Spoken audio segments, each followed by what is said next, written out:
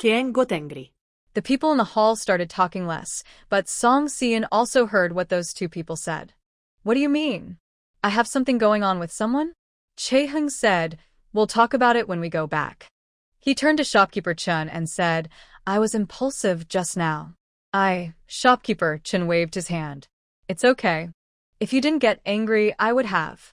Seong Man Lu doesn't lack these two customers.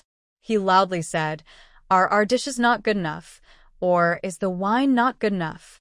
If you want to spread false stories to pass the time, please enjoy your meal. Those two with dirty mouths have already been kicked out and won't bother everyone. His words sounded nice, but everyone understood he was talking about them. Since the shopkeeper had spoken, and it didn't really concern him, he said a few less words. Shopkeeper Chun said, Chae-hung, you should take Lady Song home first. This matter is really strange, and we need to find out the truth. I think it has something to do with the Lee family. Kiang nodded. That's what I think too. Sorry for causing trouble for the shopkeeper today. I'll go back first and find out what happened. Shopkeeper Chun wasn't angry. He settled the bill with Song Si-eun and let Chae-hung take her home. On the way, Song Si-eun was still upset. No, what do you mean I have something going on with someone? Where did those rumors come from? How could I be involved with someone? She had even heard worse rumors, things like she was rolling around with someone who spread such disgusting lies. Chae-hung said, I'll take you back first, then go to Yonlu village to find the Lee family. This must be related to them. Song Si-eun gritted her teeth. Look at this. It's all because of your tolerance. Kiang nodded. Yes, I've thought about it. It's all my fault. I thought I was just going along with them for your sake, but now I realize I was wrong. My weakness allowed them to bully me, and, in the end, it caused you more harm. He felt very guilty. Song Si-eun couldn't bear to see him like this. Alright, you did it for me. It's their greed. Let's first find out what's really going on. When the two returned home, they found Lee Shun already waiting at the door, attracting many villagers.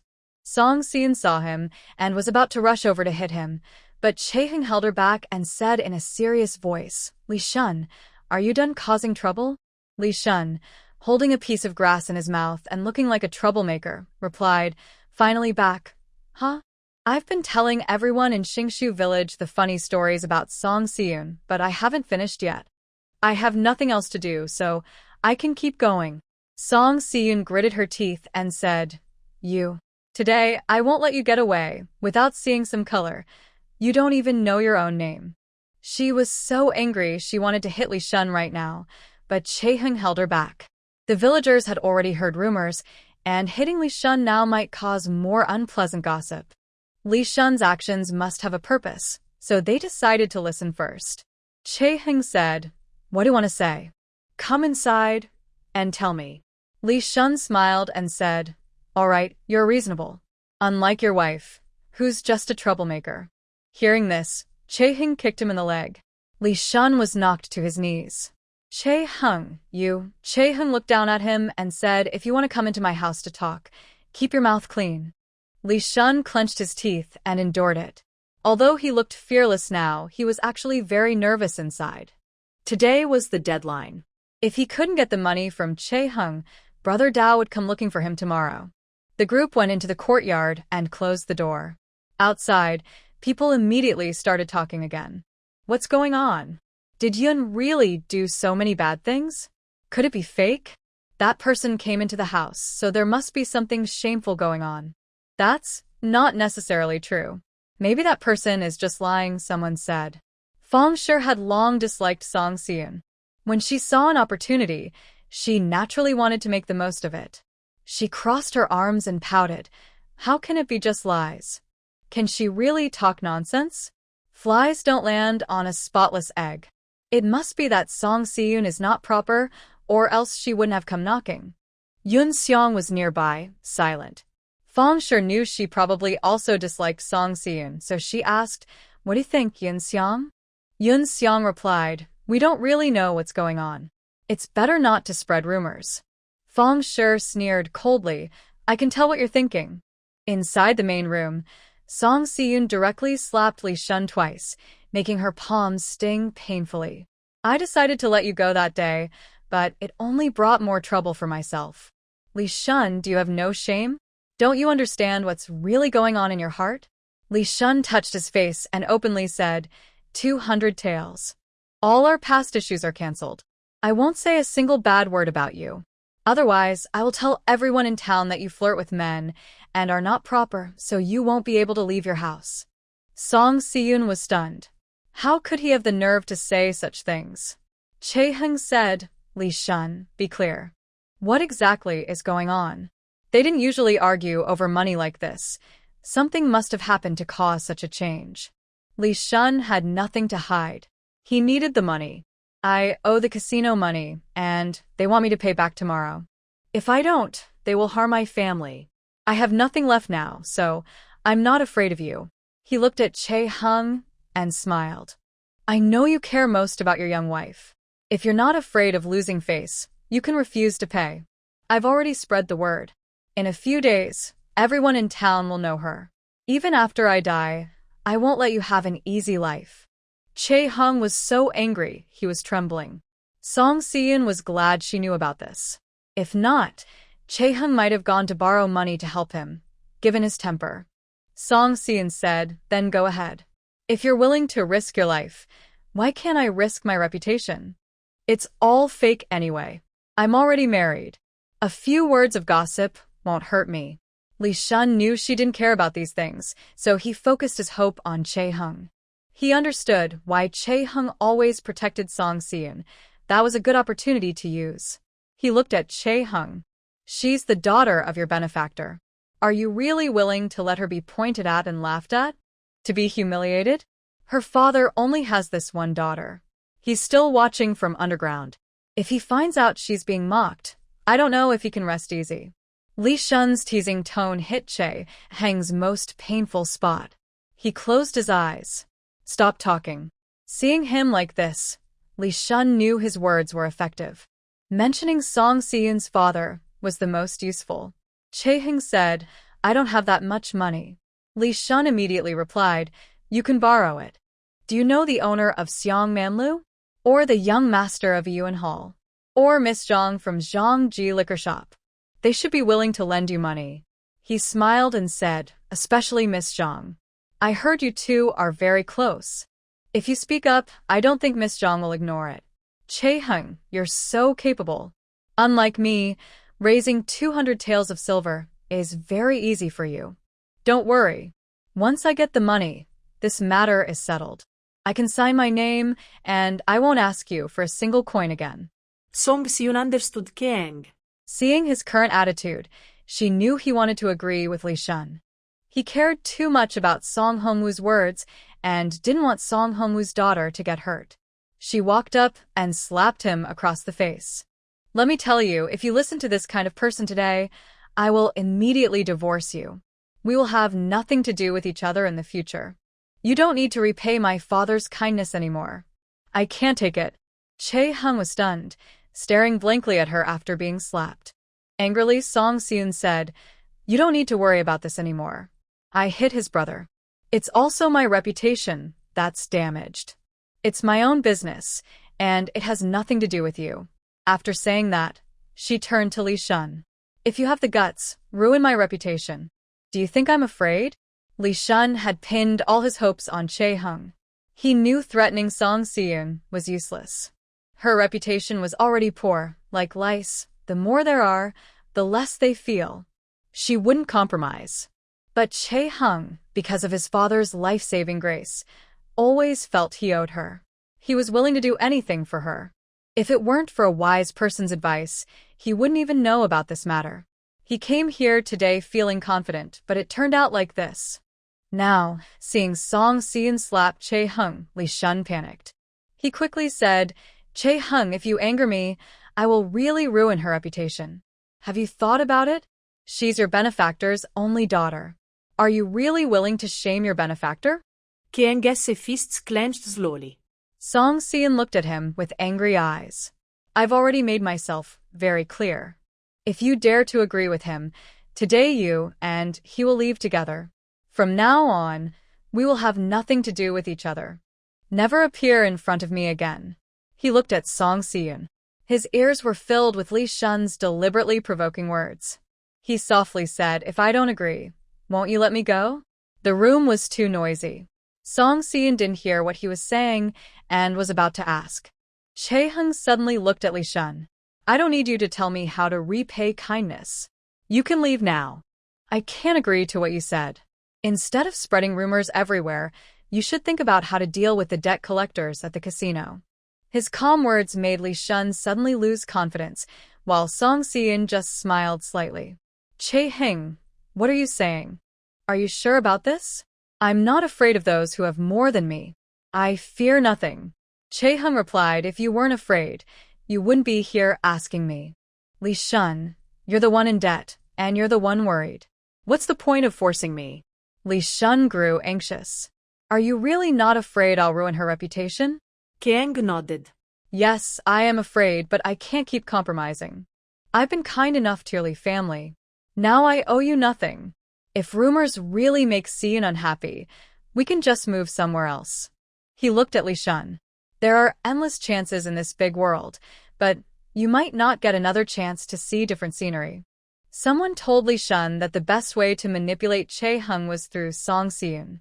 If he could make Si-eun look bad enough to leave Gaoqiao town, Chae-hung would definitely give in. But now, that wasn't the case. He was out of ideas. Thinking about the deadline tomorrow to repay the money, he knelt directly in front of Chae-hung. "Chae-hung, please, I beg you. Just help me one last time. I promise, once you help me fix this, I won't bother you again. Let Si-eun's issue with my brother go. I swear I won't let my family trouble you anymore. Please." Chae-hung shook his head. "The matter of Si-eun hitting your brother is already over. I've been soft-hearted, which is why you've taken so many benefits from me. Do you really think I should support your family forever? I can't give you money anymore." "Leave now." Li Shun refused to go. If Chae-hung wouldn't give him money, he truly had no way out. "Please, just help me solve this problem. I swear I'll never gamble again. If my family falls into Brother Dao's hands, we'll all be dead." "Chae-hung, why are you so cruel? Are you really going to stand by and do nothing?" Chae-hung turned and left. Song Si-eun raised an eyebrow, watching his back with interest, not knowing what he was planning. Soon he returned, holding a kitchen knife, and directly placed it in front of Li Shun. "Cut it off." "What? What?" Li Shun didn't understand what he meant. Chae-hung said, "Gambling addiction isn't easy to quit. If you want my help, it's possible. But I can't trust your words. If you cut off your hand in front of me, I might believe you this once. Think of a way to help yourself. How about it?" Li Shun looked at the kitchen knife, and Song Si-eun felt a bit nervous. He picked up the knife, and Song Si-eun tried to stop him. Kiang gently blocked her. Li Shun took the knife, and his hands started trembling immediately. The trembling grew worse, and finally, he couldn't hold the knife anymore, dropping it to the ground. He stood up, glaring angrily at Chae-hung. "All right, I'll talk to you properly. You treat me like this, and you say you're not afraid of trouble. Well, don't blame me if I get rude. Let's see what happens." After saying this harsh word, Li Shun left the main hall quickly. Chae-hung picked up the knife, blew off the dust, and placed it on the table. Song Si-eun asked, "Aren't you afraid he might really hurt himself?" "If blood gets on this house, I'll have nightmares." "He won't," Chae-hung replied. "If he dared to do that, he would have fought back when he owed money. Now, what's the point? He cares about himself and wouldn't do something so foolish." Song Si-eun smiled. "If he really hurt himself, would you still go help him fix the problem?" Chae-hung nodded. "Once you say something, it's hard to take it back." She asked, "How should we handle this? Borrow money? From Gu Helen or that Miss Zhang he mentioned?" After hearing Song Si-eun, Chae-hung frowned. "Don't listen to his nonsense. I have nothing to do with Zhang Wan." Song Si-eun smiled slightly. "Zhang Wan, huh? The girl I saw last time, her name is Zhang Wan? Not bad." Kiang got worried. "I really don't have anything to do with her. Why are you so worried?" Song Si-eun looked at him. The redness on his face was very obvious. Just now, he got angry, and her slap was full strength. His left cheek was a bit swollen now. Song Si-eun felt a little embarrassed. Does your face still hurt? It doesn't hurt, Song Si-eun said, lying without a script. With that red face, how could it not hurt? Looks like I can't trust your words. Maybe you really have some complicated thing with Miss Zhang. Otherwise, how would Li Shun know? Hearing this, Chae-hun quickly said, "It hurts very much." Song Si-eun looked at him and couldn't help but laugh. "Later, I'll get a cloth to put on it. Don't blame me. I'm just worried you might be caught in Li Shun's trap." I don't blame you, Chae-hun said. "You're right. I shouldn't be led around. This time, it's 200 taels. Next time, it might be 2,000 taels. That's good to know." Song Si-eun spoke with a tone of complaint, looking at his face, feeling a bit sorry for him. "I'll go tie your handkerchief right now." Before she could leave, Dr. Lee and Mrs. Wang arrived outside, calling for her. "Yin, are you home?" Song Si-eun quickly opened the door. "Master and mistress, why are you here?" Mrs. Wang anxiously said, "Everyone in the village is talking about you. I argued with someone at the village entrance. I heard there was a troublemaker at your house causing a scene. I called your master to come quickly, worried something might happen. What exactly is going on?" Song Si-eun led them to the main hall. Kar-hing put away the kitchen knife and came out to greet them. He saw the slap marks on his face. Dr. Lee, Granny Wang. Dr. Lee and Mrs. Wang immediately noticed the marks and looked concerned. Dr. Lee said hurriedly, "Kar-hung, did that person hit you? How dare they hit someone in broad daylight? This is lawless. I'll report this to the authorities." When he tried to leave, Song Si-eun quickly stopped him. "Master, don't go. I was the one who hurt him."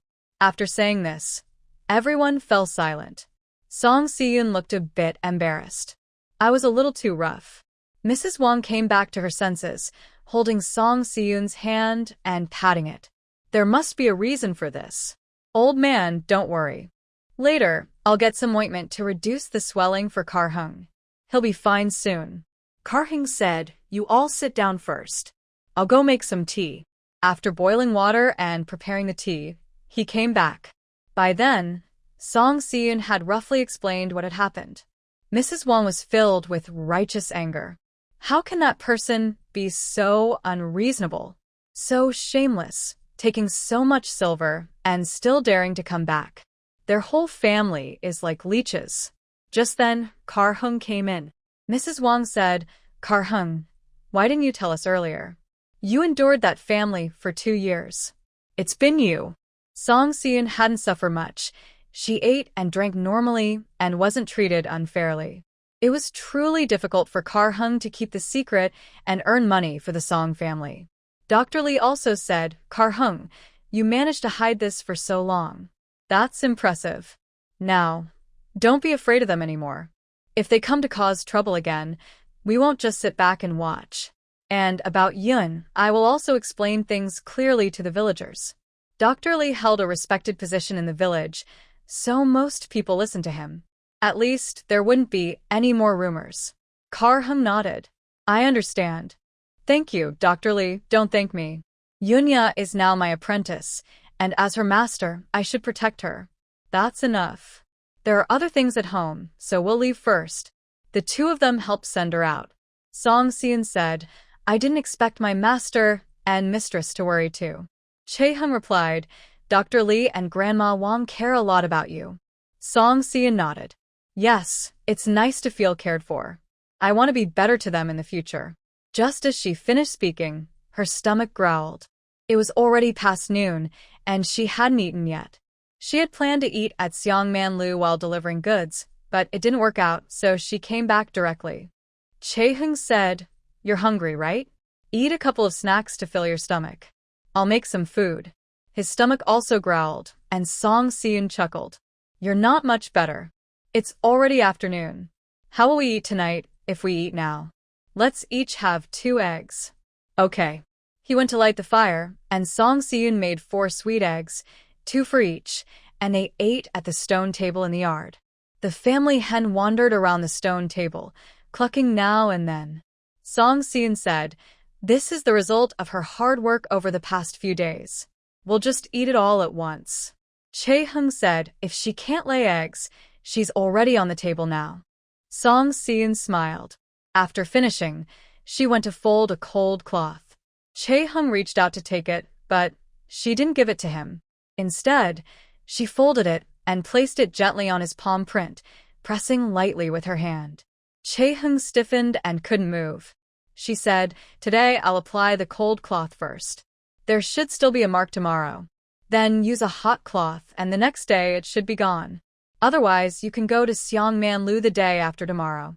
Chae-hung's throat moved slightly. "I'll go to Seongmanlu after this is over. I'm worried that the Lee family might come again to cause trouble." Song Si-eun said, "I can handle it. Can they really hit me?" That was his concern. If Lee Shun really owed money to the casino, he might do anything when pushed to the limit. During such times, he definitely wouldn't feel safe leaving home to go to Seongmanlu. Song Si-eun knew he was worried about her, so she didn't say much more. She looked at the palm print on his face, then covered it again with the cloth. Her gaze slowly moved upward, looking into his eyes, at his eyelashes, his smooth forehead, and a stray hair in front of his brow. Her heart started to feel warm. Song Si-eun said, "Today I hit you. Do you really not blame me?" Kar-hing shook his head, but his movements were too big, and the handkerchief almost fell. He instinctively reached out to hold it, but his hand landed on Song Si-eun's hand back. A sudden coolness spread through his palm, and he realized she had been holding the handkerchief all along, and her hand was cold too. "Let me do it myself." Song Si-eun didn't insist, and handed it to him. She sat across from him. He said, "No matter what you do, I won't blame you." "Then what if I hit you again next time?" "Not just slap, I might kick you too. Maybe someday I'll get angry and even cut you with a kitchen knife." "If I hurt you, you wouldn't blame me?" He nodded, no blame. Song Si-eun always knew that Kar-hung valued Song Hong-won very much. His words before he died would truly affect him for a lifetime. But hearing Kar-hung say that now, she felt she had underestimated his persistence earlier. To repay kindness, does she have to risk her own life? She propped her chin and asked seriously, "Kar-hung, I really want to know how my father actually died. I've only heard others talk about it. I've never listened carefully to what you said. Can you tell me?" Kar-hung looked uncomfortable when he heard her. Song Si-eun said, "It's been almost 6 years. I was immature then, but now I understand. I want to know how my father really died." If she wants to hear it, he will definitely tell her. Kar-hung nodded gently. "There are bandits in the mountains near my hometown. Sometimes they come down to steal things, usually just food. That autumn, the village was selling grain, and everyone took it to the town to sell. On the way back, they were robbed by bandits who took all the silver from selling the grain. Uncle Song was passing by with his men. His goods were valuable, and the bandits targeted them, robbing everything. There was a young girl from our village traveling with us. One bandit saw she was pretty and wanted to take her. The villagers started to resist, and a fight broke out. As Kar-hung spoke more, he became more nervous. His hand on his lap tightened. Seeing his emotions, Song Si-eun continued to ask, "And then?" "Then. I didn't have time to stop the mountain bandits rushing at me. When I heard the noise and turned around, Uncle Song was already standing behind me, blocking A to protect me. The bandits, afraid of attracting the officials, quickly dispersed. I wanted to take Uncle Song to the clinic, but he soon couldn't hold on, coughing up a lot of blood. He looked quite panicked and gradually lost control of his emotions. He coughed up blood. It was on the ground and on me. He was slowly losing his life, right in front of me. He told me where his home was and that his daughter was named Si-eun. He asked me to take good care of her. He loosened his grip, and the handkerchief fell to the ground. He covered his face with both hands and said quietly, he also said thank you. Thank you for taking care of his daughter. But I feel I owe him more. He shouldn't be thanking me." After speaking, Chae-hung cried. This was the first time Song Si-eun saw him cry. She had just wanted him to talk about his feelings and vent, so he would feel better. So it was okay that he cried. Song Si-eun stood up and went to his side, letting Chae-hung lean on her. "Chae-hung, I don't know if my father regrets saving you, But if he knew you were hurting yourself so much because of what he said, he would definitely regret entrusting me to you. Chae Hung didn't move. Song Seon continued, my father is a good man. Otherwise, he wouldn't have saved you in the first place. He doesn't want his trust to be a burden for you. You've taken good care of me, so there's no need to blame yourself or feel guilty all the time. You haven't wronged me. Even if you want to repay my father's life-saving kindness, there's no need to put yourself so low. If you keep indulging me and think everything I do is okay, have you ever thought about what I might become in the future? My father doesn't want his daughter to suffer. Does that mean he wants his daughter to become someone who hurts others at will? I think what he meant by taking care of me wasn't about letting you blindly tolerate me. It was about him accompanying me as I grow up, pulling me back when I go astray, and helping me leave the muddy waters of the Song family. Chae Hung finally looked up. Song Seon said, my father wouldn't have known that the Song family didn't truly love me. He just couldn't bear to see me because it reminded him of my mother. So he kept his distance, yet he also wanted to earn more money to give me a better life. But who knew that fate wouldn't let him do that? She said, you've already done what he wanted. Now that I've left the Song family, I'm living well. I even studied medicine. I haven't become a bad person. Isn't that good? Kar Hung listened quietly, without speaking. Song Seon softly said, I'm fine, but you're almost driven crazy by your inner worries. I don't want to see you suffer like this anymore. From now on, don't always just go along with me. What if I am wrong? Even when I threatened you with a knife, you didn't blame me. You're no different from my grandmother, just trying to make me confused about right and wrong. He hurriedly said, I didn't mean that. Song Seon smiled slightly and said, I know you didn't mean it. I say these things just to prevent you from making big mistakes in the future. What if one day I do something terrible? Would you really help me hide the evidence? My father hopes that when I make mistakes, you will make me regret it, not cover for me. Do you understand? After a while, he nodded. 6 years had passed, and the darkness hidden deep inside seemed to slowly fade away. His world was bright again. Song Seon let go of him and sat back down. It seems that slapping you today was the right choice. It made you a lot clearer. Don't make such foolish mistakes again. Kar Hang's eyes still looked a little red. Thank you. Song Seon said, this time, don't hold a grudge. If I mess around again, you can remember it.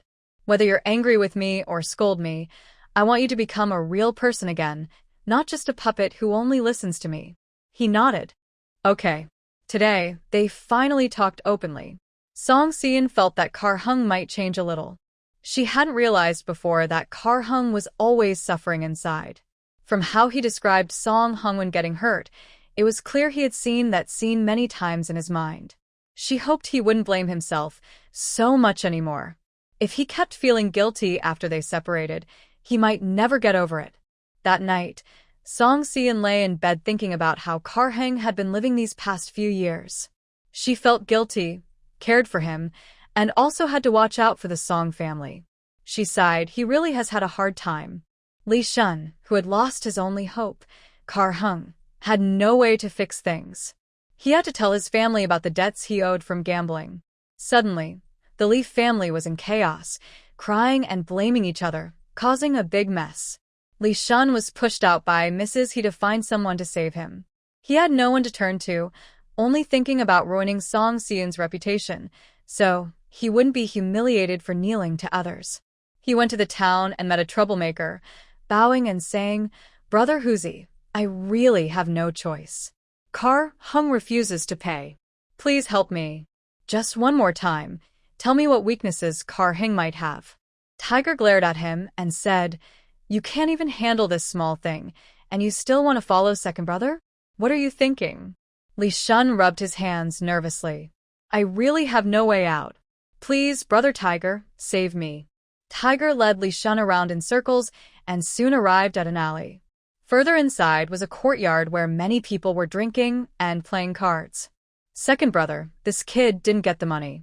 I have some friendship with him, and I can't just watch him get hurt by Brother Dao's men, so I brought him here to ask for your help, Tiger respectfully explained. Lu Er rubbed his temples. His headache had returned these past few days, and it was so bad, he wanted to hit the wall. No medicines seemed to help. Tiger signaled to Li Shun, who immediately knelt before Lu Er and bowed his head. Second brother, I really have no way out. Brother Dao is pressuring me, and that kid Che Hung won't listen to me. Please, second brother, ask him to forgive me. Lu Er looked at him with a frown. If I ask for forgiveness for you, who will ask for forgiveness for me? You owe brother Dao 100 taels of silver. That's no small amount. Did you not think about that before gambling? Li Shun lowered his head. I was addicted to gambling and didn't think it through. It's all because of Che Hung. He used to send money to my family, but suddenly he stopped. I had to find other ways to earn money. Lu Er took a sip of tea, crossing his legs. You're good at making excuses. If you want to rely on others to get by, you need to have the ability to ask for money. I've helped you so much, but you still can't get the money? Who's to blame? Li Shun said, that kid is stubborn. No matter how stubborn he is, you're tougher. The one who wins is the one who's stronger. If you're weak, don't blame others for not fearing you. And you still want to follow me around? Li Shun hurriedly tried to flatter him. Second brother, I don't have your skills. Brother Dao is pressing me hard. Please, second brother, help me. I'll work for you as a servant in the future. Lu Er clicked his tongue. It's not that I won't help you, but doing business isn't easy these days. Brother Dao's money isn't easy to come by. Do you think I can just say a word and make it disappear? No, that's impossible. At the end of the day, you still have to pay the money, he said, flicking his nails. All right, since you don't have the ability, let Brother Dao send someone to collect it. Besides, if the young couple sees the people from the casino, they'll be even more scared. Li Shun hurriedly said yes, yes, yes. The second brother's idea is good. But my words don't carry much weight. Second brother, please help me talk to Dao Go and ask him to help. From now on, I will be your person, and you can command me. Hu Zi sneered coldly. The second brother doesn't lack people around him. Whether you stay or not depends on whether you have the ability. Li Shun nodded. Yes, I understand. Thank you, second brother, for your help. Lu Er asked Hu Zi to take Li Shun out. After he returned, he said, Miss Zhang wants to pressure Che Hung, preferably to make him borrow money from her.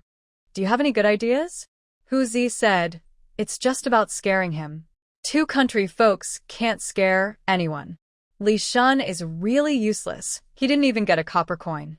Lu Er nodded. That's what I think too. Li Shun is too stupid. If it weren't for his connection with Che Hung, and if we didn't want to get involved with Zhang's family, who cares about this mess? Hu Zi smiled. If no one is watching him, he wouldn't owe 100 taels of silver. Lu Er glared at him. Are you blaming me for setting a trap for your brother? No, Hu Zi said with a smile. I was just talking casually. That kid isn't good. Without anyone tempting him, he would still gamble. This time, at least, he helped us with something. It's his good fortune. Lu Er felt a headache coming on. He rubbed his temples and said, my head hurts. I don't want to talk. Go out. Hu Zi, wanting to appear helpful, hurriedly said, should we ask Dr. Zhou from Jichuantang to come take a look? The medicine is still there, but it's useless. Better to find Dr. Gu from Yuantang for acupuncture. That might help a bit. But since we haven't yet handled Miss Zhang's matter, let's not offend him for now. Hu Zi nodded, remembering that Dr. Zhou was Miss Zhang's uncle, so it was indeed better not to offend him now. All right then. Rest well, second brother. Tomorrow, I will take people to Xingshu village. Second brother, wait for good news. Lu Er snorted coldly. This matter is related to whether we can get involved with the Zhang family. If we can get a foothold in the alcohol business, the profits are huge. I don't trust you to handle it alone. I will personally go with my men tomorrow. Hu Zi smiled and said, yes, it still depends on second brother. Tomorrow, we will definitely scare those young couples so badly they'll be trembling. Let Che Hung quickly go to borrow money from Miss Zhang. If we can make her happy, then everything is settled. After Dr. Li appeared, no one in the village continued to gossip. However, some people said that Che Hung had been giving money to the Li family because Song Xian broke the second son's leg 2 years ago. This matter caused a commotion in the town that day, and villagers who saw it spoke out about it. Mrs. Wu passed by and overheard what everyone was saying, and she was so shocked she couldn't speak. What? Che Hung gave the Li family 5 taels of silver a month? The second son of the Zhang family said, I heard that in town that day, so it must be true. Che Heng is really capable. He's giving money to the Li family and still manages to raise Yunya so well. Someone deliberately said, Mrs. Wu, I think you should have treated Che Heng better back then. If you had, he wouldn't have been so eager to move out with Yunya. Look at all that silver being spent so easily. Mrs. Wu raised her chin and said, which I saw us treating him badly. He's a treacherous wolf, never remembering any kindness. He eats our food, earns his silver, and then prefers to be cheated rather than help his family. He's truly ungrateful. She realized she had to go back quickly and tell Mrs. Li about this, so she hurried away. Someone nearby said, the Song family almost treats Che Hung like a beast of burden. And they still have the nerve to say they haven't been unfair? They have no shame. Isn't that how their family has always been? I think Che Heng is really capable. He secretly earns so much silver. Yunya is also doing quite well now.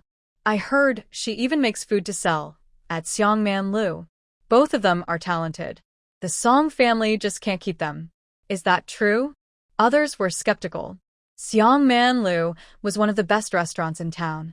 Could a village woman really make things that good? Someone said it's true. I heard from others that she's earning quite a lot. Everyone remained doubtful, feeling this was all too strange. If Song Siyun could make money, why couldn't they? They believed they were better than Song Siyun. Don't believe it if you don't want to. She's making so much meat, if she hadn't sold some, she wouldn't have any left to eat. She's getting thinner every day. Only then did everyone nod in agreement, realizing that Yunya was indeed losing weight. Mrs. Wu hurried home in a rush. When Mrs. Li saw her, she got angry. Can you be more careful? You always rush around like this. Are someone chasing after you? Mrs. Wu hurriedly said, Mother, something big has happened. I just heard in the village that Che Heng has a lot of silver. Hearing this, Mrs. Li widened her eyes. What did you say? Where did he get all that silver? The two went inside to talk. Mrs. Wu told Mrs. Li what she had heard. In the past few days, I've been hearing people say Yunya has been acting out. I didn't know about this. If I hadn't heard today, I might have been tricked by them. Mrs. Li was very angry. Good. I thought he stopped listening to me after moving out, but it turns out he had a second plan all along. He earned money, but didn't give it to me. This boy is quite capable, secretly earning so much silver and letting others take it. Exactly, Mrs. Wu nodded excitedly, patting her leg. 2 years, and I don't know how much silver he took out. That silver should belong to our family. For these mother and daughter-in-law, they didn't care whether Che Hung was truly family. As long as he lived at the Song family, no matter how much work he did, all his earnings went to the Song family. He couldn't keep a single coin for himself. Rebellion, Mrs. Li gritted her teeth. These two are so bold, acting behind my back. I really was fooled. I must make them return the silver. Mrs. Wu nodded. Yes, we must get Che Hung to hand over the money. I wondered why he was so kind, letting Yunya take a tael or 2 of silver every month. Now I see he felt guilty. Mrs. Li snorted. A tael of silver just to dismiss someone? Dream on. Besides, Yunya doesn't always bring back the silver every month. How much did we get? This isn't over. Hearing this, Mrs. Wu felt relieved. She was worried that the old lady would be too scared to ask Che Hung and Song Siyun for the silver.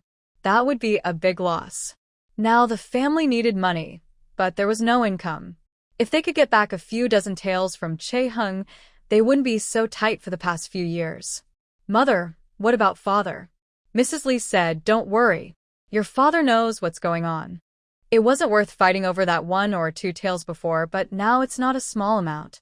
Che Hung can give so much to outsiders. Who knows how much he has himself? She sighed. Jia spends more and more on his studies each year.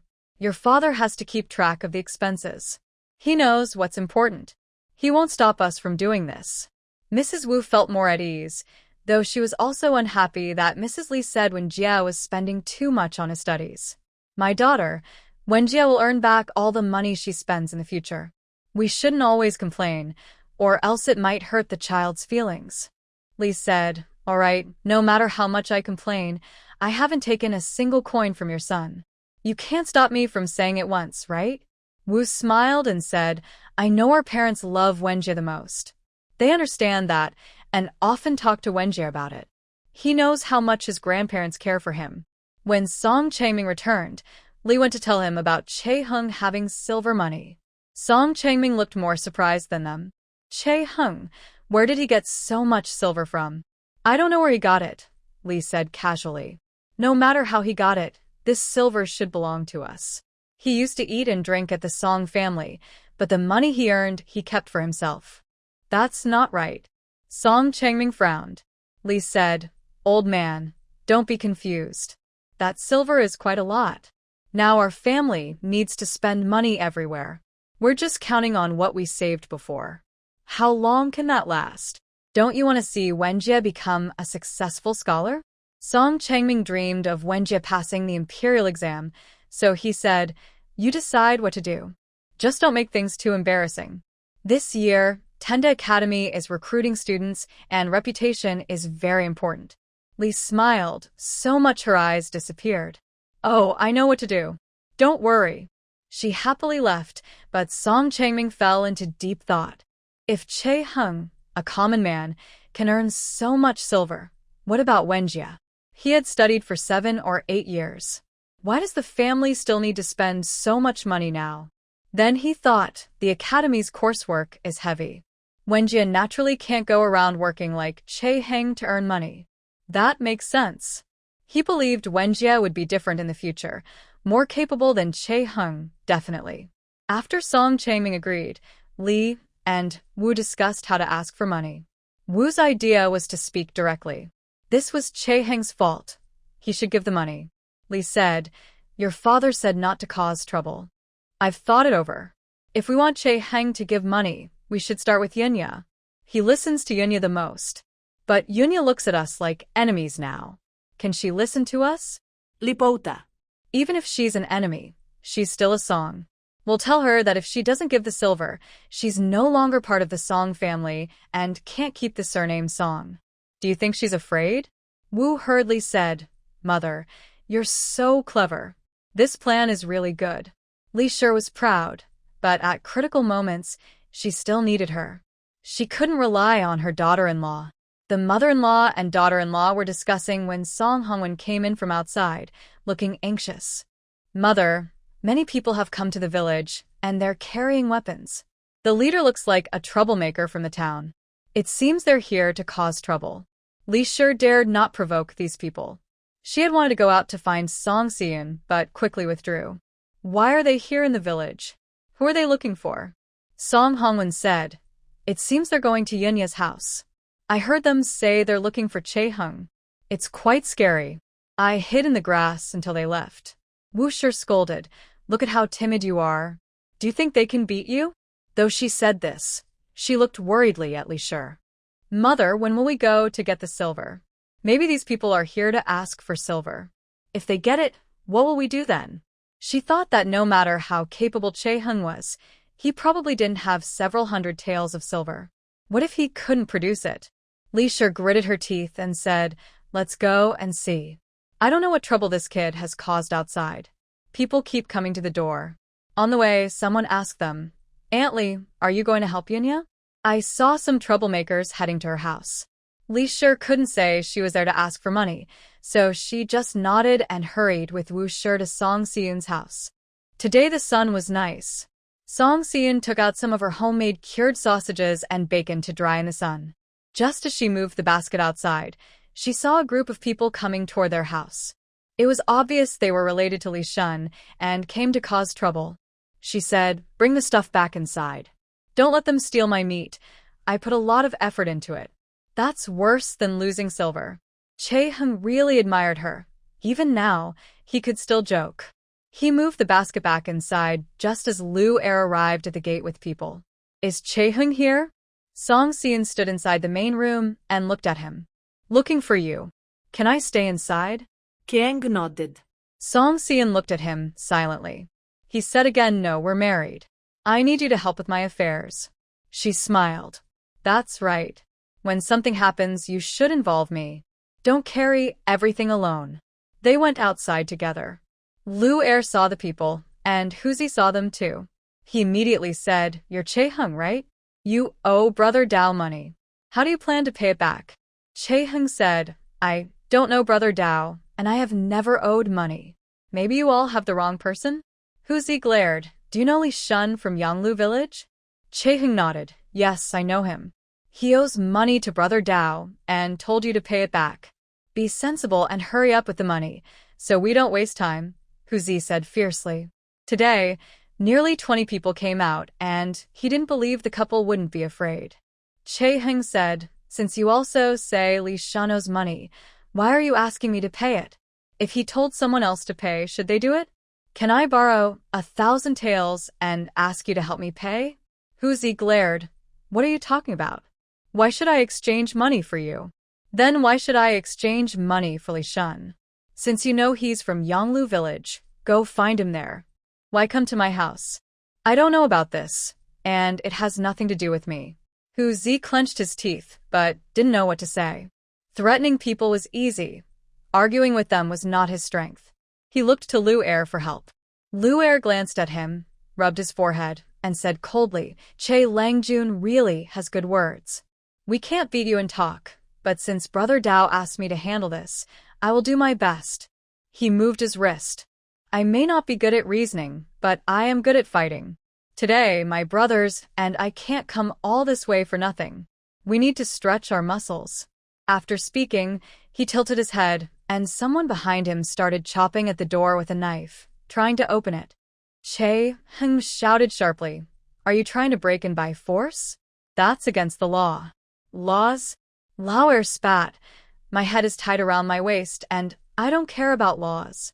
If you're sensible today, just give us the money. If the matter is settled, I won't make things difficult for you. But if you're not sensible, don't blame me for smashing your house. Song Seon, hearing this, couldn't think of a way out. She could still scare Li Shun, but these people? Scaring them was useless. They weren't afraid of anything. They had been to jail many times and wouldn't be afraid of going to court. If they fought, how could 2 people face 20? 2 kitchen knives wouldn't be enough. She and Chae-hung exchanged glances. Chae-hung asked, What do you all want? Lu Er, hearing this, knew they were scared. That was good. They just wanted to make them afraid. Otherwise, tearing down this house wouldn't benefit them. He smiled and said, Now you want to discuss this properly? What we want is simple. Brother Dao asked Li Shun for money, and he pushed the blame onto you guys. Today, we're here to collect the debt for Brother Dao. Just hand over the money quickly, and it's done. Chae-hung said, I've already made it very clear. This money isn't mine to owe, so I shouldn't be the one paying. If you want me to pay, you need proof. Proof? Who dares to ask Brother Dao for proof? I think you're really tired of life. Lu Er waved his knife and said, If you have the guts, go talk to Brother Dao yourself. He told me not to bother you, so this matter is over. But if Brother Dao thinks you should pay, then it's not up to you. Chae-hung said coldly, What's the difference between this and an open robbery? Usually, if thieves cause trouble or damage someone's house, they might be sentenced to a month or 2 in jail. You serve some time and come out. But if it's robbery, the crime is much worse. He looked at Lu Er and asked, Are you the mastermind, or is Brother Dao the real leader? Lu Er squinted slightly and asked, Are you planning to report me to the authorities? Do you even have that chance? Song Seon said, We don't have the chance. There are many villagers in Xing Tree Village who do. Can you really cut down our entire village? I mean, you're a well-known troublemaker in town, yet you insist on following that Brother Dao. This kind of unreasonable thing, do you really think it's justified? Lu Er said, Stop talking about these nonsense. I'll say one last thing. If you hand over the money, I'll leave. If not, we'll keep fighting. He looked at Chae-hung and smiled. Chae-hung, I heard you're pretty close to Miss Zhang from the Jihua Tavern. It's only 200 taels of silver. Why don't you ask her for it? That Miss Zhang is quite capable. If you have such a good way, why not use it? You're wasting it. He glanced at Song Siyun and hinted, think about it carefully. It's just a matter of asking. Gang frowned. Yesterday, Li Shun also told him to borrow money from Zhang Wan. He was suspicious then. Usually, he was close to Gu Helen and many people knew about it. It wasn't a secret. Li Shun asked him to borrow money from Qin Zhonggui and Gu Helen, which he understood.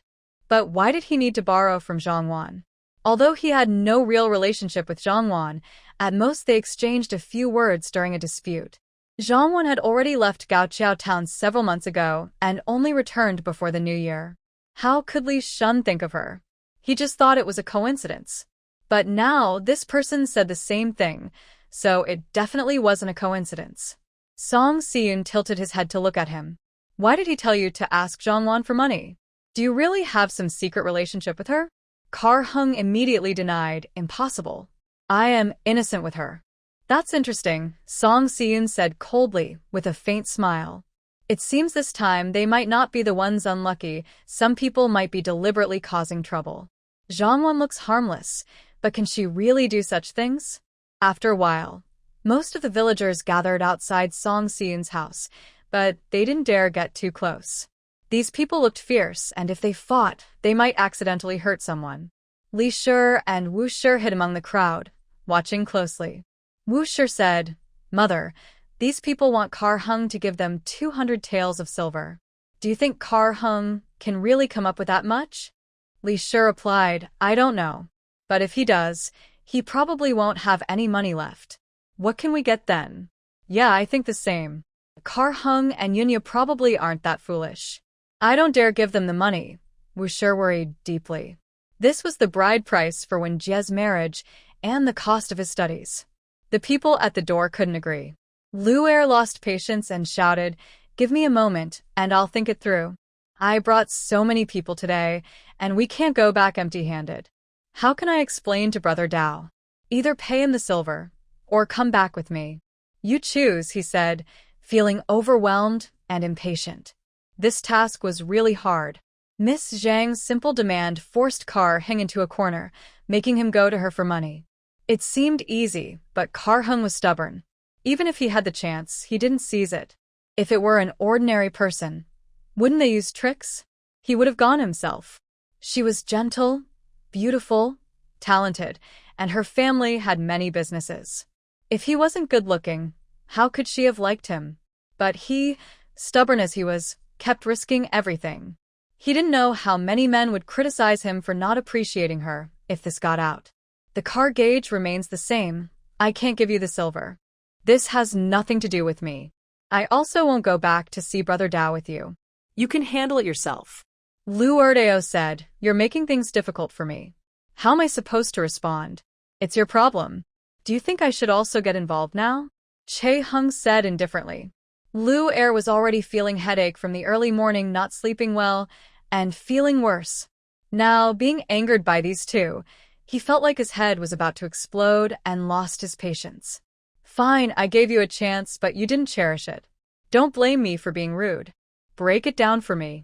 As he spoke, his followers, carrying weapons, rushed forward and struck the door several times, forcing it open.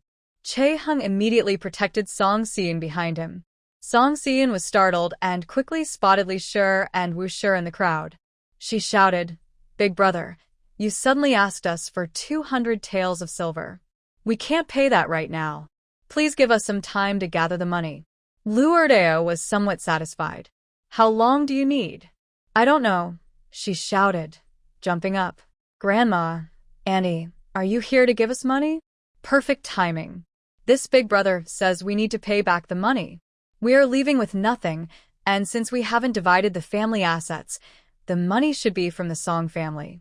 Li Shi and Wu Shi had been secretly listening for news in the crowd when Song Siyun suddenly called out to them. Now all the thugs looked over. Wu Shi was so scared her legs went weak. She tugged at Li Shi's sleeve. Mother, what should we do? Li Shi was also very frightened. Huzi stepped forward with a knife and asked, Are you their family members? Li Shi dared not lie, so she nodded. Huzi smiled. Good. We heard what you said. They owe us 200 taels, and they must pay it today. If they can't, you will have to pay it. Hand over the money. What? Li Shi exclaimed. 200 taels? Why should I pay? They are not from the Song family. It has nothing to do with me. Huzi said, Really? Then why does she call you grandma? Li Shi hurried to explain. Yes, I am her grandma, but after they got married, they moved out. Now they live separately. Their debts have nothing to do with me. Once a girl gets married, she's on her own. That's just how it is, right? Song Xian looked sad and upset. Grandma, when you asked me for money earlier, you didn't say it like this. You said we are a family, but Karhung is an outsider. If I give money to the family, I've already given you all I have. I have no more money. Now, when others come to trouble us, you say such things. It feels like you've been lying to me all along. The villagers often talked behind Song family's back about their lack of kindness. Now, Song Xian openly brought up the matter in front of everyone, which caused many villagers to gossip. See? I told you Xian still gives them money after moving out. You people from the Song family are so shameless, wanting a good reputation but also greedy for money. I didn't expect it to be like this. It's really shameless. Karhung moved out with Xian, and they didn't even get the land. They buy their own food, yet they still dare to ask for money. Li Shi saw this and panicked. Song Xian, stop talking nonsense. When did I ask you for money? You're slandering your elders in broad daylight. Aren't you afraid of lightning striking you? Why should I be afraid of you, when you're not afraid of me? Xian replied. You promised my father to take good care of me. Did you do that? How come I didn't take care of you? If I didn't, how could you grow up so big? Song Xian said, if you promised to take good care of me, then now that I'm being troubled, Grandma should help me. Return the money. Before Li Shi could speak, Xian directly told Lu Er, we have no money anyway. If you really want it, go find her. She's my real grandma. My father's earnings are all with her. Go to her house. You'll definitely find some. Seeing Lu Er look over, Li Shi was worried Lu Er might search her house for money. She hurriedly shifted the blame back to Xian. This has nothing to do with me. It's all her fault. Break into her house, and you'll find money. Whatever you find is yours. Li Shi said, then quickly backed away. Wu Shi hurried to follow, and the mother-in-law and daughter-in-law disappeared quickly. Xian forced out 2 tears. Sigh, I only want to do good for the family. Karhing earned money, and I want to bring some home. Now I'm in trouble, and this is how Grandma and Auntie treat me. My life is so hard. Karhung raised his eyebrows slightly and looked at her. Is this the time to act? The troublemakers are still outside. He whispered, everyone has left. Stop acting now. The main thing is how to get rid of these people. Xian said, at most, you just listen to him and borrow money from Miss Zhang. Lu Er was so annoyed by the woman's arguing that he felt a terrible headache. He angrily said, enough. I don't have time to listen to your fights. Go inside and smash everything. Togertsi ordered, and his followers, holding sticks and knives, entered the yard. Seeing the situation was getting worse, Che Hung and Song Xian prepared to hide inside. But when Lu Er heard the sound of smashing a water jar and felt unbearable pain, he collapsed to the ground, clutching his head and crying out in pain. Seeing this, Song Xian didn't hesitate to go see what was wrong with Lu Er. Che Hung grabbed her, saying, don't go. Go inside the house. I'll go to the town. Song Xian asked, are you really going to ask Miss Zhang for money? You've been thinking about it for a long time, right? Xian. She replied, fine, just bring me the acupuncture kit. He's in so much pain now. If I help him, maybe we can negotiate. Che Hung was worried, but Song Xian patted his hand and said, there are so many people watching. Do you really think he will hurt me? If he wanted to, he would have done it already. Hurry up. She went to see Lu Er, and Che Hung quickly went inside to get her medical box. Lu Er was rolling on the ground in pain. The followers were all panicked and no longer cared about smashing things. They gathered around him, asking, second brother, what's wrong? Togertsi was worried, second brother. Maybe we should go back to town first? Lu Er was in so much pain he couldn't speak. Song Si-eun said, he has a headache. When it hurts, he feels like crashing into a wall. If you want to help him, carry him into the yard. I can save him. Tagertsi and the others were doubtful, but Lu Er was in such pain that he was willing to try anything. Listen to her, go. Inside. He gave the order, and Tagertsi nodded. All right, take second brother inside first. He warned, if you try anything funny, we won't let you go. Song Si-eun waved her hand. Move aside. Don't block the way. Chae Hung had already brought the medical box. Song Si-eun took out her acupuncture kit, selected 2 needles, and inserted them into his temples. After inserting the needles, she also placed others into different acupuncture points. After a few moments, Lu Er gradually calmed down. He had been holding back the pain, trying not to move, and his whole body was twitching. Now, he could bear it, and he lay still on the ground. Tagertsi saw this, and thought he had passed out. He hurriedly asked, second brother, what's wrong? Without waiting for Lu Er to speak, she scolded, you good-for-nothing woman. You actually caused trouble for our boss. Brothers attack. Kar Hung immediately stepped in front of Song Si-eun, watchful of the others. You have spirit, shoot up. I'm feeling better now. Please, Lady Song, give me a few more acupuncture treatments. Huzi finally relaxed, thinking Lu Er was truly okay now. He had been worried Lu Er might be in serious trouble. Yes, second brother, are you really feeling better? Lu Er ignored him, and Huzi didn't dare speak again. Outside the yard, villagers were very curious, but afraid to come closer. Why is there no more noise? Not sure. It seems something happened to the boss. Do Kar Hung and Yunya still have a chance to live? They're unlucky. Why did they get involved with these people? I think maybe Kar Hung is an unlucky person. Look, he met Yunya's father, and he died. After Yunya came to the Song family, she started causing trouble everywhere. Maybe it's because of him. That sounds pretty strange. Yun Seong overheard and immediately said, Big Brother Chae is not an unlucky person. Even if he is, it's Yun Si-eun who's unlucky. What does that have to do with him? Someone said, Yun Seong, you're still not giving up? If you care so much about Kar Hing, why not go help him now? He'll surely remember your kindness. Yun Seong didn't dare to go and stayed far away, only speaking a few words. Others scoffed, thinking, can Kar Hung even look at you properly? Just then someone announced, Dr. Lee is here, make way. Today, Lee Chong went hunting in the mountains. When he returned, he heard there was trouble at Song Si-eun's house. On his way, he saw Lu Er lying on the ground, looking very distressed.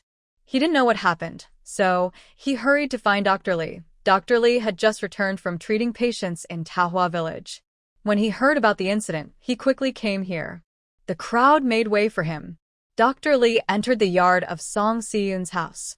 She had already finished acupuncture and was about to remove the needles. Seeing Dr. Lee, she quickly said, Master, he seems to have a headache. I've given him acupuncture, and he's feeling better. Please, take a look again.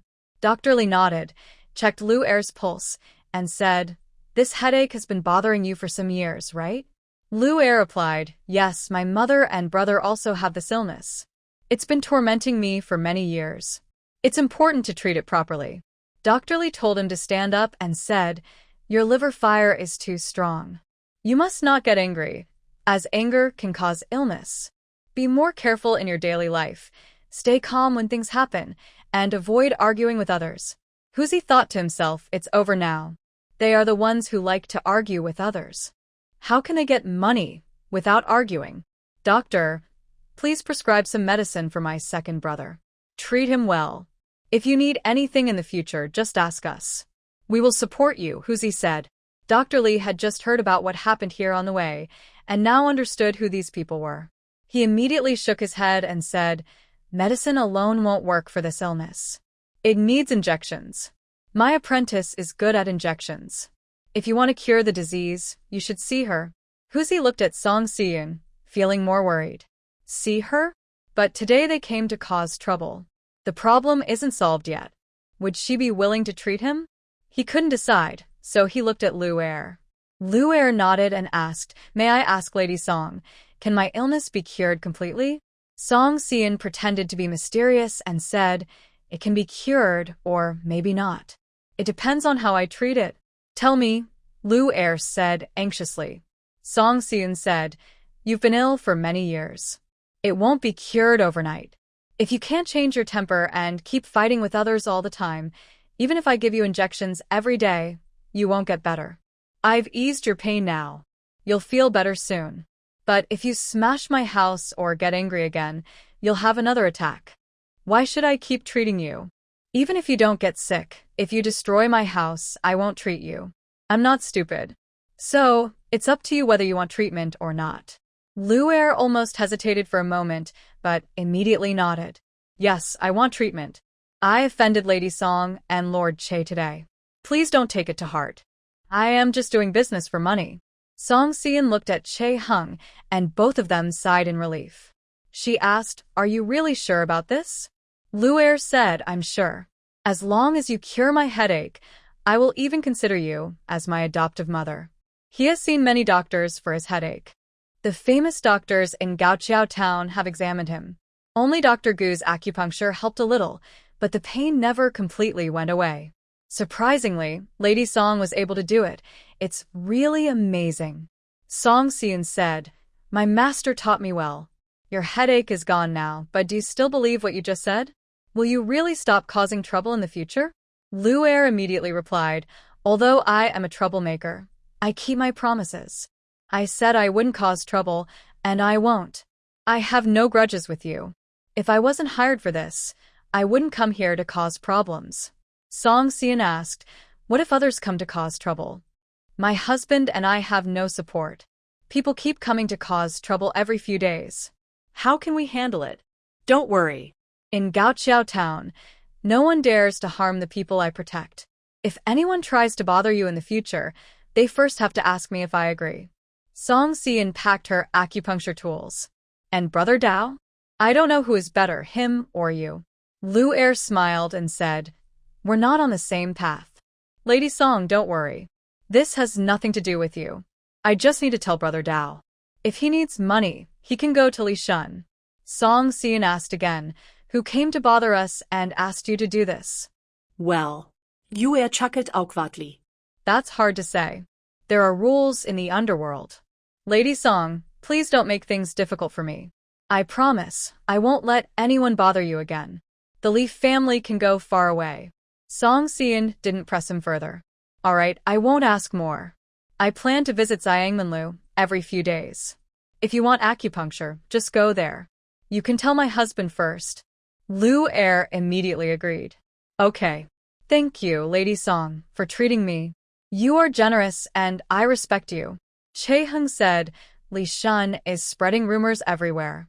Many people in Gaoqiao town are talking about false things. We can't let this go. Li Shun's family must go and explain themselves. He has told many people, so he needs to explain to every household. No one should be missed." Lu Er pounded the table. It's my people acting too harshly. I didn't expect it to damage Lady Song's reputation. As Che Langjun said, I'll have someone find Li Shun soon. He must explain clearly. Within 2 days, no one will hear any bad words about him." Song Xian nodded. All right. "Since you said you'll protect me, I won't mind what happened today. But you need to change your temper, or I won't be able to cure your illness. Furthermore, if you engage in looting, killing, and stealing, won't I be helping the villains do evil?" Lu Er smiled and said, "Lady Song, you're being too harsh. I wouldn't dare do such things. I was just trying to scare people. I promise I won't bully others from now on." Song Xian had nothing more to say and told Lu Er to go back first. Lu Er went outside and saw that 2 water jars were broken, a basket was split in half, and 2 bamboo chairs were damaged. He immediately scolded, "What are you all doing? Fix the broken things quickly. And the door, fix it as well." Tiger, following the order, quickly arranged for people to repair everything. Honestly, today's visit seemed pointless. They came to cause trouble but ended up bowing and showing respect. That was a first. Outside, Lu Er raised his voice and said, "From now on, anyone who dares to oppose the carriage lord and lady Song is opposing me. Lu Er, think about how you want to handle it." The villagers immediately made way, and Lu Er left with his people. Everyone looked at each other, puzzled. What was really going on? It wasn't what they expected. Inside the house, Song Xian couldn't help but smile. Dr. Li said, "This problem is pretty much solved. Actually, Lu Er isn't a bad person. Usually, he just helps settle debts at underground gambling dens. I was worried about the Li family. If they kept causing trouble, you wouldn't have a peaceful life. Now that he says he'll protect you, there's nothing to worry about." Song Xian said, "Thank you, Master, for worrying about us." Dr. Li smiled and replied, "It's my duty to worry. But your medical skills have improved very quickly. Your acupuncture technique is very skilled. It looks like you practice hard regularly." "Master, I'm not that good," Song Xian said modestly. Dr. Li said, "You are good. Honestly, even if I had done the acupuncture today, Lu Er might not have recovered so quickly. I'm really impressed." Song Xian smiled slightly and said, "Thank you very much for your praise, Master." After Dr. Li left, Song Xian sat down on a chair. "Today was really dangerous.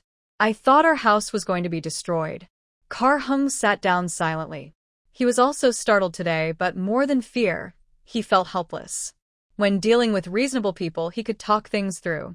If they were unreasonable, he could use the law to scare them. There was always a way to solve problems. But when facing troublemakers like these, he truly didn't know what to do. He always thought he could protect Song Xian. Today, he suddenly realized that he could solve everything in the past because he hadn't faced real trouble yet.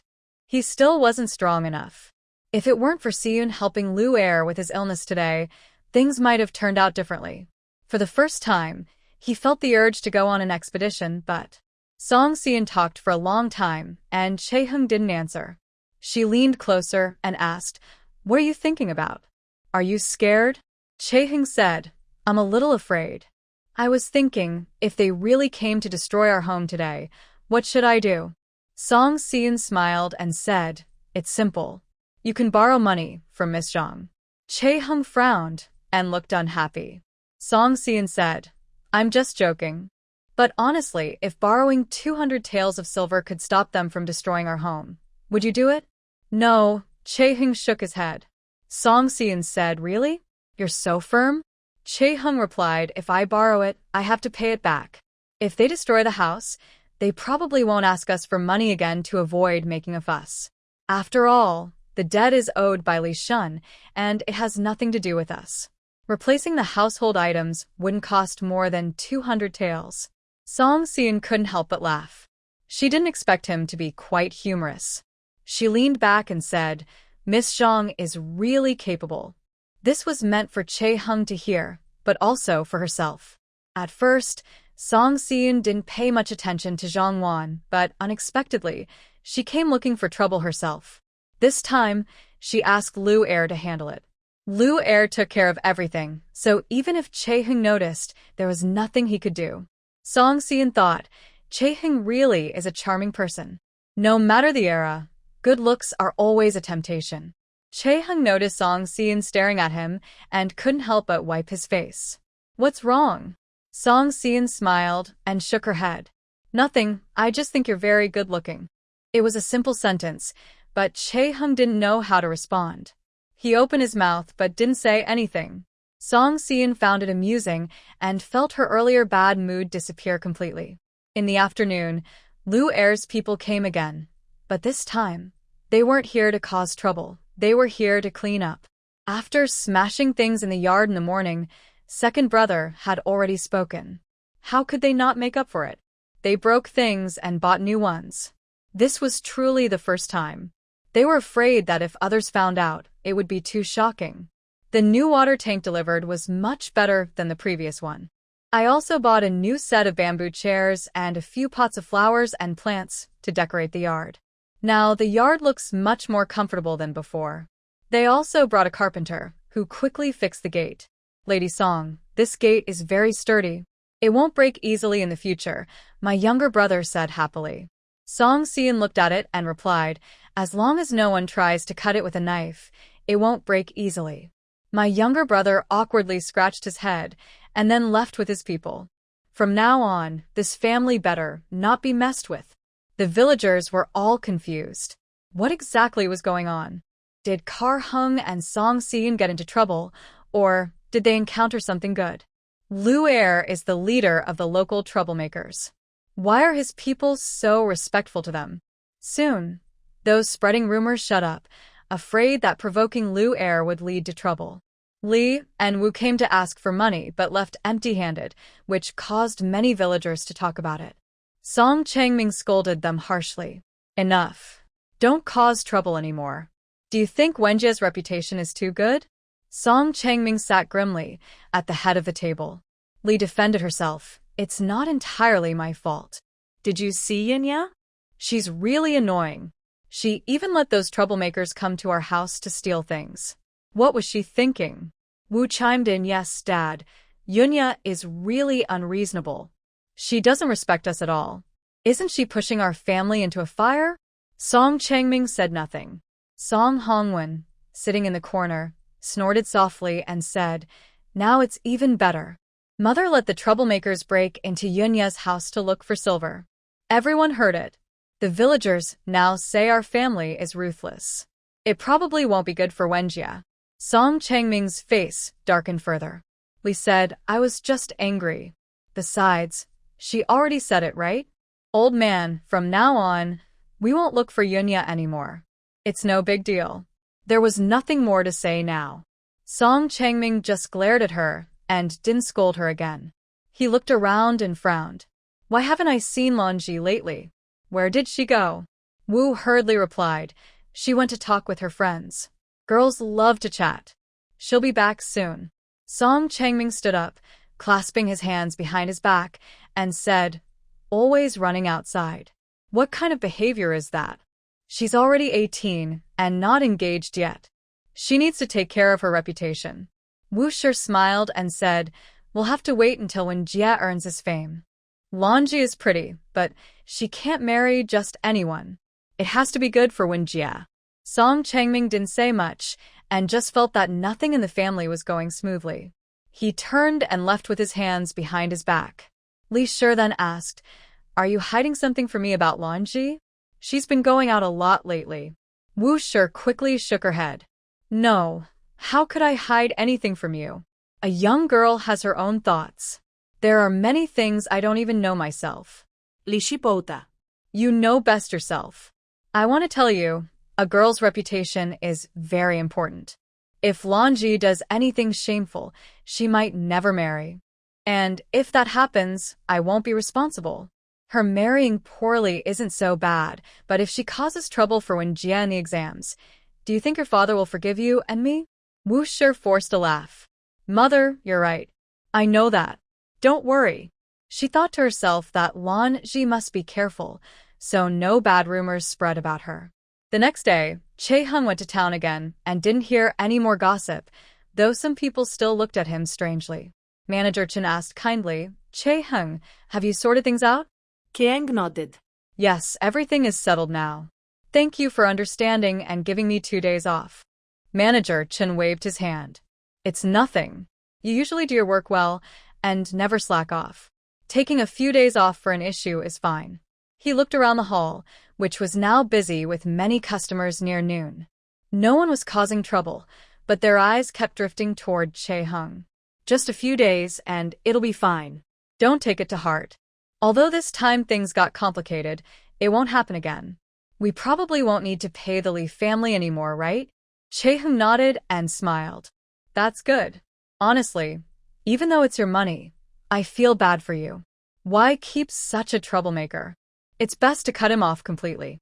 At noon, Gu Hilin came to Xiang Manlu for a meal. He was clearly unhappy with Song Si-in. He had heard the rumors over the past few days. At first, he thought they might be true, but as the rumors grew more exaggerated, he believed Song Si-in couldn't have done such outrageous things. He thought someone was deliberately spreading falsehoods.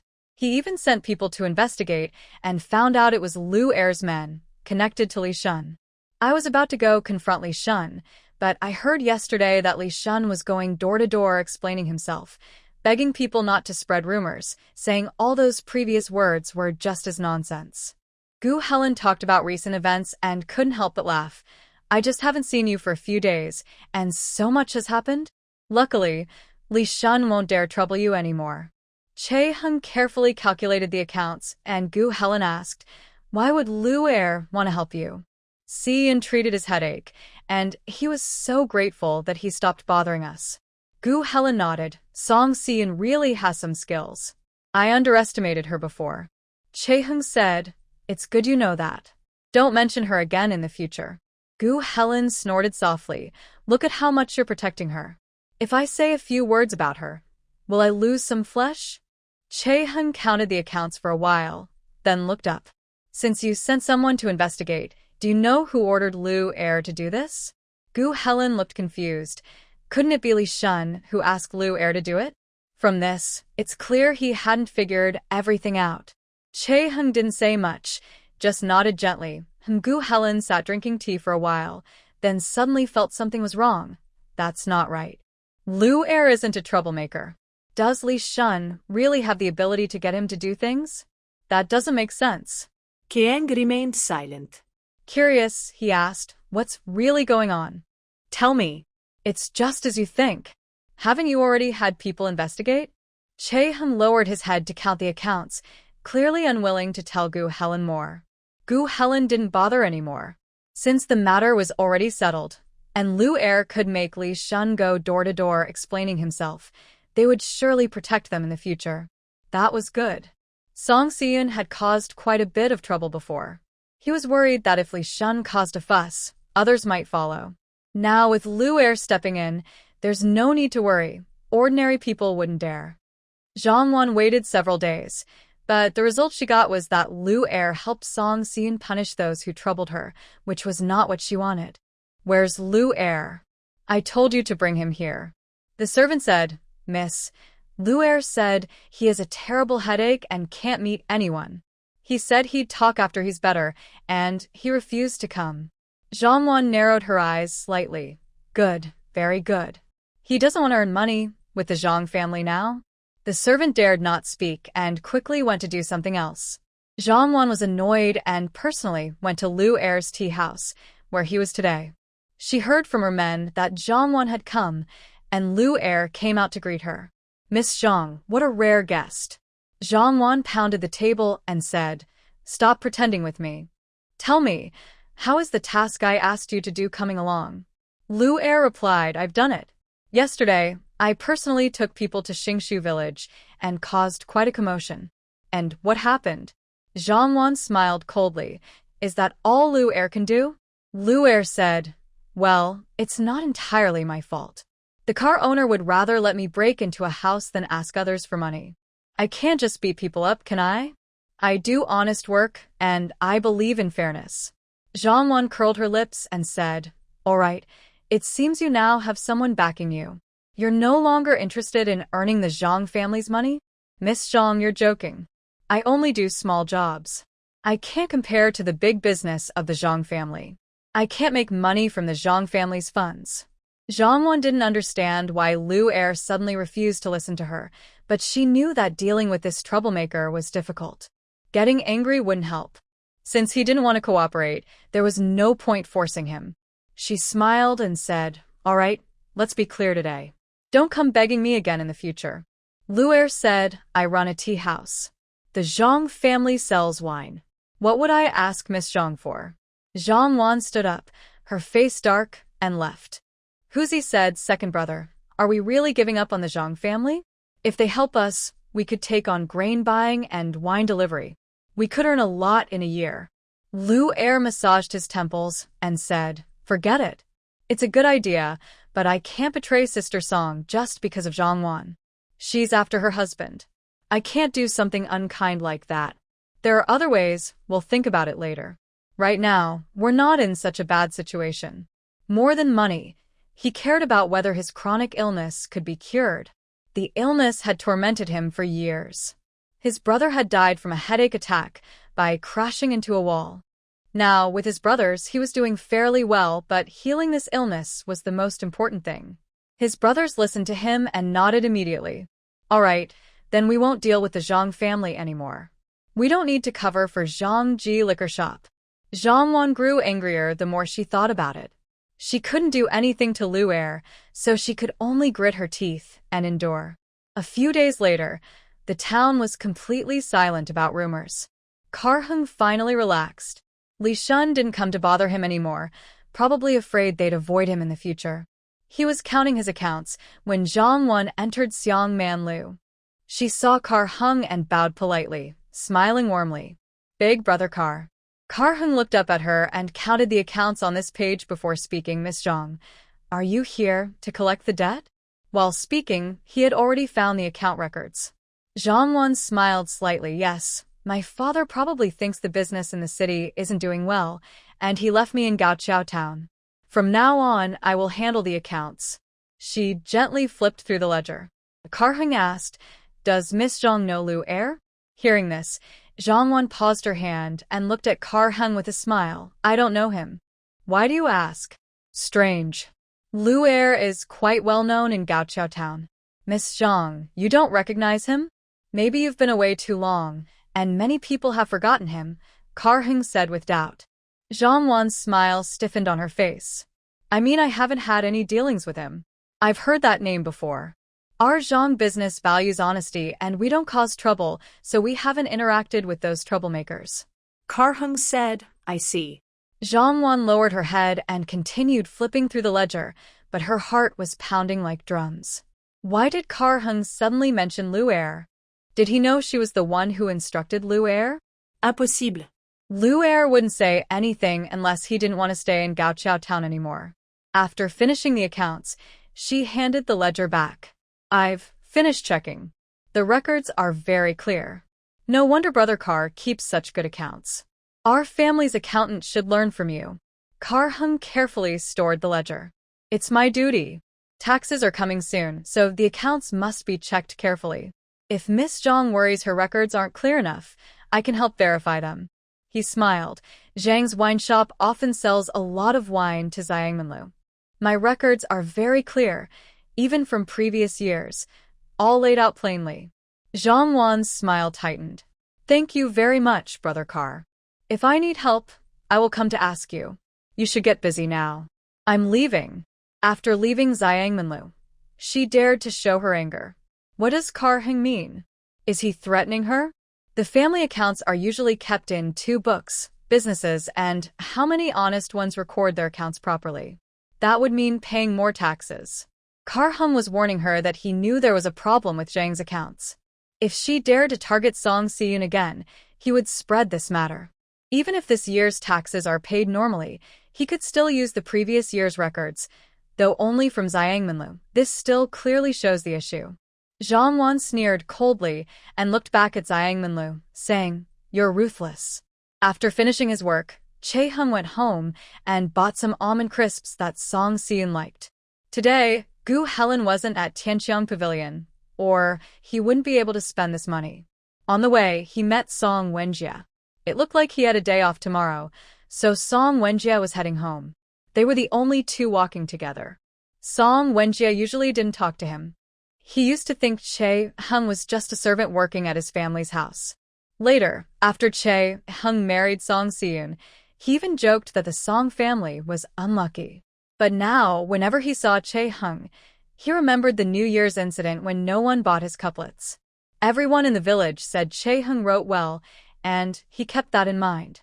Hey, I'm right here. Can't you see? Say something, will you?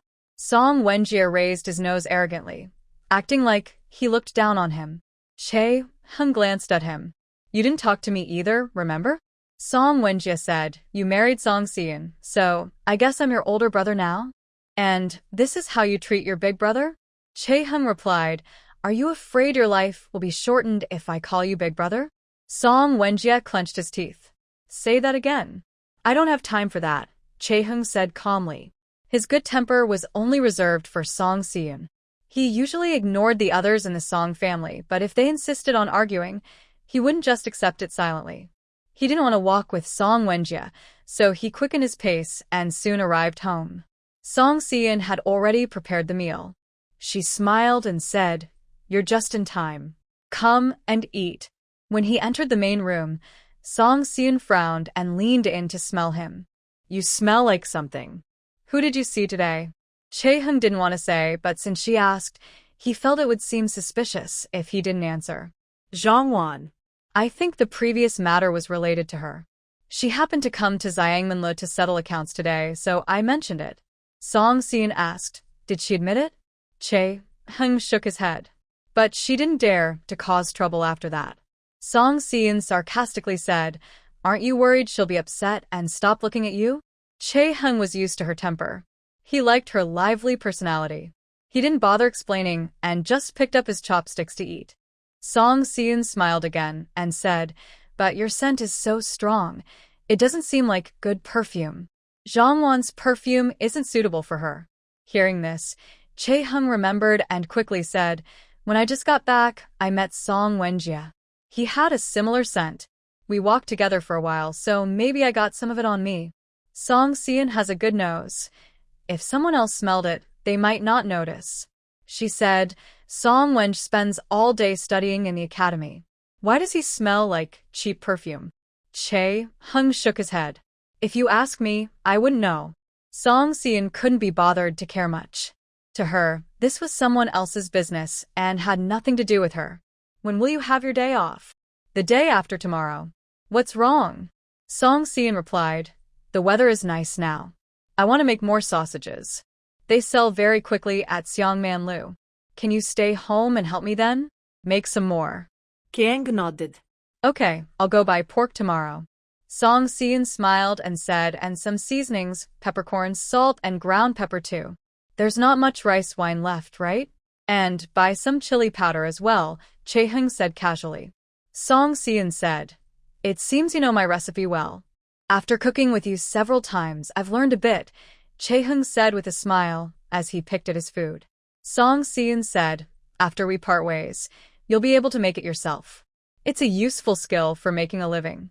He was initially happy, but hearing this, his mood darkened. Still, he kept a gentle smile and nodded lightly. The atmosphere suddenly became awkward. Song Si-in looked down at his rice, feeling he had spoken too much. But wasn't this something they had already agreed on?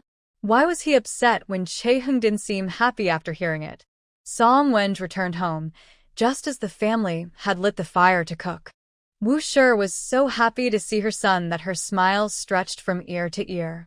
"Wenj, you're finally back. I haven't seen you in so long. Mother, did you make anything delicious today?" Wu Shi immediately said, Yes. I bought 2 jin of meat. Eat as much as you want." After saying that, Wu Shi went back to the kitchen, and Song Wenj went to the upper room. Every time he returned, Song Changming would test his knowledge. But Song Changming had only studied for 3 years at the village school, so his questions were limited. Even if Song Wenj hadn't studied hard, he could still answer some.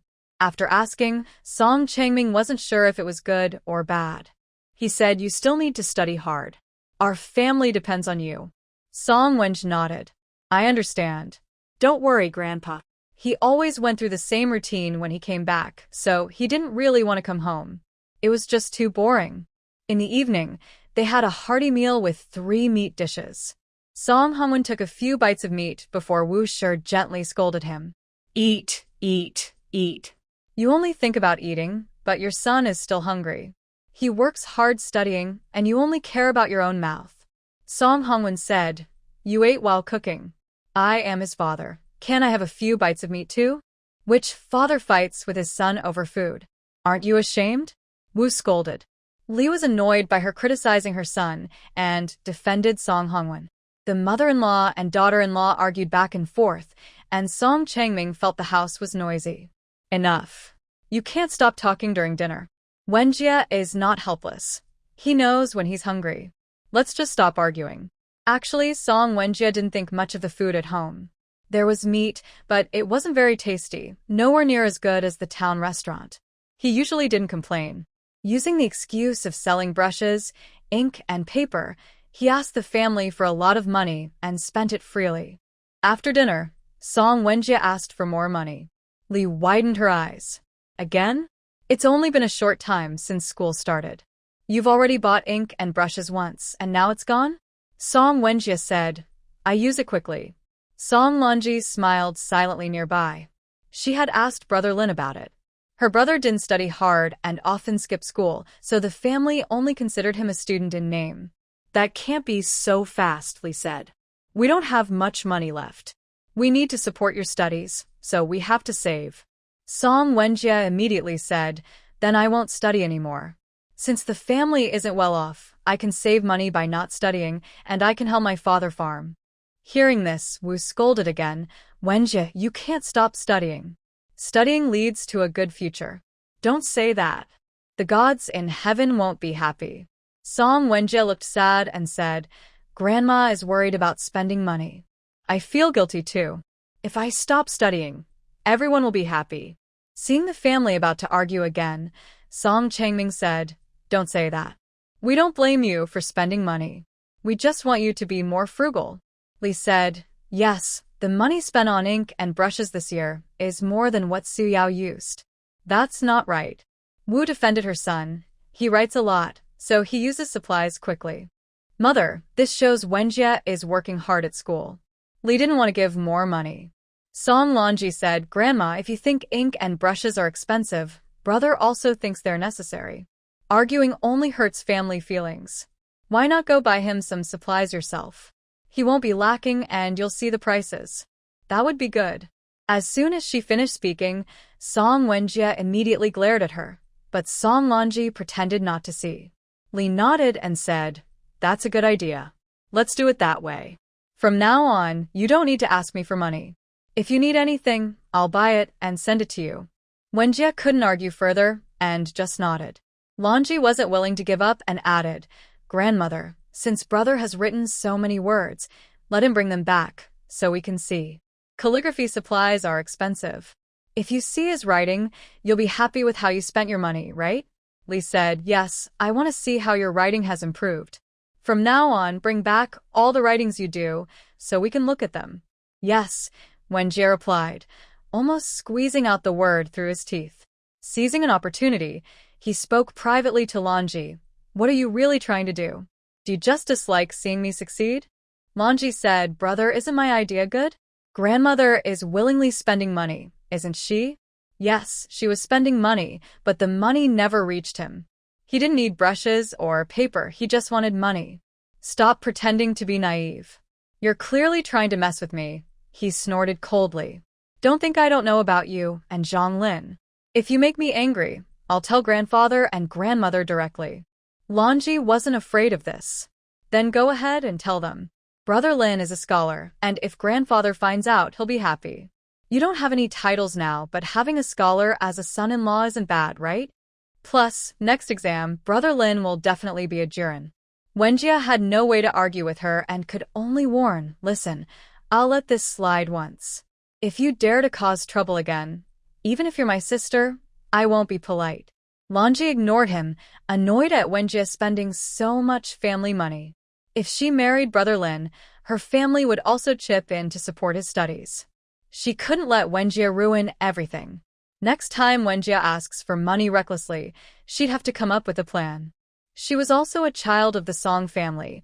Why should all the money be spent by him? Wenjie went back to the academy. Lee personally bought him brushes and ink quite a lot, but it only cost 2 coins. She understood the situation.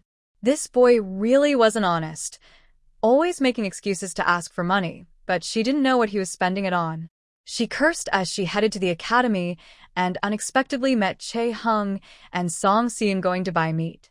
Today, they were making cured sausage. Seon had gone to town early with Che Hung to buy meat. The butcher apologized, saying, Sorry, we've been busy these days. Otherwise, we'd have delivered it to you. Song Seon smiled and said, It's okay, a trip is no problem. I have other things to do anyway, as long as you leave me some good meat in the future. The boss smiled and replied, Don't worry, I will definitely have good meat for you. Today, they bought a total of 40 jin of meat from 2 different shops, as one shop couldn't provide enough. Che Hung carried a basket on his back, holding all the meat himself, while Song Seon didn't take anything. She smiled and asked, "Am I being too mean to you?" Chae-hung said, "I'm a grown man. Letting you carry things. What would others say about me behind my back? You're just helping me." Song Seon laughed. "All right then. You don't need to thank me." She pointed ahead and said, "Today I need to give acupuncture to Yongin, and later I will go to Lu Air for acupuncture. Maybe you should go home first?" Chae-hung shook his head. "At most an hour. I'll wait for you." "Okay," Song Seon said happily, leading him to Lu's house first. Li Shi was hiding nearby, watching everything clearly and feeling very angry. This girl, buying so much meat. Even if she has money, she doesn't seem to care about respecting her elders. It's a waste of my efforts raising her. But she also started to wonder what Song Seon was going to do with so much meat. She had bought meat before, several times, and heard villagers say that she hung a lot of meat in her yard. Where did all that meat go in the end? Li Shi, who was angry earlier, now began to think about this problem and realized she couldn't quite figure it out. Song Seon and Chae-hung went to Chen's house and met Yongin. Chae-hung was a bit surprised. He hadn't seen Yongin for a long time. His face looked much better now, and his voice was louder. "Big Sister Seon," Yongin called obediently. On Lin Shi's reminder, he finally saw Chae-hung and called out, "Big Brother Chae, you're here too?" Chae-hung said, "Can I come?" He smiled, "Of course, but this is the first time I've seen you come to my house. Why are you here with Big Sister Seon?" Chae-hung thought to himself, "I feel like I might be unnecessary." Lin Shi smiled and said, "Silly boy, Big Brother Chae and Big Sister Seon are married. Why wouldn't they come together?" Yeoman suddenly understood and was very happy. "So Big Sister Seon is married. I was hoping second brother could marry her." Song Seon raised an eyebrow. This kid was quite clever at planning. No wonder he kept asking her about her birth date when she was giving acupuncture last time. Chae-hung wasn't sure if he should laugh. Lin Shi said, "Don't take it to heart. This child doesn't know better."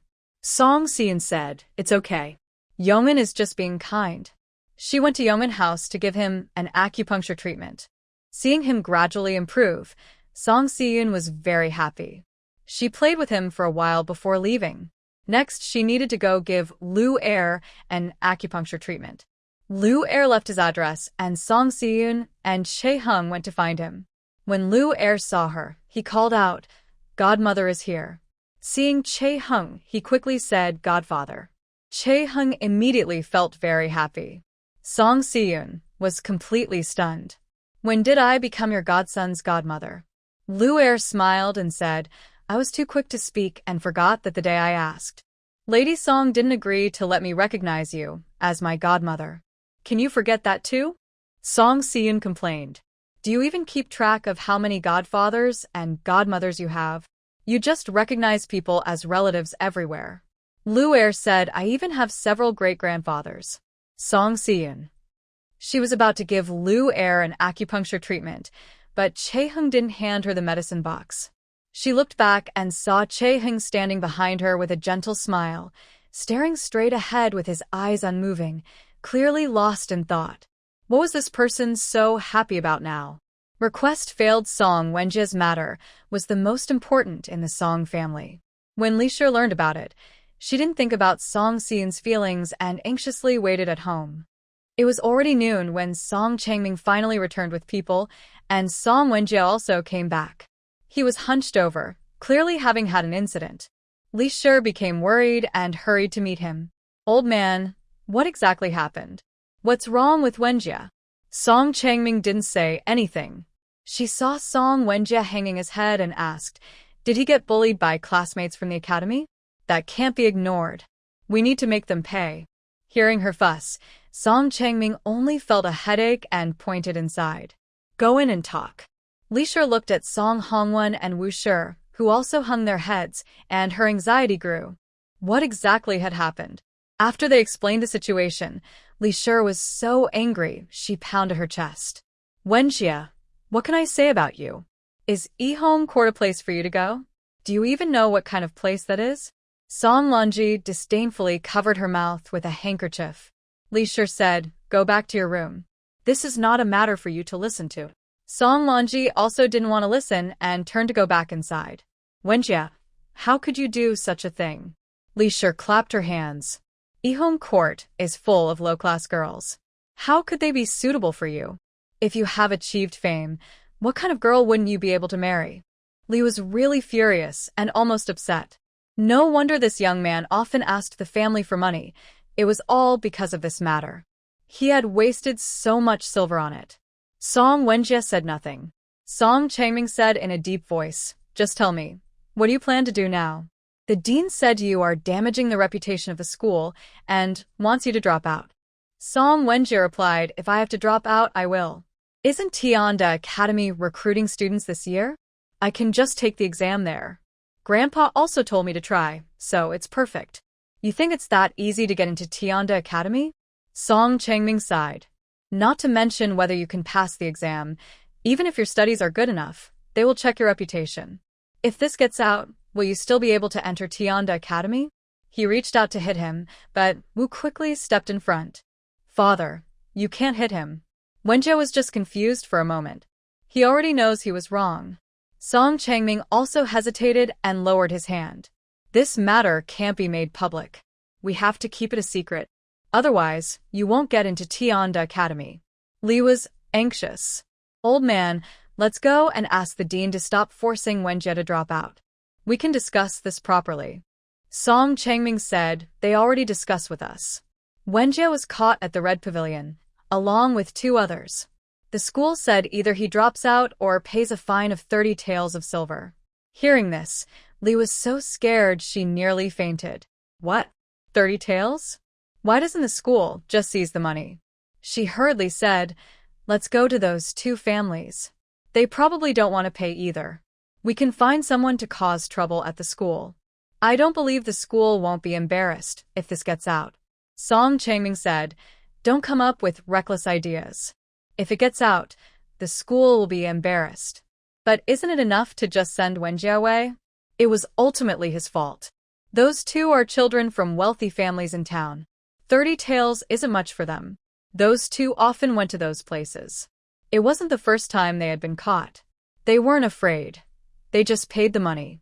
Hearing that Red Pavilion was so good, Song Wenjie couldn't resist the temptation and went with others, but he couldn't afford the cost himself. Li immediately started crying and pleading. "Oh no, what should we do? 30 taels of silver.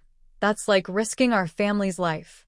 Song Wenjie said, "Then I won't study anymore. I won't succeed anyway. Lanji keeps saying I spend the family's money. If I don't spend it, what can I do?" This time, he wasn't scaring the family but truly didn't want to study anymore. He was so stingy with money that even small amounts were tightly controlled. What's the point of continuing to study? Song Changming didn't speak. Wu was anxious and hurriedly said, "Father, Wenjie is a good boy who doesn't understand things. He's just talking nonsense. You can't believe him. Wenjie is a promising student. Even fortune tellers said that our Song family will produce someone important in the future. If Wenjie stops studying, what will happen to the Song family?" Song Changming was also thinking about this problem. He was in a difficult spot, unsure of what to do. Of course, he hoped Wenjie would keep studying. The Song family only had this one son. The fortune tellers said his fate was good. Giving up now would mean losing everything later. Plus, the money they had already spent was wasted. It was really a pity. But if Wenjie kept studying, he had to protect his reputation. The academy needed 30 taels of silver. Where would that money come from?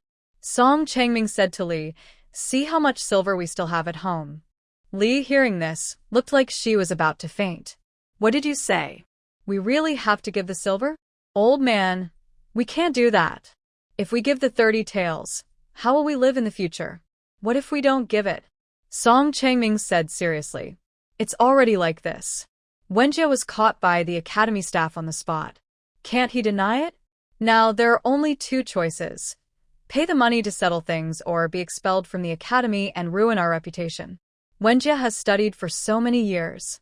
The next exam is coming up. I even wanted him to go to Tianda Academy. Now, do we just give up everything? Li couldn't say anything. She could only stomp her foot and slap Wenjia's shoulder twice. You wicked child. Are you trying to ruin our family? How much money do we spend each year to support your studies? And you still waste it like this. You're really forcing me to the edge. Wenjia snorted. Grandma, don't say that. I never said I had to study. It was Grandpa who insisted. I'm already 18. The family isn't arranging a marriage for me. Why can't I go see home courtyard? Li kulanchet hertit. Is that why they won't let you marry? Your mother said once you get your official title, you'll marry someone better. But now, you're just obsessed with women. If you won't let me marry, can I think about women too? Wenjia said confidently. Who in this family is 18 and still unmarried? Grandma, you can't blame me for this. Wu said, Wenjia, how can you talk to your grandma like that? Isn't it also for your own good? She quickly signaled to Song Wenj. If they angered the elderly couple, what if they really stopped him from studying in the future? Song Wenj didn't say anything else. Li was unhappy, but now they could only rely on money. Their family couldn't compete with the academy. But where could they get so much silver? Li thought and thought, but she didn't want to take money from home anymore. If this continued, their savings would be gone. Suddenly, she remembered Song Seun. She immediately said, Our family really can't come up with silver anymore. I think Yun might have some. I saw her go to Xiangmanlu today, and she took quite a bit of money. When I heard Erxi say she was doing business there, I thought maybe she has some savings. Wu was surprised. She can do business? Erxi is probably lying. Really, Li nodded and looked at Song Changming. Old man, you said before not to look for Yun, but now, with a situation like this, we have to find her. Song Changming couldn't hold on anymore. It wouldn't look good if they caused trouble, but if they couldn't get the money, Song Wenj might have to drop out. It's better to solve the academy's problem first. Are you sure Yun has money? Song Changming was doubtful. He didn't believe his granddaughter had that much ability. If she could do business at Xiangmanlu, how capable must she be? Li said it's about 80 or 90%. The other day, I saw her buy dozens of jean of meat and bring it home. She often buys meat. Even if she can't control her mouth, she wouldn't eat that much. Where do you think all that meat went? Song Changming nodded. All right, go talk to her first. Reason with her.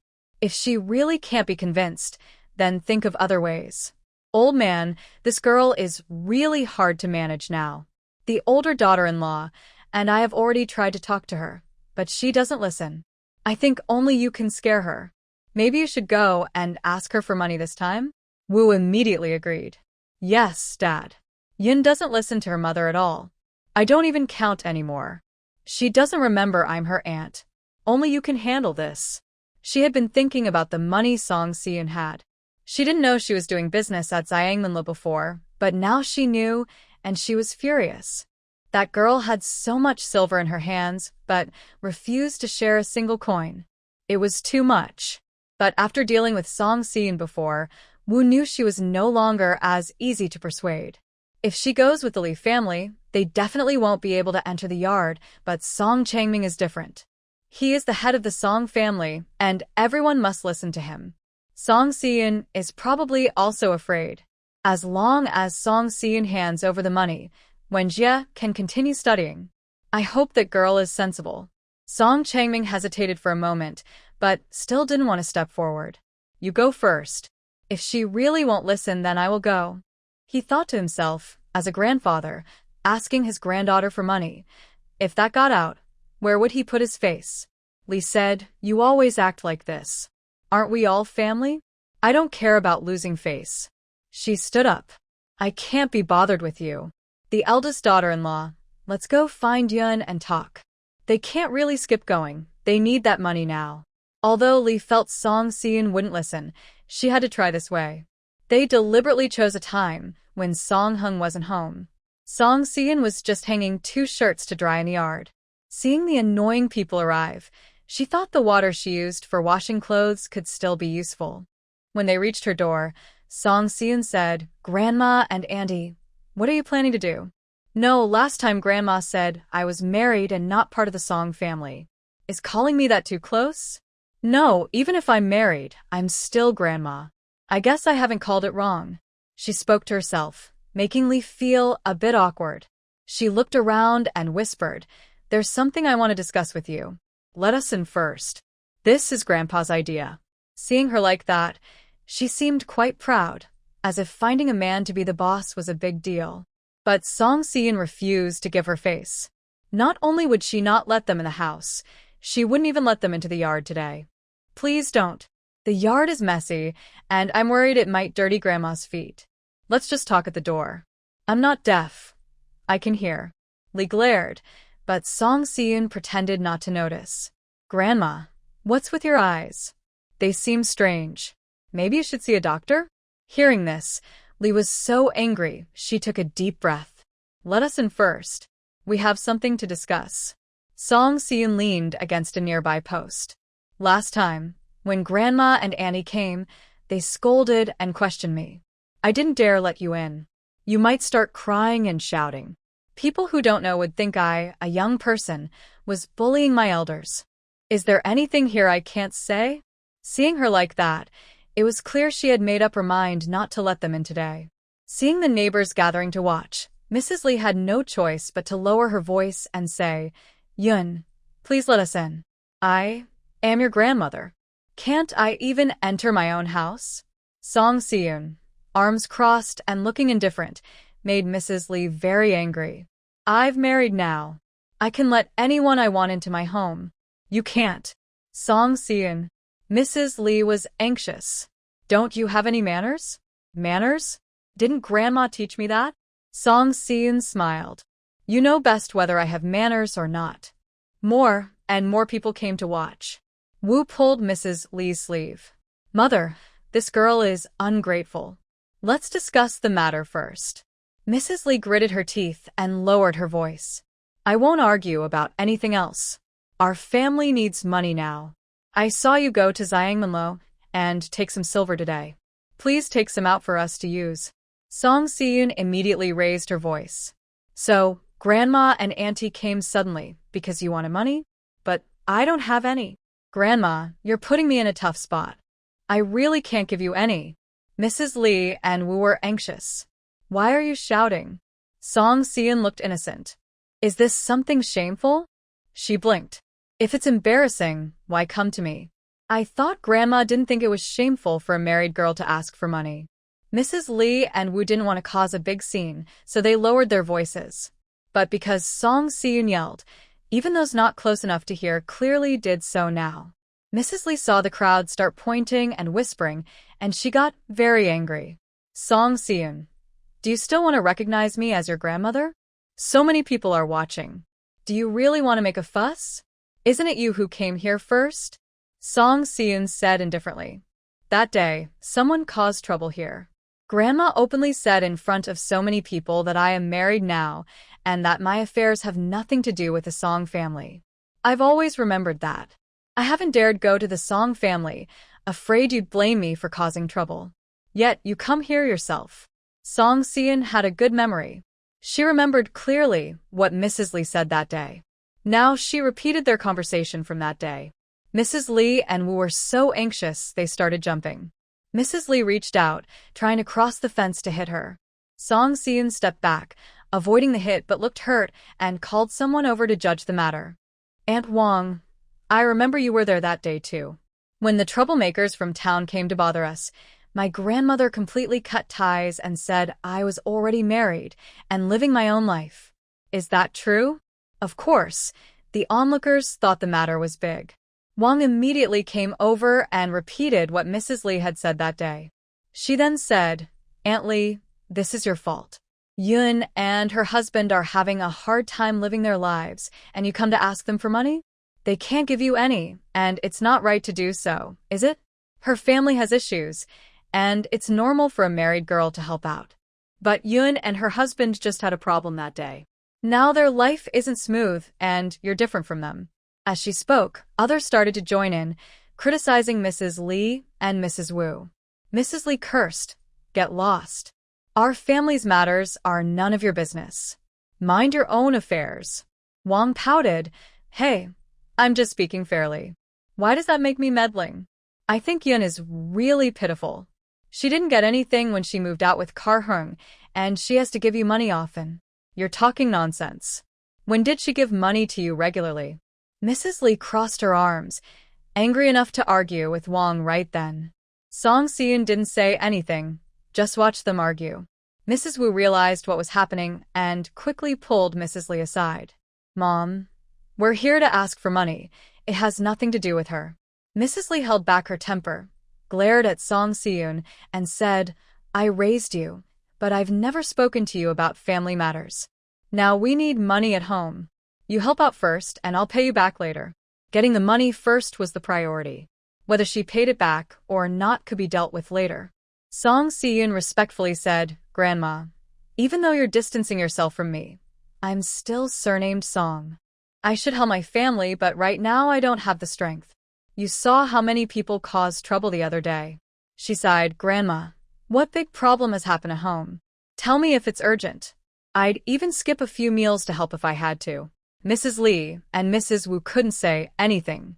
They couldn't really say that Song Wenj was caught at a brothel and that they needed 30 taels of silver to settle the matter, could they? Mrs. Wu cursed. Why are you talking so much? Your grandma already told you. Are you so heartless not to help? Just give 30 taels of silver. You'll get it back later, and what are you making a fuss about? Song Si-eun exclaimed. Something big has happened at home. Why do we need 30 taels of silver so urgently? I saw my older brother come back. Could it be that he had trouble at the academy? She guessed that Song Wenjie, the family's treasured son, was the only one who might cause such concern for Lee and Wu. But as soon as she spoke, Wu's face changed instantly. Nonsense. What trouble could my older son have? Shut your mouth. Song Si-eun chuckled inwardly. How bold she was to ask for money so forcefully. Who gave her such courage? Auntie, why are you in such a rush? I was just guessing. Maybe I'm wrong. Anyway, I have no money, so it has nothing to do with me. Hearing this, the people around started whispering. I saw it too, when Jie came home. The academy isn't closed, so why is he back now? Maybe he caused trouble there. Yes, when Jie just returned, and now his wife is asking Si-eun for money. Perhaps something serious happened. Wu was anxious. She turned and scolded. Shut your noisy mouths. My son didn't cause any trouble. You're just jealous because you don't like others' children. If you're so envious, go home and teach your own son better. She pushed open the door to Song Si-eun's house. Open the door. Let's go inside and talk. Song Si-eun acted scared and then splashed water from washing clothes at her, looking aggrieved. Auntie, please don't be like this. I'm scared. I don't care if you're asking for money or doing something else. I really can't help. Please don't make things difficult for me. Before Wu could speak, Si-eun added, I still have a lot of my dowry with you. If you're in a hurry, just use my dowry first. I can pay you back later. Wu was startled and forgot about being splashed. She quickly made excuses, feeling guilty. What are you talking about? When did I take your dowry? What dowry do you have? Si-eun said, my father saved up quite a bit of dowry for me. Auntie said she'd keep it for me. I never took it back. After I got married, my husband didn't want it. So, isn't it still with you? Wu would never admit to this. If she did, not only would Si-eun be upset, but Lee would also find out and scold her thoroughly. It's not true. I don't know anything about that. Stop talking nonsense. I've never heard of any dowry. Song Si-eun blinked innocently and said, my father loves me so much. How could he not prepare a dowry for me? I remember it was like that, and Annie has been keeping it for me all along. So, does that mean Annie doesn't know about it? I really need to find out. Just a few words, and Wu Shi broke out in a cold sweat. She thought Song Si-eun had forgotten about this because she hadn't mentioned it in recent years. Now that she suddenly brought it up, wasn't that going to ruin her? Wu Shi was soaked in sweat. Usually, she would argue with Song Si-eun, but now she felt guilty and afraid that Si-eun would demand her dowry back. She immediately pulled Li Shi to go home. Mother, let's go back first and discuss it with father. Li Shi looked at Wu Shi with a warning in her eyes. She didn't say a word, but Wu Shi understood her meaning. She would definitely ask about the dowry when they got home. Leisha nodded and took her daughter-in-law home. Song Si-eun smiled. Let them be anxious. She had endured so long. Now it was her turn to be worried. Someone nearby, curious, came over and asked, Yun, did your father really prepare a dowry for you? Is it really with your auntie? Did she not give it to you? Song Si-eun sighed. I remember it was like that, but auntie insists she didn't take it. Now I'm confused too. Seeing the people around start to talk, Song Si-eun waved her hand. Maybe I remembered wrong. Auntie is part of my family, so she wouldn't harm me, right? Just listen today, but don't spread it around. If it gets out and causes trouble for the Song family, that wouldn't be good. Several people nodded, but Song Si-eun knew that the more she said this, the more it would spread. Let it spread. The bigger the fuss, the better. Why should the Song family live such a comfortable life? Meanwhile, Leisha pulled Woo-shur back home and started scolding as soon as they entered the yard. You said you took so much dowry from Yun and still didn't tell me. Do you think she's stupid? She's been keeping track of everything. Today, she's just warning you. Woo-shur didn't expect Song Si-eun to suddenly mention this, and she immediately scolded. That girl is getting more cunning. She wasn't like this before. I don't know what Biao-hung has been teaching her. Now she's openly going against the family. Mrs. Lee snorted coldly. If you haven't done anything wrong, you shouldn't fear ghosts knocking on your door. Today, you must tell me clearly, how much dowry did you really take from Yunya? Mrs. Wu hesitated and couldn't explain clearly. She muttered, Mother, isn't it true that she often makes me bring out the dowry? Now you're asking what I did? If she really causes trouble at home, she definitely won't be missing her share.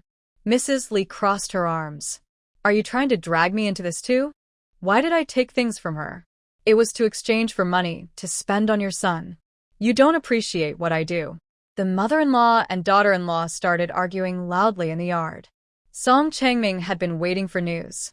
When he heard the noise, he came out to see. The two women looked frantic, like they had seen a ghost, not like they had received money. What's really going on? First, tell me clearly before you start fighting. He shouted angrily, and the mother-in-law and daughter-in-law quieted down a bit. Mrs. Lee looked outside the yard, then went inside to speak. She quickly explained what had happened, but she blamed all the fault on Wu and Song Si-eun. She cried and pounded on the table. I'm really unlucky. The younger generation is harder to manage than the last. They don't listen to me. It's all because you always boss me around. Do they still respect me? Song Changming, with his hands behind his back, was at a loss. Yunya really refuses to take the money? Mrs. Lee pounded the table and said, not only does she refuse, but she looks like she's about to swallow me whole. Now, she treats us like enemies. If you don't step in personally, I don't see any chance. Song Changming said seriously, if you cause such a fuss, the village will hear about it. If I go to ask for the money again, will our family still have any face? He looked at Wu with clear anger in his voice. Since you took a lot of dowry from Yunya, you should sell those dowries now. Whatever you can get, just sell them. We must settle this matter with Wen Jie first. Wu refused immediately. Father, I really don't have much. My second son loves his daughter, but he's just a farmer. He can't afford anything good. It's only a few silver jewelry pieces. Wen Jie has spent a lot of money these years. I was worried you'd be upset, so I used my own savings. Most of those items are already sold. Song Changming snorted coldly. It's better that most of it is already sold. I want to tell you, since Yunya brought this up, she might ask someone to settle the matter. If they find evidence from our home, we won't be able to explain ourselves.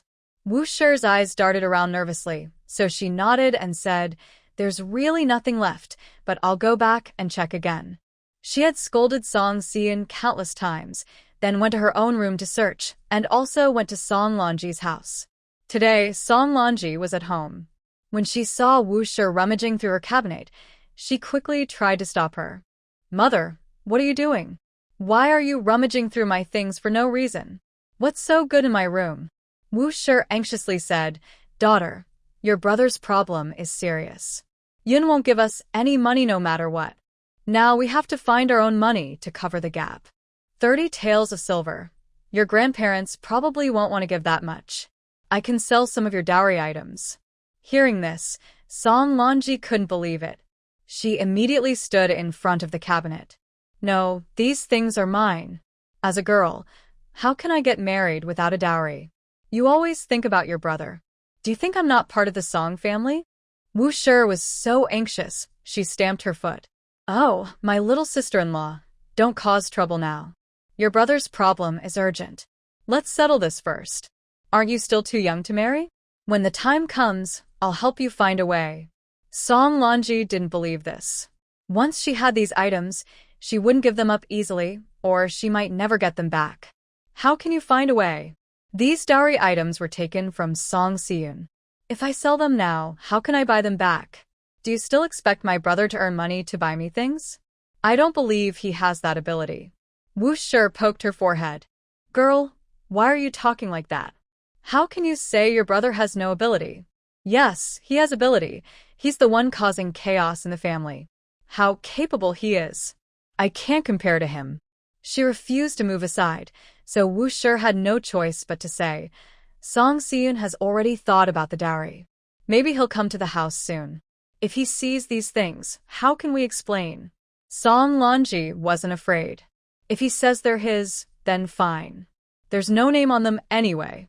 I don't recognize them, so he can't do anything to me. Wu Shi talked for a long time, but she wouldn't listen.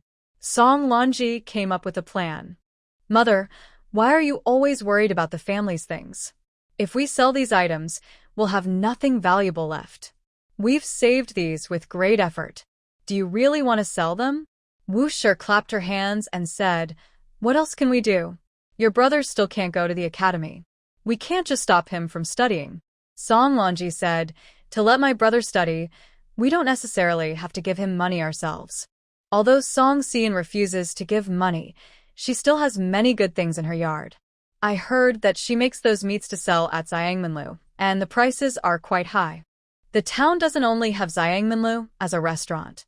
If we can get the meats she dries in her yard and sell them at other restaurants, that would also bring in money. Mrs. Wu's eyes widened. Are you suggesting your mother steal things? Song Lonji replied, How can that be called stealing? Song Siyun is so stingy. She won't even send us a little meat from her yard. She's her great aunt. What's wrong with eating some meat? That's not stealing. After being influenced by Song Lonji, Mrs. Wu also felt she hadn't done anything wrong. Song Siyun bought so much meat, but never brought any home, not even a sip of meat broth. Such an unfilial girl. What's wrong with her relatives going to get a few pieces of meat from her? It's actually a way to show filial piety. Otherwise, it would be like inviting divine punishment. Mrs. Wu planned to try first without telling Li Shi.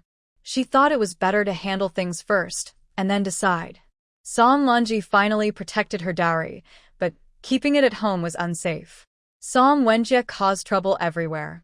Even if they could sell the meat from Song Siyun to fill the gaps this time, what about next time? One day, they would surely come after her dowry again. Song Lonji thought she needed to come up with a plan, or she would end up with nothing. Thinking of Zhang Lin, Song Lonji smiled shyly. Next time they met, she would ask Brother Lin to help her think of a plan. He was so clever. He would surely come up with a good idea. That evening, Che Hung returned home. Song Siyun told him what happened during the day. Laughing so hard, she nearly fell over. I knew that when Lu Er and his men caused trouble last time, the few words I said were definitely useful. Look, she tried to distance herself from us in front of so many people. Now, she wants to come to my door asking for money? No way. Those words were hers, not forced out of me. Knowing the nature of the Song family, once their money was gone, they would definitely start to think about her. She just started earning money, and if she made a lot in the future, they would cling to her like a stubborn patch, impossible to shake off. At this moment, filial piety was most important. As long as Li Shi was her grandmother, she would always be at a disadvantage. So she could only make the Song family look bad and make sure they were in the wrong, so that when they argued, she could win more easily. Che Heng said, Have you ever thought about splitting the family directly? Song Siyun's eyes lit up. How can I split from them? After splitting, won't they no longer control me? Chae-hung nodded gently. Once you split, you'll be two separate families. As long as you don't harm them, the charge of being unfilial won't easily fall on you. But splitting is a big matter. Once brought up, it will definitely cause gossip. Your grandfather is very proud. He won't give up easily. This won't be easy, he added, and I don't know if Uncle Song wants to see you fighting with a family like this. From his perspective, he hopes Song Si-in can separate from the Song family. In a few months, they will be divorced. When he leaves Xingshu village, who will protect her if something happens? Although she is now quite capable and the Song family can't do much to her, it's better to have fewer worries. Song Si-in asked, "What do you think my father's biggest wish is?" Chae-hung said, "Uncle Song's biggest wish is for you to have a good life." Song Si-in smiled. "That's all I want. If I keep having ties with them, can I live well? I just found out I have business dealings with Seong Man Lu, and they immediately start thinking about my money. Who knows what will happen in the future? I think splitting the family is better." She propped her chin and asked, "How do we split? Is it enough to just tell the village head?" Chae-hung shook his head. "It's not that simple. I just said your grandfather won't agree. Also, Song Wenjie plans to go to Tendo Academy, and reputation is very important to the Song family. At this critical time, he won't easily agree to a split. So what should I do?" Song Si-in really didn't understand this matter, so she asked if Chae-hung had any ideas. Chae-hung said, "Find their weaknesses, preferably something they can't deny, and that also affects Song Wenjie's reputation. That way, even if he doesn't want to agree, he will have to." Song Si-in cursed, "They treated me badly before. Now I want to split the family. Isn't that okay? Si-in, everyone in the village knows the Song family treated you badly. They might talk behind your back, but when it comes to such a big matter as splitting the family, your grandfather won't let the villagers interfere. They can't get involved either." Chae-hung seriously told her, "Matters like splitting the family require your grandfather's approval. Otherwise, it would go to court, and even a magistrate acts as a mediator. This is the status of the head of the family, unfair but true." Song Si-in was very angry. "Can I do anything about them?" Chae-hung said, "Not necessarily. Let me think of a way." He went back inside and took out a booklet, carefully flipping through it as he considered what to do. That evening, Song Si-in was kneading dough in the kitchen. When she came out, she saw Wu Shi, who immediately hid behind the door and watched. Wu Shi wandered outside the courtyard gate twice, constantly looking inside, acting sneaky and suspicious, as if she was planning something. When Wu Shi left, Song Si-in came out of the kitchen. She told Chae-hung about it, and he immediately said, "It looks like the Song family really needs money. Tomorrow, I have the day off. The two of us will go to Dr. Lee's house and see what she's really up to." Song Si-in asked, "Does she want to steal something?" "Maybe. Otherwise, why stay outside so late?" Song Si-in smiled. "If that's the case, it would be good. I've been worried about finding proof." The next morning, after breakfast, they stayed at home for a while, then went together to Dr. Lee's house, which looked normal. Wu Shi went for a walk outside, carrying a basket. Soon, she arrived at Song Si-in's door. In the yard, there was dried sausage and cured meat hanging in the sun. Seeing the meat, Wu Shi couldn't help but swallow, and then scolded Song Si-in. "She's hiding so much good stuff and not taking it home, heartless girl." The yard gate was unlocked, and no one was around. Wu Shi pushed the gate open and went inside directly. There were dozens of jeans of meat drying in the yard. The smell was so tempting that Wu Shi couldn't resist and quickly stuffed a lot of meat into her basket. She regretted not bringing a bigger basket. This one couldn't hold much. After filling her basket, Wu Shi saw the front hall door slightly open and immediately had another idea. Song Si-in had been going out to sell things frequently. If whatever she said was true, she should have earned quite a bit. With so much silver, she couldn't be carrying it all on her. She would have kept some at home. Wu Shi's eyes lit up. Seeing no one around, she reached out to push open the hall door. Suddenly, a loud crash sounded. The water bucket placed on the door fell, spilling stinky water all over Wu Shi. The water had been sitting for a few days. Song Si-eun planned to ferment it to water the vegetables, and today it came in handy. Woo-shur was overwhelmed by the foul smell, gagging and making a fuss, which attracted the attention of nearby residents. Song Si-eun and Chae-hung were helping out at Dr. Lee's house. Before long, a child ran over to call them. "Brother Chae, it seems your family was robbed. Please go home and check." Chae-hung nodded. "Thanks a lot. Tomorrow I'll go to town and buy some sesame candies to thank you." Little Yong was so happy he jumped around, eager to help guard their home every day. Brother Chae was very generous. Hearing Little Yong, Mrs. Wang was startled and quickly asked, "Chae-hung, what exactly happened? How did the thieves get in?" She was worried, but since the couple didn't seem very upset, she started to feel confused. Song Si-eun said, "Don't worry, master. Yes, there were thieves, but it's nothing serious. They didn't steal anything important." Dr. Lee asked, "Chae-hung, do you know about the thieves?" They both nodded. Song Si-eun smiled and said, "Master, if you and Madam are free, come with me to see what's going on. It'll be interesting." Dr. Lee and Mrs. Wang hadn't fully understood yet, but Chae-hung and Song Si-eun had already gone ahead. They needed to check on things first. Mrs. Wu saw people outside and started to feel nervous. Today's incident was something she couldn't let others find out about. But the crowd outside had already blocked the way. She was soaked from head to toe with wastewater, her face and clothes covered in dirt and smell. No one wanted to get close. Now, they thought she was a thief.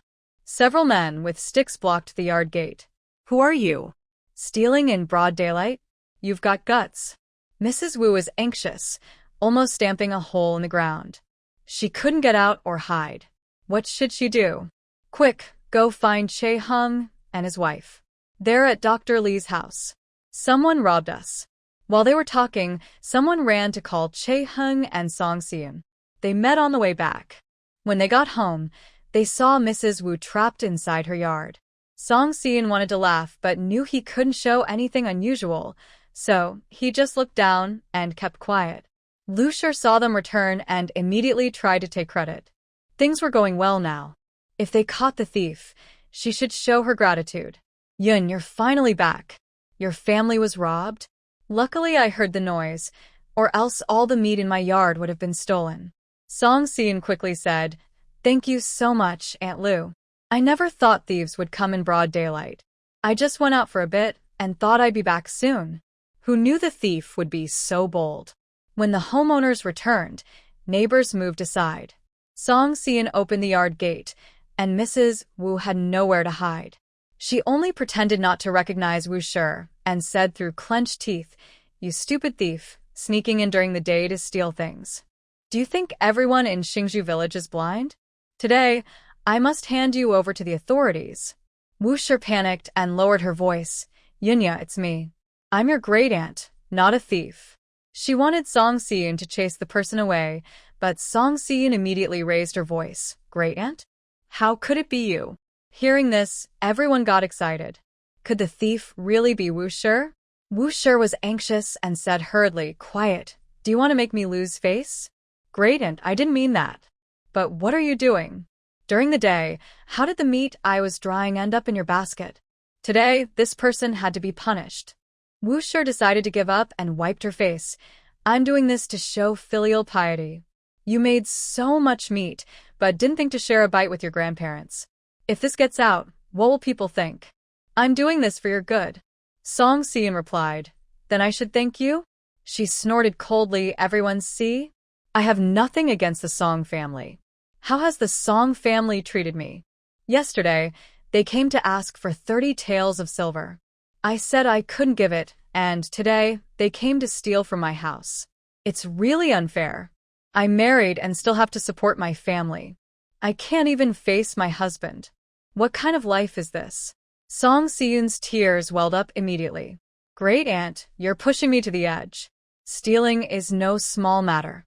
If caught, breaking legs is just punishment for oneself." Woo-shur's excuses couldn't hide the fact that she stole. Others in the village had caught her. She claimed she was helping Song Si-eun show filial piety, but even a 3-year-old wouldn't believe that. Everyone hated thieves deeply. Seeing Wu Shi do such a thing, they all looked down on her. Just yesterday, Wu Shi had scolded someone here. Today, that person found an opportunity. Could they let her go? Hey, and you still talk about wanting to be a scholar's mother?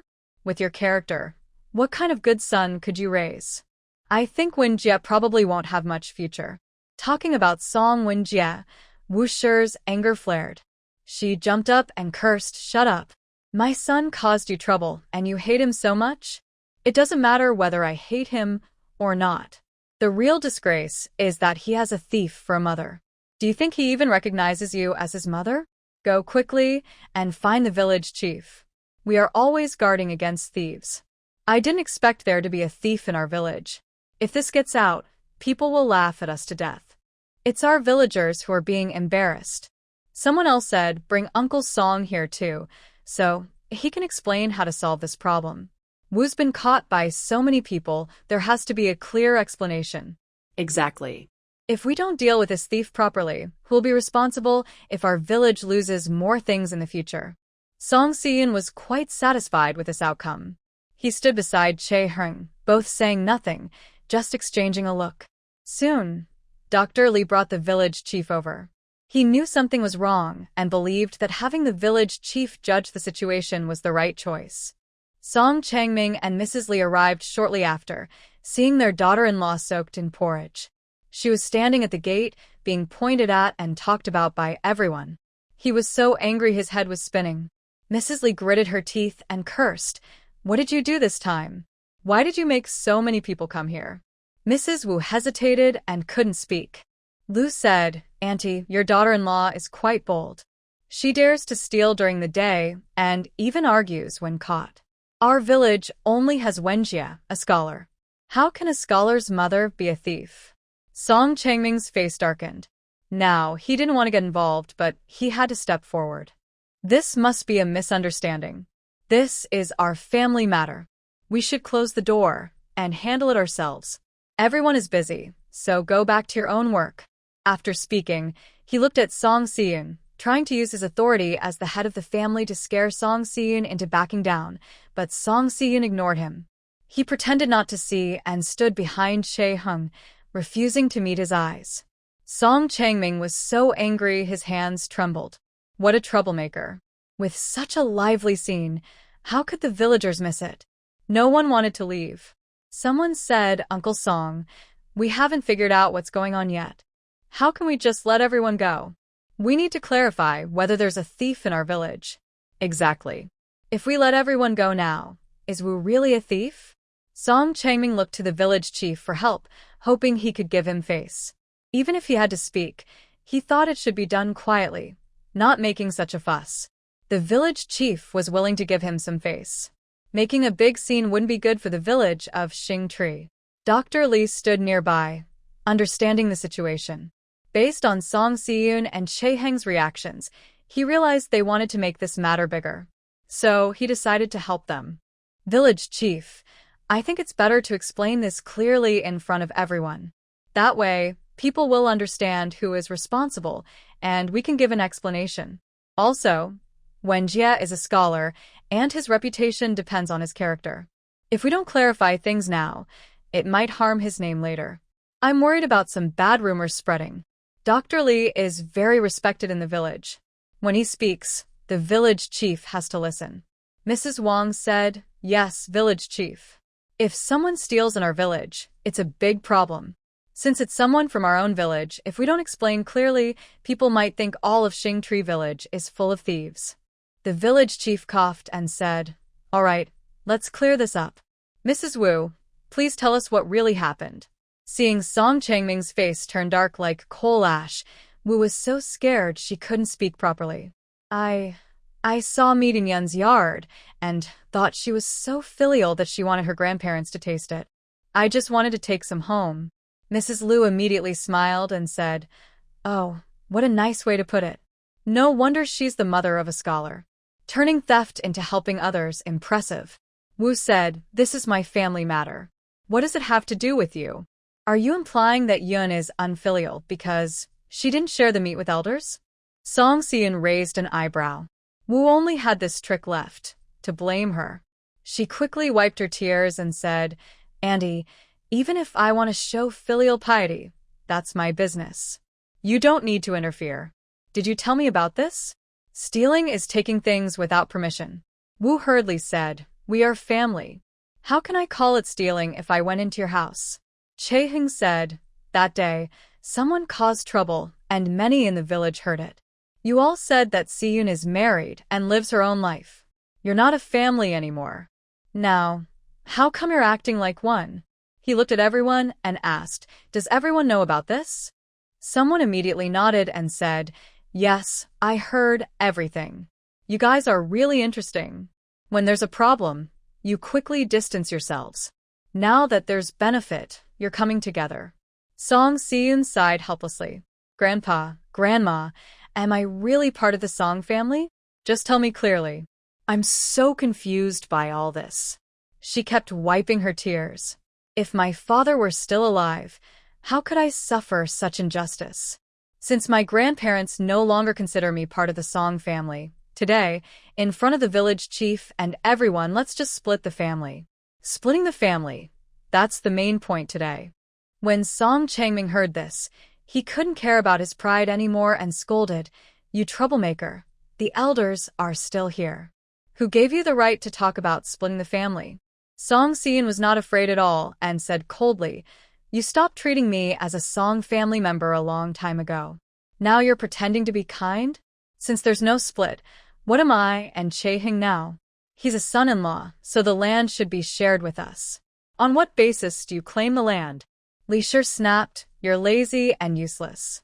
The good land was given to you. Can you farm? Or is it all neglected? Song Si-yoon retorted directly, No matter how neglected it is, it should still be mine. My father passed away just a few years ago. Has Grandma already forgotten what my father said? Everything in the Song family belongs to me. I've been moved out for a year. Besides this broken house, what have you given me? Someone nearby said, Yeah, if it weren't for Hongwoo, the Song family wouldn't have so much land. Now Yunya and Chae-hung are living here, and they have no land. That's unfair. Hearing this, Song Changming worried things would get worse and said in a deep voice, Yunya, come back with me to the old house. We'll talk things through slowly. It's not proper to discuss here. He thought his tone was already softening, and that Song Si-yoon should listen to him. But Song Si-yoon asked directly, It doesn't matter where we talk. I just want to split the family. The village chief is here. Why can't we say it? Splitting the family is impossible unless I die. Song Changming gritted his teeth.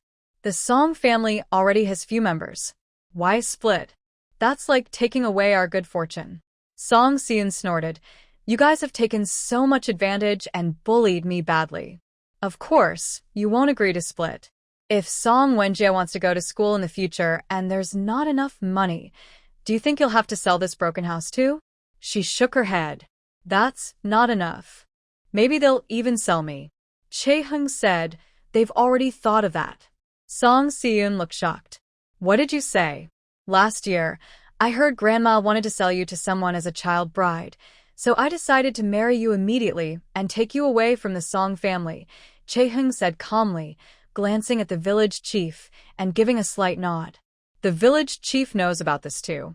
Since the village chief was present in front of so many people, he couldn't possibly lie. He could only nod and say yes.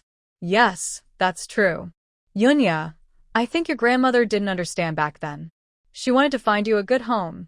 Song Si-yoon immediately burst into tears, crying heartbreakingly, My home is to be a child bride? They say children without mothers are like weeds. My parents are gone, what am I? I am even worse than wild grass, being treated so badly. She angrily glared at Li Shi, Grandmother, you're so cruel. You say I am your biological granddaughter, but secretly you want to sell me.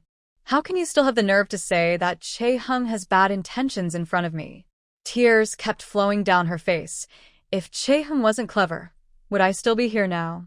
Before Li Shi could speak, Song Si-yoon bowed deeply to the village chief. I must thank the village chief for saving me. I knew the village chief is the most just and wouldn't favor anyone. Please help me judge this matter. She first put on a big show of respect, not caring whether the village chief would mind his relationship with Song Changming. Everyone in the village was watching. Seeing that her family's secrets were about to be exposed, Song Changming panicked. Not many people in the village knew about her being sold. Yunya, come back to the old house with me. We can talk things over. Your grandmother was confused back then. I will teach her a lesson. Song Xian found it funny in her heart. If it weren't for Song Changming stepping in, could this matter have been settled? Back then, Che Hung threatened the village chief. If he didn't help him, he would expose this matter. The village chief was afraid of losing face for Xing Tree Village, so he agreed. Song Changming knew everything but was now pretending to be clueless, shifting all the blame onto Li Shi. Truly responsible. She absolutely would not go to the Song family. She sat right at the doorstep. I won't go. Who knows if you plan to knock me out and sell me? Che Hung has no relatives here to support him. Who will he turn to if something happens? Song Changming was anxious. What do you want? I want to split the family.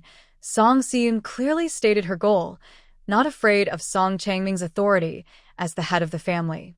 Song Changming angrily said, That's impossible. Don't even think about it. Song Xian replied, Fine.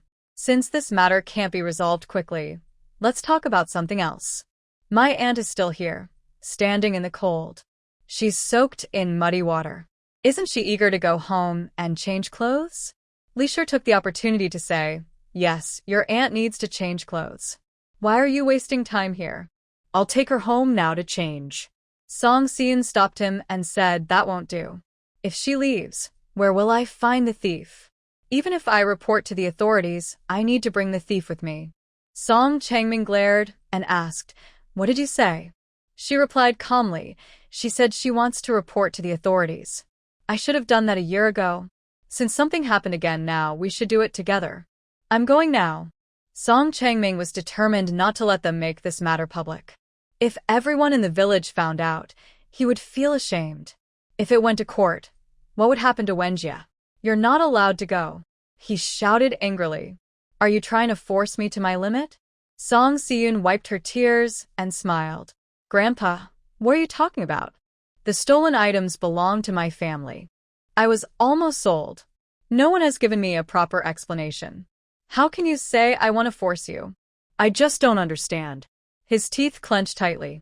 I'll ask you again. What do you really want? I want to split the family, she repeated.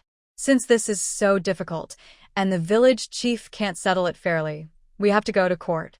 Auntie, I'm sorry if this is inconvenient, but we need to settle this first before changing clothes. Song Changming saw clearly that she was determined to split the family. Today, if she found a reason, she would threaten to reveal Wu Shi's theft. By then, Wenjie's reputation would be ruined. Wu Shi hurriedly said, Dad, you can't go to court. We can't let this get out of hand. Did Song Changming not understand this? He glared at Wu Shi with anger.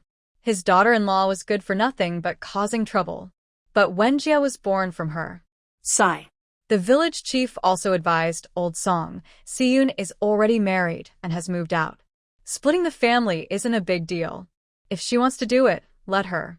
He lowered his voice. Are you really planning to make this public? Family issues should stay private. Splitting the family may not be honorable, but it's better than others saying Wenjie's mother is a thief. Song Changming knew this well, but he thought that the old lady said Xian was doing business with Xiang Manlu, and maybe she could make a lot of money in the future. If they split, there would be no hope left. Things are already awkward enough. How could he ask for money now? How would he ask after splitting? But now, it was clear that the girl was determined. If he didn't agree, this matter wouldn't end today. Li Shi also said, Old man, if she wants to split the family, let her. Can the Song family really survive just because of her? I want to see how capable this girl will become in the future. She causes trouble everywhere, every day. Without her, the household would be much calmer. Song Changming also knew he could only agree and said to Song Xian, All right, since you want to split the family, just be careful. You might regret it later. Song Xian thought to herself, Maybe you all will regret it instead. She nodded and said, Of course, I don't regret it. Song Changming looked at Wu Shi, clearly indicating that if they wanted to split the family, they couldn't keep holding on to Wu Shi's issues. Immediately, Song Xian said, "Since nothing in the yard has been lost, today I'll just pretend Wu Auntie accidentally entered my yard and accidentally knocked over the water bucket. I won't pursue anything else." Before the family officially split, her way of addressing Wu Shi changed from Big Annie to Annie Wu, which made the onlookers want to laugh. Song Changming signaled, and Wu Shi immediately stepped behind them. Che Heng said, "Since we're splitting the family, I ask the village chief to be a witness. We need to clearly explain how the division will happen." The village chief nodded and said, "Of course. Splitting the family mainly involves dividing a few things: the house, land, silver, grain, and other belongings. As long as both sides agree, divide these items, write a document, each sign with a fingerprint, and then go to the government office to update the household registration. That's it." Che Heng said, "It sounds simple, but we need to clearly explain how to divide these things here, so everyone can witness." Song Changming wanted them to go back to the Song family to discuss, but Song Siyun was unwilling. He immediately felt something was wrong. This girl is up to no good. Song Siyun looked at her house and sighed. "Although this house is far from the Song family's main residence, it's still where my father lived for many years. Karhung and I are used to living here. This old house belongs to me. You all have no objections, right?" Li Shi naturally had no objections. Now, living in the Song family's main house was more comfortable. Who would want to stay in this old house? They nodded, and Song Xian continued, "As for the daily household items, we've been living here for a year and have mostly bought what we need. Those are fine. But the land, silver, and grain must be divided properly." She looked at the village chief and asked, "Village chief, how are these usually divided?" The village chief said, "Generally, everything in the household should be divided according to the number of people, 1 share per person." Li Shi was pleased. With only Song Siyun and Karhung, they wouldn't get much. She also thought she could say that Karhung was not from the Song family, so only Song Siyun's share needed to be divided. It wouldn't cost much to get rid of her. Song Siyun asked in confusion, "This way of dividing the family assets seems fair to others, but isn't it wrong for the Song family to split like this?" Song Siyun asked the village chief, "Village chief, you're a smart person. Tell me, how did the Song family manage to build such a big fortune?"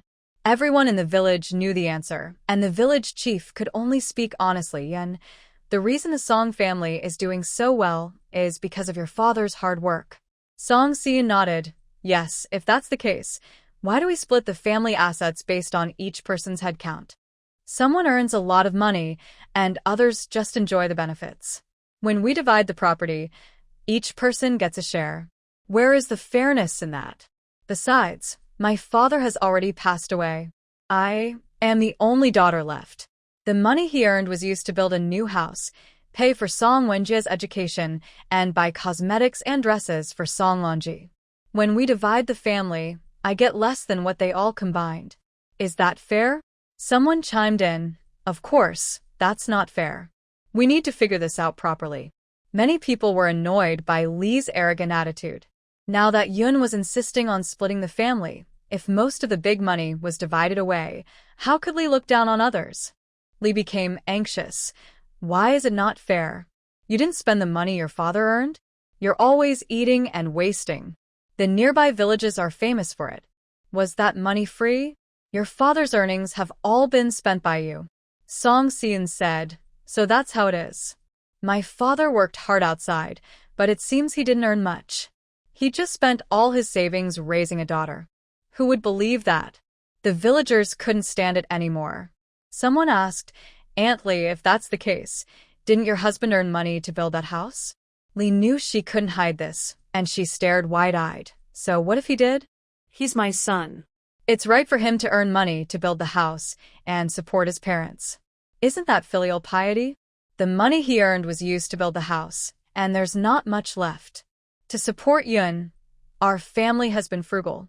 She really had a way with words, twisting black into white. Chao Hung felt sorry for Song Hongwu. He worked hard outside to give his daughter a good life, but in the end, his daughter was treated like this. No one in the Song family was grateful to him. When he passed away, they didn't feel sad, only regretful. From then on, no one sent money to the family anymore. Song Si-eun was also very angry and sneered coldly. So, according to you, I not only won't get any money, but I should also give you some? Mrs. Lee said, forget about giving gifts. If I mention it, people will say I am stingy. It's just that there's no money at home to share with you. Don't ask me for any. Do you really think your father earned that much money? I raised you for so many years, and you should show filial piety. You should give 3 or 5 taels of filial silver each year. Have you given any? I won't argue with you about it anymore. Song Si-eun said, no, I still need to be clear about this, or else people might think I took too much from the Song family. She looked at Mrs. Wu. Since we are dividing the family, please, Aunt Wu, return my dowry. Grandma Lee said I need to give her 3 or 5 taels of filial silver each year. I gave it for my father's sake, but I need to get my dowry back to have the money. The focus shifted back to Mrs. Wu. She immediately stepped back. What dowry? There's no dowry. You're talking nonsense. Song Si-eun said, when my father passed away, he clearly explained everything related to me. Kar-hung remembers every word. My father personally said he prepared a dowry for me, and he even mentioned the approximate amount. Why does Aunt Wu seem to know nothing about it? Mrs. Wu quickly said, that must be a lie from Kar-hung. Who knows if he's telling the truth? He's just trying to cheat the Song family's money and run away. He won't bother with you then. Song Si-eun smiled and looked at Kar-hung. Husband, she says you're lying. Today, we really need to clarify this, or else it will seem like we're the ones lying. Everyone else was curious. Kar-hung, did Si-eun's father really prepare a lot of dowry for her? Kar-hung nodded. Yes, it's true. Most of those items were custom-made by my father-in-law. Many of the jewelry pieces even have Si-eun's name on them. I think those jewelry pieces might still be in the Song family. If we look for them, we'll definitely find something. Mrs. Wu suddenly looked panicked. You're talking nonsense. There's no such jewelry with names. That's all our Lan Ji's dowry. Someone nearby said, are there really jewelry? You two don't have much ability, and you're supporting Wen Jie to study. How could you have so much silver to buy dowry for Lan Ji? If you bought it yourselves, it's really money earned by Hong Wu. Giving it to Si-eun is reasonable. Mrs. Lee wished she could slap Mrs. Wu. This really was a mess. She was sure she couldn't let anyone search her things. That wouldn't be proper, so she wasn't worried. Mrs. Lee snorted. If you say there is, then there is. But if you can't produce proof, that's not acceptable. She didn't believe they could have any evidence. The second son only brought back some dowry each year, not all at once. The silver he took home was the same. No one could tell the exact total. Lee believed this point confidently, so she dared to say so. She was sure that Song Si-eun had no evidence, so she wouldn't share any of the money with her. Chae-hung said, if evidence is presented, how would Grandma Lee respond? Lee replied casually, say what you will. I know best how much the second son took home. Now there's almost nothing left. You can't just make things up. Chae-hung added, Grandma Lee's words make sense. Your father-in-law is your son, so he should give filial money every year. Si-eun is the same. If your father-in-law were alive, how much do you think he should give each year? Lee naturally exaggerated. 10 taels of silver should be given. I also helped take care of Yunya. I may not have contributed much, but I've worked hard. Yunya eats a lot, so 10 taels isn't too much, right? Others frowned. 10 taels could support a family for a year. Was this meant for Song Han-woo to give as filial money, or to support a big family? The couple in the main house seemed useless, only relying on the second son to get by, and they treated Yunya poorly. Chae-hung said, that's not too much. The year your father-in-law died, Si-eun was 12. Counting from then, you raised her for 12 years, which totals 120 taels. Before that, your father-in-law also went out to earn money, and the silver he brought back was all spent by you. According to Grandma Lee, the filial money should be 3 to 5 taels a year. Let's take 5 taels as an example. Your father-in-law and mother-in-law had Si-eun when she was 20. The first 20 years, combined, amount to 100 taels. In total, that's 220 taels. Chae-hung asked, "Does this calculation seem correct to Grandma Lee?" Lee was a bit confused. Song Changming felt something was off. Why was Chae-hung suddenly doing the math? He wanted Lee not to speak, but Lee had already nodded in agreement. Yes, that's right. It's 220 taels. That's what he should give. The silver he brought back is only that much. When this number was calculated, everyone in the village gasped. Wow, Song Hongwoo was really capable. After so many years, he only earned over 200 taels of silver? Chae-hung nodded. Good. Since the account is clear and Grandma Lee agrees, everyone has heard it. Later, you shouldn't change your mind. Lee wanted to know what he meant by change your mind. Only now did she start to feel something was wrong. Chae-hung entered the house and took out a notebook, presenting it to the village chief. Village chief, my father-in-law was very good at business. He liked to keep records of everything, how much silver he sent home, how much dowry he bought for his daughter. He handed me the ledger before he passed away, and I've kept it safe, just in case there are any misunderstandings later. He handed the ledger over. Since today is about dividing the family, we should do it clearly. Grandma Lee already calculated with me that my father-in-law sent 220 taels of silver to the family. That covers all his years of filial piety, and Grandma Lee agrees. He looked at Song Changming and Li Shi.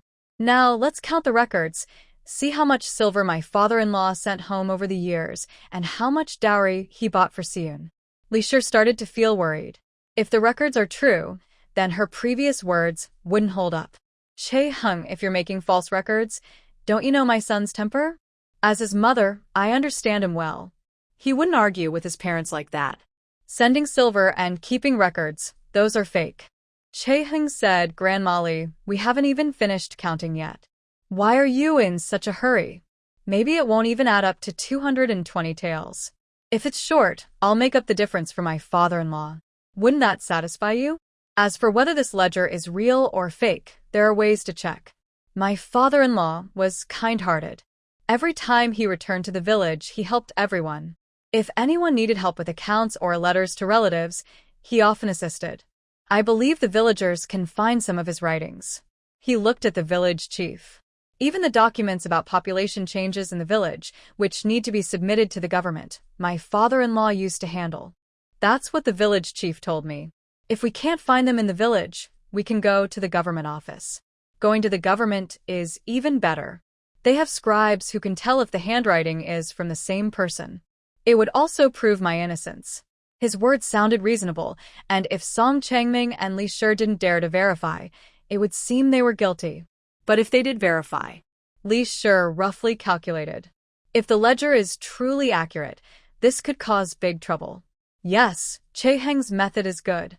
Since there's a ledger, let's have the village chief check it. We also have a letter written by Uncle Song kept safely. We have one too. And so do we. Dr. Lee spoke at the right time. Village chief, I have several medical cases that Hongwoo helped me copy. I can bring them out for verification if needed. I can go back now to get them.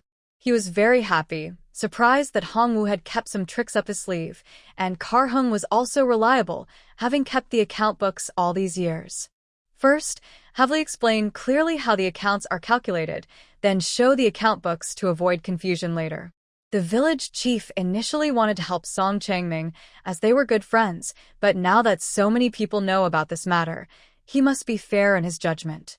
Otherwise, people might not trust him in the future.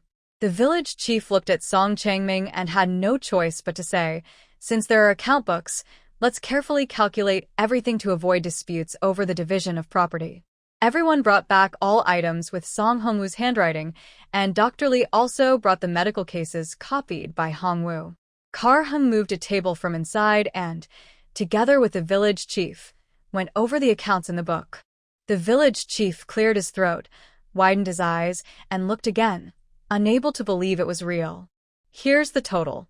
Everyone leaned in closer, eager to know the final amount in silver. Song Changming's heart sank. This matter was really hard to resolve. The village chief said, the total is 465 taels of silver. Additionally, some jewelry was bought for Yunya, roughly 3 sets of headpieces and 4 silver bangles, all with Yunya's name. After he finished speaking, there was complete silence around. People thought they must have heard wrong. After a while, they came back to their senses. Wow, Uncle Song, you're really good at making money. If I had known earlier, I would have gone out to trade too. Making money out there takes skill. Not everyone can do it. Besides, it's dangerous. Hongwoo even lost his life. Hongwoo earned that money with his life, but the Song family is twisting the truth. It sounds like Yunya spent all the money herself. Even if she ate fish and meat every day, she couldn't spend over 400 taels. That's right. Lee's words are full of lies. I told you if all the money was spent, how could they afford to repair that house? Song Seon said, "This is written by my father himself, so it's correct. He wouldn't have expected today's situation, so there's no need to lie years in advance." Now I want to ask, Grandma Lee said all the silver was spent. Kar-hung calculated that, at most, you should get 220 taels. Where did the other 245 taels go? This booklet was a collection of Song Hongwoo's essays, written down from time to time. It contained many things, mostly his longing for his daughter. He also wrote that he would work for 2 more years to earn money, and then go home. After that, he would never leave the house again and spend his life taking care of his daughter. But unexpectedly, fate did not favor him. Heaven did not give him another chance. After the village chief finished reading, everyone was very moved. They all felt that the Song family was behaving unreasonably, and they felt sorry for Song Hongwoo. Li Shi saw this and realized her words could no longer deceive people. She immediately sat down on the ground. "Oh, I really have a hard life. All my children seem to come to ask for debts. They send some silver home and remember it clearly.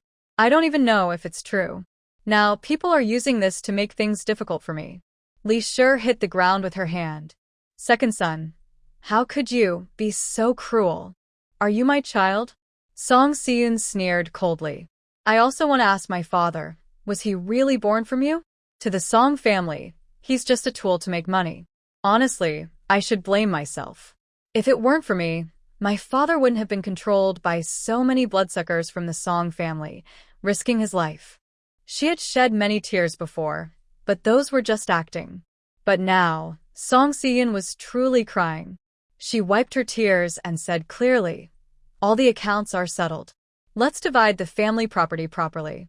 You may not agree with these accounts, but my father isn't just doing business outside. There are also many uncles and relatives. It's not hard for me to find them if I put in some effort." Song Seon sneered, "A little trouble doesn't matter.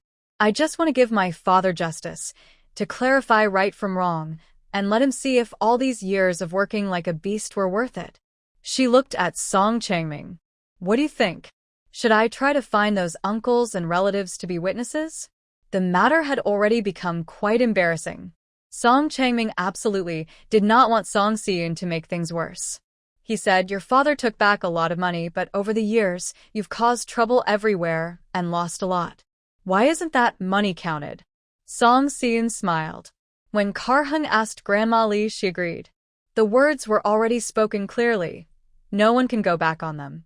Why are they playing tricks now? If it's true that I was raised and cost us a lot of money, could Grandma Lee only say 10 silver coins? I don't think anyone present would believe that. Everyone nodded. Song Seon said, "Village chief, the accounts are settled. Let's continue dividing the family property. Since we've already deducted the money my father should have given to the Song family over the years, the rest should be mine. The Song family must give me 245 silver coins." Mrs. Lee was so shocked her eyes nearly popped out. The entire Song family couldn't even come up with 100 taels of silver, let alone over 200. How could that be possible? Mrs. Lee said directly, "Then take my life if you want." Over 200 taels. It's amazing you can even say that. Aren't you afraid you'll lose your words? Song Seon spread her hands. The bill was calculated right in front of you. You agreed to it, so now you're trying to back out? Trying to cheat? So what if she did? Today she was going to cheat.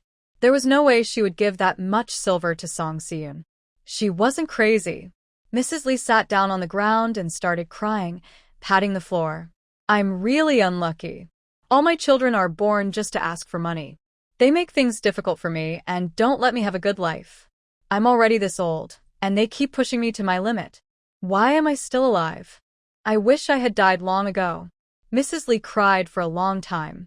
The people around her started talking more and more loudly. Usually, Song Changming would have been fed up and thought she was embarrassing herself. But today was different. Now, they had Song Si-eun in control. If they kept calculating like this, she really should get the money. But their family couldn't come up with that much silver. Even if they could, they wouldn't give it. Her fussing made things easier to settle. He closed his eyes and pretended he hadn't seen anything. Song Si-eun looked indifferent as she watched Mrs. Lee cry. Mrs. Lee then started scolding Song Han-gu. That second son really caused me a lot of trouble. He couldn't stay at home and insisted on going out to do business. The money he earned was all sent back to the family by himself. He never said he wanted to settle the accounts with me clearly. He gained a good reputation as a filial son, so his parents bought whatever he wanted. Don't let him suffer. I listened to him and raised this girl to be healthy and chubby. Now that he's gone, she's here asking me for money. How can such a thing happen in the world? Song Si-eun sneered. Did Mrs. Lee have any real feelings for Song Han-gu? Her lie was exposed, yet she still dragged Song Han-gu into the matter. So, for her, that second son earning a lot of silver outside and sending it home to make her happy was wrong? But Mrs. Lee's move was indeed effective. She cried for a while, and someone nearby started advising Song Si-eun. You and your father sent back so much silver, but the family also spends a lot. Asking them for over 200 taels might be difficult. We're all family, so don't make things too ugly. If your father finds out, he'll worry too. Everyone in the village tends to ignore problems that don't concern them, offering kindness and tolerance to others. But when it comes to their own issues, they act differently. Song Si-eun said, if my father knew that his own mother said such things about him, he would be very sad. Mrs. Lee replied, what did I say? Yun, your father was very filial when he was alive. Now that he's gone, is this how you treat my family? If he knew, he wouldn't be happy.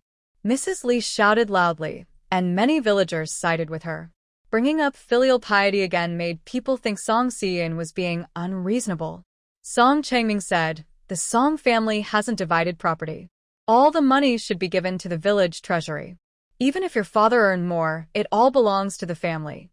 He didn't work on the land when he was outside. Where do you think your clothes and supplies come from? Seeing that Song Si-eun didn't respond, Song Changming seized the chance to continue. We are one family. The accounts aren't so simple. Your grandmother worked hard to raise you. Can all that be measured with money? The village chief also knew the Song family probably didn't have that much silver. If Song Si-eun kept causing trouble, the issue wouldn't end. If this got out, it wouldn't be good for Xingshu village. He wanted to stay as village chief, so he needed to keep his reputation good. He also advised Yun, I've looked at the accounts. Your father did work very hard outside, but your grandfather has a point. The Song family hasn't divided property, and the money your father earned should be given to the village. Mrs. Lee saw the village chief was supporting the Song family and immediately stood up. Yes, the village chief is wise. I raised this girl from a young age. Now she wants to settle accounts with me. I can't even begin to explain how hard it is for me. Song Si-eun never intended to take all the money back. She just wanted to divide the property. And Mrs. Lee was right. Song Han-woo was filial. He gave the account books to Chae-hung, hoping he would protect his daughter someday. But he certainly didn't want his daughter to fight with the family. Earlier, Chae-hung guided Mrs. Lee on how to calculate the accounts, mainly to pressure them and let villagers see who owed whom. Now that the village chief was supporting the Song family, Song Si-eun decided to stop arguing. She looked at the Song family members and said, my father was filial, and now you use that to control him. Grandma used to complain to my father all the time, and now she's complaining in front of me. Honestly, how hard was it for her? If it weren't for my father, would the Song family have that house to live in? Could there be over 20 acres of good land? Can Song Wenjie keep studying at the school forever? Song Seon sneered coldly. This bad debt is just making ourselves sad. Since the village chief supports you, my husband and I are just two people. How can we compete with your many words? You can't pay the 245 taels, but you must pay at least 100 taels. She looked at Song Changming and said, 100 taels, plus my dowry. I won't give in anymore. If we don't settle this, we'll make a fuss. Let's see who can make the other back down. If you don't believe it, try. Of course, Song Changming believed her. If this girl cared about her reputation, she wouldn't cause so much trouble. If she got really angry, she would definitely make a big scene. Plus, the accounts had already been calculated. So many people in the village were watching. If they refused to pay the 100 taels, it wouldn't end well. But the family didn't have that much silver. When Song Hongwu was alive, Song Wenjie's schooling money was set aside by him alone. Back then, they never thought they would run out of money. But after Song Hongwu died, the Song family lost a big source of income. Song Wenjie's studies were struggling, and they still had to keep spending money. They spent at least 10 taels a year, and that money came from their savings. They had been saving for years, but now there wasn't much left. That's why they were struggling over 30 taels of silver this time. Li Shi knew exactly how much silver the family had. Now, hearing Song Seon refuse again, she was about to argue with her. 100 taels? Where am I supposed to find 100 taels for you? I have nothing. Song Seon smiled slightly. If that's the case, I'll have to go to the government office and ask the magistrate for help. My husband and I are all alone. We can't keep being bullied like this. Song Changming immediately grabbed Li Shi and glared at her. Don't speak. He looked at Song Seon and said, although your father earned money and we didn't split the family, technically that money shouldn't be given to you. But I am an elder, so I won't argue with you. 100 taels is not a small amount. I'll give it to you in a few days. No. Song Seon refused directly. If she couldn't get the money today, it would be even harder later. She said, today, we must settle the accounts clearly. We agreed to split the family, so what is this about? The Song family is big and powerful, and we still support a scholar. If you can't come up with 100 taels, have my father's hundreds of taels earned back already been wasted by you? Song Changming was very angry, but he cared about his reputation and didn't want villagers to gossip. He was afraid he couldn't come up with enough money to make the Song family look good on the surface. All right, we also need some money at home. My wife and I are getting old, and you can't expect us to not have money for doctor visits, he said. If you want to split the family, then do it. I'll give you 50 taels of silver. Our family has 23 acres of land. After excluding the car measurement land, divided among 7 people, you should get more than 3 acres. Your older brother is busy studying, and I can't take care of the land. Your older sister is of marriageable age. Your parents are also old. The only ones working the land are your uncle and aunt. Since they can't manage it all, we'll transfer the extra land to you. How about that? He spoke nicely, saying the land was idle and a waste, but really, it was just because they couldn't afford the money and needed to sell land to fill the gaps. Song Seon was already thinking about the land. Buying property is always a good idea, especially since most of the Song family's land was good farmland, originally bought by Song Hongwu himself. She nodded. Since you've said so, I won't make things difficult.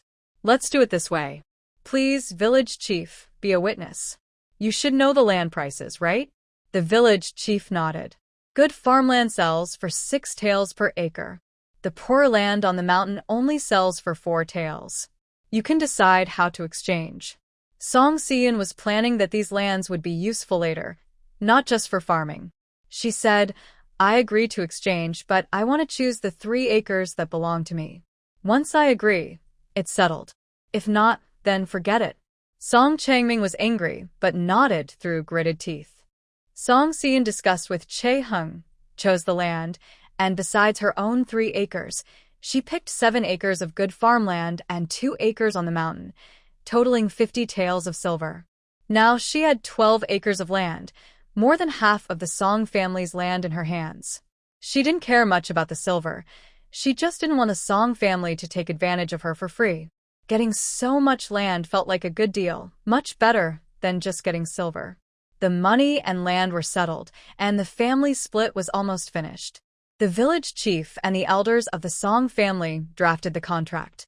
Song Changming and Song Seun signed and stamped it. They also divided the house and land deeds on the spot. Some land deeds were combined, so they had to go to the government office to split them apart. The village chief would help with that. After all the fuss, it was already noon. Many people were still watching, and no one seemed hungry, all afraid of missing the good show. Song Seun put away the contract and smiled coldly. There's one more thing left unfinished. I haven't taken back my dowry. I've been married for a year, and my dowry is still with my family. Isn't that strange? Today, half of our land was lost, and I even gave 50 taels of silver. Madame Li was furious. Now Song Seun was still talking about her dowry. She scolded loudly. Did Chae-hung give a betrothal gift? He hasn't even given the formal gift, and he still wants you to take your dowry? Who does he think he is? Song Seun sneered. That's because he doesn't understand the rules. What does it have to do with me? My father prepared my dowry. Isn't it shameful for Song Lonji to hold it? It even has my name on it. Grandfather Song, your granddaughter is going to marry into a noble family with such a dowry? At this point, Song Changming was also very angry. He shouted at Madame Wu, go back and get it. Hurry up and bring whatever you have. Give it all to her. If anyone dares mention this girl in front of me again, they can get out of the house. He pointed at Song Seun and said, according to your idea, the house is divided, and the silver and land are given to you. If you dare to cause trouble again, don't blame me for being harsh. Song Seun was too tired to bother with him. She said to Madame Wu, please, Aunt Wu, go back and look for it. Grandfather Song has already spoken. You can't just ignore it, right? You're going to be a scholar's wife someday. You should care about your reputation. Today, she had no choice but to accept. The people of the Song family looked grim and hung their heads as they returned home. The village chief told everyone to disperse. It was past noon, and the excitement was over. People hurried home to cook and get back to work in the afternoon. Song Seun smiled. Thank you, village chief, for helping to settle this. The land deed isn't settled yet. I appreciate your effort. Once everything is done, I will visit to thank you personally. The village chief didn't know what to say. The girl had truly changed. She had silenced everyone in the Song family. Ultimately, it was Song Changming's pride that made him so passive today. After everyone left, Dr. Li said, in the end, the family is divided. That's for the best. From now on, you two should live happily, and you don't need to worry about them. Song Seun couldn't hide her happiness and nodded with a smile. Yes. By this time, Song Seun was hungry. After Dr. Li and Madame Wang left, she touched her stomach. I'm hungry. Chae-hung said, I'll go cook first. It will be simple food. Song Seun smiled and said, what is there to be afraid of? Even if the family is split, I can go hungry today. Chae-hung asked, so you'll go hungry? She was so happy she jumped up and down. Such good news. How can I be hungry? I'll go cook with you. She wasn't sure if they could really split the family today. She kept looking at the agreement over and over again, finally feeling at ease. Finally, the family was split, and she wouldn't have anything to do with the Song family anymore. They couldn't rely on her again. They made a simple meal and ate happily, but the Song family was not so cheerful. After returning home, Song Changming ordered Wu to find Song Seun's dowry. Whatever they could find, they should give. If there was nothing left, he would talk to her. He thought she probably wouldn't care much about a few small things now. Wu looked sad and said, Father, we took so many things today. Almost half of our family's belongings are gone. Do we really have to give more? Song Changming angrily slammed the table. What can we do if we don't give? Everyone in the village heard about it. Now, who doesn't know that Song Seun's dowry is in our hands? If we don't give it out, how can we stop others from talking? No matter how much, we have to take it back. If she's sensible, she won't mention it again in the future. Li was crying non-stop, not caring about anything else. Wu didn't know who to ask for help. She had no choice but to go to Song Lanji's room to get the dowry. Song Lanji already knew about this and refused to give it. Song Changming had been angry with Song Xian all morning. When he got home, it was chaos. He grabbed a stick and went straight to Song Lanji's room, hitting her twice. Is no one in this house in charge? Do I have to ask your opinion about everything? Is this yours? Put it down and get out if you don't. Usually, Song Changming only used words to scare people, but this was the first time he hit someone with a stick. Wu and Song Lanji were both shocked. Wu quickly signaled her to stop, and Song Lanji had to let go. Most of the jewelry Wu got from Song Xian was given to her daughter. The family still had money, and the items hadn't been sold yet. Wu wouldn't give everything away. She picked some small pieces to give to Song Xian but was scolded by Song Changming. You all are really asking for trouble. Doesn't Song Xian know what's in her things? Her older brother's notebook says it clearly.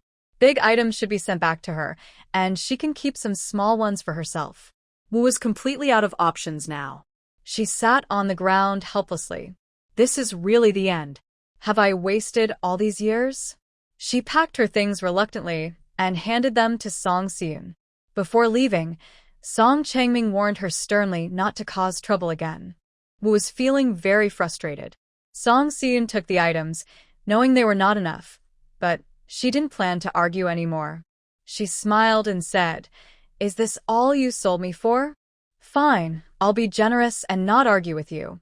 In the future, Aunt Wu, be careful when you walk. Don't enter other people's yards again. Wu was furious and clenched her teeth. Remember this, Song Xian. When the Song family becomes successful, stay away from us. Song Xian nodded. Yes, I remember clearly. Our families are now separate. What do I have to do with you? Don't worry, even if the Song family produces a top scholar in the future, it has nothing to do with me. Hearing this, Wu felt a bit better. Song Xian also thought that Wenjie might become a top scholar. She snorted coldly and turned to leave.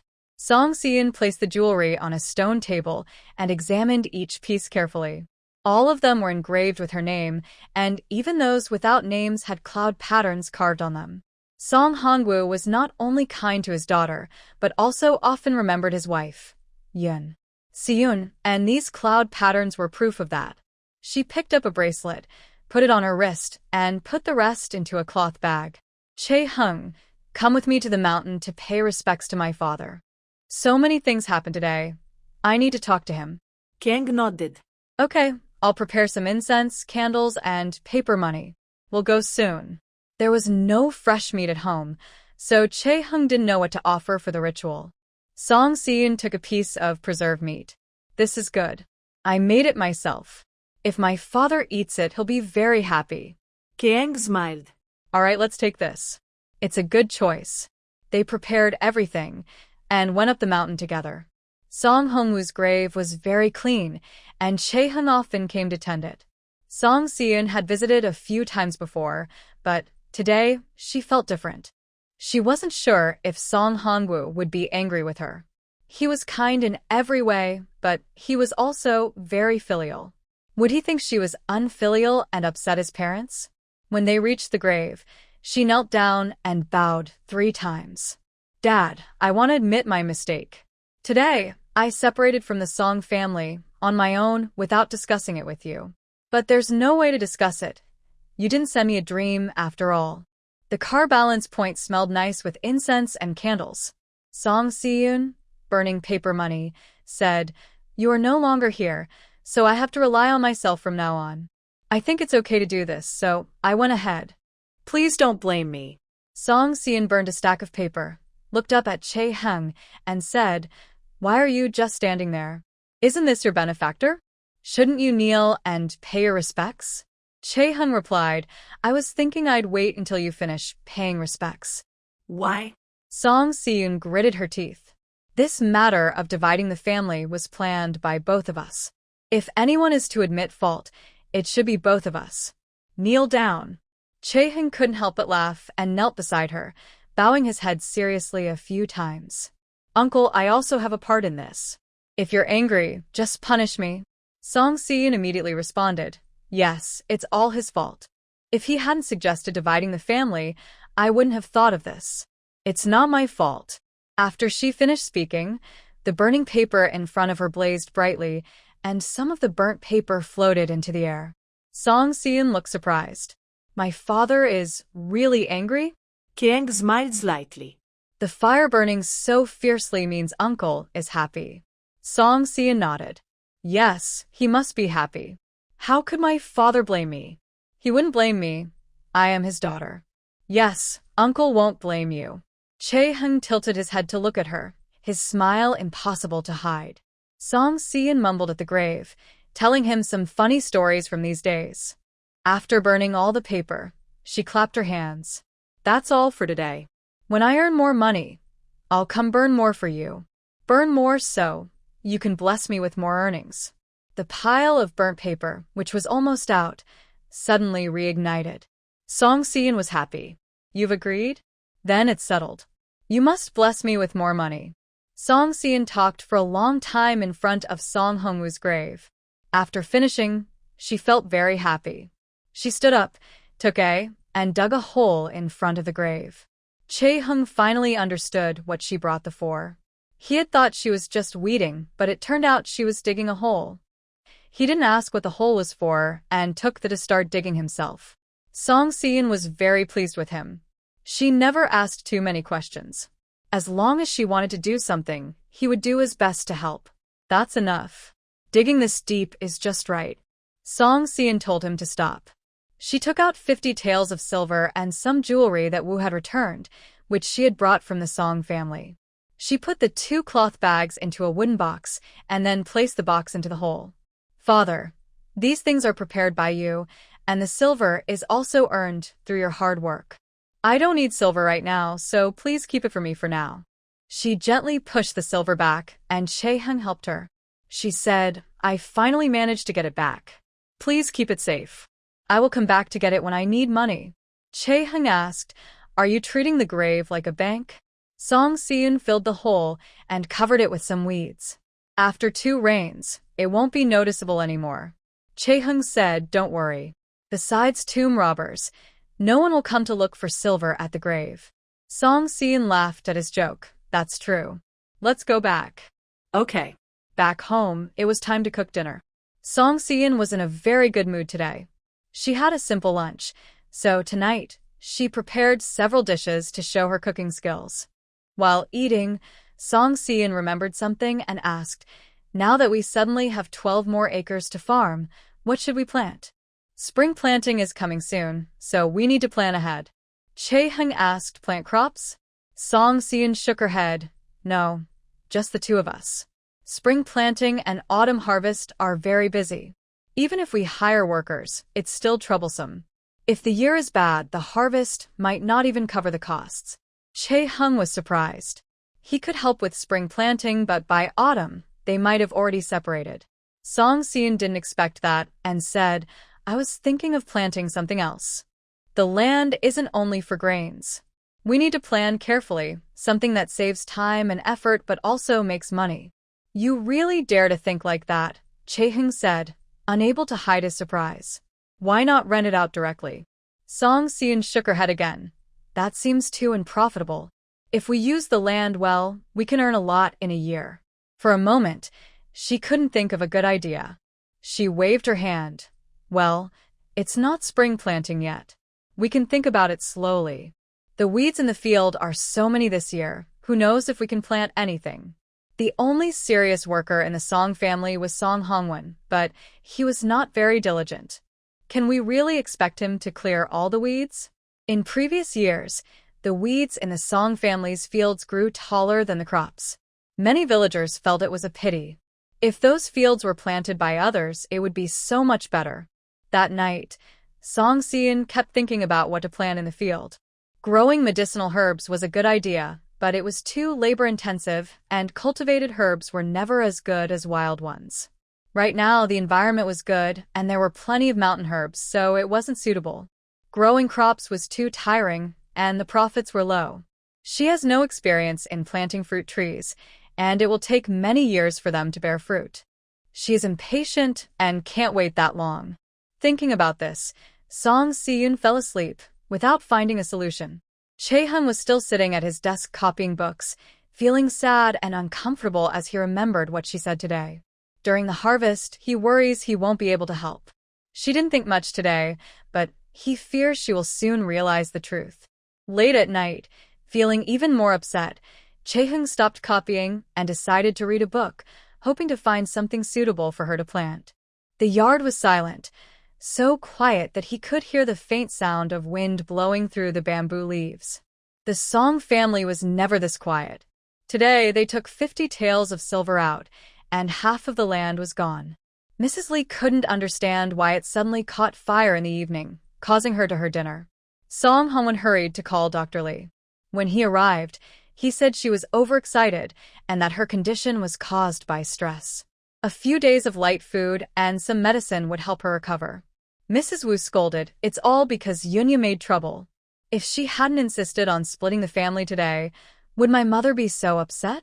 She sighed, "That girl is truly unfilial." Dr. Lee ignored her words and packed up his medical kit. The consultation fee and medicine cost a total of 1 silver coin. Mrs. Wu's eyes widened. "How much? Why is it so expensive?"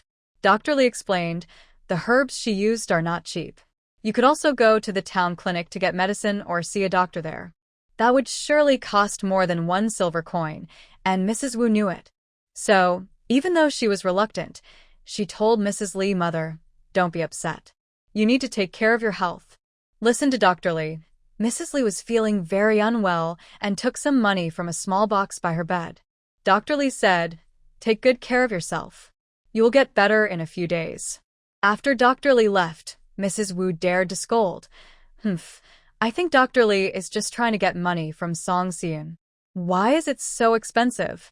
Mrs. Lee also felt uncomfortable hearing her daughter-in-law's words and muttered, "Are you saying I spend too much? How much more could I spend than your son?" Mrs. Wu quickly explained, "Mother, I didn't mean that. I was just thinking that Dr. Lee took Song Si-yoon as an apprentice, so he must be on her side.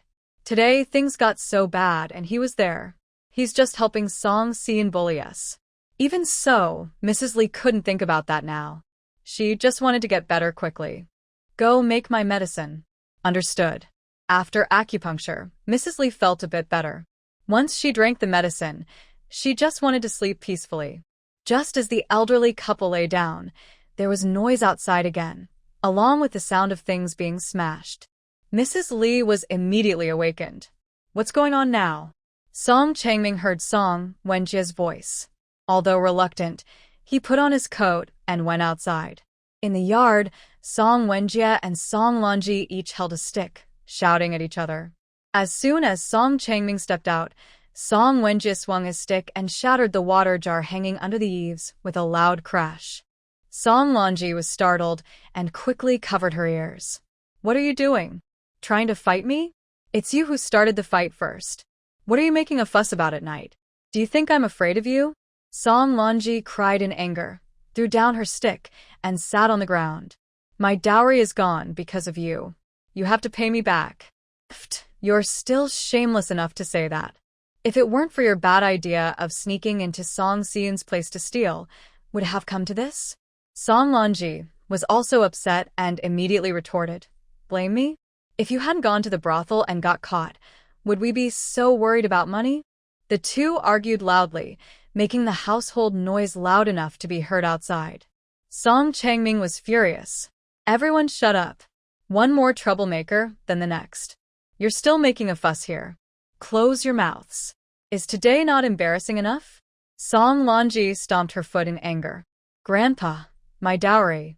I'm already 18 and about to get married. If I suddenly have no dowry, what am I supposed to do? How can I get married?" Song Changming said, "I will prepare it for you. Why are you causing trouble now? I didn't know you were getting married. I tell you, if you dare to cause more trouble, there will be nothing left. Go prepare with your parents." He then glared at Song Wenjie. "And you too. This whole mess is because of you. If you weren't so useless, would the family be like this?" Song Wenjie was not willing to accept that. "Can you blame me? If Grandpa thinks I'm not good at studying, I'll stop going. I'm serious. Song Lonji rolled her eyes. Whether you study or not, that's up to you. Mrs. Wu, fearing the old master would really get angry, quickly stepped forward to speak for her son. Father, Wenjie is just talking nonsense. Don't take it to heart. Song Wenjie snorted coldly. I'm serious. How many silver coins does the family have to support a student? I have to scrimp and save just to go to school. All my classmates laugh at me. What's the point of studying? It's better to go home and farm. When something goes wrong, other families solve the problem immediately, but my family causes chaos and can't even gather enough money. I feel so ashamed. If only you had the ability to give me more money, I wouldn't have to suffer so much. Now, even this girl dares to bully me. These words made Song Changming so angry, he almost couldn't breathe. He pointed at Song Wenjie and said in disbelief, What did you say? Say it again. I said it's all because our family isn't capable. We don't have the resources, but we still insisted on supporting a scholar. It's no wonder we're laughed at. Wu quickly grabbed him, worried he might upset the old master. Wenjie, what are you talking about? She hurriedly signaled to him. Only then did Song Wenjie stop speaking and was pushed back into the house by Wu.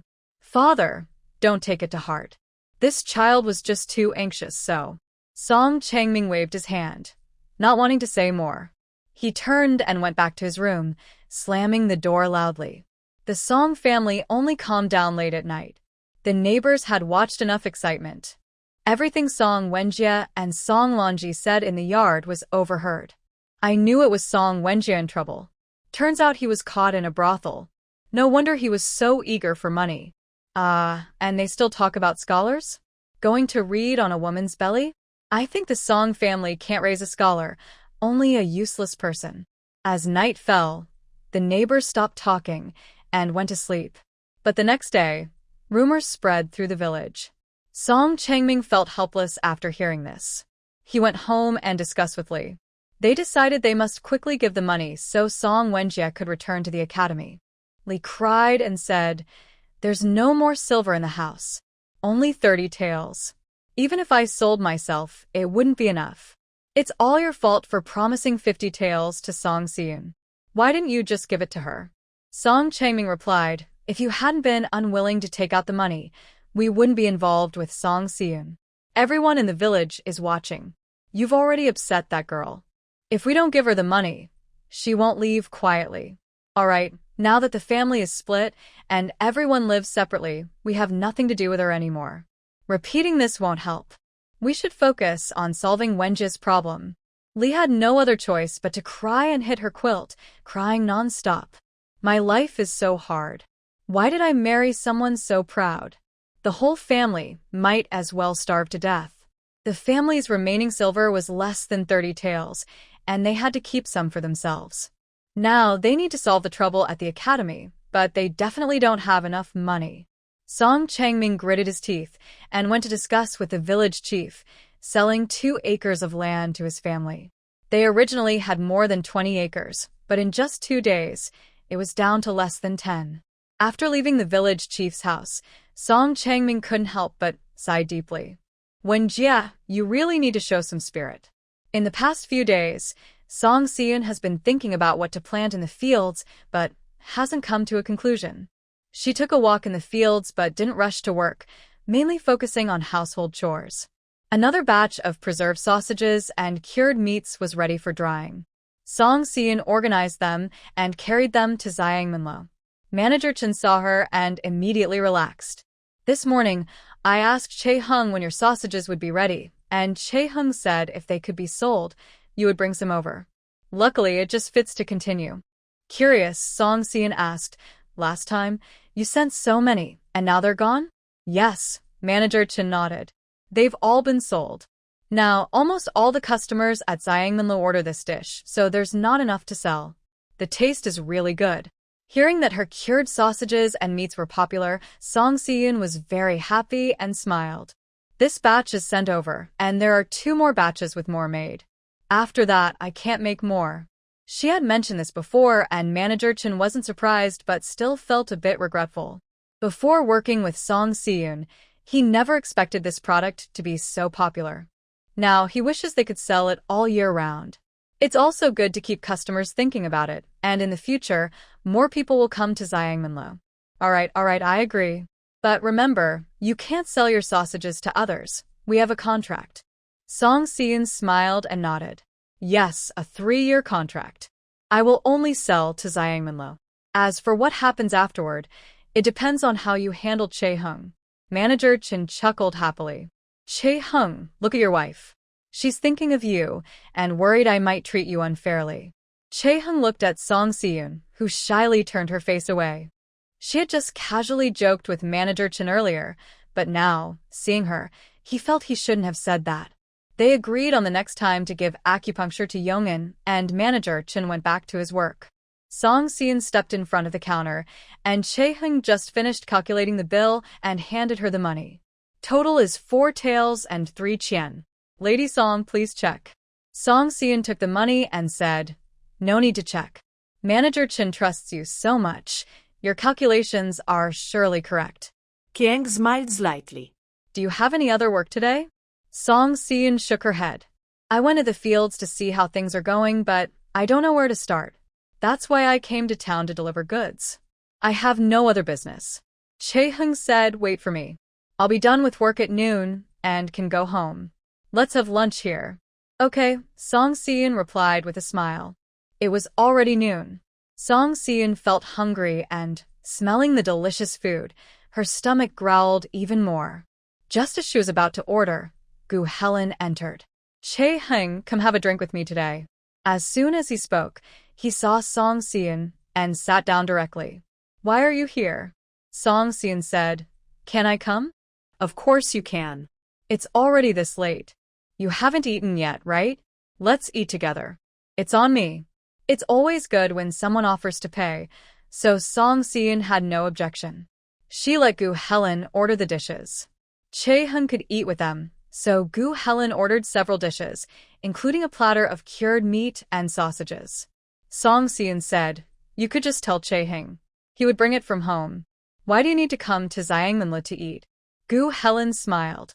Young master has everything he needs, except money. This money goes to Zhangmenlo. Besides, I feel a bit embarrassed to eat for free. Since he learned that Song Seon bought many expensive medicinal herbs to treat Chae-hung's leg injury and had kept it a secret, Gu Helen couldn't dislike her anymore. He used to have some prejudice against her, but now he saw that she truly cared for Chae-hung and hadn't caused trouble lately. Since that's the case, he saw no need to keep breaking them apart. The busy period had passed, and the shop had fewer customers. Chae-hung sat down to eat with them. He was very pleased that Gu Helen finally stopped arguing with Song Seon.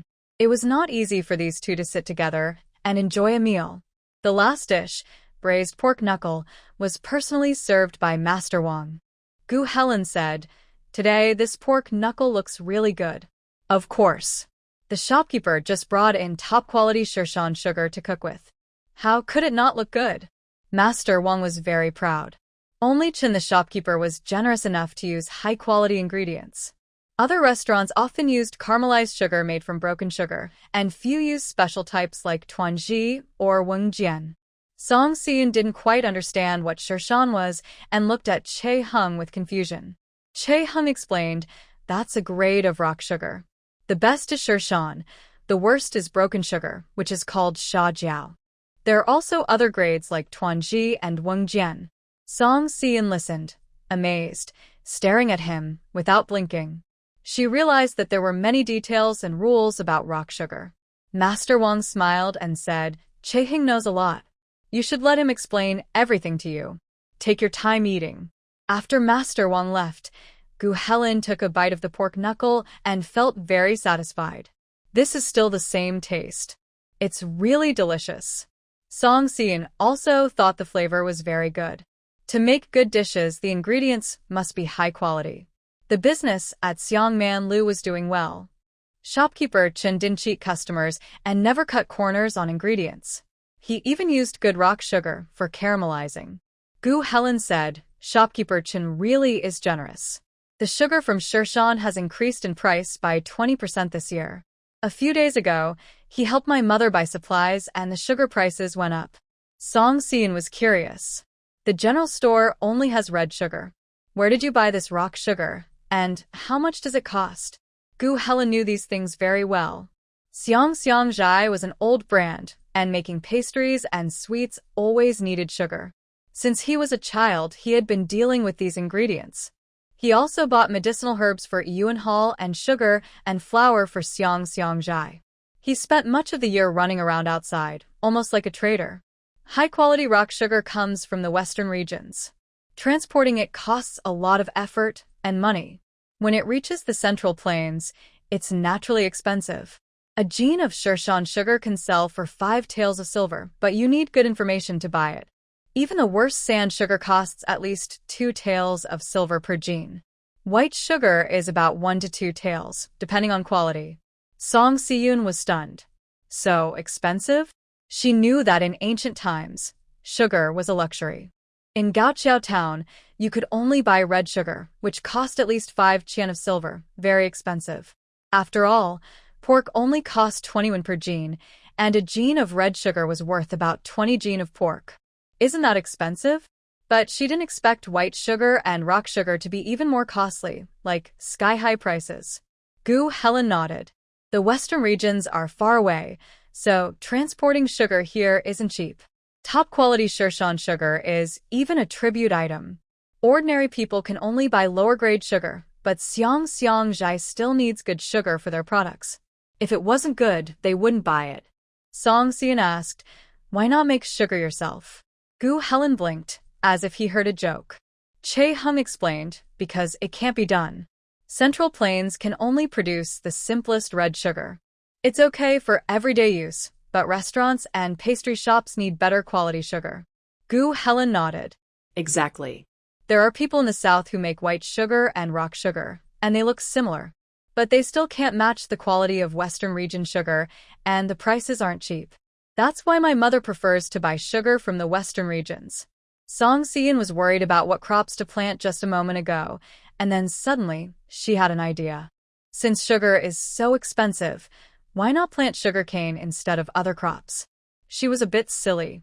In her past life, she liked to travel around, and now her experience came in handy again. She had lived in a rural area in the South before, helping to harvest sugarcane, and they could make sugar right in the fields. She found it interesting and stayed there for several days. She knew the general process of making sugar and had seen locals produce rock sugar. Now she could do it herself. The climate here is perfect for growing sugarcane, timing, location, and people are all in her favor. What's stopping her? Chae Hung saw her eyes light up, knowing she was thinking about something again. What's wrong? Song Si-eun patted the table. I have an idea. I want to plant sugarcane. Chae Hung smiled. Good. He knew she was thinking about making money. Gu Helen was surprised. Plant sugarcane? In your vegetable garden? Song Si-eun smiled and said, "A few days ago, I separated from the Song family. Now I have 12 acres of land, mostly sandy, near the river. Isn't that perfect for planting sugarcane?" Gu Helen felt his information was very outdated and asked, "While I was away, what have you all been doing? It's like everything has changed?" Chae Hung smiled and helped serve food to Song Si-eun. Feeling confident about her plan to grow sugarcane, she was in a good mood and enjoyed the meal very much. In the afternoon, Chae Hung could go home, and they walked together. Song Si-eun shared her thoughts. Now is a good time to plant sugarcane. It's not too late, but we don't have seedlings. We can only buy mature plants. Where should we buy them? Chae Hung said, "You can ask Gu Helen. He should know how to find some." Song Si-eun stopped and pulled him back. "Where are we going?" "Of course, to find Gu Helen. I just hope he doesn't hold a grudge. I need his help. He must find me some sugarcane seedlings." She was full of energy and eager to start. She couldn't sit still. Chae Hung looked down at his wrist, which she was holding tightly, feeling warm all over. When Gu Helen saw them turn back and ask for help finding sugarcane seedlings, he was stunned. "Wait, you really want to plant sugarcane? How much are you planning to plant?" Song Si-eun smiled. 5 acres to start. Please help me buy the seedlings. Get more, especially sugarcane varieties. Gu Helen hesitated, then looked at Chae Hung. Are you really letting her do this? Kar Hung remained calm and said, she's not joking. Sugar is so expensive. If we really manage to make sugar, this business could be very profitable. But what if we can't succeed? Gu Helen considered their future. Sugar is costly and sugarcane seedlings are not cheap either. If this business were easy, wouldn't everyone be doing it? Kar Hung replied, we have to try to know. Please pay more attention. If we don't plant now, it will be too late. Neither of them objected, so Gu Helen didn't argue further. All right, I'll help you buy the supplies. I've really become a trader now. My parents are looking for me, and you're also finding me. Song Seon smiled, because you're dependable. She felt reassured, leaving the matter to Gu Helen. The next day, he set out to buy supplies, while Song Seon and Kar Hung prepared the land. The land at Song's family hadn't been plowed for years, so the soil was hard and compacted. That wouldn't do. Song Seon selected a few plots of land for planting sugarcane. Only 2 households in Xingmei village had oxen, so she rented them, expecting the land to be plowed within 2 days. Kar Hung helped at home for a day before heading to Xiangmenlo again. Song Seon boiled water, brewed tea, and packed some snacks, then went to the fields to give Wang Fa and Lin Dejin some food to fill their stomachs. Uncle Wang, Uncle Lin, you've been working since morning. Take a break. They were indeed tired. They came to work for Song Seon, earning 2 coins a day, so in 2 days, they earned 4 coins. They worked generously, and it would be rude not to work hard for the pay. After drinking a cup of tea, Wang Fa said, Yun, what do you plan to plant on this land? Why are you in such a hurry? It's only early February. Spring plowing is still possible. If you want, I can help you do it slowly, and you don't need to pay so much. Song Seon replied, I plan to plant sugarcane. It's best to plant when it's cold, but it's a bit late now, so I'm in a hurry. Thank you both for your hard work. Lin Dejin said, you've already paid, so what's the hardship? I take my ox to plow for others, and I can't earn as much in 3 days as I do here in 1 day. When they learned Song Seon wanted to plant sugarcane, they were surprised. Xingmei village wasn't without sugarcane planting, but the yield was small, mostly just for the kids' sweet treats. The soil here wasn't good, so the sugarcane wouldn't be very sweet. They thought Song Seon's money might be wasted, but they didn't say much, since she had already made up her mind. Song Seon asked about the progress, and then headed back. I'll go home and cook. Come over later after work to eat. After she left, Lin Dejin said, I think this girl is going to lose money. Why plant just a few acres? Growing crops is much better. Wang Fa said, it's fine to pay if we have to. Yunya used to be unpredictable, but now she's finally on the right path. If we don't pay the money on the land, with her old temper, she might cause trouble. It's better to just plant crops. That's true. 2 days later, they plowed all 5 acres of land. Wang Fa and Lin Dejin thought Song Seon was generous and decided to work harder, plowing 2 more acres for her. Song Seon went to water the fields with manure, working for 2 days until her back and waist were sore. Gu Helen also returned soon after. Following their instructions, he bought sugarcane seedlings for 5 acres and had them delivered directly to Xingmu village. Chae Hung took 2 days off to plant the sugarcane and then go to Xiangmenlo. Gu Helen said, to buy this, I've worked my legs to the bone. I was worried you wouldn't know how to plant, so I brought back 2 skilled sugarcane planters. Ask them carefully, so you don't lose money. He thought very carefully, and Song Seon was very happy. She knew how to make sugar, but didn't know how to plant sugarcane. She had planned to ask Chae Hung to look it up in books, but Gu Helen directly brought skilled workers to plant the sugarcane. Thanks a lot. Come to my house for dinner sometime. Whatever you want to eat, I'll make it. Planting sugarcane on 5 acres was quite a task. Gu Helen also brought some workers from his farm to help. Song Seon paid them 60 coins a day, making them very happy. After 3 more busy days, they finally finished planting the sugarcane. The 2 skilled workers explained all the important points to them. Song Seon asked Chae Hung to write everything down in detail. They both showed respect to Gu Helen and didn't hide anything, sharing openly. Chae Hung wrote over 10 pages, carefully keeping the notes so they wouldn't lose them when needed. After sending the workers away, Song Si-in paid their wages and then paid Gu Helen for the sugarcane seedlings. In just about a week, they had spent nearly 20 taels of money, not counting the land costs. Song Si-in promised to invite Gu Helen to dinner, and she kept her word. The next day, she asked Chae Hung to invite him to her house, where she prepared a rich meal. Gu Helen was amazed. "Your cooking skills are really good." Song Si-in smiled and said, "Thank you.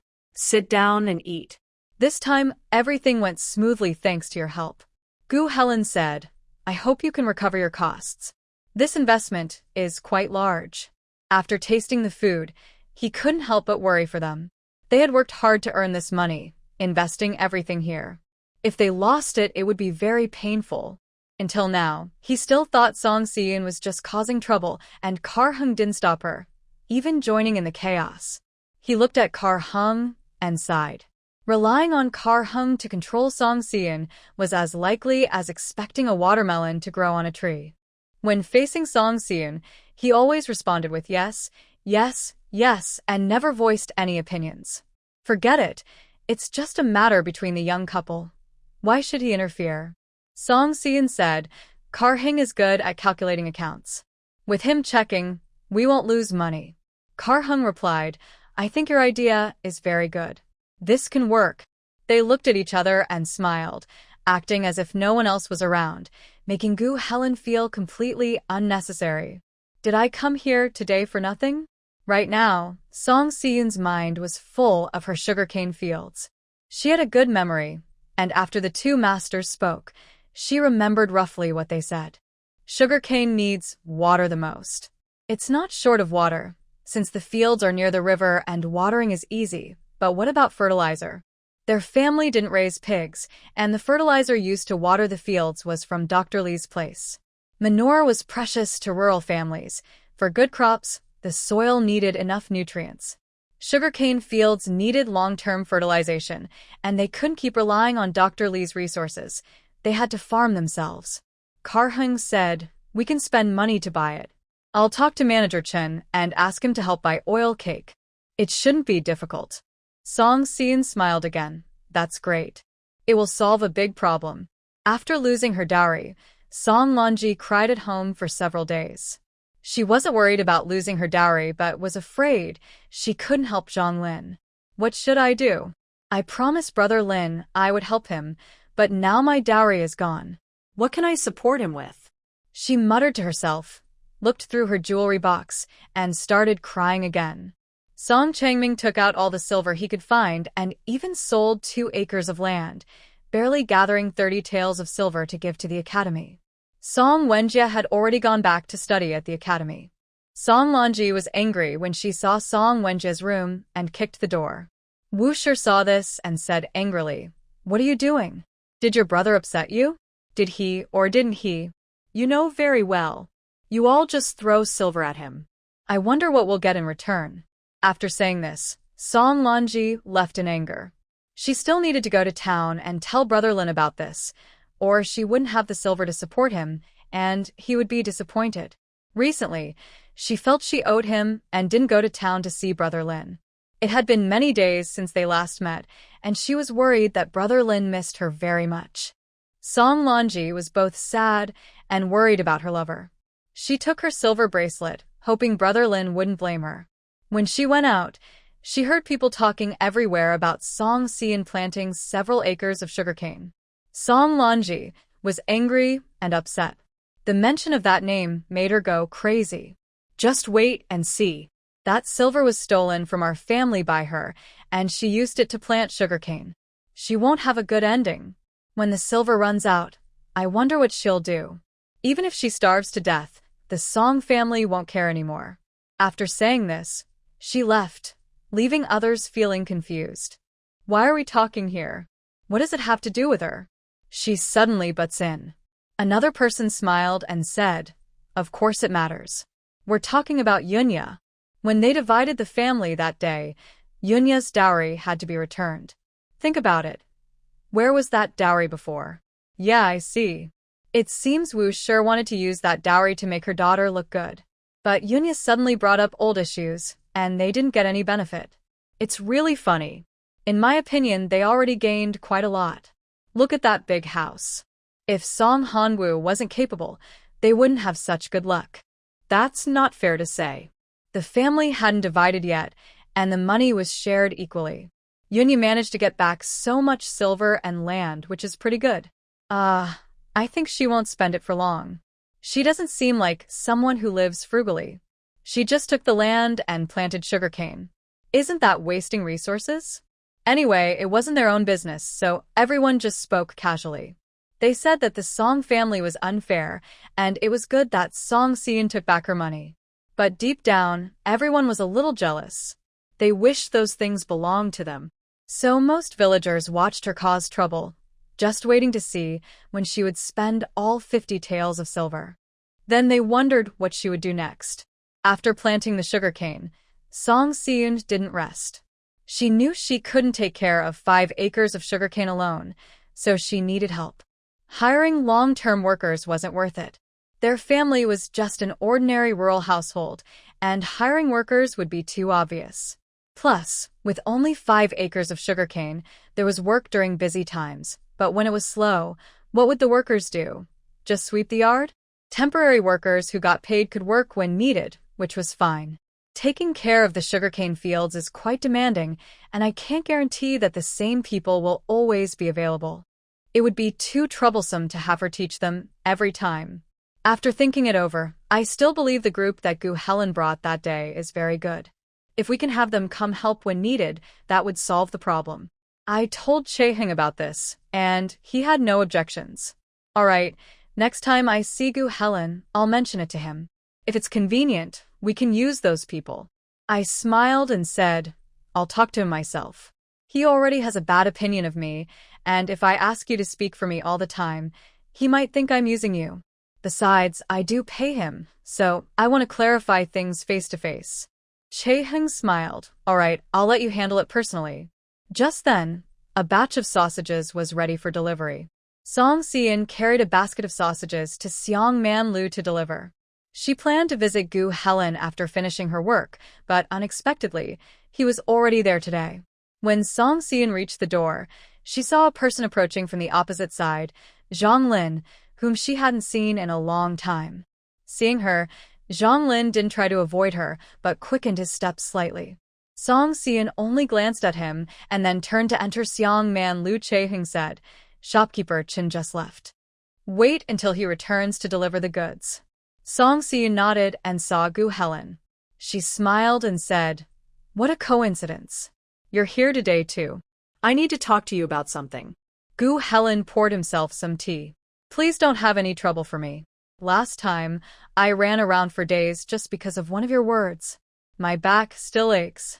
Since shopkeeper Chin was not around, Song Seon set down her basket and sat opposite Gu Helen. "You hit the nail on the head. I'm here mainly to discuss the sugarcane fields. We need to talk this over properly." Just then, Zhang Lin came in from the door. Gu Helen immediately lost his good temper and whispered, "Such a coincidence. You didn't come here with him, did you?" Song Seon frowned. "Seong Man Lu is open for business. Anyone can come." "Why are you worried about it?" Zhang Lin didn't stay in the main hall and went straight upstairs, probably because someone was waiting for him. Gu Helen snorted. "All he cares about are restaurants and tea houses. He never focuses on the right path." Who said he could become a great talent in the future. Song Seon said, "I see you have a strong opinion about him." "I do have opinions about him. Don't you know why?" He looked at Song Seon and then at Chae-hung, who was busy counting money and ignoring him altogether. Song Seon felt a bit awkward and waved his hand. "Alright, I really came to talk to you about something important today. Let's forget about all those messy past issues. Everyone has had their reckless and naive moments, right?" Gu Helen raised an eyebrow, finding Song Seon quite amusing now, as he could say such things. "Just tell me what you need help with. I'm in a good mood today, and if it's reasonable, I'll help you." After sharing his thoughts, Song Seon received an immediate nod from Gu Helen. Of course, that's good for them too. They can even earn some money. Song Seon grinned. "That's wonderful. Thank you, Mr. Gu, for your help. They had to find people outside and also prevent being tricked. Using a trusted servant from the Gu family was safer because of the family's oversight. Gu Helen also chose reliable people to help, saving time, effort, and worry. After solving this problem, Song Si-eun relaxed. Now she wouldn't have to worry about the 5 acres of sugarcane anymore. Gu Helen snorted softly. I see you guys just planting the sugarcane seedlings and already spending quite a bit of silver. I hope you can protect your investment, or else the couple might have to face hard times together. Song Si-eun ignored him. When Chae-hung looked over, she smiled at him, and Chae-hung also smiled back. Gu Helen turned away, looking uncomfortable. After a while, shopkeeper Chen returned, very pleased with the sausage. He asked Chae-hung to count the money and handed the silver to Song Si-eun. She earned a few more taels of silver, which she put into her purse. Yonggon is recovering well now. We don't need to give him injections all the time, just space out the intervals. The most important thing is not to be too meticulous. I've already talked to the lady about this. Shopkeeper Chen nodded. His youngest son had always been a concern for him. Born prematurely and weak since childhood, he had been close to death several times over the years, saved only by the doctors. If it weren't for Dr. Gu's continuous treatment, he might have already gone to see the king of. Though he was still alive, he was weak and often sick, rarely able to leave the house. He often watched children playing outside from the corner of the wall. Whenever his older brothers came home, he would cling to his older brother to hear about what was outside, feeling very distressed. They tried many doctors, but nothing worked. Unexpectedly, they met a quiet young girl who truly helped Yonggon recover. Since Song Si-eun started giving Yonggon acupuncture, his complexion has improved significantly. Although he is still weaker compared to children his age, he has changed a lot from before. He and the Lin family are very satisfied. As long as Yongin can live a safe and peaceful life, being slightly weak doesn't matter much. Shopkeeper Chen is very grateful to Song Si-eun. When speaking, he slightly bows and says, "All right, everything will be arranged by Lady Song." During the Lantern Festival, my wife and I took him to see the lanterns. That boy was so happy for several days and kept talking about it. Song Si-eun has other things to do when she gets home. After taking the silver, she waves goodbye to Kar Hung and heads home first. Brother Zhang, what are you looking at? Seeing Zhang Lin looking downstairs, his classmate Zhou Hao calls him and glances down as well. Zhang Lin immediately withdraws his gaze. Nothing, just looking at someone downstairs. I glanced for a moment and lost focus. Zhou Hao sees Song Si-eun and makes a dislike face. It's that village woman again. I think she came in because she saw Brother Zhang here. Zhang Lin doesn't speak. Another person says, that village woman's husband works as a bookkeeper at Xiangmanlu. Maybe she came to see her husband. It seems she hasn't been bothering Brother Zhang lately, probably feeling ashamed. Before Zhang Lin can speak, someone else says, speaking of that village woman, I heard she has some skills. It seems she's doing business with Xiangmanlu. How could she do business? Just an ignorant village woman, Zhou Hao dismisses. Really, she's actually doing business with Xiangmanlu. I saw it myself once. She came to deliver goods, and shopkeeper Chen personally received them. While they are talking, the waiter brings out dishes. Here we go, a platter of cured meats and sausages, hot and ready. Please enjoy, everyone. Seeing the food on the table, the man immediately says, yes, yes, that's it. I heard that this food was bought from outside, probably by that village woman. He asks the waiter, tell me, are these dishes bought from outside? The waiter dares not say directly. If he reveals the business secret, others might buy from Lady Song instead. Sir, I only serve as a waiter. I don't know about the kitchen's affairs. But don't worry, our Xiangmanlu is well known.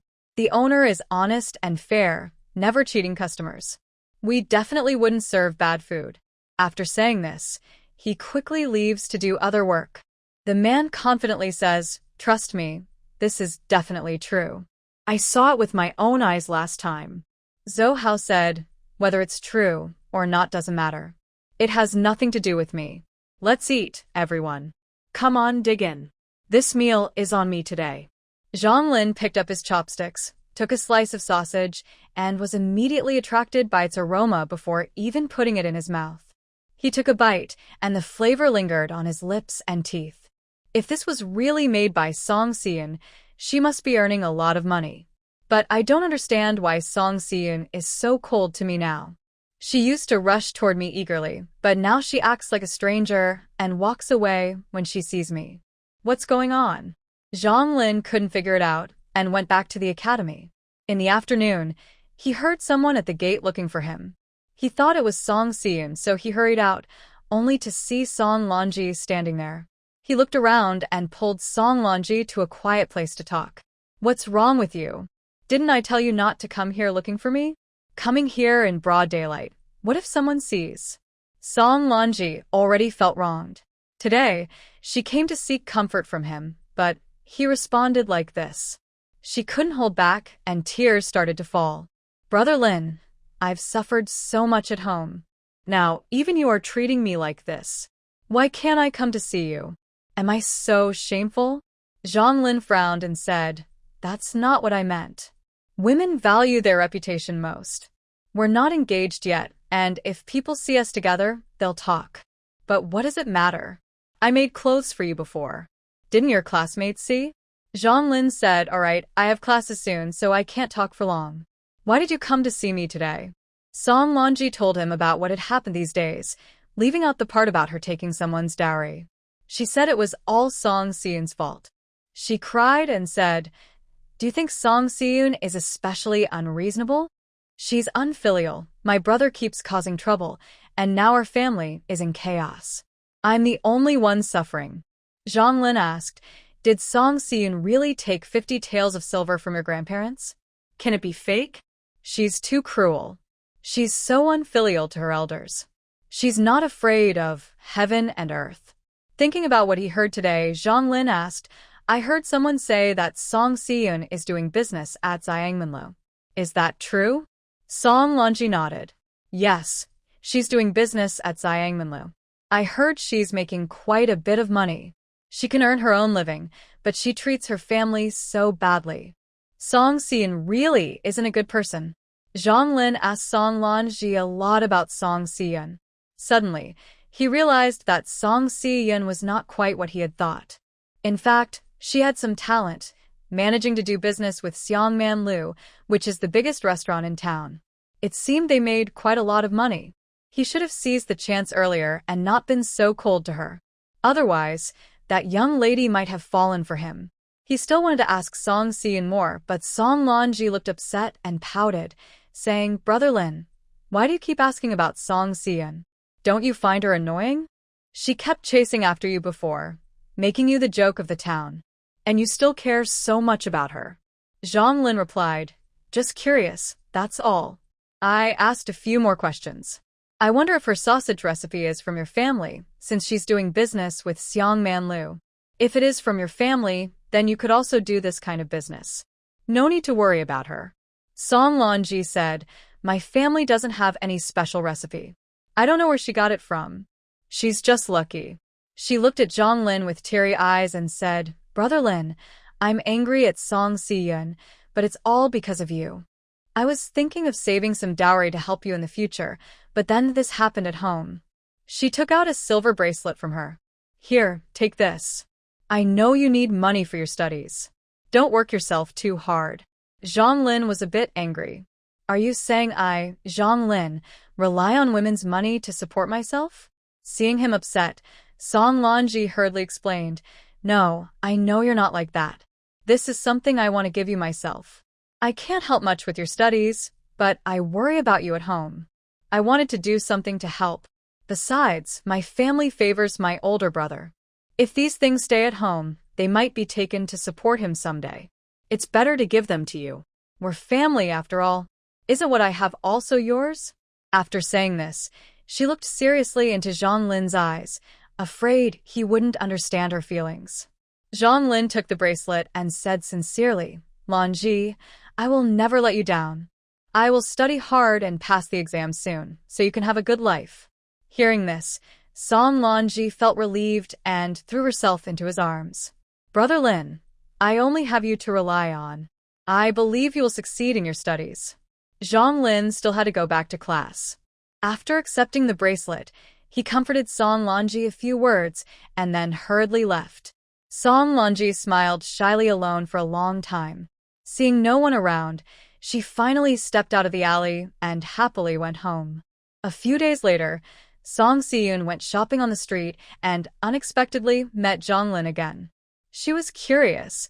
Why would a scholar come to the market? Song Siyun pretended not to see him. When they crossed paths, Zhang Lin took the initiative to speak. Madam Song, greetings. Hearing this, Song Siyun felt a shiver run down her spine. Did this person take the wrong medicine? She nodded, trying to walk past him to the front. But Zhang Lin turned around and walked with her. Madam Song bought many things. I don't know if they're heavy. Maybe I can help carry them home? Something unusual was happening. Song Siyun looked at him with disdain. I can carry these small things myself. Don't worry about it, Zhang Scholar. Besides, I have my husband. He will find a way. Zhang Lin's face darkened. Madam Song, do you still hold a grudge because I ignored you before? I want to clear up that misunderstanding. Song Siyun felt he was jumping to conclusions. How did he connect that with the past? Did he remember what happened before? She hurriedly waved her hand. No. I was immature before and kept bothering you, Scholar Zhang. That won't happen again. Rest assured. She turned around and left, not buying any more vegetables. The original owner was too carefree, which made many people in town hear about her deeds. Now, when Scholar Zhang talked to her, Song Siyun noticed several people gathering nearby to listen. She didn't want to cause a scene or attract trouble. Couldn't she avoid the gossip?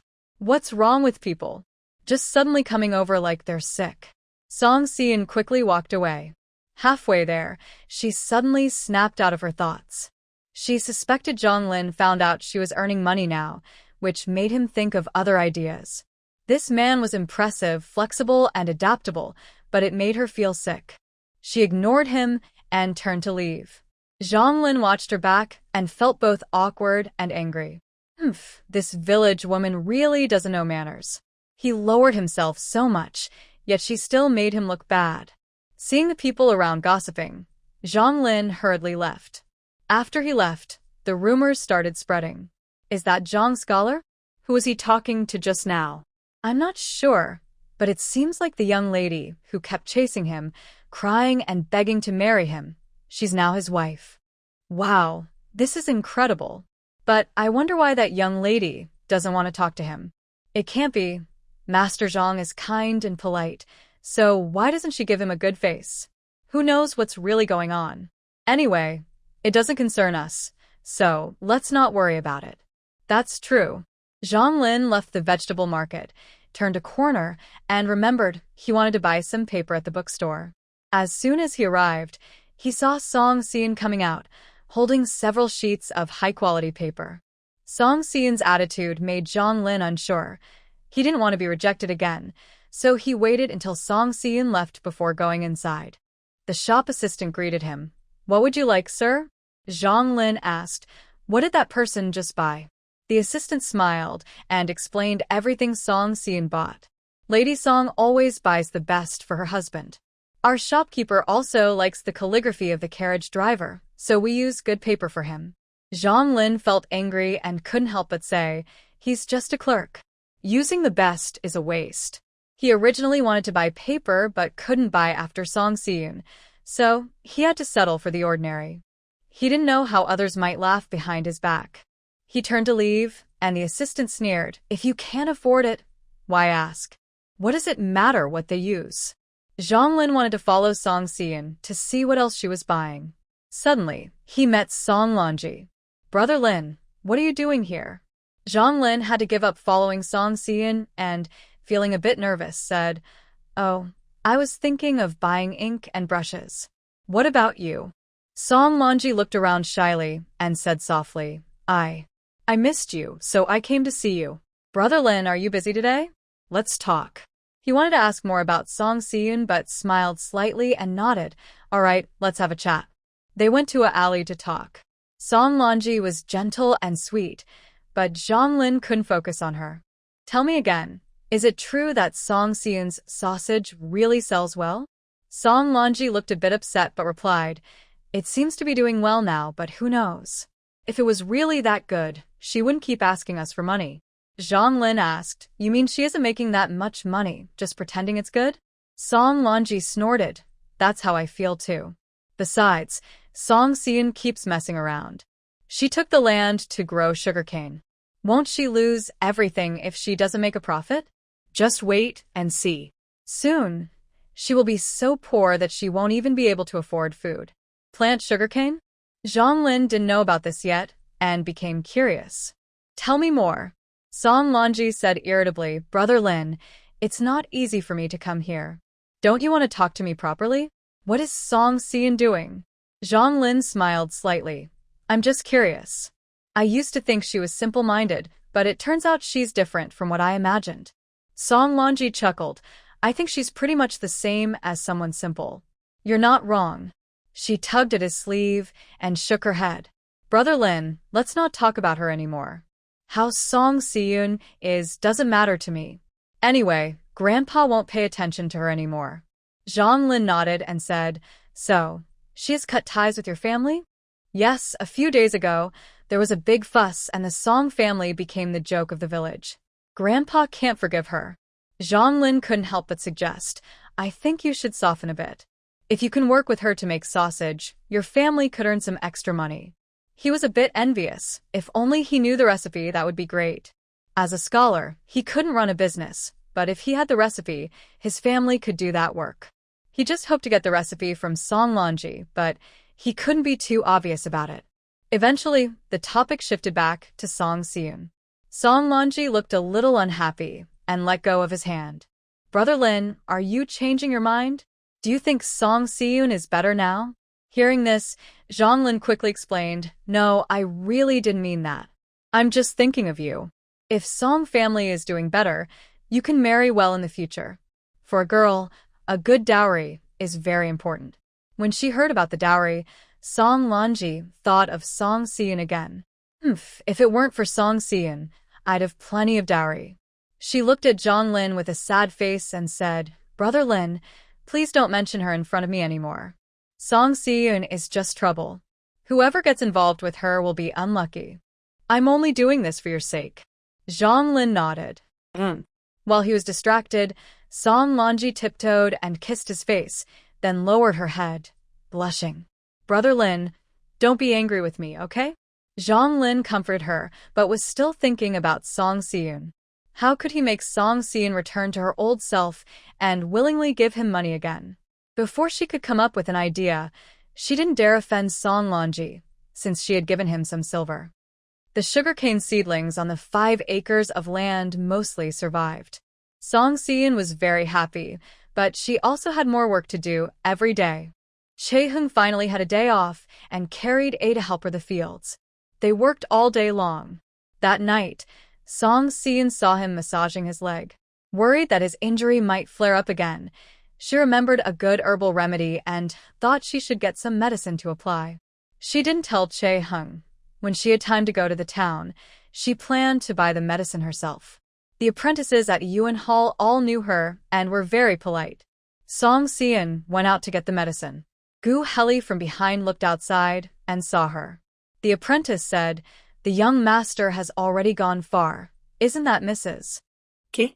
Why is the young master hiding and not seeing her?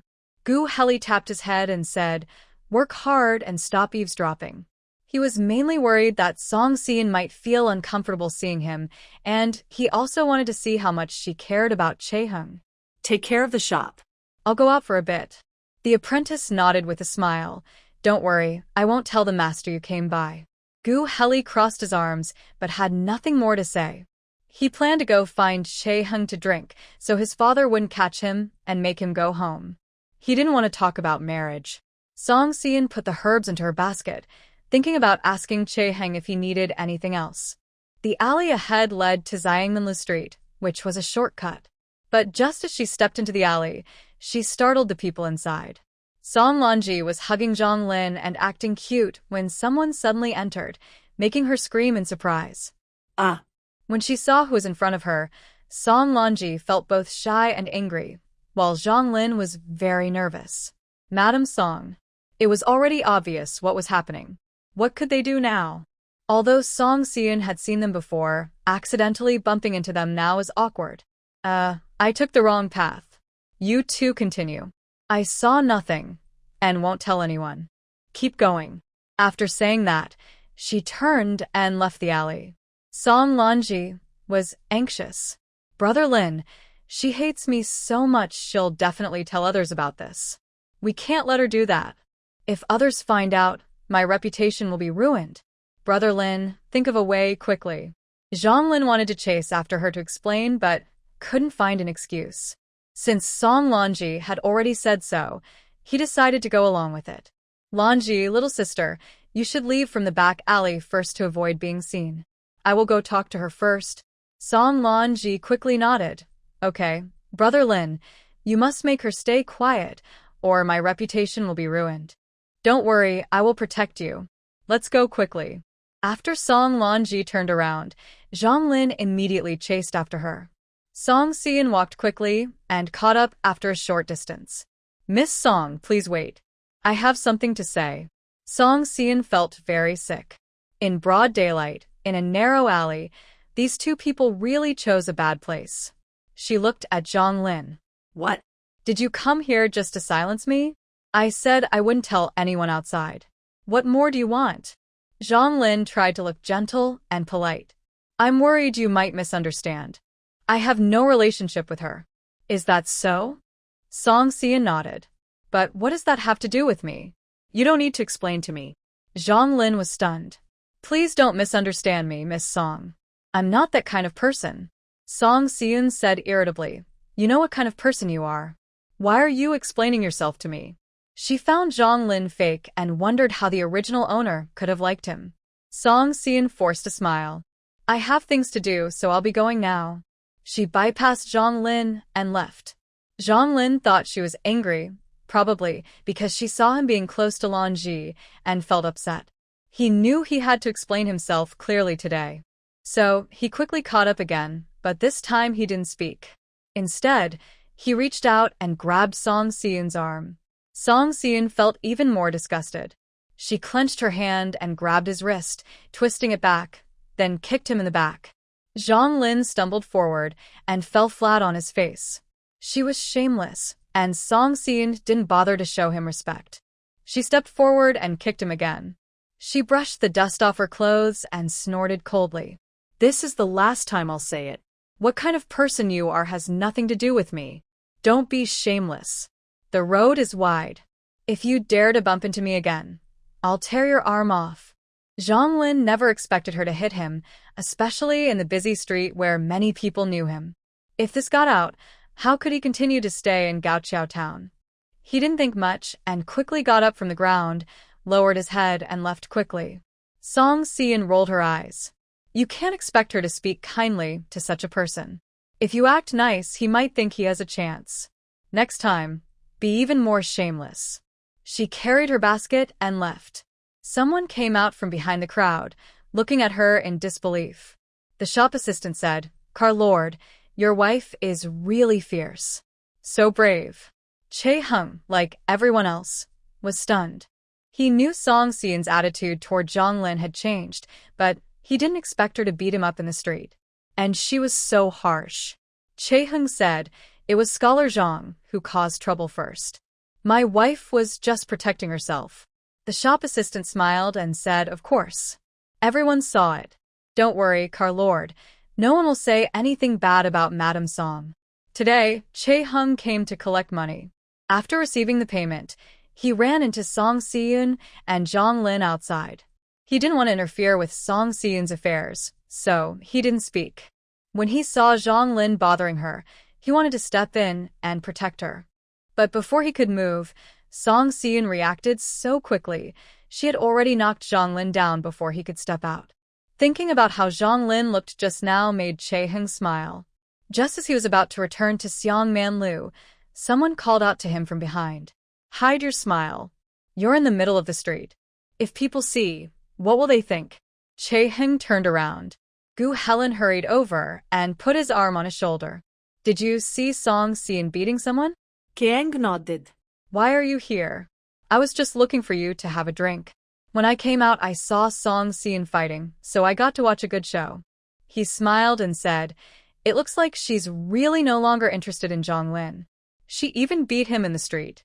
Zhonglin cares about his reputation, so he probably won't bother her again. It was funny before, Song Si-in was always chasing Zhonglin. Now the roles were reversed. Kiang nodded lightly. Gu Helen said, that's good. You can live happily now. I was worried she didn't really care for you, but now I see I was overthinking. He smiled. She bought you such expensive medicine to treat your leg, and she even beat Zhonglin in the street. Her attitude is clear. She wants to live a good life with you. Kiang frowned. What medicine? Gu Helen suddenly realized he had let something slip. But then he thought there's nothing wrong with saying it. Here is the improved and translated version of your text. The medicinal herbs for your leg treatment have already been bought several times at a Yuan Hall by Song Si-in. Those herbs are very expensive. I used to say she spent her money on men, but it turns out she bought herbs for you. Chae-hung pursed his lips. He had asked before, but Song Si-in only said she got the medicine from Dr. Lee and didn't mention Yuan Hall. How much money did she spend? Gu Helen replied, about 20 or 30 taels in total. Chae-hung, I think Song Si-in has really understood things now. I won't say she's bad anymore. He added, but with so much money spent, do you still have some left? Don't be shy, just tell me if you need help. Chae-hung nodded. Thanks, but we don't need it for now. After returning home, Song Si-in was busy with other things and had already forgotten about Zhonglin. But in the evening, Song Lanzi suddenly appeared at the courtyard gate. She had just come back from collecting firewood behind the house. Ignoring Song Lanzi, she went straight to the kitchen. Song Lanzi immediately became anxious. Hey, can't you see me? Song Si-in wiped her hands and came out. You came looking for me yourself. If you have something to say, just say it. Does it really matter whether I see you or not? Song Lanzi was angry and lowered her voice. Today's matter, you're not allowed to tell anyone. Song Si-in looked confused. What matter? Song Si-in, don't pretend. I don't believe you forgot so quickly. Still puzzled, Song Si-in asked, what are you talking about? Song Si-in, stop pretending. I mean the thing about you meeting with Brother Lin. We're innocent, and you're not allowed to ruin my reputation. Oh, so you're talking about your secret meetings with Scholar Zhang? Song Si-in suddenly looked as if she understood and said loudly. This made Song Lanzi panic. She stomped her foot and said, Song Si-in, are you doing this on purpose? Song Si-in found it amusing. I just forgot. Now you want me to remember, and when I do, you get so angry. If you're sick, go get some medicine instead of losing your mind here. Song Lanzi was so angry her hands trembled, but she didn't know how to reply. Is this just her imagination? Why does it seem like Song Si-in has changed? When she was at the Song family before, she wasn't so eloquent. She wanted to curse back but was afraid of attracting attention, so she could only warn her, Song Si-in, if you dare to tell anyone, I won't let you go. Song Si-in crossed her arms. Oh. And what do you plan to do if I do tell? Are you afraid of me? Song Si-in, just wait and see. Waiting is fine. She smiled and said, it's not me meeting someone secretly, nor is it someone I care about. Are you sure you want to cause trouble? Song Lanji couldn't take it anymore and snorted coldly. Humph, Song Si-in, you used to chase after Scholar Zhang all day. That was the joke of Gaoqiao Town. Do you think you're not embarrassing yourself? I'm not like you. Even after getting married, I still behave myself. Song Si-in thought to herself, she really is the scapegoat. What does that have to do with you? Even if I remarry, it doesn't concern you. Song Si-in crossed her arms, determined to fight back. But just as she finished speaking, she saw Chae-hung standing at the gate, looking at her with a blank expression. Oh no! Seeing Chae-hung return, Song Lanji didn't dare say much more. She turned to leave, but not before giving Song Si-in a sharp glare. You're back. Song Si-in looked at Chae-hung and couldn't help but smile foolishly, feeling a bit awkward. Chae-hyun nodded and went straight into the house. Song Si-eun stuck out her tongue. Even if they weren't in love anymore, men probably wouldn't want to hear their wife say she plans to remarry, especially in front of others. Seeing that it was about time, she went to the kitchen to cook, preparing dishes that Chae-hyun liked. At dinner, she finally said, "Today I saw Song Lonji secretly meeting with Zhang Lin. She just came and asked me to keep it a secret." She was rude, so I responded back. "I didn't mean anything bad." "Which meaning?" Gang asked. His question made Song Si-eun unsure how to answer. "It's just about remarrying. I know, we haven't divorced yet. Bringing it up now isn't good, and might embarrass you. I won't say such things casually anymore, don't worry." Chae-hyun didn't say anything, only helped himself to some food. Song Si-eun lowered her head and ate. Hopefully that explanation was enough. After dinner, Chae-hyun tidied up the dishes and went to wash them. Song Si-eun cleaned the house, feeling anxious. Suddenly, she realized what's wrong with her. It was just a small matter, yet because he looked so serious, she felt uneasy. Was she really acting like this? Who cares if he's happy or not? As long as she's happy. Thinking this way, she felt much better. When Chae-hyun finished, Song Si-eun had already gone back to her room. He knocked on her door. "Coming right away," she replied. When she opened the door, Chae-hyun handed her a bag. Before she could ask, he said, "This is your wages for the past 2 months, plus the money from copying books. Keep it safe."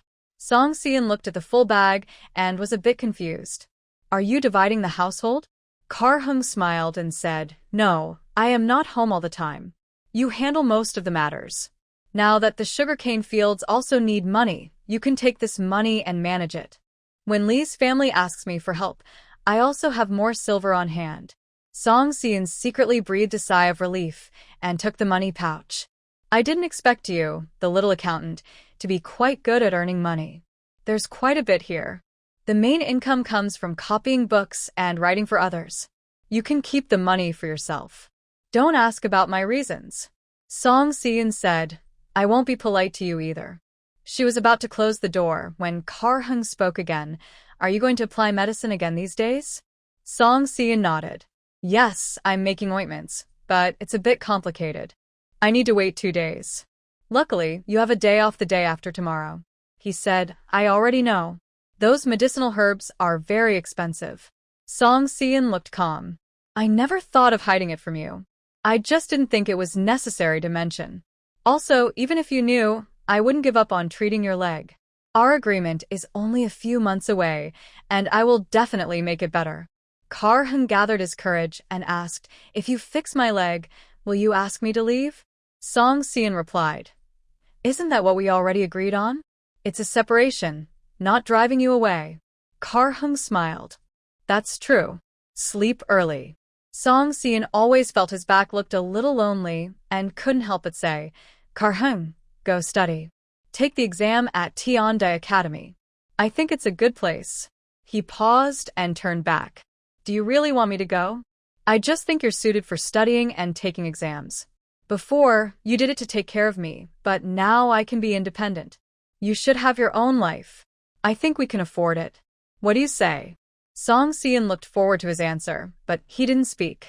He turned and went back inside. She wasn't sure if it was the right decision or not. Kar-hung returned to his room, touching his knee. He always hoped his old injury would heal so he could walk and run normally. But just now, he suddenly didn't want it to heal. The 6 long-term workers at the Gu family village took on the work from Song Si-eun. When the sugarcane fields needed fertilizing and loosening, they came to work, earning 60 coins a day. They all worked very hard, afraid that if they weren't diligent, they might lose this opportunity. Song Si-eun still had a few acres of land left unused, which was a waste. So she bought seeds and planted them during spring planting. She hoped there would be some harvest. After working for about 10 days, each person received several coins of wages. Everyone was happy because the young master had given them a good job. After finishing the fertilizing, Song Si-eun went to Seongman-lu to talk to shopkeeper Chun about buying oil seeds. He has been in business for many years, so this was not difficult for him, but she herself had trouble finding a way. Kar-hung had already mentioned it to shopkeeper Chen. Although he thought it was too risky for the couple, he didn't discourage them because they had already started. Instead, he helped by giving advice. After they agreed, shopkeeper Chen smiled and said, "Don't worry about the oil seeds. I have plenty. Whatever you need, I can buy for you." Song Xian nodded. "Thank you, shopkeeper Chen. Once I make the rock sugar, I will sell it cheaply to Xiang Man Lu. Alright, I'll be waiting for that day," shopkeeper Chen said with a smile. "You'd better work hard." Soon, Kar-hung would be home. Song Xian decided to sit in the main hall and have some tea, waiting for him to come back together. In the hall, a few people were drinking wine. Suddenly, someone waved towards the door. "Brother Zhang, come here. Sit here." Zhang Lin entered and immediately saw Song Xian. He remembered that she had hit him a few days ago. Feeling a bit awkward, he still greeted her politely. Song Xian didn't bother to look at him and poured herself a cup of tea. Zhang Lin sat down and whispered, "Why are you downstairs today?" Shopkeeper Chen said the railing upstairs is a bit loose. They're fixing it today, so the second floor is closed.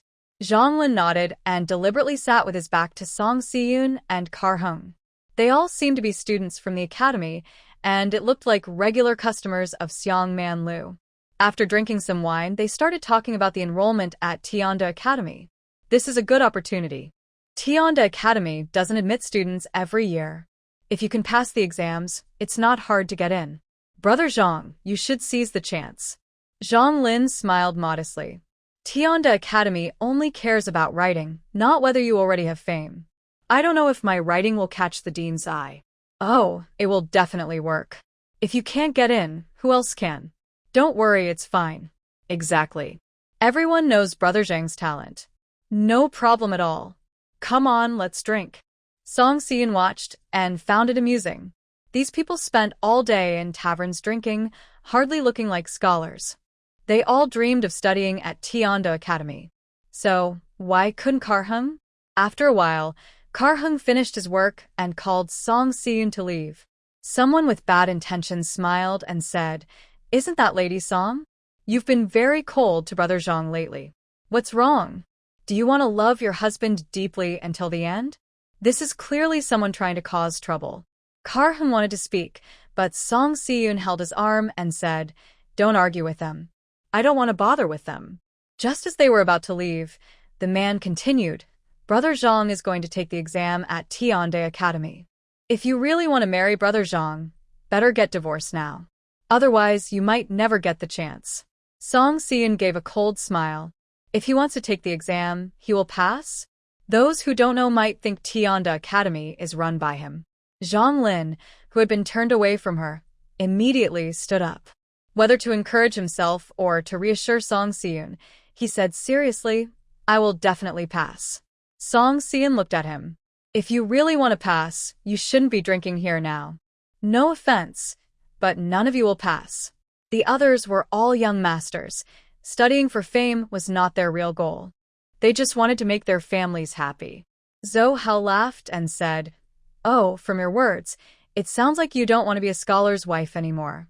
If you really want to, you should be hoping Brother Zhang does well." Song Xian directly linked her arm with Kar-hung's. "My husband's talent is no less than yours. Tianda Academy is accepting students, and he might get in even better than you."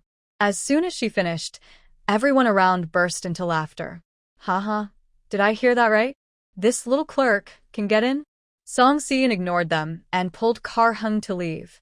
These people claimed to be scholars, gentlemen, but in fact, they were petty and looked down on others, behaving like villains. It was really disgusting. On the way back along the small path home, Song Xian finally let go of Kar-hung. She had been holding his arm the whole way, unable to find a chance to loosen her grip. She turned her head and asked, "You won't blame me, will you? If you don't take the exam, I won't be angry." But Kar-hung said, "You just want to push me a little. But if I don't go, you won't mind, right?" yes.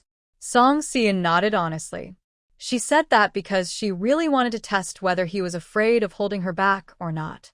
After all, Tianda Academy costs about 20 taels of silver a year, which most people can't really afford. But if you really don't want to go, it's okay. I will go. Karhung nodded with a slight smile. Will that make you happy? Song Seon replied, I'm not happy because you go to study, but because you're doing what you love. Karhung, are you really willing to go? I am willing. Chaehyung said, you're right. I should do what I like and not think too much. His eyes looked sincere, not like he was lying. Song Seon looked at him for a while before smiling. All right then, go take the exam. I believe you can pass. But if you do, you won't be able to work as a clerk at Zhangminlu anymore. Kiang nodded. If I get into Tianda Academy, I will leave Zhangminlu. I think Manager Chin will be happy for me. Of course, Song Seon thought. Everyone knew Chaehyung's skills. Manager Chin definitely hopes Chaehyung will succeed and make Zhangminlu more famous in the future. She didn't expect Chaehyung to agree so easily. Song Seon kept her hands behind her back, kicking small stones on the road happily. After walking a while, she hesitated and asked, Are you really going? Chaehyung chuckled and nodded seriously. If I said I would take the exam, I will go. Why would I lie to you? That's great. Song Seon smiled brightly. Under the sunlight, her eyes curved happily. Chaehyung felt this moment was especially beautiful. It turned out that as long as he agreed to take the exam at Tianda Academy, she could be so happy. He always wanted to do everything to make her happy. Who knew it was so simple? What had he been insisting on before? In mid-March, Tianda Academy announced that they would hold entrance exams on March 24th. Anyone could participate, with an application fee of 1 or 2 silver coins. Many people wanted to try because of the Academy's reputation. But the fee scared many away. Those confident in their abilities knew it was a waste of money and didn't want to embarrass themselves. Chaehyung decided to take the exam and asked Gu Helen for help to find some books for him. Gu Helen opened his mouth wide, but Chaehyung didn't rush him. He waited until Gu Helen recovered before continuing. After a while, Gu Helen finally spoke. Wait, what do you mean? Last year I begged you to go and you didn't. Now, at the last minute, you want me to find books for you? Is it even possible? Chaehyung said, suddenly wanting to take the exam. Is that a problem? Of course not. Tell me what books you need, and I'll find them for you. Chaehyung, you finally understand. I'm so happy. I have to tell my parents. They'll be happy for you too. Chaehyung listed the books he needed, and Gu Helen happily went to find them. There were only a few days left before registration, and Chaehyung was planning how to prepare for the exam in his mind. He didn't have full confidence but still decided to try, since he didn't know when the next enrollment would be. Shopkeeper Chen also learned about this and asked kindly, Chaehyung, is there anything I can help with? Chaehyung replied, not right now. Thank you, shopkeeper. But if I do get accepted, I might not be able to keep working as a clerk. Shopkeeper Chen waved his hand. It's okay, your exams are more important. You're talented, but I haven't used you to your full potential. Just focus on studying, and you can leave anytime. Kiang nodded. Actually, he was quite happy here. But if he succeeded, he couldn't manage both things at once, which wouldn't be fair to Shopkeeper Chen. It would be better to leave. Gu Helen quickly found the books Chaehyung needed. Besides doing accounts, Chaehyung was reading all the time, even late into the night at home.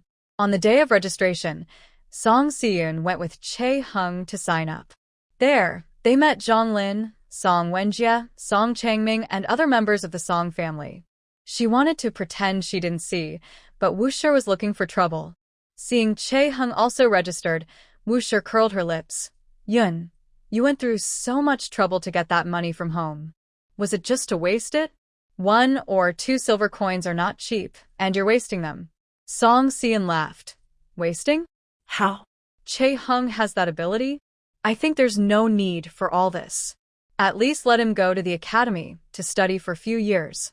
Song Seon looked at Song Wenjie. You all aren't afraid of wasting money. I have nothing to fear. If Song Wenjie can pass, then the exam can't be that hard. Wuxia was angry that she said her son was not good enough. She stomped her foot and pointed at Song Seon. Song Seon, what are you saying? Before she could reply, Song Changming stopped her. Shut your mouth. Are you ashamed? Wuxia didn't dare say anything more. She lowered her head and shot a fierce look at Song Si-eun before walking away. After a smooth registration, Song Si-eun smiled at Chae-hung. Chae-hung asked, "Why are you smiling?" "I'm imagining how good you'll look in the academy uniform." Chae-hung felt a little shy and lowered his head. Song Si-eun found it amusing. A few days until the exam. "You should make good use of this time to prepare. Or maybe ask shopkeeper Chin for leave." Chae-hung shook his head. "No need. There are only a few days left. Even if I ask for leave, it won't affect my work. I can still study the books I need to." Song Si-eun praised him.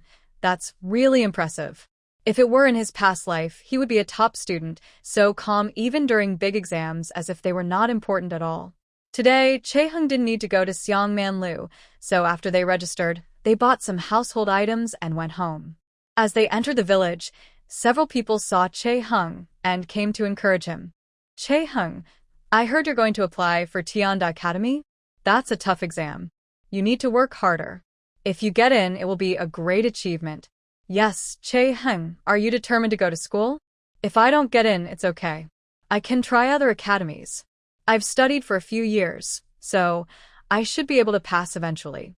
Song Si-eun was puzzled why the villagers knew so quickly, but a few steps ahead, she saw Woo's family. It was obvious she was the one spreading the news. You could guess what she said. She praised her own son, saying he would definitely pass and that once he got into Tianda Academy, he would soon become successful.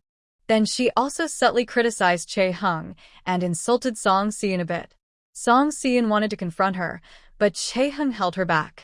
"If I don't pass, I'll just lose a silver or two, and it's not shameful. But some people might not know how to explain it to their families," Chae-hung said. Song Si-eun smiled. "Yes, after studying for so many years, if you can't even get into an academy, what face do you have?" Woo's family gritted her teeth. "What are you talking about, Song Si-eun?" "I'm saying, what does that have to do with you? Do you think I'm talking about your son? Song Wenjie really might not pass?" Woo's family got anxious. "Nonsense. Wenjie will definitely pass. Just wait and see."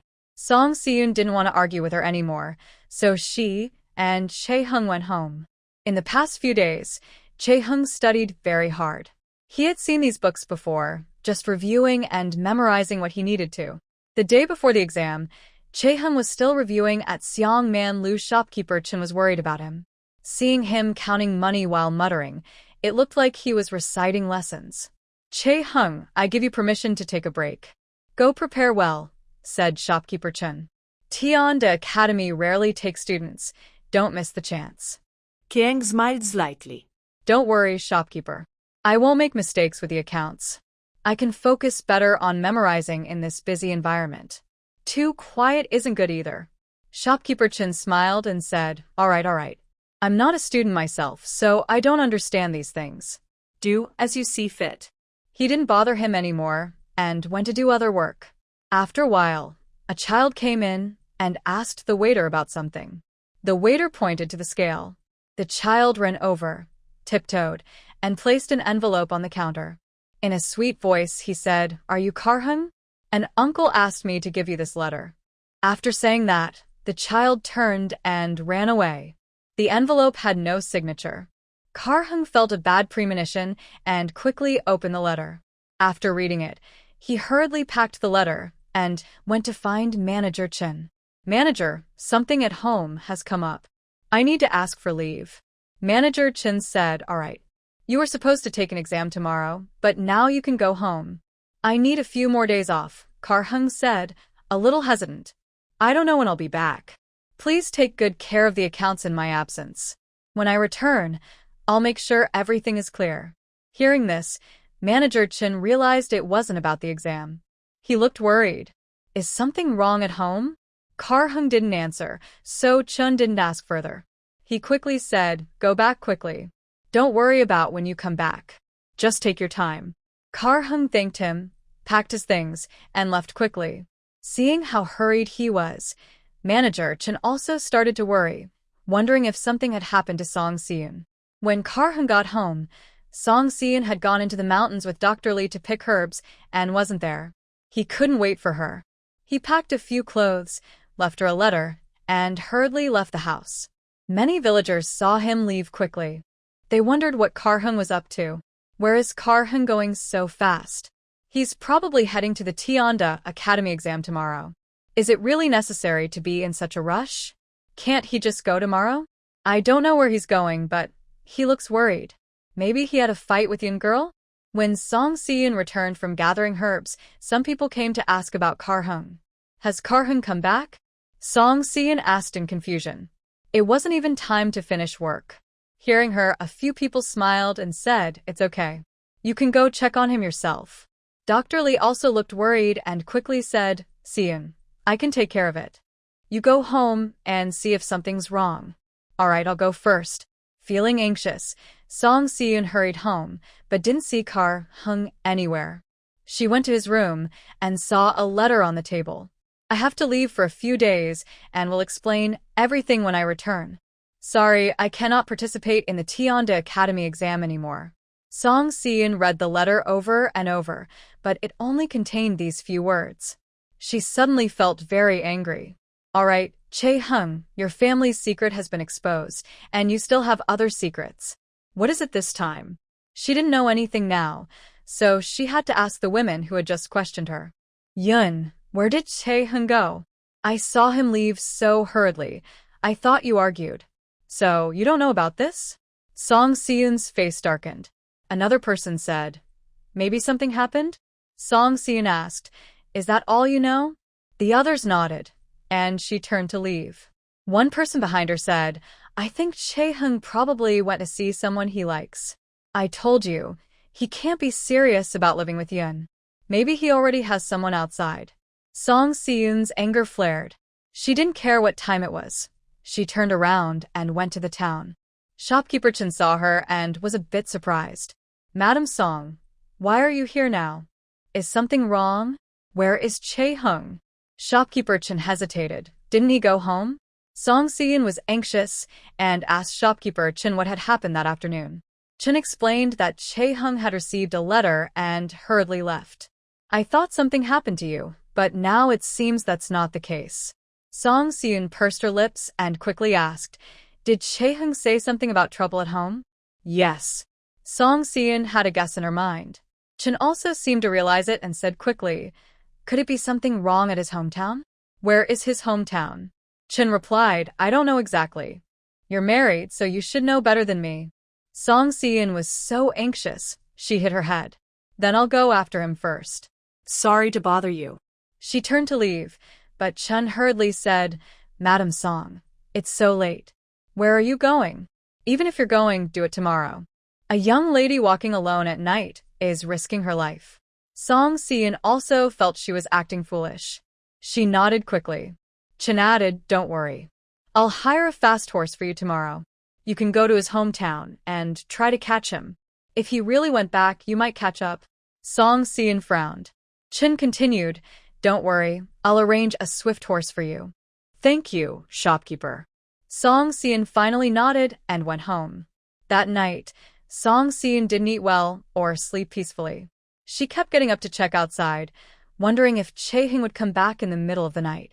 She sat in the main hall for a while, but when no one showed up, she returned to her room.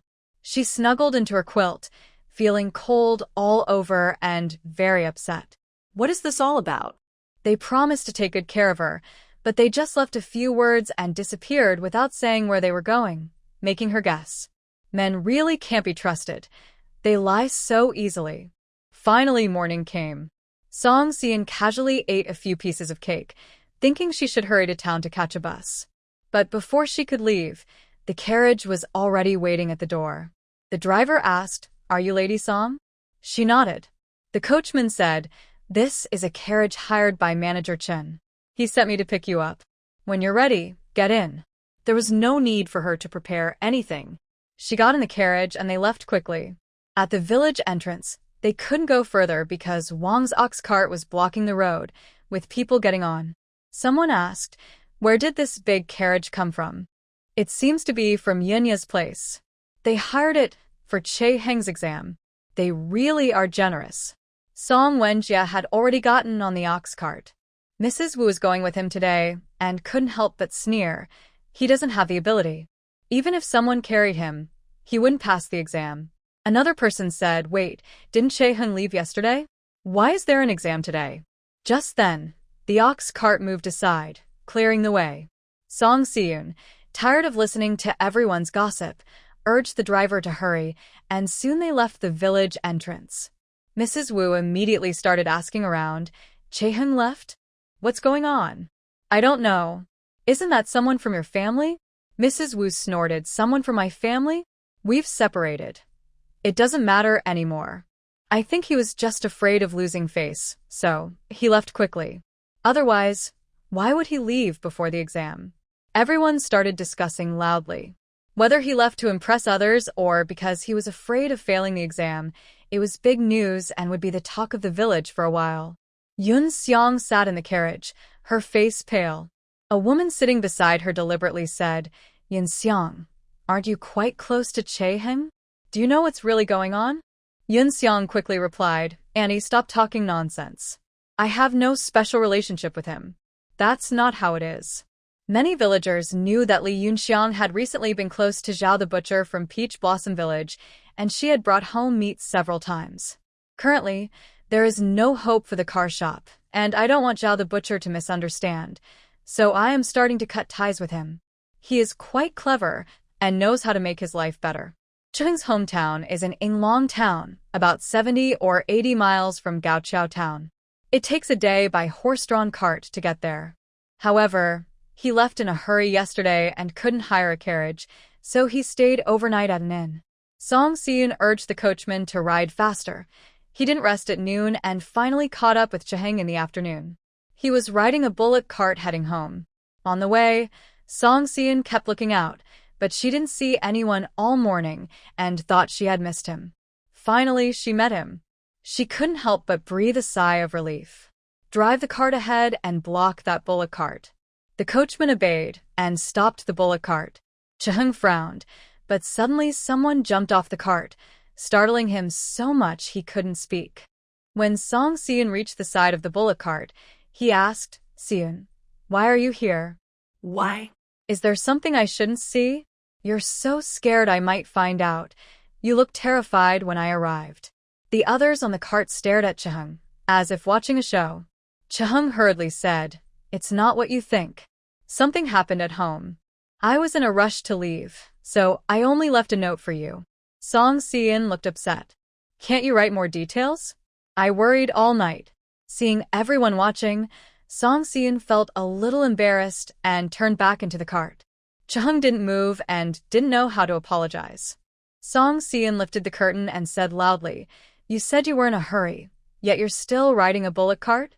Chae-Hyung quickly got down, paid the driver extra money, and hurried onto the carriage. Song Si-yoon said, Same address, let's hurry. Thank you. The same, the coachman replied and continued driving.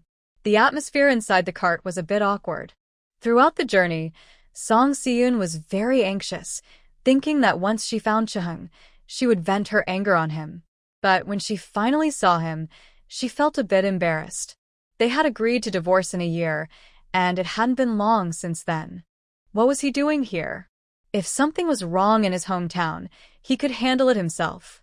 Why was he chasing after her? Was she really afraid he had a new love back home? But even if he did, it had nothing to do with her. Song Si-yoon couldn't understand herself anymore. She was becoming more and more confused.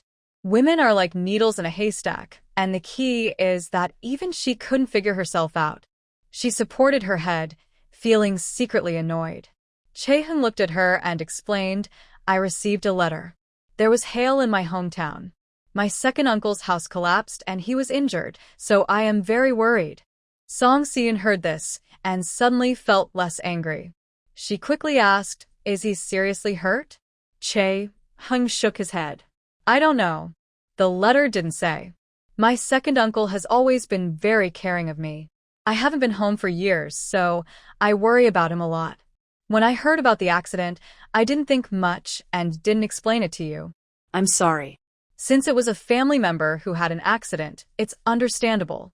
Song Si-yoon thought she was a reasonable person and couldn't get angry. When she heard that Che Heng's second uncle was injured, she also became worried. She was in a hurry and forgot to bring her acupuncture bag, not sure if she should use it. Che Heng was very anxious all the way. Song Si-eun said, "We'll arrive soon. Don't worry." "Okay." Che Heng nodded. After walking for a while, he softly said, "Sorry, I missed the entrance exam for Tianda Academy. I don't know if I still have a chance." Song Si-eun smiled. "It's okay. If you're determined to take the exam, going to another academy is fine too.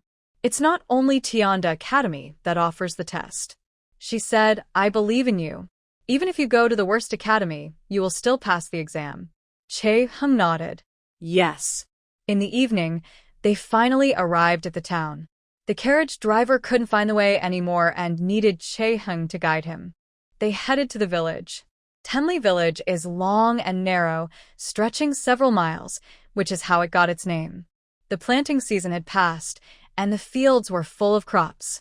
Some early sprouting plants had been damaged by the hail, so this year's harvest would likely be affected. As their carriage entered the village, it attracted the villagers' attention. After suffering a disaster, a carriage arriving made everyone wonder if a high official was coming to help with relief. Che Heng pointed the way, and the carriage stopped at the door of Che Licheng's house. Che Heng immediately jumped down and called out, "Second uncle? Are you home?" He got out of the carriage, and others saw him and heard him call, then immediately realized what was happening. "Oh, it's Che Heng returning, right?" Someone else came over to look. "Yes, it's Che Heng. He's been gone for 5 or 6 years. Why is he back now?" Che Heng didn't want to chat with others and hurriedly asked, "Aunt Lu, I heard my second uncle was hurt. Is it serious?" Aunt Lu quickly replied, "He was hit on the leg by falling tiles. He should be at home. You can go in directly." Che Heng nodded and turned back to lift the curtain, bringing Song Si-eun down. When Song Si-eun appeared, everyone quickly gathered around, all staring at her. Song Si-eun considered herself quite thick-skinned, but now she felt shy under their gaze. "What does this mean?" Someone smiled and asked, "Che Heng, who is this? This girl looks really lively." Lively? Song Si-eun remembered hearing someone describe her that way before. The original owner had always been a dark, chubby person, so lively didn't really fit. Many people in Shuanshu village secretly called her fat woman, and she had heard it many times. Now hearing others say that, Song Si-eun felt very surprised. Just like before, Che Heng wouldn't tell anyone who she was voluntarily. He would wait for her to speak. Song Si-eun said, "I am Che Heng's wife. We came back to visit family. Today, I won't stay to chat with everyone." The coachman planned to stay in town, so Song Si-eun paid him some silver, and the two of them entered the yard and closed the gate. People outside still tiptoed to look in. "Is that really Che Heng's wife? She looks quite nice. That boy is lucky." A few years ago, a passing merchant saved Che Heng's life. Che Heng sent the body back, and then he never came back. They say he settled down there and married this girl, right? No wonder he won't come back. She looks good. Big eyes, round face, a nice voice, slender figure. She's not afraid of us, and doesn't look like a village girl at all. No airs about her. Oh, no matter how good you say her is, she's still from a family. What does that have to do with you? You should focus on finding a good wife for your son. The crowd laughed and dispersed, but the news that Che Heng was bringing his wife back to the village tonight would spread throughout the entire 10-mile area. Song Si-eun followed Che Heng into the house. The neighboring house had partly collapsed, but the main house was still intact, though the eaves had been damaged by hail. In the east room, Che Licheng was anxiously getting out of bed when Che Heng entered directly. "Second uncle, don't get up. I've come back." Che Licheng finally relaxed. "I just heard you calling me, but I was inside the house, and you couldn't hear me. I was worried you might leave." Che Heng hurried to help him back. "I came back just to see you. How could I leave without seeing you?" He looked at Che Licheng's leg, which was propped up on a wooden board, and asked worriedly, "Did you get hurt badly? Did you see a doctor? Who treated this injury?" Car Licheng said, "It's nothing serious, just a broken bone. The doctor said once it heals, everything will be fine." He looked at the person behind Chae-hung. Song Si-eun felt shy about entering the house and stood at the door, just enough to see inside. Who is that? Chae-hung turned around. Song Si-eun had already introduced herself earlier, so there was no need to worry. He smiled slightly. She is my wife. Si-eun, this time she came with me to visit you. After he introduced her, Song Si-eun also called out, second uncle. Carl Liching was very happy and hurriedly said, Child, why are you making Si-eun stand? Let her sit down. The house hasn't been tidied for days, and it smells bad. She should sit in the main hall. Then he quickly arranged, go and clean up the house. It's almost dark, and you must be tired from traveling. Rest well. For dinner, I asked old Wang's family to send more food. We'll make do tonight. Worried about neglecting his niece-in-law, Carl Liching spoke hurriedly. Song Si-eun was amused and entered the house. Second uncle, don't worry. I'm not tired now. You should rest and recover well. I'll cook later. On the way, Chae-hung told her that his second aunt had passed away years ago, and Carl Liching had never remarried. They had no children, and he was all alone at home, very lonely. Now, seeing that his leg was injured, he probably needed help from neighbors to cook and pay them for a few days. Carl Liching said, guests from afar. How can I let you cook? Si-eun, second uncle, is being rude to you. Song Si-eun shook her head. It's okay. You're Chae-heng's second uncle, which makes you my second uncle too. We are family, so why be so polite? Don't you consider me part of the family? Carl Liching had nothing more to say, and pushed Chae-heng gently. You should go too. Don't let Si-eun tire herself. Chae-heng looked at his leg. Carl Liching said, it's not healed yet. Don't worry. Just focus on cooking. Okay.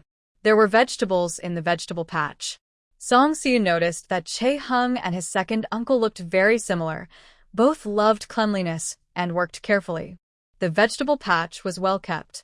The vegetables grew well, but most were damaged by hail. Song Si-eun couldn't help but ask, did your second uncle raise you? Chae-hung was a bit surprised. How do you know? She smiled. Because you both have the same habit of planting vegetables. Carl Liching hadn't cooked for several days, and there was no fresh meat at home. But there were eggs. Song Si-eun cooked quickly, preparing 3 dishes and steaming rice. Next door, Wang's family delivered meals for Chae Liangcheng. Seeing Chae-heng at home, Aunt Wang smiled and said, everyone said you came back. I couldn't believe it at first. You really did come back. You've changed a lot and grown taller. When Chae-hung left, he was only 15. Now he's in his early 20s and looks very different. He took the meals and gave Aunt Wang a silver coin. Thank you for taking care of us these days. I will stay at home to look after my second uncle for a while, so no need to bring meals anymore. Aunt Wang smiled and said, all right, since you're close to your second uncle, you'll take good care of him. She took her basket and left. When she reached the door, she turned back and said, when will you visit your family? Chae-hung softly replied, I'll find time to go back in the next couple of days. Aunt Wang smiled, that's good. Since you're back, you should visit home. Your parents will probably find out tomorrow. Chae-hung returned to the kitchen, feeling a bit worried.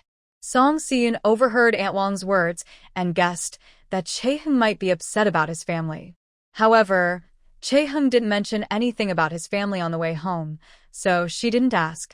Since they were all here now, she thought they would find out eventually. No need to rush. She said, second uncle's injury should be fine. Tomorrow, I'll check if his bones are crooked. There's still time to fix it. Don't worry. Kiang nodded. Thanks for your help. Song Si-eun smiled slightly. It's nothing. Why are you so polite? He also smiled and sat back in the kitchen to help with the fire.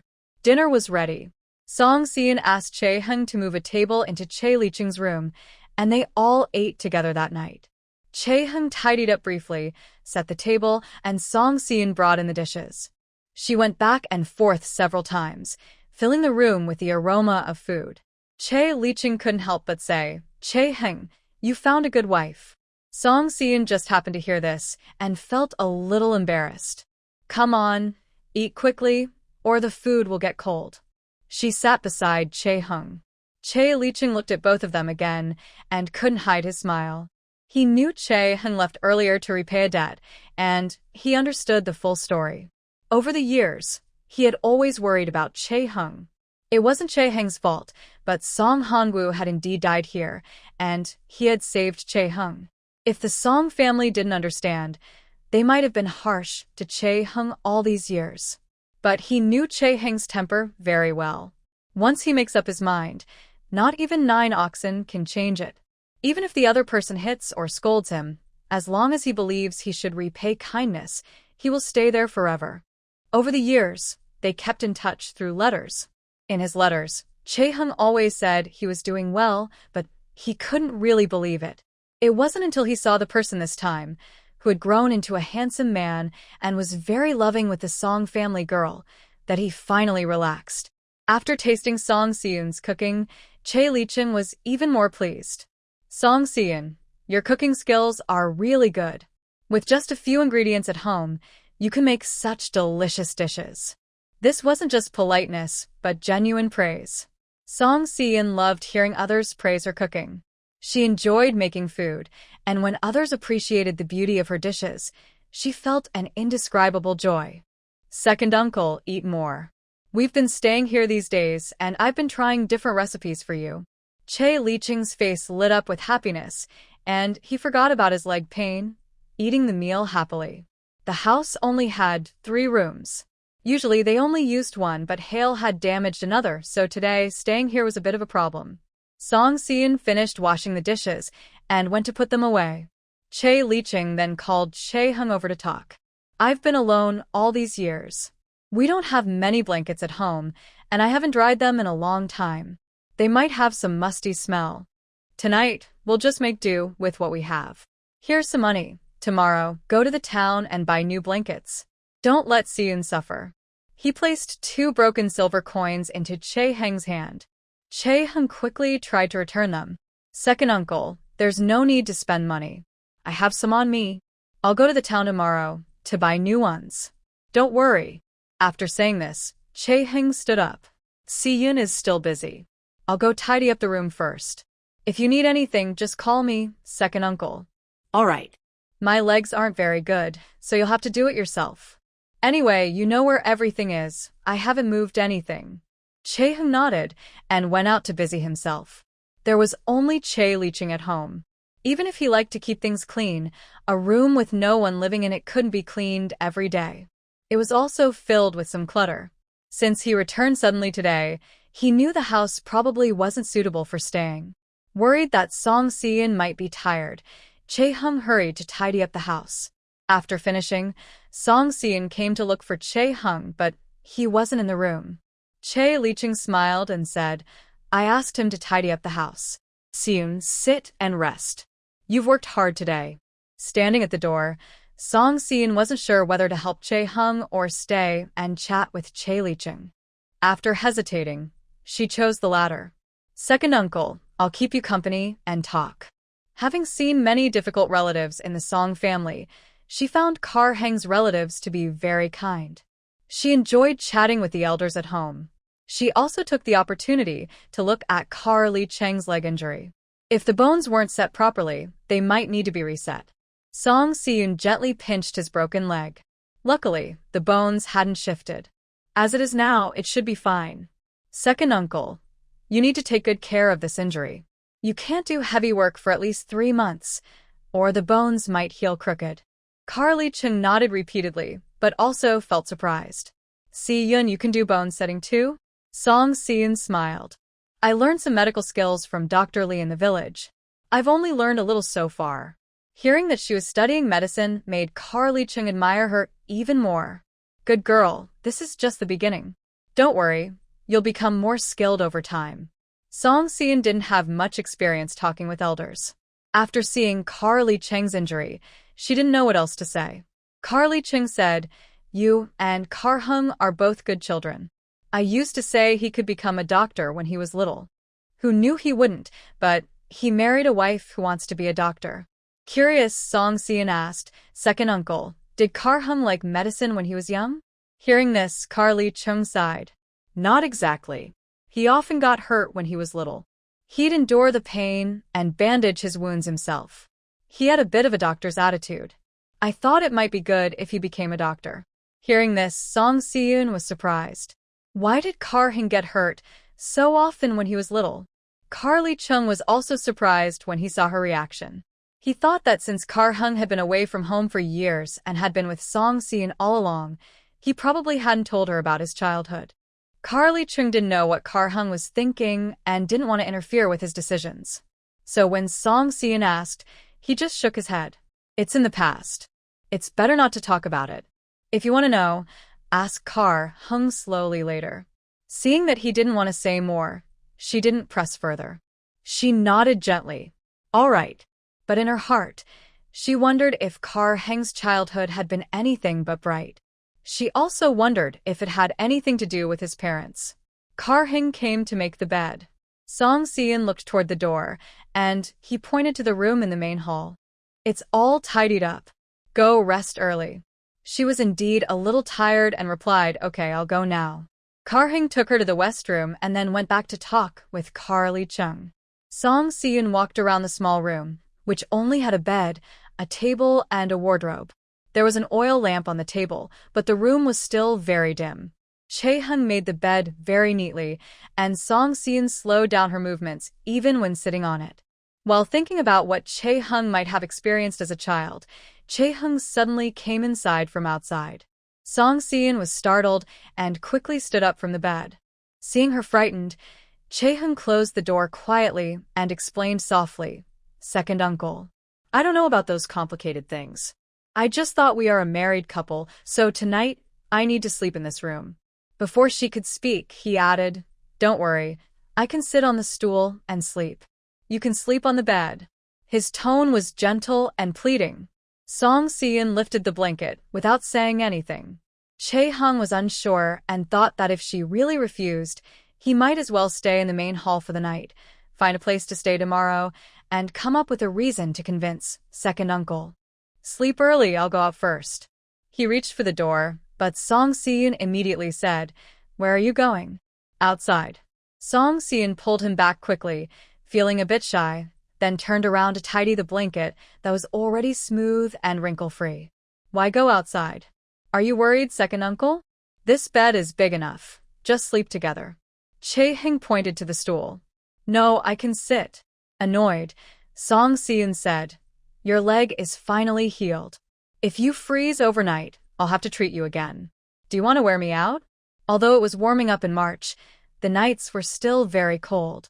If he sat all night, he wouldn't last long. She snorted softly. "Don't worry, I won't take advantage of you." King.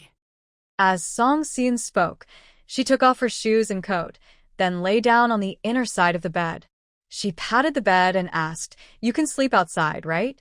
Seeing that she really gave him a spot, Chae-hung hesitated for a moment, took off his shoes, and got into bed next to her. They still kept some distance, but Song Si-eun could smell a faint soapberry scent from him. It was the same scent as on herself, but it made her heart beat a little faster. She turned over, facing away from Chae-hung. "I'll sleep now, I'm very tired." She tried to act normal, suppressing her nervousness. Closing her eyes, she still couldn't fall asleep for a long time. She felt very tired and sleepy, but her mind was unusually clear. What was even clearer were the small movements behind her. His hand moved slightly. He gently cleared his throat. He seemed to think the pillow wasn't smooth enough, so he tidied it lightly. Although his back was turned to him, Song Si-eun felt as if she saw everything clearly. The more she tried not to care, the clearer her thoughts became. Song Si-eun couldn't fall asleep, but she didn't want Chae-hung to know she was awake.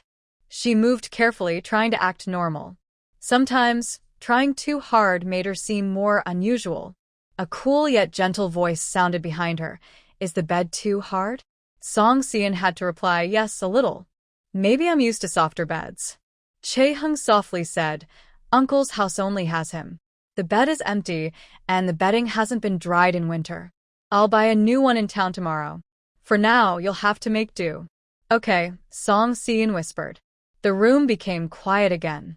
Song Si-eun turned over and felt the candle flame flickering, which hurt her eyes. Turn off the light. I can't sleep with the brightness, she said. All right. Chae-hyun blew out the candle, and everything in the room went dark. Song Si-eun let out a breath, feeling that no one could see her nervousness now. After a while of silence, Chae-hyun sensed that Song Si-eun was still awake. He whispered, "When will you go back?" I was in a hurry and didn't explain everything, so I hope I didn't worry you. Now that I've seen Uncle, the wound will heal slowly. But the house needs repairs. I want to stay here and fix it before I leave. He was thinking about home and worried she might find it uncomfortable here, so he asked her what she thought. Song Si-eun said, "No rush. When I leave, Manager Chin knows. He hasn't gone back yet, so if anything happens, he should help. Uncle's injury will heal slowly, but with acupuncture, it'll get better faster and reduce pain. I'll stay here to help," Chae-hyun said. He was happy inside but kept a calm face and a steady tone. "Okay," she replied. The unwashed bedding wasn't warm, so Song Si-eun slept for a long time before her body warmed up. She moved slightly and touched Chae-hyun's leg. Even through the clothes, she felt how cold his leg was. His right leg was injured and his meridians were blocked, so cold weather made it worse. "Are you cold?" she asked. Chae-hyun didn't dare lie a little. "Tomorrow, with new bedding, I shouldn't be cold." "Oh," she responded softly. After a while, she shifted her leg closer to him, letting her leg rest against his. Chae-hyun thought she was about to fall off the bed, so he moved to the side. Song Si-eun said, "Are you trying to fall off the bed?" He finally realized that Song Si-eun was deliberately leaning closer, and a warm feeling spread through his leg. She was trying to warm his leg. Chae-hyun tilted his head to look at Song Si-eun. In the darkness, he could only see her outline. He smiled slightly, closed his eyes, and went to sleep. That night, Song Si-eun slept very soundly, probably because she was tired from the day before, or maybe because she was upset and anxious the night before and couldn't sleep well. Although the bed was hard and the blanket wasn't warm, she still slept peacefully. When she woke up, it was already daylight. Chae-hyun was no longer in the room. Song Si-eun put on her coat and went outside. Chae-hyun was sweeping the yard, having already tidied up the main room. Seeing her wake up, Chae-hyun said, "Breakfast is almost ready. We'll eat soon. Wash your face first." Song Si-eun touched her head, thinking about how they had slept on the same bed last night. Now she felt a little embarrassed for realizing it so late. "Okay," she replied. Breakfast was simple porridge and small dishes. After eating enough, Song Si-eun prepared to go to the town. Chae-hyun told Chae Li-ching that many things needed buying, and they also had to hire people to repair the house. Today, they would be busy. Chae Li-ching said, "Chae-hyun, I've been saving the money you brought back. You can use it." The house is such a mess. I don't know how much it will cost to fix." Before Chae-hyun could speak, Song Si-eun said directly, "Second uncle, don't worry. We have money. You just stay home and rest assured." The two of them went out together.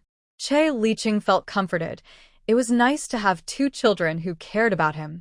They had returned late yesterday, so not many people saw them. Today, walking together, they attracted quite a few villagers' attention. Chae-hyun had grown taller and looked more handsome. The villagers, including the older men and women, all wanted to come talk to him. They also kept praising Song Si-eun, saying she looked beautiful. Song Si-eun realized she was a bit vain.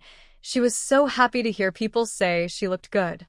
Chae-hyun said, "Aunt Chin, we have some things to do in town, so we'll leave now." Aunt Chin smiled and nodded, all right.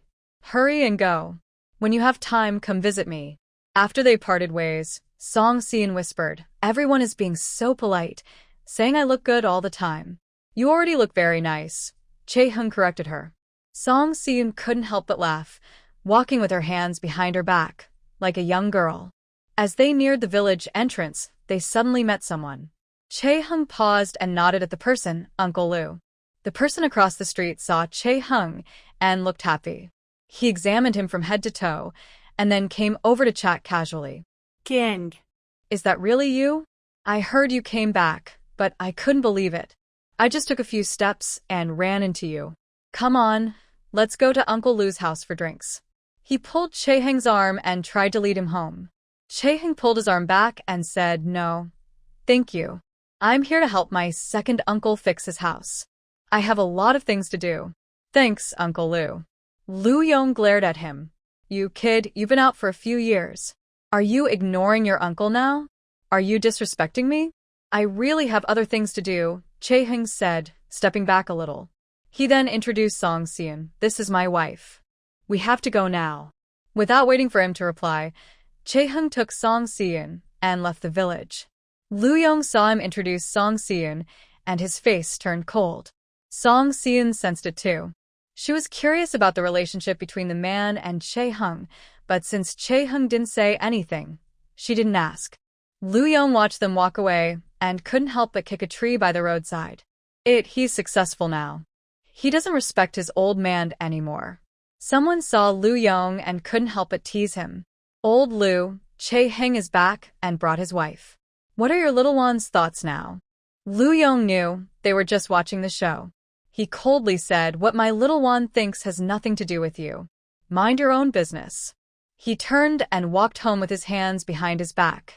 The person beside him pouted and whispered, "Looks like a good show is coming." Lu Xiao one always said she wanted to marry Chae-heng. But Chae-heng left for years, and I heard she finally found someone to propose. Now Chae-heng is back with a wife. I really want to see what she'll do. Another person asked, "One still talking about marrying Chae-heng?" That person chuckled. "That girl is stubborn and straightforward. Maybe she really will do something like that." Things are about to get interesting. In town, Song Seon first went to the medical clinic and bought a set of acupuncture needles at a high price. After leaving the clinic, she went shopping for other supplies. The collapsed house needed repairs. Chae-heng could do some work himself, but he knew he couldn't do it alone. They still had to go home, so they couldn't stay here too long. It would be faster to find a skilled bricklayer in town. When Song Seon came to town yesterday, it was already late, and she didn't see much. Today, she wandered around and found the place quite interesting. Passing by a pastry shop, I saw her staring at us. Chae-heng took out some money and said, "Madam, I'd like a package of osmanthus cakes."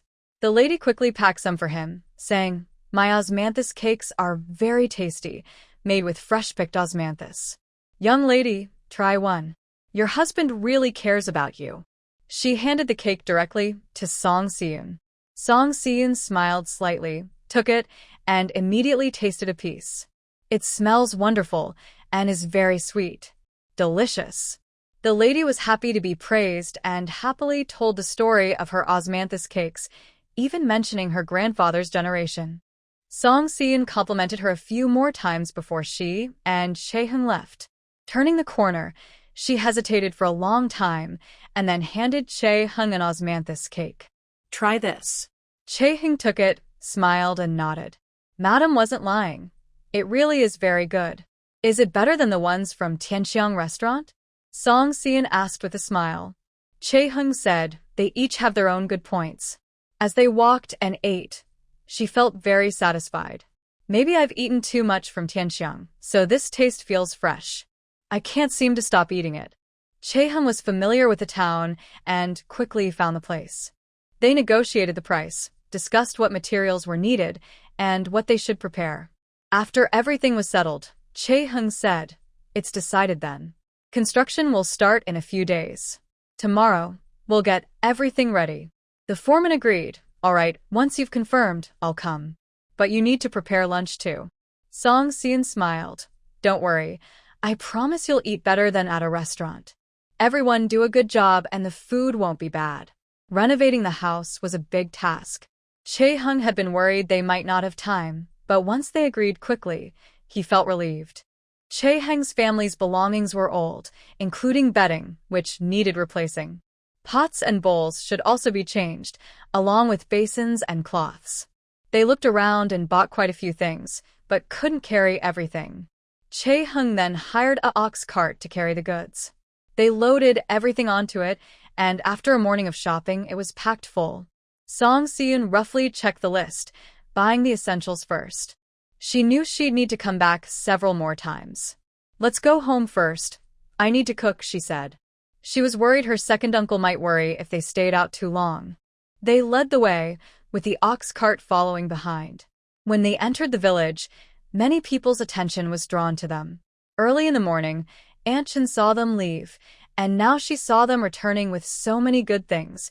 She was stunned. Chae-hung, are you guys planning to settle down here? Are you preparing to settle down again? The car was filled with pots, pans, and everything else you might need, looking like they were moving to a new home.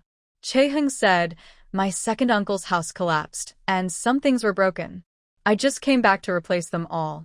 Hearing this, Aunt Chen smiled and said, "Oh, Chae-hung, you're such a good and filial child. Your second uncle must be so happy." Chae-hung didn't reply. He continued walking with the driver toward home. Soon they arrived. After unloading everything, Song Seon paid the driver and saw many people gathered nearby, watching this way. She ignored them and closed the courtyard gate. Look at that, he really bought a yard full of good things. Chae-hung is such a filial boy, he's truly the best. Yes, but Chae-hung should be filial. He was raised by second Uncle Chae, so of course he's loyal. Second Uncle Chae didn't have any more children, but he is such a good nephew, like Chae-hung. That's not bad at all. While they were talking, someone approached from afar, and they quickly dispersed. Their loud conversation was overheard by Zhao Shi. Seeing the crowd scatter, she crossed her arms and scolded, "As soon as I show up, everyone runs away. Am I some kind of bad luck? Talking behind my back again?" Hearing her, others chuckled and said, "It's nothing serious. We're just talking about Chae-hung. Sister Zhao, you've raised a good son." Zhao Shi is Chae-hung's mother. She lives in a place near Shirley Village. She just heard Chae-hung was back this morning and immediately went to Chae Licheng's house to find him. But he wasn't there, and now she's full of anger. When she heard people say Chae-hung was filial, she immediately asked, "What do you mean filial? Doesn't he come home to see his parents? He's been away for years, and the moment he returns, he goes straight to his second uncle's house. Is he trying to shame us?" A few people nearby couldn't help but sneer. "Why doesn't Chae-hung go home? Don't you know the answer? He's your son, no doubt, but you didn't take good care of him. If you had put in a little effort, Chae-hung wouldn't have had such a hard childhood. Now that he's grown up, he's come back to acknowledge his family. That's shameless." Everyone kept their thoughts to themselves and smiled. Chae-hung came back late yesterday. There was no time to go home. He's just staying at his second uncle's house. We're all family. Why are you making such a fuss? Zhao Shi snorted coldly. I know what he's thinking. I'm very clear about that. It's just us talking. But no mother should bow to her son. That's just wrong.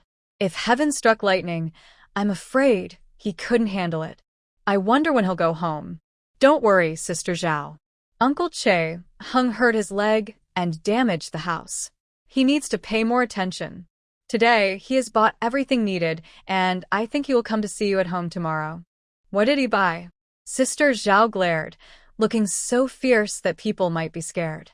Those who didn't know might think she owed someone money. The others didn't dare speak. They made excuses about family matters and quickly left. Sister Zhao rolled up her sleeves and muttered alone, "He's gone rebellious again.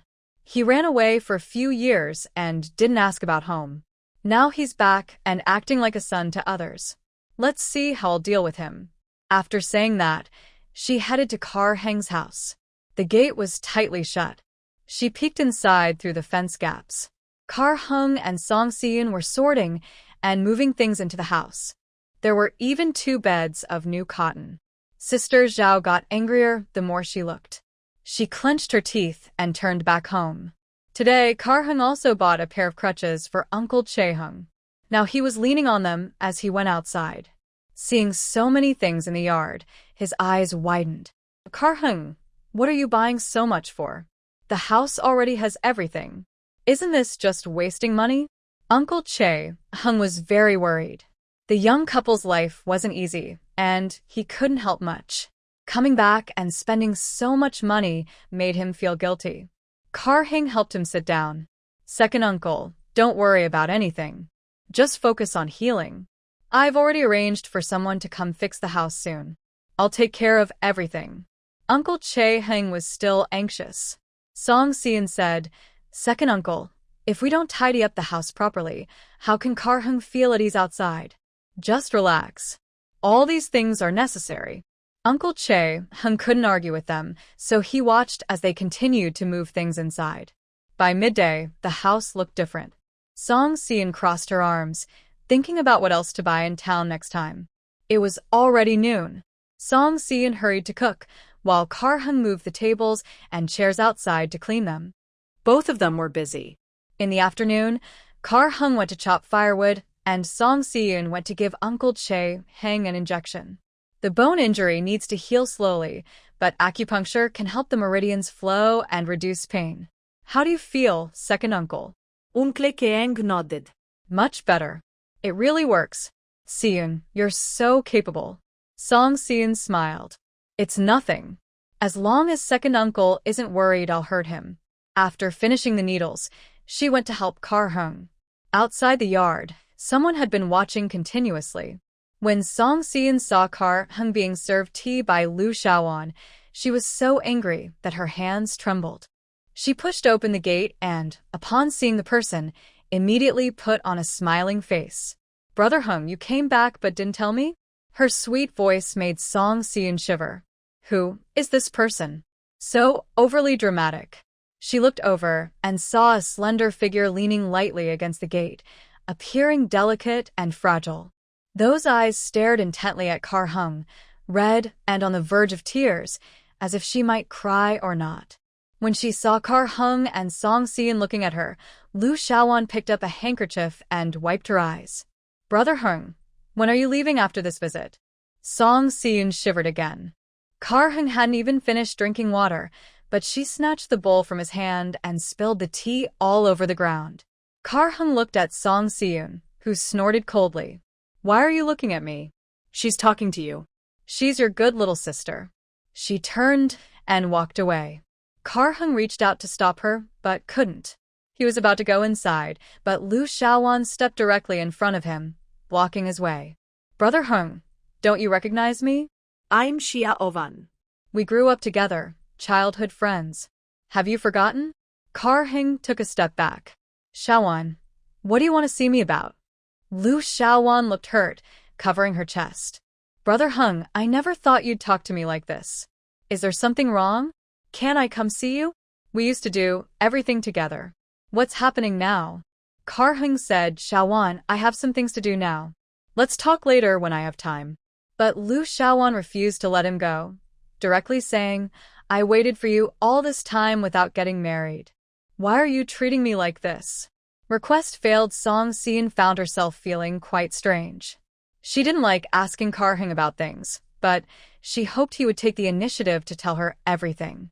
Even if she was a bit overbearing, she didn't want to hear explanations anymore.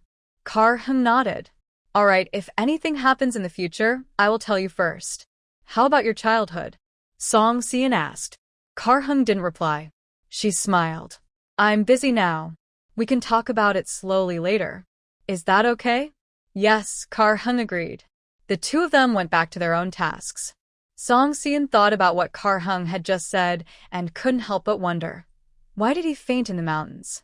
I remembered what Chae Licheng said about getting hurt often when he was a child. This time he came back, but Chae-hung didn't mention his parents. I started to have some guesses. Mrs. Zhao waited at home until evening but still didn't see Chae-hung bring any gifts. She felt even angrier. It was almost dark when Chae Licheng came back from outside. He sat down loudly on a chair and said, "Is dinner ready?" "I'm hungry." Mrs. Zhao scolded. "You only just came back? You left early in the morning and only just got home. Where have you been?" "Oh, I just had a drink with some friends. It's for our family's good. I heard that the Tianda Academy in the county is accepting students. I thought I could make some connections so Wang Fu can go there to study." Hearing this, Mrs. Zhao became interested. "Really? Do you have a way?" "I'm working on it. A friend of mine knows someone who works as a gatekeeper at Tianda Academy. I asked him to help find some connections." When she heard this, Mrs. Zhao felt hopeless and sighed. Forget it. A gatekeeper can't do much. It's just a waste of money on drinks. I told you, constantly inviting people to drink is useless. Che Lijong looked down on her and said, "Look at you, short-sighted. If you want Wang Fu to succeed, you should send him to a good school. I heard that if he goes to Tianda Academy, he could even become a successful scholar. Think about it. If Wang Fu becomes a scholar, we'll have a better life." Mrs. Zhao was tempted. That's true. But what can a gatekeeper do? You should find someone useful. I'm already looking for that. Do you really think I go out just to drink and have fun? Everything I do is for our son. Mrs. Zhao said, Wang Fu is smart. He should study. He'll have a bright future. Unlike Che Hung, who's just a burden, only to end up working for others. Why are you suddenly talking about him? Che Lijong looked a bit unhappy. Mrs. Zhao pounded on the table loudly. Don't you know? Che Hung came back yesterday and is staying at our second brother's house. Today he bought this and that for his second brother's family. He hasn't even thought about his parents. What's the use of raising such a son? Che Lijong only then realized Che Hung was back.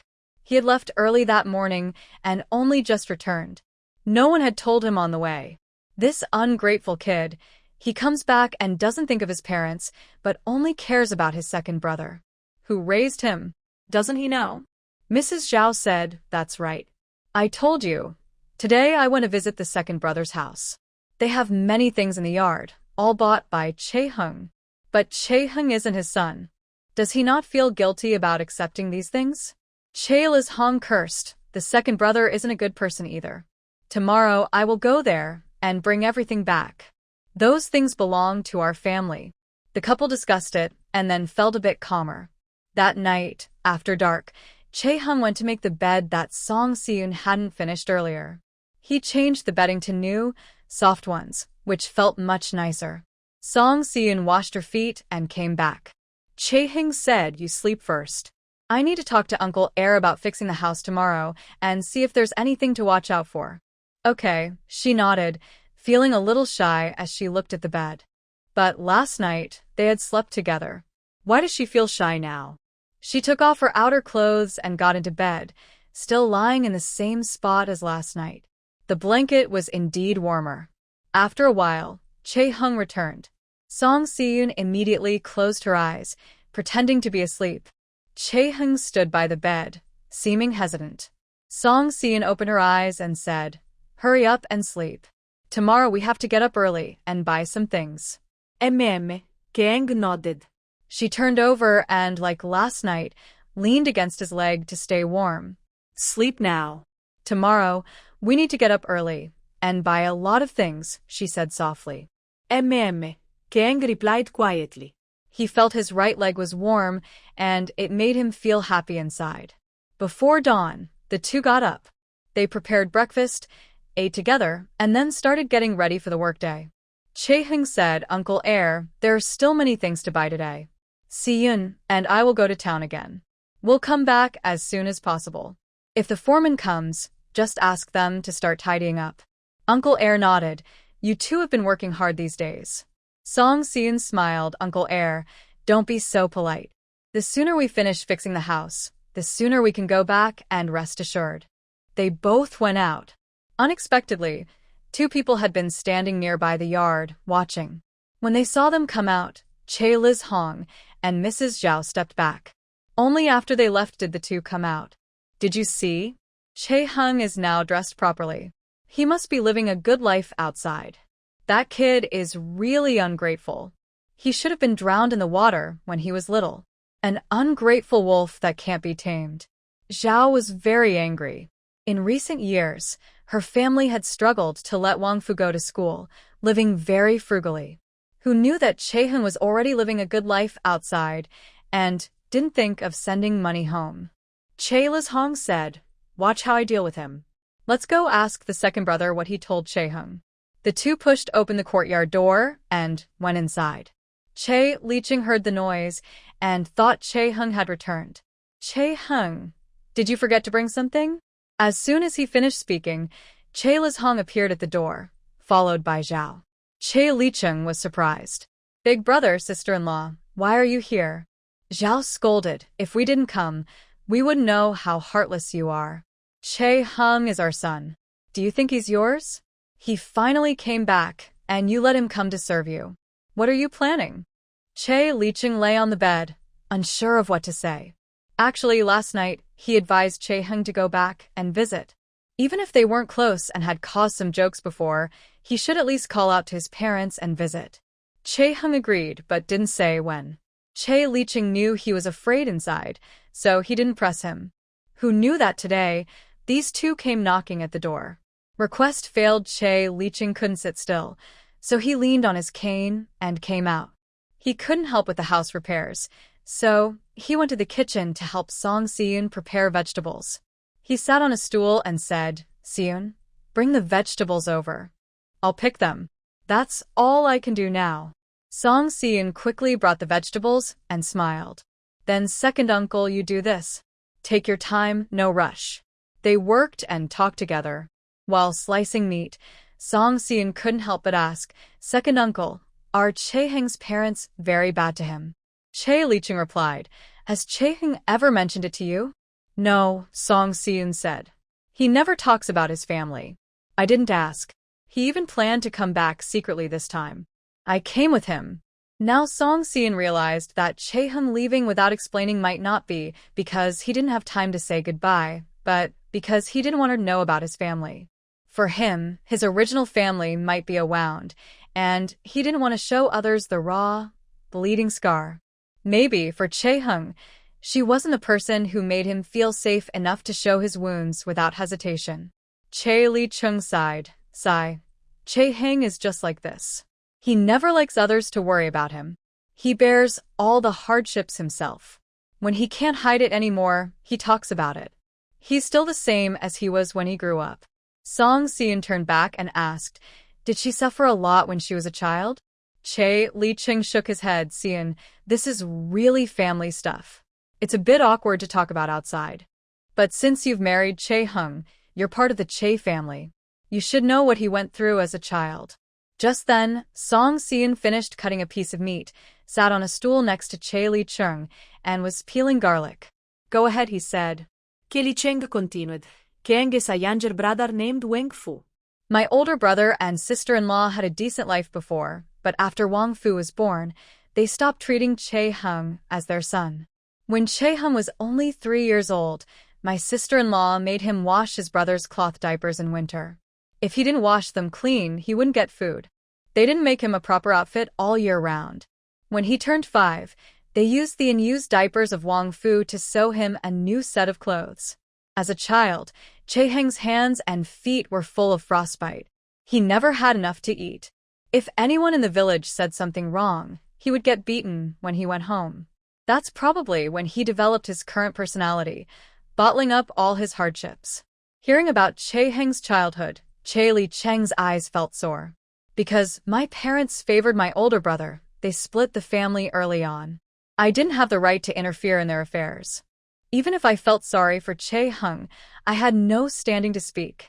Until one day, I saw the wounds on Che Heng's back, skin torn open and flesh exposed. I was heartbroken. I asked who had beaten him. He didn't say anything and just carried firewood back home. That year, my wife had just passed away. I was lost and aimless, trying to help him. I told my older brother and sister-in-law that I wanted to adopt Che Heng. They asked for 50 taels of silver. He chuckled bitterly. Even if I sold everything I had, I couldn't raise 50 taels.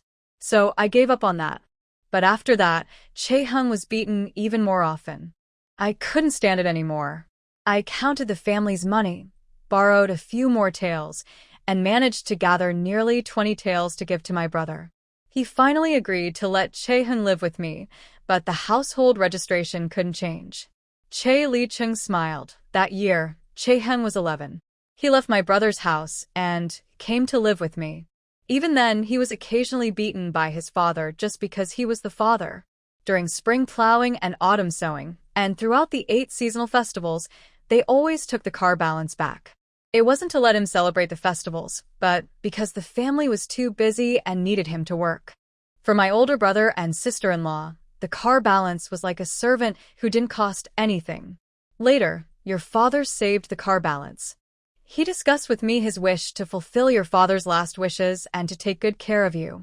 I agreed because I thought the car balance was a straightforward person. If he didn't repay kindness, he would never feel at peace in his heart. Also, I thought life outside this place might be easier for him. Since he left, his parents asked me a few times how he was doing. I said I didn't know, so they stopped asking. Now that the car balance has brought you back and bought many good things for the family, I worry they might cause trouble again. Song Si-eun listened with a worried heart. Compared to Car Balance's parents, even the strange members of the Song family seemed more decent and handsome. She was curious. Why do they treat Car Balance like this? Clearly, he is also their son. At that time, most people valued boys over girls. If Car Balance had been a girl, she could understand. But he was a boy, the eldest son. Shouldn't he be more valued? Car Licheng seemed unsure whether to speak or not. But since it was no longer a secret and Song Si-eun would find out anyway, he decided to tell her. He hoped Car Balance would be happy, so he wanted the couple not to have any misunderstandings. So he explained to Song Si-eun, Car Balance isn't the son of my older brother and sister-in-law. They married for many years without children. When they finally had a girl, she died young. Someone abandoned her, so my brother took her home. At first, they took care of her carefully. But before she was 3, my sister-in-law got pregnant again and later gave birth to Wang Fu. Since then, he has been living a dark and miserable life. With this explanation, Song Si-eun immediately understood. Isn't this like those cases where a couple can't have children, adopt a child, and then suddenly have their own biological son, leading them to dislike, scold, or even abandon the adopted child? She had often seen such stories online before, but now she was experiencing one herself. Suddenly, she understood Car Balance. Growing up in such an environment, he was naturally insecure and felt inferior. He was afraid of being abandoned. That's why she always made decisions for him. He only followed her commands, not only because he saw her as a benefactor's daughter, but also because her personality influenced him. Song Si-eun said, So, does that mean Car Balance is still considered their son? Car Licheng nodded. Yes, the household registration is still there, so I don't want to make things too tense. If it gets out, it won't be good for Car Hung either. After all, they are father and son. What kind of father and son? Song Si-eun snorted coldly. Does someone like that deserve to be a parent? Second uncle, Car Hung shouldn't recognize them anymore. Wow, after being mistreated for so many years, when Car Hung was about 10, he took money from others and drove them out. Now that he's grown up, he wants to take them back, so they can be filial. Is there really such a good thing in the world? Dream on. Car Licheng said, Si-eun, Car Heng has been smart since he was a child. I thought about letting him take the imperial exams. If the family causes trouble, it won't look good. His future career might also be affected. Don't you think that's not worth it? Song Si-eun understood what Car Licheng was thinking, but she didn't see it that way. Second uncle, in your opinion, can Car Heng's parents make him worry-free after they're gone? Car Licheng gently shook his head. Song Si-eun said, That's just it. We should keep things under control now, but the issue is still there. In the future, if Car Hung becomes successful, they might cause even more trouble. When healing a wound, dead tissue must be thoroughly removed so that new tissue can grow. To Car Hung, that dead tissue is like the infected part of a wound. If it's left there, it will fester and produce maggots. That's really disgusting. Car Licheng agreed, but didn't know what to do. Si-eun, you don't understand Car Heng's parents. When they go crazy, they dare to do anything. Don't act rashly. She smiled. Second uncle, don't worry. After all, it's his own matter. Although we are husband and wife, we should respect each other. Whatever I do, I will discuss with him first. Car Licheng nodded. Car Hung has been unlucky since he was a child, but he married you. That is the greatest blessing of his life. Song Si-eun didn't dare to say much. After Car Hung went to Xingshu village, life didn't seem much better, just a different group of people bullying him. Things only slightly improved this year. It's not worth mentioning before. Carly Chung looked outside. Kar Heng has suffered since he was young, but he has a kind heart. I've never seen a better child.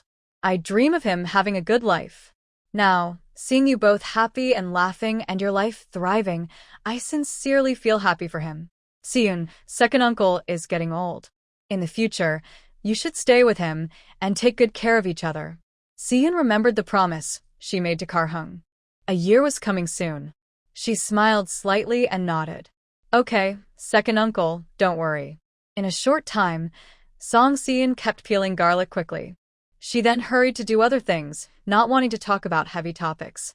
She asked Che Licheng why Che Hung, who never went to school as a child, could write such good characters.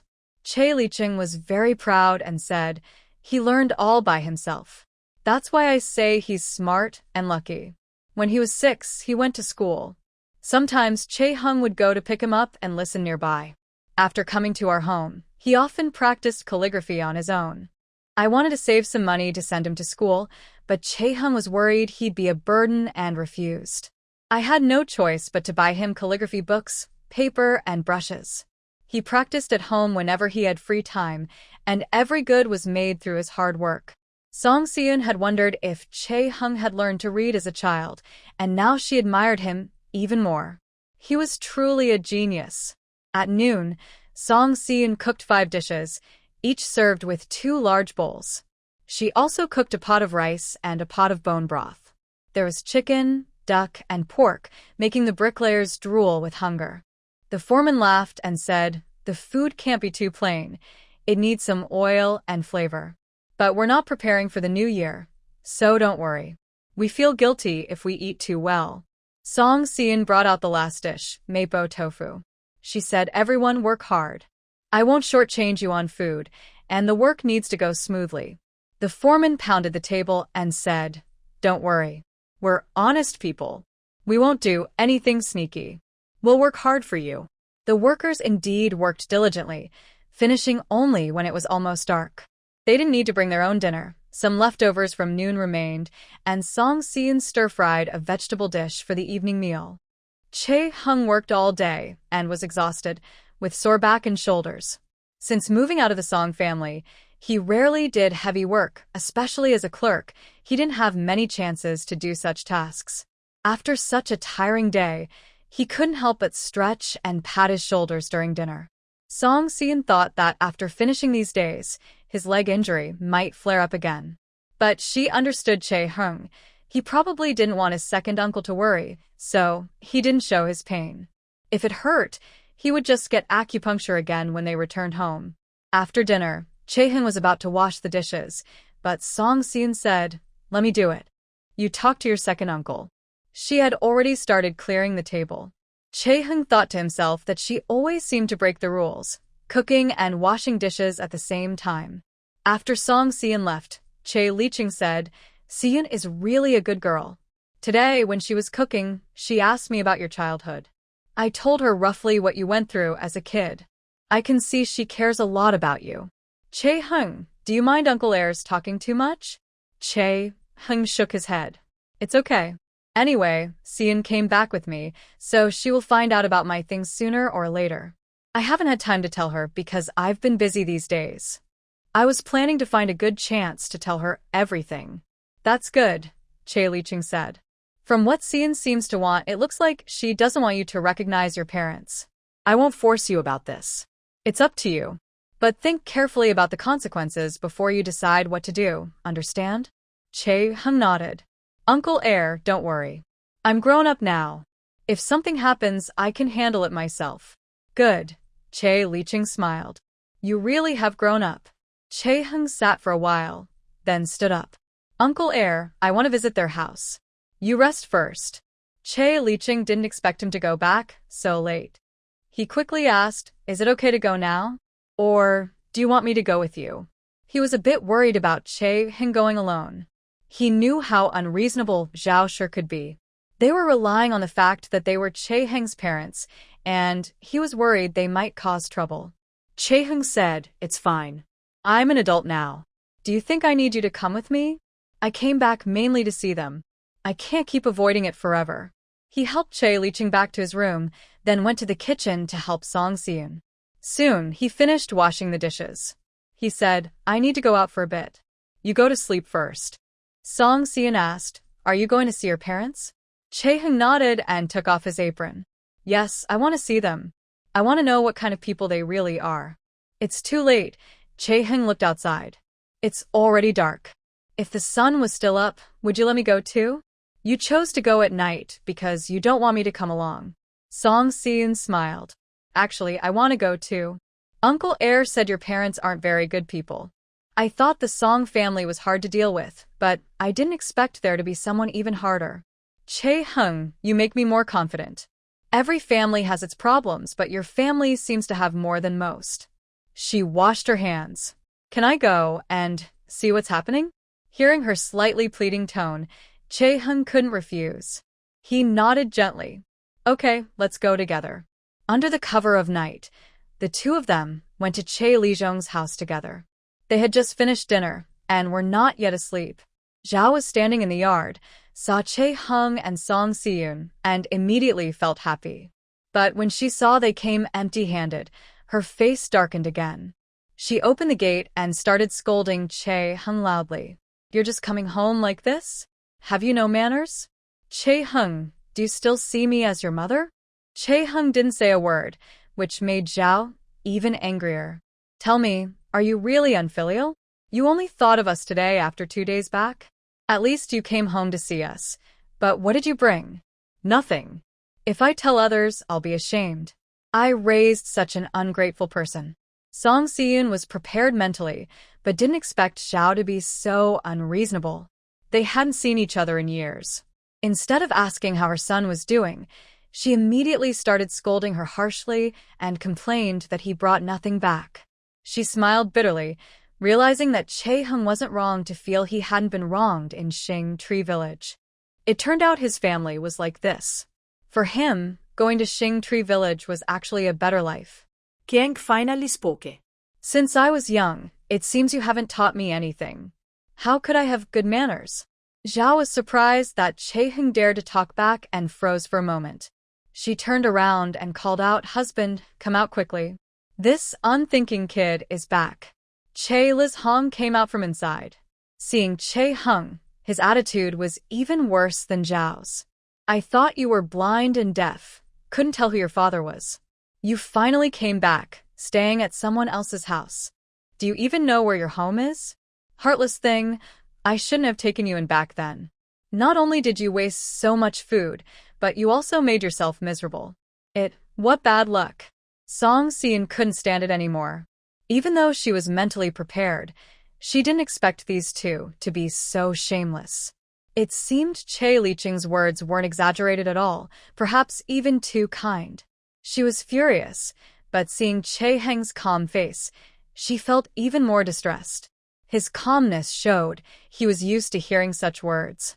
Since he was young, he had been scolded countless times by them. Indeed, Che Licheng said he had often been hurt as a child, with his back torn open from beatings. Getting beaten was common, and verbal abuse was even more frequent. Naturally, they wouldn't hold back. Song Seon no longer cared about the others. She stepped forward and said, Have you all finished talking? If you want Chae-hung to be filial, you should first act like elders yourselves. With people like you, how can he be expected to show filial piety? Are you his parents? Mrs. Zhao looked at her and snorted coldly. Are you Chae-hung's wife? You're just as unruly. We are your parents-in-law. Meeting us with such disrespect, you deserve to be punished. You should learn to be modest and respectful. Song Seon crossed her arms and said, If you have the guts, go ahead and try. Let's see who ends up losing. You shameless people. How dare you call yourselves my parents-in-law? I'm afraid you can't handle it. Mrs. Zhao grew angry. Little girl, who are you talking to? Watch how I deal with you. As she raised her hand to hit Song Seon, Chae-hung immediately stepped in front of her, grabbing Mrs. Zhao's wrist to stop her from moving. You can curse me all you want, but you can't insult her. The kindness she shows is something I owe her. If you dare to hurt her, I won't hold back. Song Seon cursed. Forget about the kindness of raising me. Kieng, wake up. Don't make me slap you again. The life you had as a child was worse than living on the streets, drinking dew, and growing up. Being raised in their house is better than that. She knew Chae-hung was about to lose control again. No matter how his parents treated him, in his heart, they were the ones who took him in and raised him for years. That was a kind of gratitude. Chae-hung was kind-hearted, but sometimes his kindness could be annoying. Remembering kindness but not holding grudges. What kind of illness is that? Chae Li-jong cursed. Chae-hung, is this the wife you chose? I thought you had good judgment. I order you to divorce her immediately. Disrespecting your in-laws like that. What's the point of keeping a woman like her? Chae-hung said, is she wrong? The injuries I suffered as a child are known by most people in the village. If you were decent, you wouldn't forget so easily. Back then, I was seen as a burden. Now that I'm your son, you expect me to be filial? There's no such good thing in the world. Today, I'm telling you that from now on, the house of second uncle is my home. I don't need parents anymore. I'll just consider myself someone who came out of a stone. Chae Li-jong's eyes widened. You've gone too far. Not even recognizing your parents? Fine, if you don't recognize us, that's your choice. But your household registration is still here. Without it, what are you? Chae-hung said, even if I don't want the household registration, I can't call you parents anymore. The things I bought for second uncle are worth a lot of money. Since you all took them, consider it my way of repaying the so-called kindness of raising me. From now on, we have nothing to do with each other. He stepped forward, standing a full head taller than Chae Li-hong. Chae Li-hong was suddenly startled. He realized that Chae-hung no longer seemed like the small child he could easily control. Fine, you think you're brave now. You won't acknowledge your parents, huh? Well, I want to see how long you can stay tough. I won't give you your household registration in this life. Let's see how capable you are. Chae-hung grabbed Song Seun and started to walk away, silent all the way. Back home, Song Seun said no matter what, the household registration still needs to be separated. Otherwise, won't they always control you? She didn't expect it to be so troublesome when she got angry. Chae-hung's adoptive parents were even more shameless than the Song family. Just their reputation was not enough to make them back down. Since Chae Li-hong was the head of the household, if he refused to let Chae-hung separate, Chae-hung would always be their son. Taking legal action would only result in a court ruling that Chae-hung was unfilial. She frowned. Maybe I should go talk to them. Just say I was impulsive earlier. Take this chance to split the family. Chae-hung said they won't agree. Now that I've grown up, I can support myself, work, earn money, and even have a family. I don't need their worry. As long as they keep me tied down, it only benefits them, not harms. How could they easily let me go? Even if we hadn't lost our temper just now, this outcome was already destined. Song Seun said, then what should we do? We can't be stuck here forever. You still want to study and take the imperial exams. She was really starting to worry. This matter seemed quite difficult to handle. The other side had become shameless. If she could be even more shameless, could she be worse than them? Chae-hung replied, don't worry, we'll find a way. Song Seun was originally very anxious, but seeing his calm face, she felt less worried. All right, since it's your own matter, and you're not that worried, why should I be anxious too? She felt a bit embarrassed. Sorry, I was impulsive today. Maybe I made things worse and strained our relationship. Kieng smiled. I know you're worried about me. Song Seun stubbornly said, I didn't mean that. I'm just angry. I don't have your patience. When I meet unreasonable people, I go crazy. Chae-hung said, it's good that you're crazy. Crazy people can protect themselves. Then you should be a little crazier. Song Seun looked at him. Did it hurt when you got beaten so much as a kid? She didn't know if Chae-hung was willing to tell her, but she wanted to ask. Unexpectedly, he replied, it hurt, but those were just surface wounds. They've already healed. It seems you weren't beaten hard enough. You still speak kindly to them now. Song Seun rolled her eyes. You should have been beaten to death, so you'd remember it well. Inside the house, there was no more movement. The two of them quietly finished washing up and went back to bed. Because she was curious about Chae-heng's childhood, Song Si-eun kept asking questions, and she naturally lay down without feeling awkward like the previous days. When she came to her senses, they were already sleeping on the bed. Chae-hung was still answering her earlier question. When you're hungry, even sour and smelly rice can taste good. It doesn't feel bad anymore. Hearing this, Song Si-eun couldn't care less about feeling awkward. Only her heart ached. Do you really not hate them? She was genuinely curious. Chae-hung was someone who could endure a lot. It seemed that no matter how others treated him, as long as he believed you had helped him, he would open his heart and treat you well without holding grudges. Is it worth it? Chae-hung said, Of course I hate them, but I understand why I am alive. If they hadn't picked me up back then, I would have already died. I really want to live, so I remember their kindness.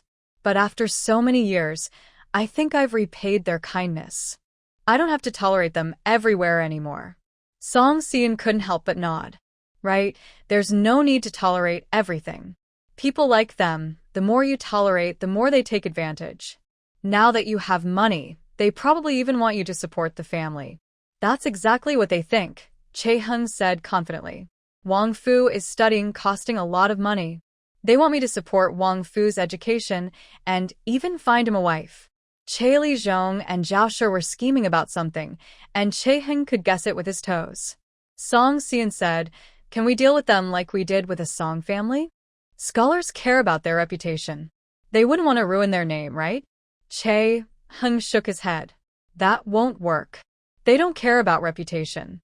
Sending Wong Fu to school is just because they think it's a good path. If he gets fame, great. If not, it's no big deal. Unlike old Master Song, who hopes Song Wenjie will bring glory to the family. That's not possible. Song Si-eun kept saying, to deal with different people, you need different methods. Your father likes to hit people, so you should find someone who can control him and beat him hard until he's convinced. Chae-hung smiled and said, That's one way. Since this problem couldn't be solved quickly, Song Si-eun didn't want to think about it anymore. She was tired after a whole day and yawned. Chae-hung said, Go to sleep first. Song Si-eun replied drowsily, turning to lean on him, wrapping her arms around his arm, and soon falling asleep. Chae-hung's whole body was stiff, and he didn't dare move. He turned his head to look at Song Si-eun's face and couldn't help but smile. It seemed he would have to sleep like this all night. He was reluctant to wake her. The next day was just as busy. Chae-hung was twisting his neck early in the morning. Song Si-eun asked, Are you tired from yesterday? Actually, he didn't sleep well the night before. He nodded and said, At first, I wasn't used to working, but it will get better with time. At dawn, the foreman arrived with people. The food Song Si-eun made everyone crave it badly. Today, as soon as they arrived, they greeted her. As long as the food was good, everything else didn't matter. Chae-hung helped with the work, while Song Si-eun was busy cooking. They worked like this for 4 days. The collapsed house was rebuilt. They also built a small wood storage nearby, where they could store firewood and tools, and it could also be used as a chicken coop. There was always a use for it. The foreman really put in effort. Before, Chae-hung was thinking about asking the villagers if it was easier to find people locally, but they hurried to the town to find workers. Seeing the finished work, he was glad he had hired people from the town. If they had asked villagers to work, they definitely couldn't have finished so quickly or so well. The foreman led Chae-hung around and said, Just one more day of work, and everything will be done. Look around and see if anything's wrong. I'll have someone fix it. Chae-hung said the construction is very good. I can't find any faults. Thanks to everyone for their hard work these days. The foreman smiled and said it's not hard. We get good food every day and earn wages. What's so hard about that? Chae-hung ordered some new tables, chairs, and benches from the town. He discussed with the foreman, and they agreed to bring a guide to the second young master tomorrow and deliver the furniture at the same time. In the blink of an eye, it was the first day of April.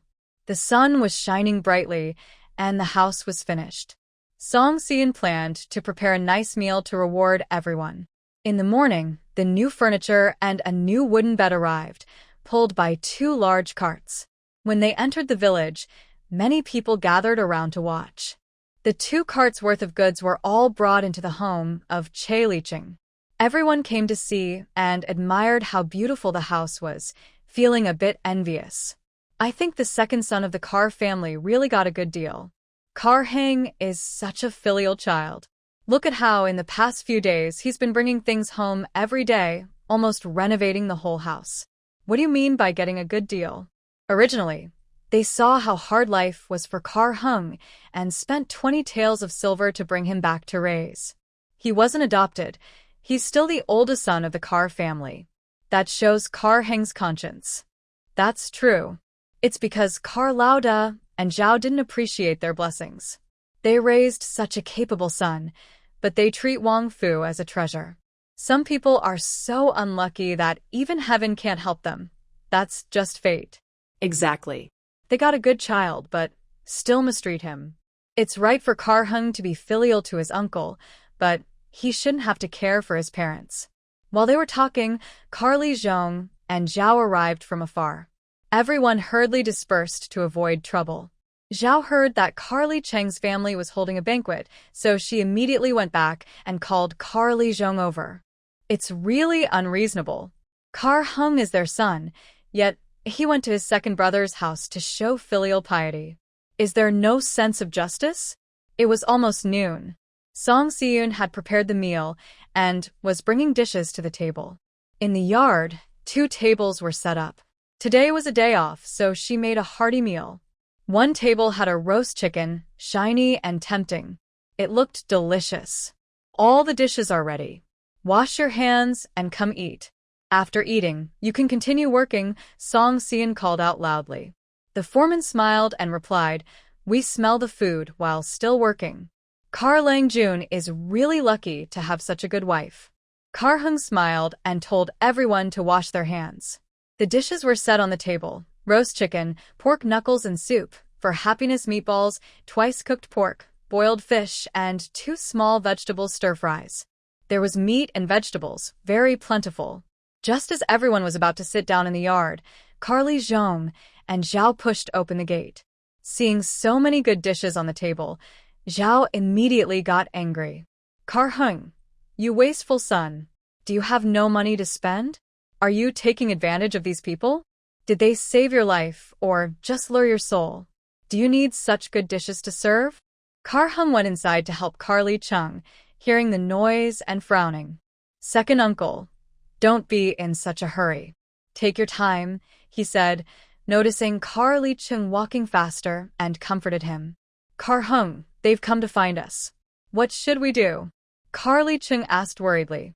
"Don't worry," Carr Heng replied. After helping Carr Li Cheng outside, Zhao became even angrier. "I've never seen you so filial to me. Instead, you're pouring your heart out to outsiders. If others see this, they'll laugh at us." Carr Heng supported Che Licheng to sit down and said with a serious face, "Second uncle raised me for many years. How am I now considered an outsider? He raised you for many years, but what about me and your father? We are the ones who raised you. You ungrateful thing." Zhao's words were harsh, and the foreman couldn't stand it anymore. However, since it was a family matter, he didn't speak up. Song Siyun brought out the last dish from the kitchen and called everyone to sit down. "Sit and eat first, or the food will get cold." She had no intention of paying attention to Che Liz Hong and Zhao, treating them like 2 crazy dogs. The foreman said, "Everyone sit down. Don't waste Sister Song's good cooking." Seeing everyone seated, Zhao was anxious. She pulled Che Liz Hong to sit, but Song Siyun pulled the stool away and sat on the ground, falling on her. "Ouch!" Zhao exclaimed. Seeing Song Siyun holding the stool, she jumped up and scolded, "You little harlot! How dare you? I am your mother-in-law." She raised her hand to hit her, but Che Heng grabbed her wrist and dragged her outside. Zhao struggled but couldn't resist. Outside, she was pushed down again. Che Licheng immediately followed and said, "Che Heng, how dare you hit your mother? Do you want to get into trouble?" Che Heng said in a deep voice, "I don't care what you say to me. I just pretend I didn't hear it. But Siyun hasn't owed you anything. Watch your words." If you want to make a scene, at least do it properly. Zhao sat on the ground, pounding the floor and crying. Look at this. My son hit his mother. Is there no justice? Why did I raise this little beast? He's just a debt collector. If I had known it would turn out like this, I should have left him to freeze in the snow. They could only control Che-hung with the idea of filial piety. No matter how Che-hung resisted, he was still their son. Che-li-chung would never let him be separated from them. Song Seon realized this and pushed Che-hung into the yard, then closed the gate. She crossed her arms, looking indifferent. Keep crying. Today, second uncle's house has finished building. It's a big celebration. I'll just pretend I hired a singer to liven things up. If you sing well, I'll give you a reward. Zhao couldn't take it anymore and stood up from the ground. You still dare to oppose me? How disrespectful to your mother-in-law. Che-hung should divorce you, so you'll never marry again. Song Seon replied coldly. He divorces me? I'd rather divorce him. Before we married, he never told me his parents weren't even human. I was a good girl, and now I've gotten into so much trouble because of him. I haven't even felt wronged yet. Kar-hung is my son-in-law from the Song family. He is part of our family, so what does that have to do with you? If you say he should be filial, then first pay the full bride price. If you want me to respect you, then act like a mother-in-law first. Being loud and unruly doesn't make you a good mother-in-law. You need to be a decent person first. Everyone around clearly knows how you feel about Kar-hung. They say you love him deeply. Even animals know how to care for their young, but you are worse than animals. A few days ago, we left and someone came to steal things from Uncle's house. Are they robbers or bandits? Is 10 Miles Village a den of thieves? I want to go out and get some justice. Many people have come out to watch. Song Seon sneered coldly. You all are really brave. Living in the same village as such people, you're not afraid your house might be emptied someday. She kept talking, and Zhao sure couldn't find a chance to speak. Finally, she had a chance and said, You little girl, you're bullying your elders. Just wait. I'll skin you alive. Song Seon dodged quickly, making Zhao sure miss her. Then she grabbed Zhao Sher's wrist, causing her to scream in pain. Carlos Hong hurried over to help his wife. You little brat, what are you doing? I'm just teaching her a lesson. I'm not as patient as Kar-hung. Honestly, I've had a mental illness since I was young, and I just got cured in the past 2 years. If you anger me, I might lose control and do something terrible. Don't provoke me. After tiring Zhao Sher out, Song Seon let her go and said loudly, A few days ago, we moved out those things. They got touched by dogs, so we don't want them anymore. Consider it repayment for your ridiculous upbringing of Kar-hung. Why don't you eat spoiled rice and spoiled food? Why doesn't your younger son eat? Kar-hung has suffered so much, yet you still have the nerve to act like parents. It's shameless. Kar-hung has done nothing wrong. He can't be expected to accept parents worse than animals, can he? Carlos Hong jumped up and cursed, You unfilial girl. Be careful, or you'll be struck by lightning. Song Seon rolled her eyes. You dare to say that? You've done so many bad things. Next time it thunders, find a place to hide so you don't get struck. Come back alive, and then scold me. She looked at the others and said, Today I've made things clear. From now on, Kar-hung has nothing to do with them. If they cause trouble again, I'll use a knife next time. After saying that, Song Seon pushed open the courtyard door and immediately closed it behind her. Kar-hung stood by the gate, watching her go in. He kept staring at her. The waves of emotion in his heart showed only as a faint smile on his face. Growing up, Song Seon was the first to stand up for him.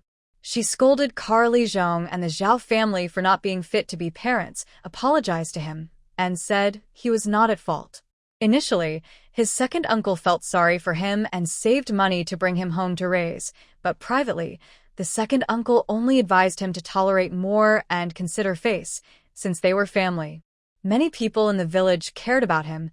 Some criticized the two for their actions, but no one ever said he was completely faultless. They only told him that they were his parents and that they were family. Song Seon talked too much and felt tired. When Kar-hung looked at her, She softly asked, "Did I scold too harshly?" "No," Kar-hung said, wrapping his arm around her shoulders and holding her close. Song Si-yoon didn't resist. Kar-hung whispered in her ear, "Thank you. Thank you for helping me realize that I also long for someone to protect me. And thank you for being willing to protect me." Song Si-yoon stammered, "No, you're welcome." The foreman smiled and said, "Kar Lang-jun, Lady Song, if you don't start eating, the food will get cold." Only then did Kar-hung let go of Song Si-yoon. Her face turned red, and she quickly said, "The soup isn't ready yet. You can eat first." She hurried into the kitchen, her heart pounding. She wasn't this excited when she was scolding earlier. What's wrong with her now? After calming down in the kitchen, Song Si-yoon went out. The turtle flower soup was already served, but she turned around empty-handed. The foreman laughed and said, "Where's the soup?" Song Si-yoon replied, "Isn't the soup already served? Why are you asking me?" The foreman chuckled loudly, clearly knowing she was shy just now. Kar-hung said, "Today was a bit noisy. Everyone, please forgive us. Close the courtyard door and eat. Don't worry about outside matters. Every family has its own troubles. We've seen many domestic issues, but your parents are really too much." Kar-hung poured him some wine. The foreman said, "You're having a hard time, but luckily, you have a caring wife." Song Si-yoon's face turned red again. Zhao family scolded for a while outside, and then left, realizing they weren't responding anymore. Her scolding lost its meaning. She was angry for a while, and said, "This kid is really determined. Doesn't care what others say. Is he really going to let him go like this?" Carly Zhong replied, "That's not possible. The family has no money left. He just wants to leave. I held him up unless he paid 100 taels of silver. Otherwise, don't even think about it." Mrs. Zhao made a mental note. 100 taels is not bad. He's been seeing that young, and she's not an easy person. If she really has a mental illness, risking his life isn't worth it. I definitely can't let someone like her into the house. Said Kelitsong, nodding. I'm tired of arguing with him. Just settle it with 100 taels. I don't believe he'll ignore his second son in the future. Once we give the money to the second son, we can go find him again. The benefits will be the same either way. That's true. Mrs. Zhao felt a bit happier. But she was still angry. Today I really embarrassed myself. I didn't even argue with a little girl. She won't let me be free, and I won't let her have a good time either. Old Lu's little Wan is still thinking about Chae-hung. It would be good if something happened to make her stop. I want to see how long she can hold on. Chae Licheng's house was finished. Song Si-yoon had been giving him acupuncture these days. His leg injury could only heal slowly. Rushing wouldn't help.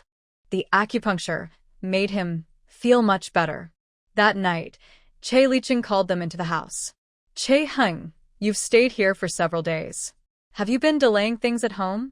Now that the house is fixed, don't worry about me. It's time for you to go back." He was afraid they would stay longer, and Mrs. Zhao and Chae Licheng would come up with new ideas. Chae-hung said, "Second uncle, don't worry. We're leaving now. All the stuff in this room will probably have to be moved out again. Just wait a bit, I'll think of a way." Song Si-yoon said, "Yes, since we're back, we can't just leave like this. Second uncle, don't worry about us." Kelikang knew Kang was stubborn. He didn't expect that his wife would be even more stubborn. He couldn't persuade them, so there was nothing he could do. That night, they slept until late. Song Si-yoon was sleeping deeply when suddenly, loud knocking on the door woke him up. "Chae-hung, come out quickly. Come save someone." Song Si-yoon woke up from his sleep, still holding Chae-hung's arm and rubbing it. He mumbled sleepily, "What's going on?" Chae-hung didn't dare move. "I don't know." Hearing his voice, Song Si-yoon gradually woke up. He realized he was still holding his arm and hadn't let go, which made him feel a bit embarrassed. It was inappropriate to let go now, but continuing to hold on didn't seem wrong either. Outside, someone shouted again, "Chae-hung, hurry up and save someone. My little Wan is going to die."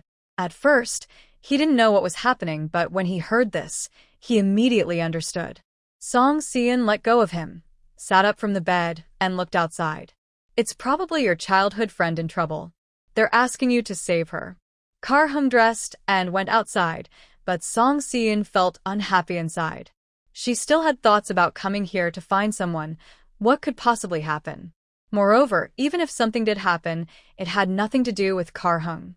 If Kar-hung dared to go, she wouldn't pay attention to him. After he put on his shoes, Song Si-in looked down and said nothing.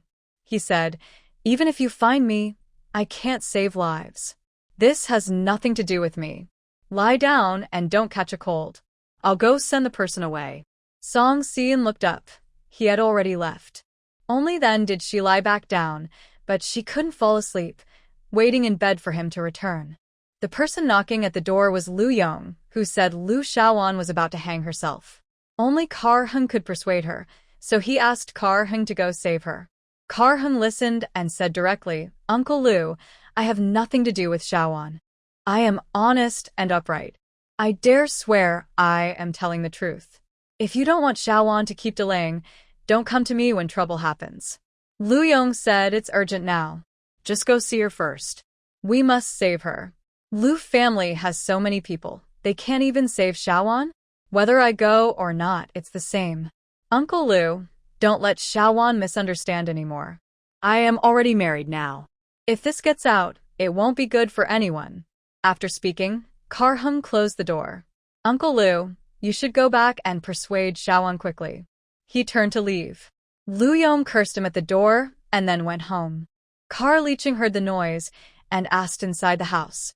Kar-hung went back in to explain. When he returned to his room, it was quiet. He thought Song Si-in had fallen asleep again. He tiptoed onto the bed and covered himself with the quilt. Song Si-in immediately moved closer, hugging his arm, and muttered, "What happened? Nothing serious, right?" Kar-hung's heart was pounding wildly. He tried to suppress it and kept his voice calm. "They say Xiaoan was threatening to hang herself. The Lu family has many members. They won't be unable to persuade her. I told Uncle Lu to go back." "Oh." Song Si-in closed her eyes and murmured, "She really is devoted to you." Kar-hung couldn't help but lean closer and whispered softly, "I've never had any feelings for her. Heaven and the moon can testify." Song Si-in felt his closeness and hugged his arm tighter. "Kar-hung, don't lie to me." "I will never lie to you," Kar-hung whispered in her ear. The warm breath made Song Si-in shiver slightly. She smiled and said, "Okay." Xiaoan Lu's attempt to hang herself not only disturbed Kar-hung and the others, causing them a restless night, but many families in the village heard the commotion. The next day, some unpleasant words spread. People said that Che-hung didn't even bother to look at Lu Xiaoan, calling him heartless. Today, Che-hung and Song Si needed to go to town to buy some things. When they left, they heard someone say these things, but they ignored it, thinking there was no need to care about others' words. But when they returned, the rumors in the village had grown worse. Some even said that Che-hung almost caused Lu Xiaoan's death. At the village entrance, many people gathered gossiping. When they saw the two of them entering, the crowd dispersed a bit. It seemed like no one said anything directly, but their eyes kept glancing at them. Che-hung and Song Si-in continued walking home without paying attention, but just before reaching their door, they heard Che-licheng arguing with someone. "If you keep talking nonsense, I will report you to the authorities." What does Xiaoan's situation have to do with Che-hung? "Last night, our whole family was at home. No one went out. We don't interfere in others' affairs." Che-licheng usually spoke slowly and rarely got so angry. He couldn't stand it anymore, so he started arguing with others. Che-hung didn't do anything wrong, so why was he being accused like this? If the rumor spread, how could he face others? Outside the yard, someone said, "Second Uncle Che, we didn't say Che-hung went out last night. Xiaoan wants to marry Che-hung, and everyone in the village knows that, right? She waited for so many years, and Che-hung finally came back, bringing a wife, but he didn't say a word. That's why Xiaoan can't understand. Xiaoan even tried to hang herself. Che-hung didn't even look at her. His heart is harder than stone. Luckily, Xiaoan is okay. If something had happened, I wonder how he would have explained himself." Another person chimed in, "Exactly. Everyone says Che Heng is filial and honest, but now it seems he's just SOSO. How can his heart be so cold? I saw Xiaowan earlier, and she had a long red mark on her neck. It looked really frightening. I saw it too. If we had waited a little longer, she might not have made it.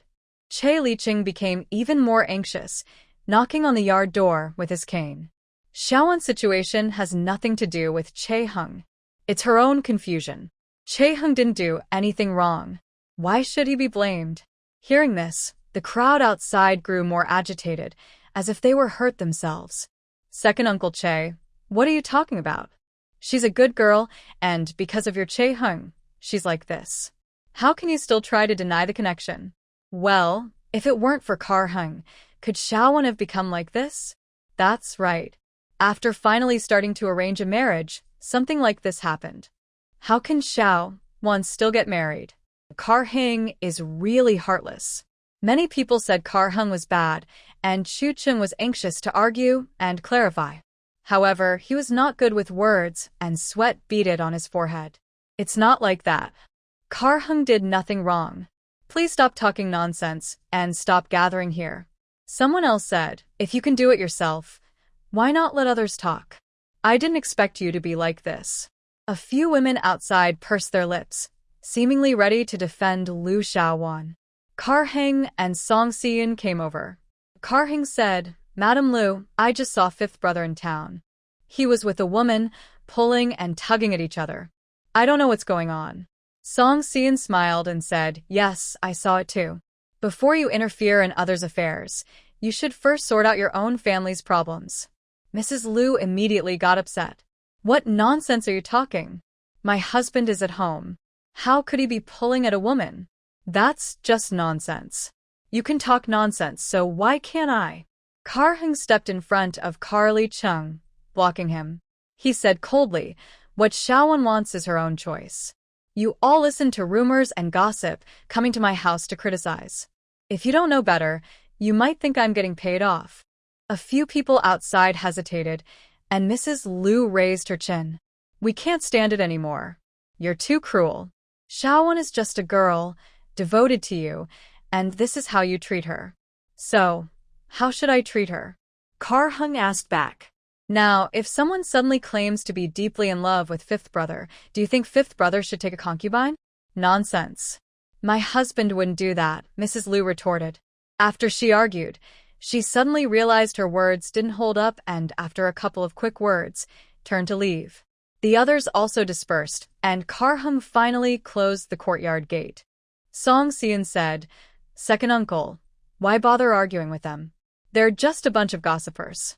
Kar Liqing sighed. I didn't want to pay attention either, but they keep talking more and more nonsense. Tell me, what does Xiaowan's threat to hang herself have to do with Kar Heng? Afraid Song Xian might take it to heart, he added, Xian, don't misunderstand Kar Heng. He really hasn't done anything to Xiaowan. Song Xian replied, I know, second uncle. Don't worry.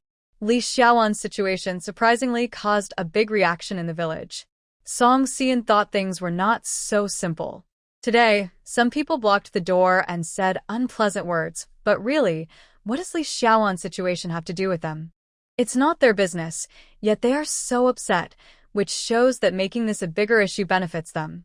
The village lacks gossip, and Li Xiaowan causing a fuss over a man is understandable, but normal gossip is fine. Blocking the door and talking about her behind her back is not normal. Song Xian agrees with Che Heng's view. These people probably received some benefit. What that benefit is, no one knows. If the Li family wants to make a big fuss, they will definitely set conditions. If they are in a hurry, they might fall into someone else's trap. The best way is to wait patiently and see when the other side gets tired. Sure enough, in the afternoon, Lu Yong came to visit Che Heng. Che Heng led him in the yard and talked there, with Song Xiu nearby. Lu Yong frowned and said, You should let her come inside, so we can talk. It looks bad for a woman to listen from the side. Che Heng said, I am the son-in-law of the family. My wife makes the decisions at home. If Uncle Lu doesn't want to say things in front of Xiun, then just go back. We can't talk. Lu Yong clenched his teeth and said, Che Heng, Do you really want to make things so ugly? You're the one making it ugly. Chae-hung poured him tea. Xiaowan is your daughter. This is all about your Lu family. Yet you come to me to solve it. It just makes people laugh. Lu Yong pounded the table and said, but Xiaowan only wants to marry you. What can I do? If she wants to marry me, then she should. I, Chae-hung, am not something people can pick and choose, Chae-hung replied. Lu Yong looked at Song Si-yoon and Chae-hung, then leaned back, giving up. Anyway, you handle this. I have a good daughter, and because of you, she's in this state. I won't just accept it. Song Si-yoon smiled and asked, may I ask what you want? Do you want me and Chae-hung to divorce, or do you want her daughter to become a concubine? Lu Yong thought Song Si-yoon was giving in. My daughter definitely can't be a concubine. Chae-hung has no matchmaker or marriage contract with you. That's not proper. Besides, this 10-mile village is Chae-hung's home. He should come back. It's better for you two to divorce now, so you can each go your own way. If people hear about it, they'll praise you for being sensible. Song Si-yoon said, breaking up with my husband to give your daughter a better life. That's being considerate? What kind of consideration is that? I've never seen someone so shameless. She sneered coldly. I'm actually surprised that Lu Xiaowan is so shameless, flirting with a married man. Who did she learn that from? Now, seeing you, I no longer find it surprising. Lu Yong said, you don't have to be so harsh. Chu-hung and my daughter have known each other since they were young. You're the one who came later. You should have left on your own. I only talked to you out of respect. How is there any real feeling? Song Si-yoon snorted softly. Your daughter is infatuated and is forcing someone to marry her. Why not let her fall for a prince's son and insist on marrying him? Then your Lu family would become royal relatives. By the way, you're not against it. It's just that your daughter isn't capable enough. She can only cling to Chu-hung, hoping he's easy to talk to, and trying to find a reliable son-in-law to support your family. As for Lu Xiaowan, she was once considered unruly, but now that she knows someone is married, she still clings on and causes trouble. That's just being foolish. Lu Yong slammed the table and stood up. You're the foolish one. Watch your words. Chu-hung said, Uncle Lu, this is my family. You should speak more carefully. Lu Chu-hung, are you just going to let her talk about Xiaowan like that? Lu Yong was furious. After years away, Chu-hung's temper had changed a lot. Chu-hung replied calmly, she is my wife. To me, everything she says is right. Lu Yong chuckled softly. All right, now that you don't have to worry about food and drink, you've forgotten the kindness I showed you. If I hadn't carried you out of the mountains that night, a wild wolf would have taken you. If I had known you were so ruthless, I should have let the wolf take you. Chu-hung responded calmly. Uncle Lu saved me back then. I am very grateful. Since that day, I've been helping out at Lu's farm during planting and harvest seasons. After I turned 14, I worked in town to earn money. Uncle Lu also used my wages to buy wine. Uncle Lu said himself, Chu-hung, give me money to buy wine. The kindness you showed me back then is now paid off. I didn't take less money, but the kindness hasn't lessened at all. Do you think that kindness can be paid back in a lifetime? All right, if you think I owe you, then just send me back to the mountains. This time, don't save me. If I get eaten, it's my own fault. Lu Yong pointed at him. Good, you're a brave kid. I don't believe I can't control you. After Lu Yong left, the news spread quickly through the village, with people exaggerating and saying that Chae-hung was ungrateful. Their words sounded very vivid, as if they had heard it directly themselves. Song Si-yoon saw Chae-licheng sighing, and felt uncomfortable. Hearing others talk like that about Chae-hung also made her upset. She didn't care much anymore. Since everyone in Shirley Village thought she was a fierce mother tiger, she decided to act like one, yelling and scolding happily. She looked at the people outside pointing and whispering, then opened the door directly. Speak up. What do you want to say? No need to hide it. Just say it. You two almost caused Xiaowan's death, and you still think you're right? Shameless. Song Si-yoon crossed her arms and said, no matter how shameless you are, you can't compare to you. Life isn't going well, so you can't stand to see others doing well. Be careful, Your tongue might get sores from gossiping. Are you just here to watch the show? Today, I'll give you a full view. Seeing Chae-hung come out of the yard, she asked, "Where is the Liu family?" Chae-hung didn't know what she wanted to do, but pointed in a direction. Song Si-yoon, furious, headed straight to the Liu family. Chae Li-ching hurriedly said, "Chae-hung, follow her and see what's going on. Don't let Si-yoon be bullied by the Liu family." "I'll go now." "Second uncle, go inside. It's too noisy outside." Song Si-yoon moved very quickly. After giving a couple of instructions, she disappeared. Several villagers followed her, so it was easy to tell where she was headed.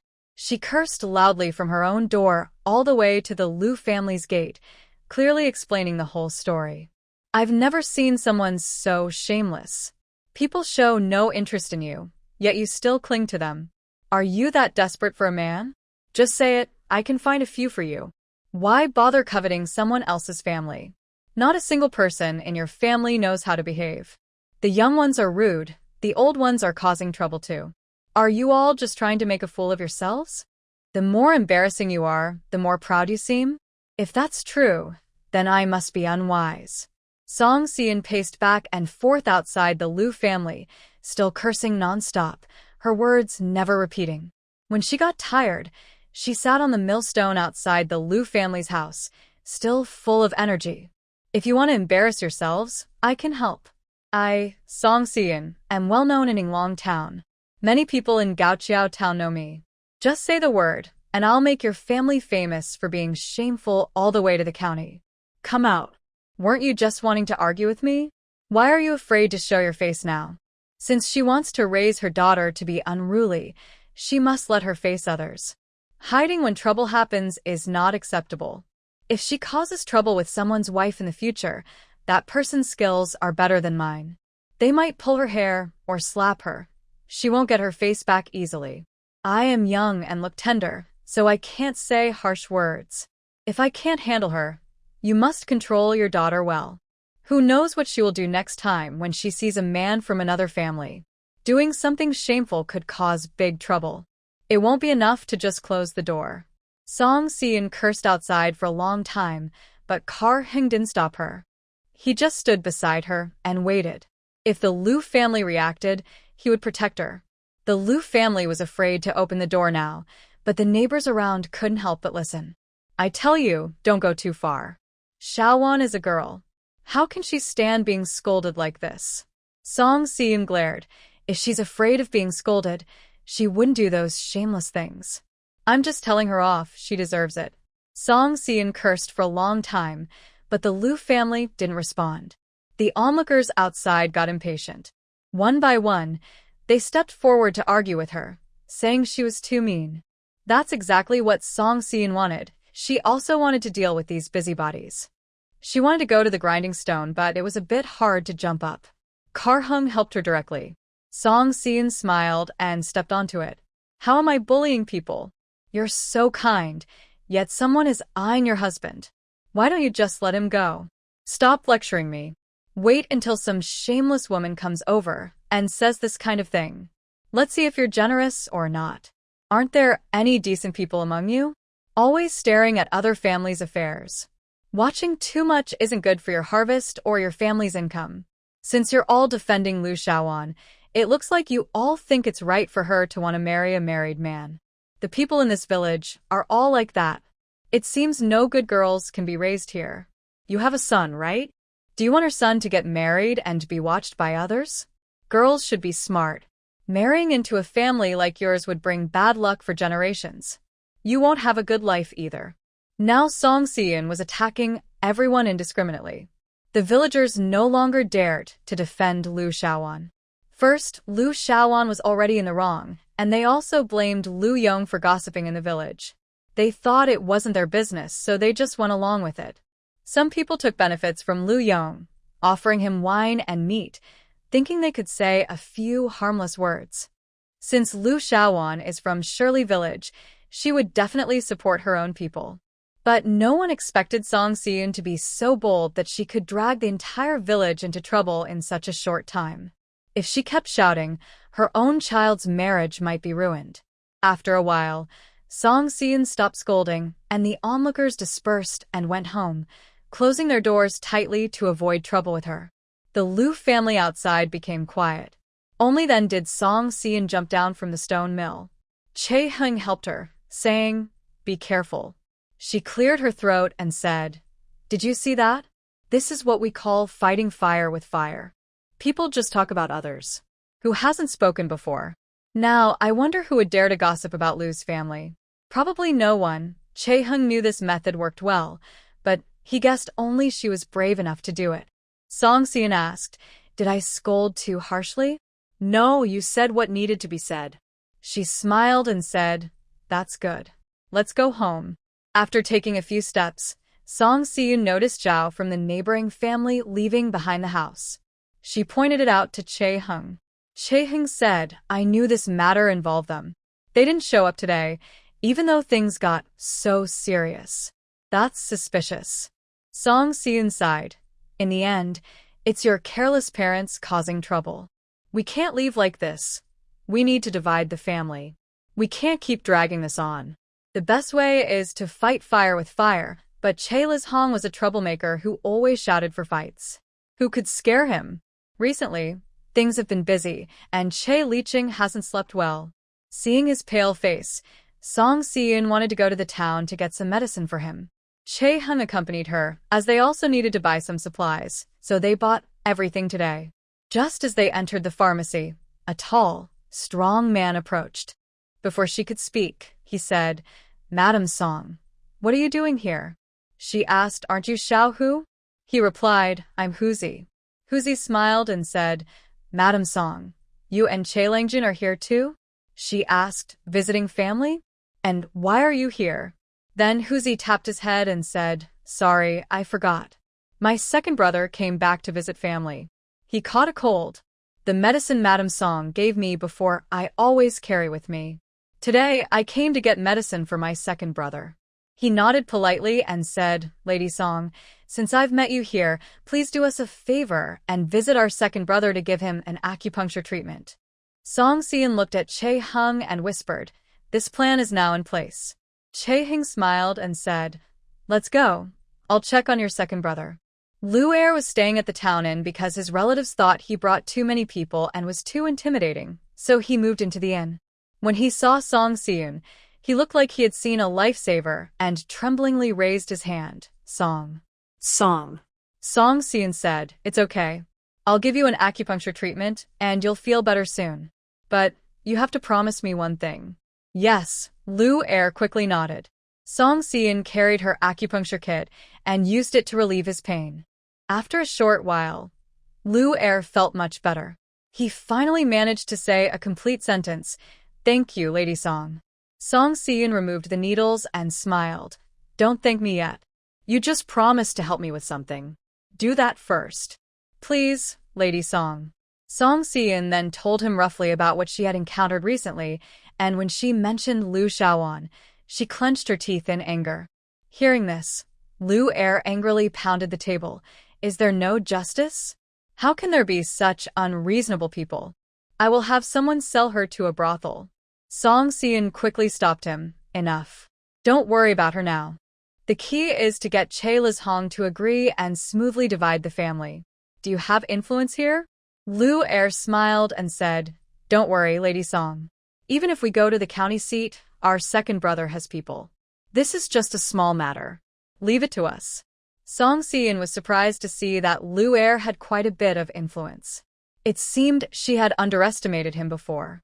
She smiled and said, "That's good. We've been feeling quite troubled. Luckily, you've come back to visit family, or it would have been really troublesome." Liu Er said, "Lady Song, are you not taking my words seriously? I said, if you need anything, just come to me. Why didn't you look for me this time? Even if I'm not here, just send a message back. I don't even know if you can help here." Song Si-eun stood up. "Once this is settled, we'll return to Gaoqiao town. I'll give you acupuncture then. Don't be too impatient." Liu Er happily agreed. All right, I'll listen to Lady Song." After leaving the inn, Song Si-eun felt relaxed and happy. Leaving this matter to Liu Er should be fine. "I can finally breathe easy." Chae-hung nodded. Curious, Song Seon asked, "Did you know Lu Air was in Inglong town before?" "No, I didn't." The car scale shook its head. Song Seon became more curious. "Then how come you look so calm, like you know for sure you'll get the family property, even though you're not confident?" Kiang smiled slightly. "Well, there's always a way, someone will think of it." Song Seon was skeptical, feeling that he was hiding something from her. After handing this matter over to Lu Air, the two of them stopped worrying about it. Lu Air still wouldn't scare anyone easily. Che Liz Hong was a troublemaker in the village, so no one dared to provoke him, and no one dared to talk about him openly. He probably knew some people in town too. Lu Air needed to find out for sure, otherwise, a single scare wouldn't work. After they left, Che Liz Hong would still cause trouble. They didn't buy many things today. Song Seon and Che Hung each carried some items and returned home before noon. Che Licheng had been waiting at the door. With his cane, he moved around much more easily now. "You're finally back," Che Licheng said with a smile. Che Hung was anxious. "Second uncle, are they going to cause trouble again?" No, they haven't come. Don't worry. I was just thinking, since you haven't been back for so long, maybe something happened to you outside." Che Hung nodded and helped him inside to sit down. Che Licheng said, "I've thought it over. Your parents are always asking for money. Just talk to them nicely and see how much silver they want to give you the household registration. The money you've given me over the years, I haven't spent. You can use it now." He took out a cloth bag. Che Hung didn't even look at it and pushed it back to him. "Second uncle, keep this. Don't just take it out casually. They want money, I know that. But simply giving money won't truly solve the problem. I won't make that mistake again. Relying on money to solve problems only leads to bigger trouble later." Song Seon knew he was talking about the Lee family. He chuckled nearby. Che Licheng asked, "What mistake?" Song Seon smiled and said, "It's nothing, second uncle. This time, just trust Che Hung. We can solve the problem without money. Don't worry." They finally managed to calm Che Licheng down. Song Seon prepared medicine and gave injections, acting very relaxed. The next day, they didn't go out. Che Licheng was even more confused. Suddenly, in the afternoon, many fierce-looking people arrived in the village and stormed into Che Licheng's house. The villagers were all terrified when they saw this. They asked, "What are these people doing? Did old second car cause trouble?" "I don't know either," someone replied. "It looks like that Wu from the town is there too. He's a troublemaker. Who did they offend? It's really frightening. We should stay away. I didn't expect old second car to get involved with these people." Soon after, many villagers found out and came to watch, but they kept their distance. They thought something serious had happened to Car Licheng's family, but after a short while, the visitors left Car Licheng's place and continued walking toward the village. One person was standing ahead, and when the group saw him, the leader immediately rushed over, grabbing his collar and asking, "Where does Car Licheng live? His son owes money, and as his father, he should pay it back." Wang, who was trembling with fear, he pointed towards the village and said, Yes. He lives up there. Just keep going forward." The man pushed him aside directly. Wang, who was shoved and nearly fell to the ground. After the group left, Wang, who finally let out a deep breath. That was so scary. The people watching nearby then dared to come closer. "Wang Hu, what did they say just now? Did something happen?" Wang, who was still trembling and trying to remember what the man had said. "They said they were looking for Uncle Car and mentioned that his son owed money. Could it be that Car Hung owes money outside and they came to collect?" After thinking for a moment, Lu Shur said, "That must be it. Just think, this time, Car Hung bought a lot of nice things for his second uncle. Where would he get so much silver?" Those who don't know better might think he's doing some big business. Actually, he's just borrowing money, trying to look good. Everyone agreed that was probably the case. People tend to be like that. When someone is doing well, they often envy and say jealous things. But once they realize the other person isn't as perfect as they thought, they immediately blame all the bad things on them to feel better about themselves. Yeah, that's probably it. I told you, Car Hung never went to school. He can't have really made a fortune, right? He probably just came back and, to save face, pretended he was doing well. Haha, they really thought he was successful, but it's just show. It's all just for appearances. Wang Hu curled his lips, feeling much more at ease. He said, see, Kar-hung isn't as capable as me. He hasn't had such good days, so why should he get to enjoy them? Everyone wanted to see the excitement, so they followed the group of troublemakers to Charlie Zhong's house. Recently, there have been many dramas in the village. A few days ago, Kar-heng's wife scolded Charlie Zhong and Zhao Shi badly, causing a big scene. Now, today, the debt collectors have come again. Charlie Zhong is Kar-heng's father. If Kar-heng doesn't pay the money, they will definitely come to him. The only question is whether Charlie Zhong is willing to pay. Song Xian looked at the gate and saw everyone had already left. She smiled and said, they all went to see the fuss. Charlie Chung was very scared. Kar-heng, are those people really here to collect the debt? Did they come to the wrong person? He thought Kar-heng wouldn't do such things. Why would he borrow money outside? Kar-heng quickly said, second uncle, don't worry. We brought these people here. We want them to think I caused trouble outside, so they want to distance themselves from me. They're not really here to collect the debt. Charlie Chung sighed in relief. That's good.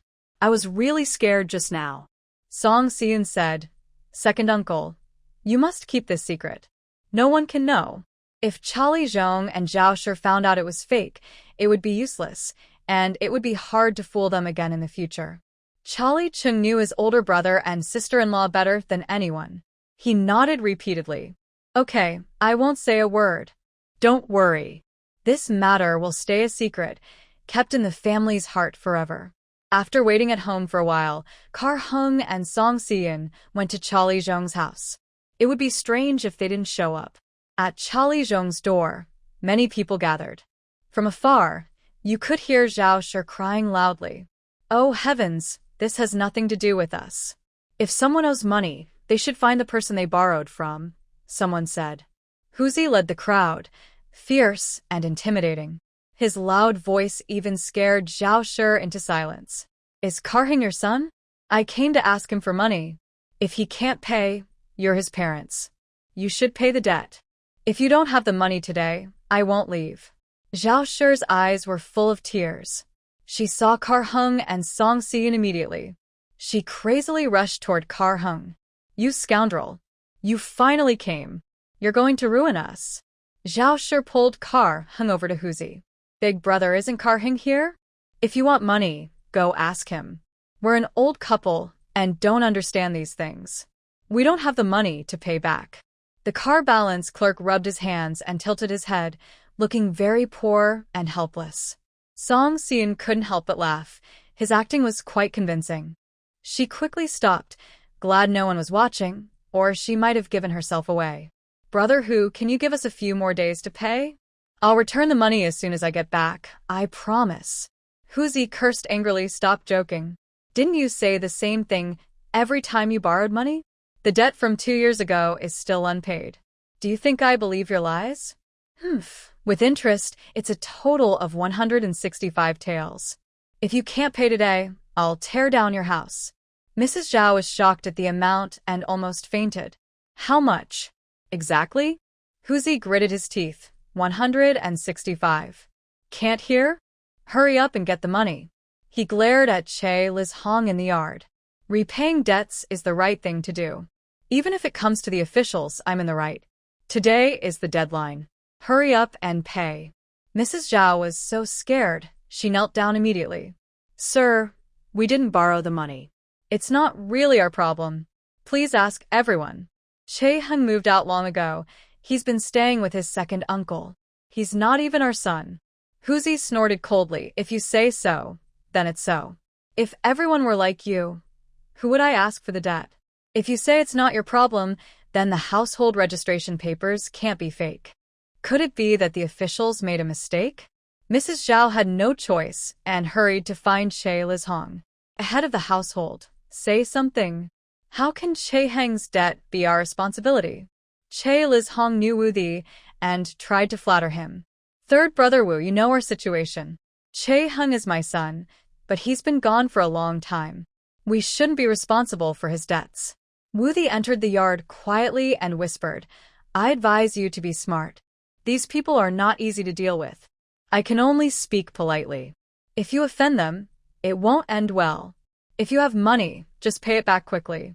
I don't have any money, Che Liz-hong cursed silently.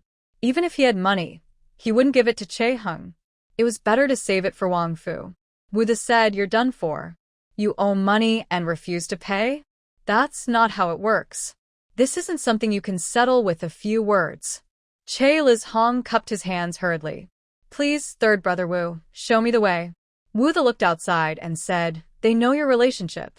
If your son doesn't pay, they'll come looking for you.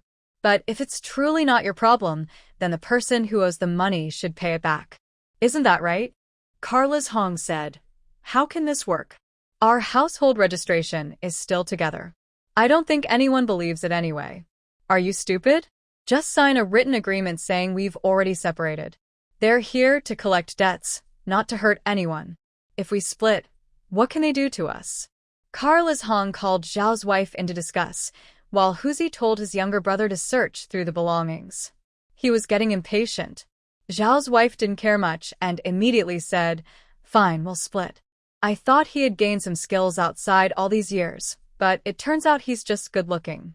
Why should we cover his debts? Let's split quickly. Liz-hong had an idea.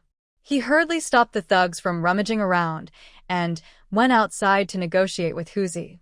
Big brother, we've already split up. Hung isn't part of our family anymore. If he has problems, he has to deal with them himself. Don't come to us. Woozy squinted and said, You say you've split? I don't believe it. It's true. If you don't believe, ask him, said Liz-hong, grabbing Hung's arm and speaking through clenched teeth near his ear. Hung, I don't owe you anything. Just split the household properly, or I'll beat you to death. Hung pursed his lips and said, Dad, we're still family. I've run into trouble now, but how can I forget it? You've already been with your second uncle for a long time. We're not a family anymore. Stop bothering me. Just sign the household split agreement and put your fingerprint on it. That's the end of it. Hung hesitated and said, Our household registration is still together. They can still tell we're family if they go to the government office. Split it.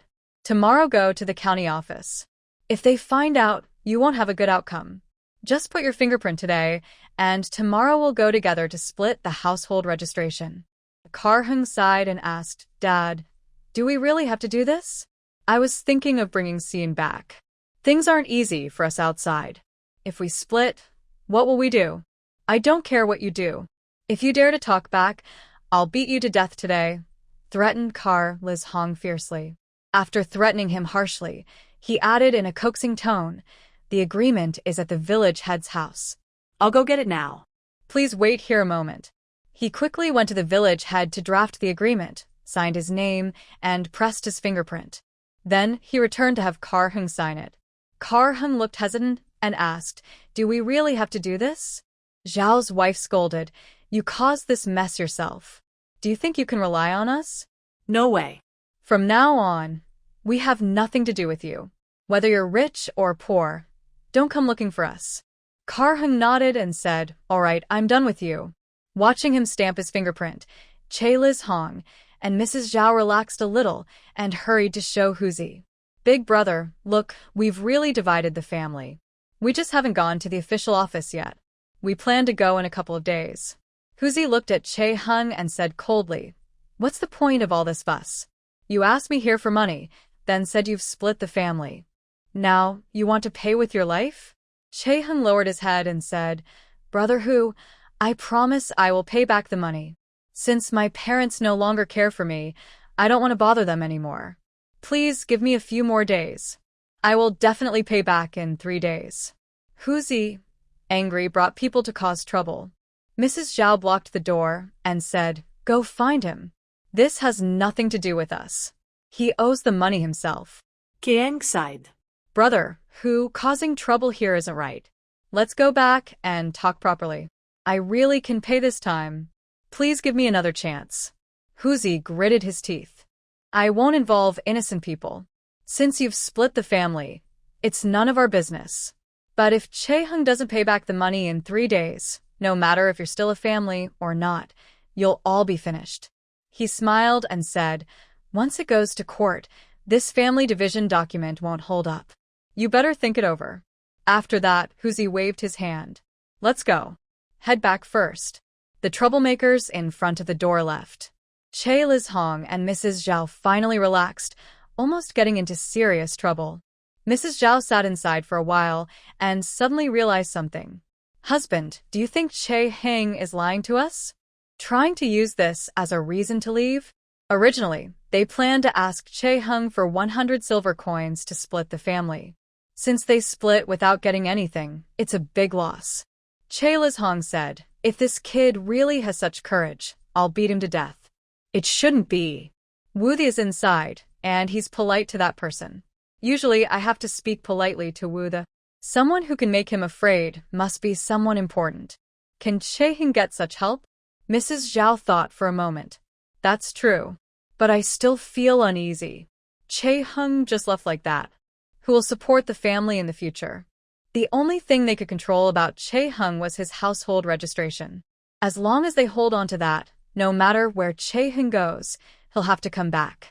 Now that they've split the family, what can they use to threaten Chae-hung in the future?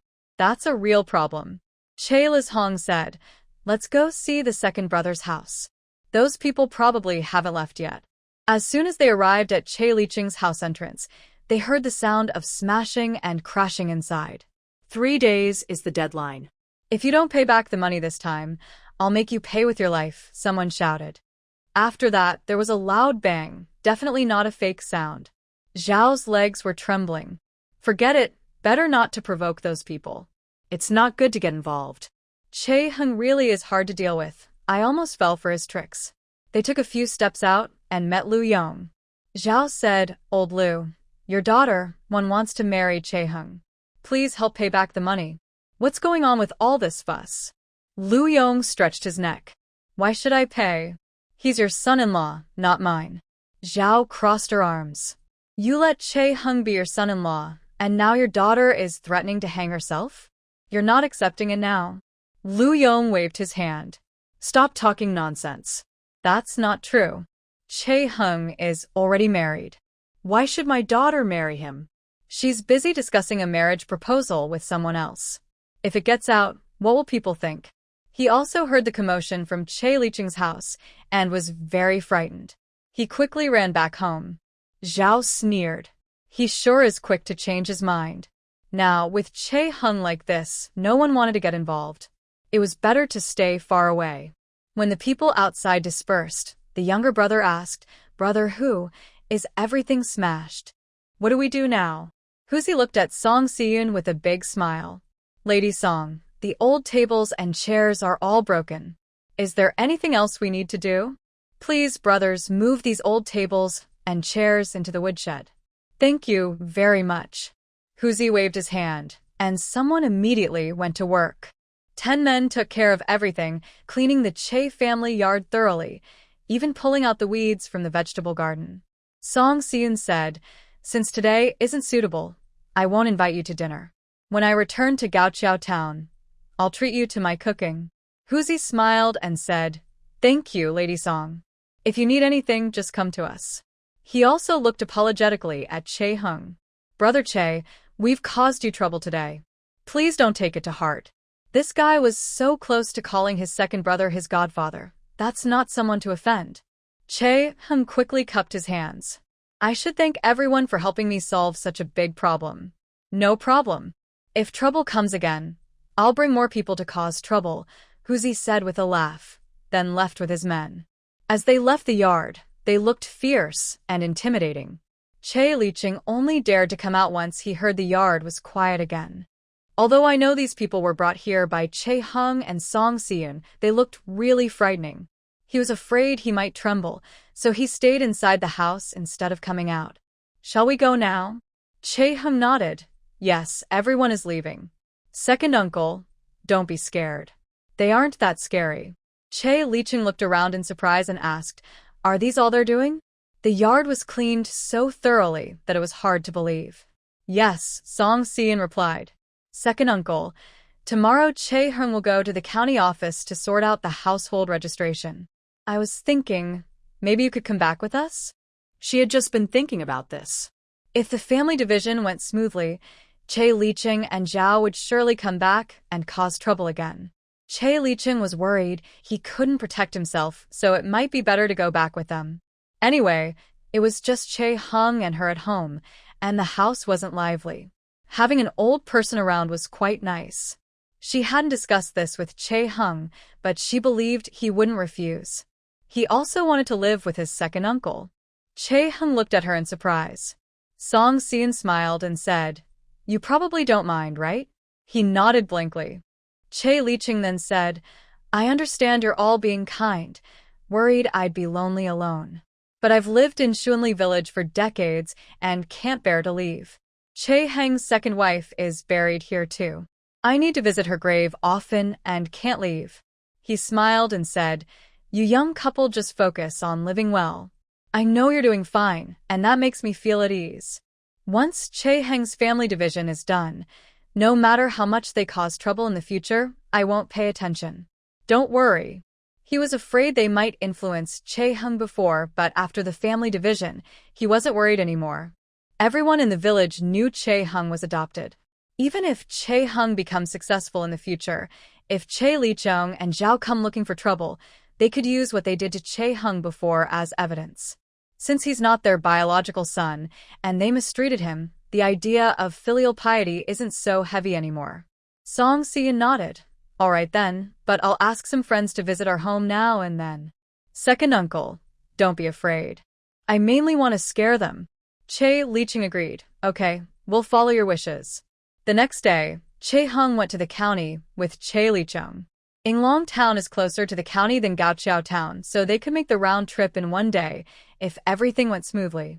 He looked reluctant to part with the family division, sometimes even begging Chae Licheng, which made Chae Licheng more determined to go through with it. Chae-hung seemed honest, but he was actually quite mischievous. If they didn't divide the family now, who knew what trouble he might cause in the future? Once the household registration was successfully separated, Chae-hung felt completely at ease. He planned to register the new household in Xingshu village, but first he needed to discuss it with Song Seon, get the village chief's approval, and make another trip to the county office. He decided to handle the rest of the matters later. Now, he no longer belonged to Chae Licheng's family, and Chae-hung felt much lighter. When he left the county office, Chae Liz-hong glared at him and turned to walk away. On the way there, they traveled together. On the way back, they each went their own way. Chae-hung bought some food and then hired a cart to head home. In the afternoon, he returned home. Song Seon hurried out, worried, and asked, "How did it go?" He smiled and nodded. Song Seon was so happy she rushed into his arms, saying, "Great. Now we don't have to worry about them bothering us anymore. You're free now." Chae-hung paused for a moment, then gently placed his hand on her shoulder. "Yes, I am free." Chae Licheng also became anxious when he heard Chae-hung's voice and wanted to know the result, so he leaned on his cane and came out of the house. "Chae-hung, how did it go?" As soon as he spoke, he saw them hugging and immediately started to walk back quickly, almost tripping over the threshold. Song Seon snapped out of her surprise and quickly pushed Chae-hung away, looking embarrassed. "Well, I was just too happy," she said. Chae-hung smiled and nodded. "I know." She didn't know what to say. Seeing Chae Licheng leaning against the doorframe, she hurried over to support him. "Second uncle, I'll help you inside. Be careful." Chae Licheng originally wanted to ask about Chae-hung's outcome, but seeing the scene, he felt there was no need to ask. Isn't the result obvious? Seeing how close these two children were, he was truly happy inside. Chae Licheng smiled and nodded, letting Song Seon support him back into the house. "Second uncle, weren't you worried about falling?" "No," Licheng replied. "Seon, now that Chae-hung is independent from the family, you don't have to worry. Live your life well. I have to say, Chae-hung is a rare good man." Song Seon smiled slightly. Chae Licheng continued, "You're also very good. As soon as I see you, I know you're destined to be a perfect match. You'll never be apart in this life. Just make sure to live well." A blush appeared on Song Si-eun's face. Thinking about her and Chae-heng's promise, she realized it was less than 3 months away.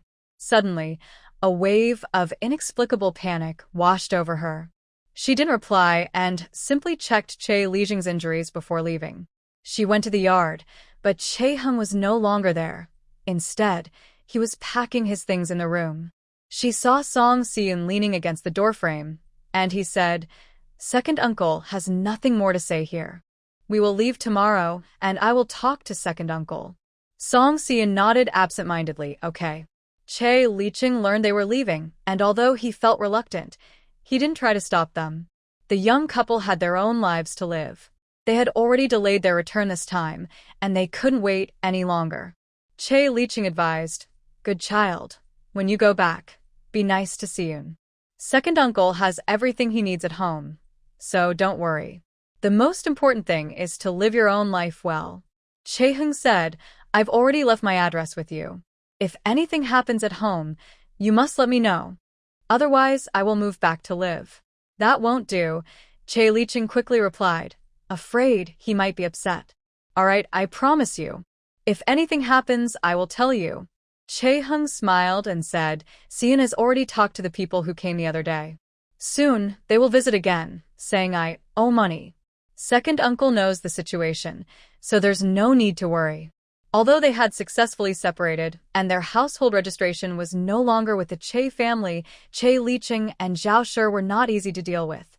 If they found out, they might cause trouble. The act had to go on. After some time, it would be fine. Chae Lijing understood how important this was. Despite fearing those troublemakers, he nodded and agreed, "All right, I understand."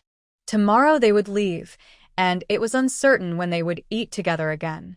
That night, Song Si-eun prepared a hearty meal. Chae Lijing smiled happily and repeated his instructions several times. That night, they went to bed. Song Si-eun, familiar with the routine, lay down in bed, and Chae-heng naturally lay beside her. They turned off the lights. In the darkness, neither of them fell asleep. The weather had warmed up recently, and they had new bedding. It wasn't cold, and at night, they felt a bit warm while sleeping. Song Si-eun, like before, wanted to rest her legs against him, but now that it wasn't cold, she wondered if that was strange. She also wanted to hold Chae-heng's arm while sleeping, but her mind kept recalling how she rushed to hug him when he returned today. Was she being too impulsive? No, she couldn't continue like this. Song Si-eun deliberately kept her distance, while Chae-heng closed his eyes, lost in thought. He decided to tell her about his background. "I told you I would never lie to you, so if you have any questions, feel free to ask." Song Si-eun was feeling a little sleepy just now, but hearing this made her wake up. "Is there something you're hiding from me?" "It's not exactly hiding, I just didn't tell you because you didn't ask." Song Si-eun hummed, not being honest. He quickly denied, "I just didn't want to bring it up. I don't think it's important." Oh. Chae-heng moved a bit closer, and Song Si-eun didn't care anymore. She reached out and held his arm, feeling much more at ease. "Now you can tell me." Chae-heng responded, but he didn't know where to start. He didn't know much about his own background either, so how could he tell her? After a moment, he spoke again. "I think I am from Jing. I don't know exactly what my family does, but I don't want to be involved. I just want to live a simple life." He tilted his head, looking at her as he spoke. "With you." But Song Si-eun didn't reply for a long time.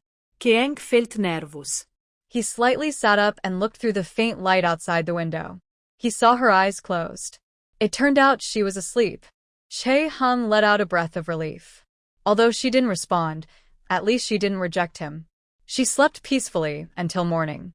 Song Si-eun felt relaxed and refreshed, having not slept so well in a long time. When she got up, Chae-heng was already gone. As usual, he had prepared breakfast. After breakfast, they were about to leave. Chae Lijing didn't have much to say, only told them to be understanding of each other. Song Si-eun said, "Second uncle, if you ever feel bored, just send us a message. We'll come back to see you or even move here to live with you." Chae Lijing smiled and said, "Okay, I'll remember that." Chae-heng also asked the neighbors, the Wang family, to take care of Chae Lijing. They had been looking after him before, so when Chae-hung asked, they agreed. Don't worry. We've been neighbors for so many years. Even if you don't tell us, we won't ignore him, Uncle Wong said with a smile. Chae-hung gave them a silver coin. My second uncle is often lonely. Please, Uncle Wong and Aunt Wong, take good care of him. They refused to accept it at first, but Chae-hung said, I owe you money, and I will pay it back.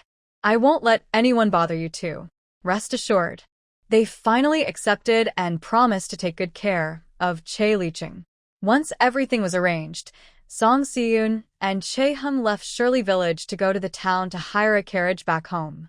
Mrs. Zhao, who was far away, saw them leave and finally relaxed. It's better if these two bad influences stay away. I still don't know how Kar-hung plans to pay back that silver. Although they've separated, she still feels uneasy about it. It's good they left. Now debt collectors won't come looking for her anymore. They traveled all the way to the town, and Kar-hung easily hired a carriage. At this time of day, if they hurried, they could reach home before dark. However, the carriage driver's vehicle broke down on the way, and Song Si-yoon didn't want to switch carriages, fearing it would ruin the trip. So they decided to stay at an inn for the night and leave the next day. When they got on the carriage the next morning, Song Si-yoon suddenly remembered something. Did you tell me something back then? Kar-hung didn't understand what she meant and frowned. Song Si-yoon said, the night before I fell asleep, it seemed like you were telling me something.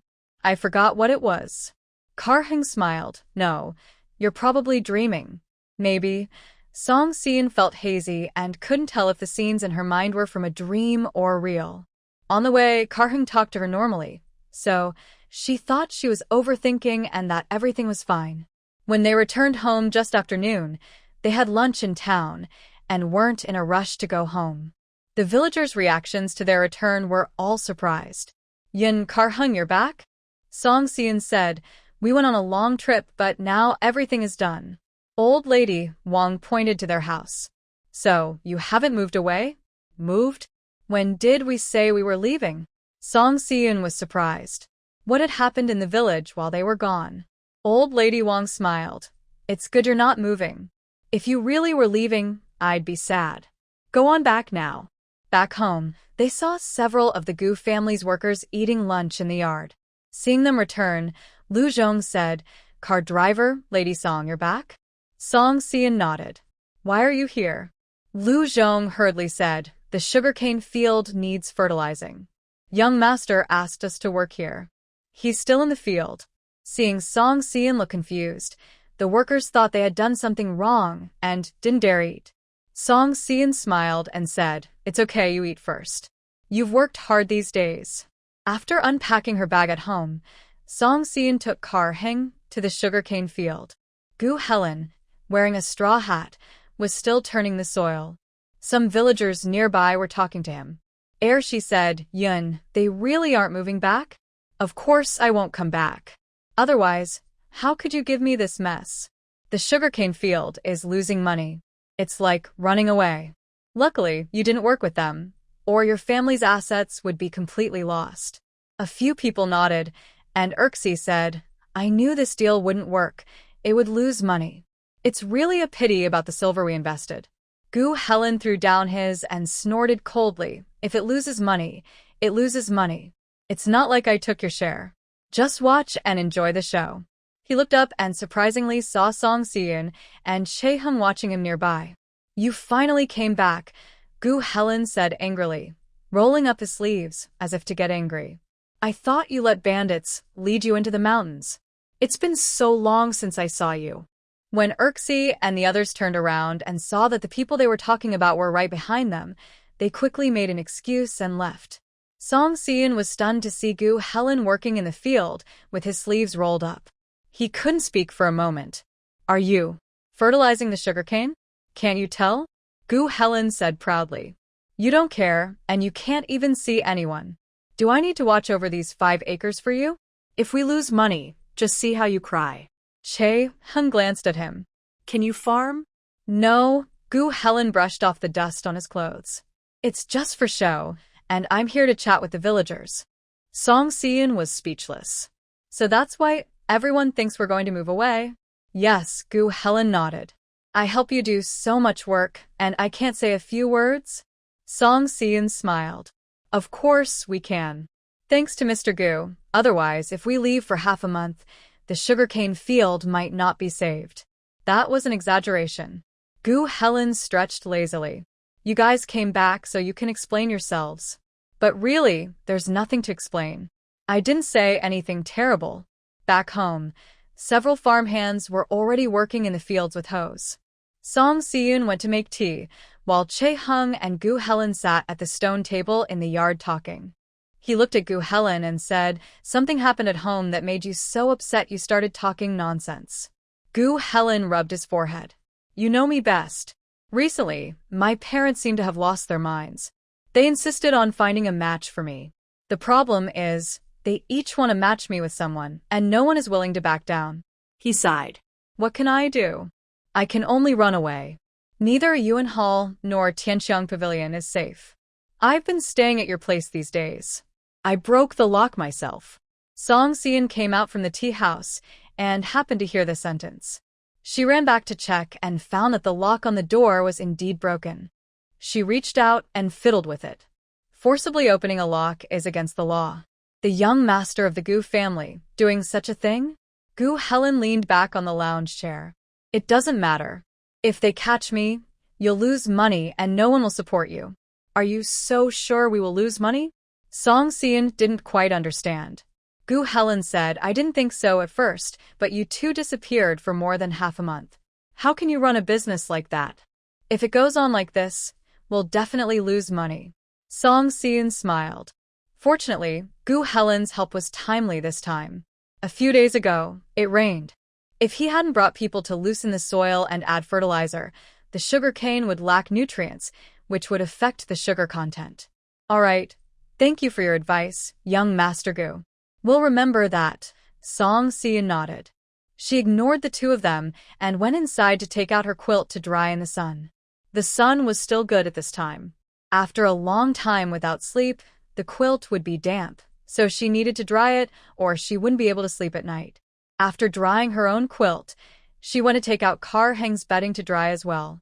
Gu Helen looked offended, as if insulted. What does she mean? Does she think I dirtied your bedding? Song Seon was very happy.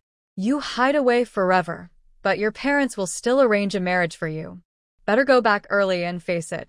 Otherwise, they might find you 3 or 4 suitors, and that would be even more troublesome for you. Gu Helen lay back down, covering his face with a fan, and took a nap. As the sun was about to set, Lu Zhong and others finished their work in the fields and returned. Song Seon wanted to cook for them, but today was not suitable, so she hadn't prepared anything. Gu Helen simply called everyone to leave. We'll owe the meal for now. When they come to work again, they must make it up, including mine. Song Seon smiled and agreed. All right, thank you for your trouble these days. But remember to replace the lock in my house. Cheapskate, Gu Helen rolled his eyes. After Gu Helen and his people left, Song Seon went to prepare dinner for herself and Kar Hung. Today, she kept it simple. The weather gradually warmed up. The sunset was later, and after dinner, Song Seon went to collect her quilts. She always felt that since she returned, Kar Hung had spoken less. Did he really not say anything that night? Thinking about these things, she had no time to think about other matters and brought all the quilts back into the house. After entering, she tidied up the clothes in her wardrobe. The thick clothes could be washed now. It seemed she had some busy days ahead. When the night was completely dark, Chae Hung gently knocked on Song Seon's door. She was confused and opened the door to look at him. What's the matter? Chae Hung said, there is only one spare room at Uncle's house. Okay. She waited for him to say more, but Chae Hung continued, so we can only stay in one room. But now that we're back, surely we don't. Song Seon immediately took a step back. Of course not. We each stay in our own rooms. Just saying that made her blush, and she even tugged at her clothes. Chae Hung chuckled and pointed behind her. But you took my quilt. She turned around and saw that Chae Hung's quilt was on her bed, folded neatly. She suddenly felt like digging a hole to hide herself. I didn't realize, sorry. I'll get it for you right now. She hurried to grab the quilt, but in her panic, she accidentally handed her own quilt to Chae-hung. Chae-hung looked down and calmly said, "This is yours." Song Si-eun almost fainted. She quickly snatched her quilt back and replaced it with his. "Here, take it." "I really wasn't thinking clearly. I didn't mean anything by it." "Don't worry, I wouldn't do that." Her explanation made it sound like Chae-hung was too embarrassed to admit it. She then said, "It's not like that. I mean, "Forget it. Just rest early." After saying that, she closed the door directly. No need for explanations, just forget it. Chae-hung stood outside the door holding the quilt, thinking about her flustered and helpless look. He couldn't help but smile, and then went back to his room. That night, Song Si-eun tossed and turned but couldn't sleep. She kept regretting her foolish actions, pounding her bed. When she finally got sleepy, she felt the bed was too empty. She immediately sat up and hit her own head. She must be too used to sleeping alone. After going out and coming back, she couldn't sleep. She needed to change this habit. The next morning, Song Si-eun, with dark circles under her eyes, got up, while Chae-hung looked tired and unwell. After breakfast, Chae-hung told her he was going to Zhangminlo. Since he missed the entrance to Tianda Academy, he didn't need to quit his job at Zhangminlo and could keep working there. Song Si-eun nodded. Okay, it's fine not to go to the academy. Maybe it's fate. He had prepared seriously for the exam, but then this happened. Maybe it was truly destined. She had been tense the whole time, waiting for Chae-hung to leave the house. Only then did she finally relax. She didn't know why, but it felt like after leaving the hospital, the silent understanding and balance between her and Chae-hung were broken. Now she didn't even dare to look at Chae-hung when speaking, feeling awkward and uncomfortable. Song Si-eun patted her face to stop overthinking. After tidying up the house, she went to visit Dr. Lee again. They were in a hurry to leave, probably worried, so she thought it was best to explain everything clearly. Dr. Lee and Mrs. Wang had indeed been worried these days. They knew who Gu Helen was, but didn't take his word seriously. Dr. Lee only had this one apprentice, so he wouldn't believe she would leave without saying goodbye. So, it was such a big matter. "No wonder you left without saying a word," Mrs. Wang said, worried when she heard Chae-hung's uncle had broken his leg. Song Si-eun replied it was urgent, so I didn't have time to say anything. "I just got back yesterday. I was afraid my master and his wife would worry, so I hurried to tell them."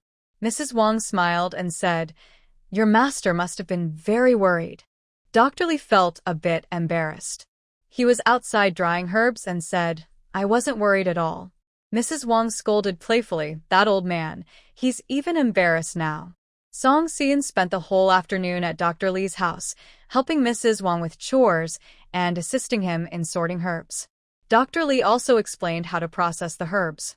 When she returned home, Chae-hung was already back.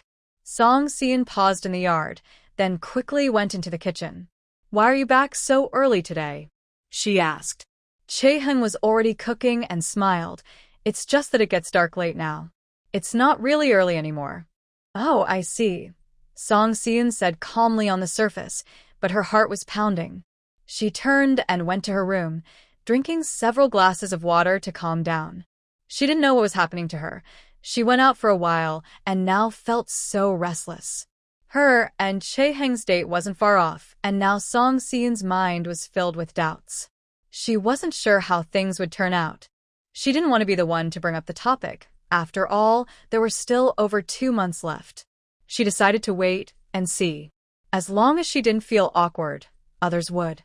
Song Si-eun prepared herself mentally and went to the kitchen to help Chae-hung. A few days later, she returned to normal. When she went to town, she also stopped by Zhangminlo.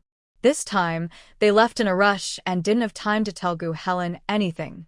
It was still Clerk Chun who told Gu Helen, or he wouldn't have gone to loosen the soil and fertilize.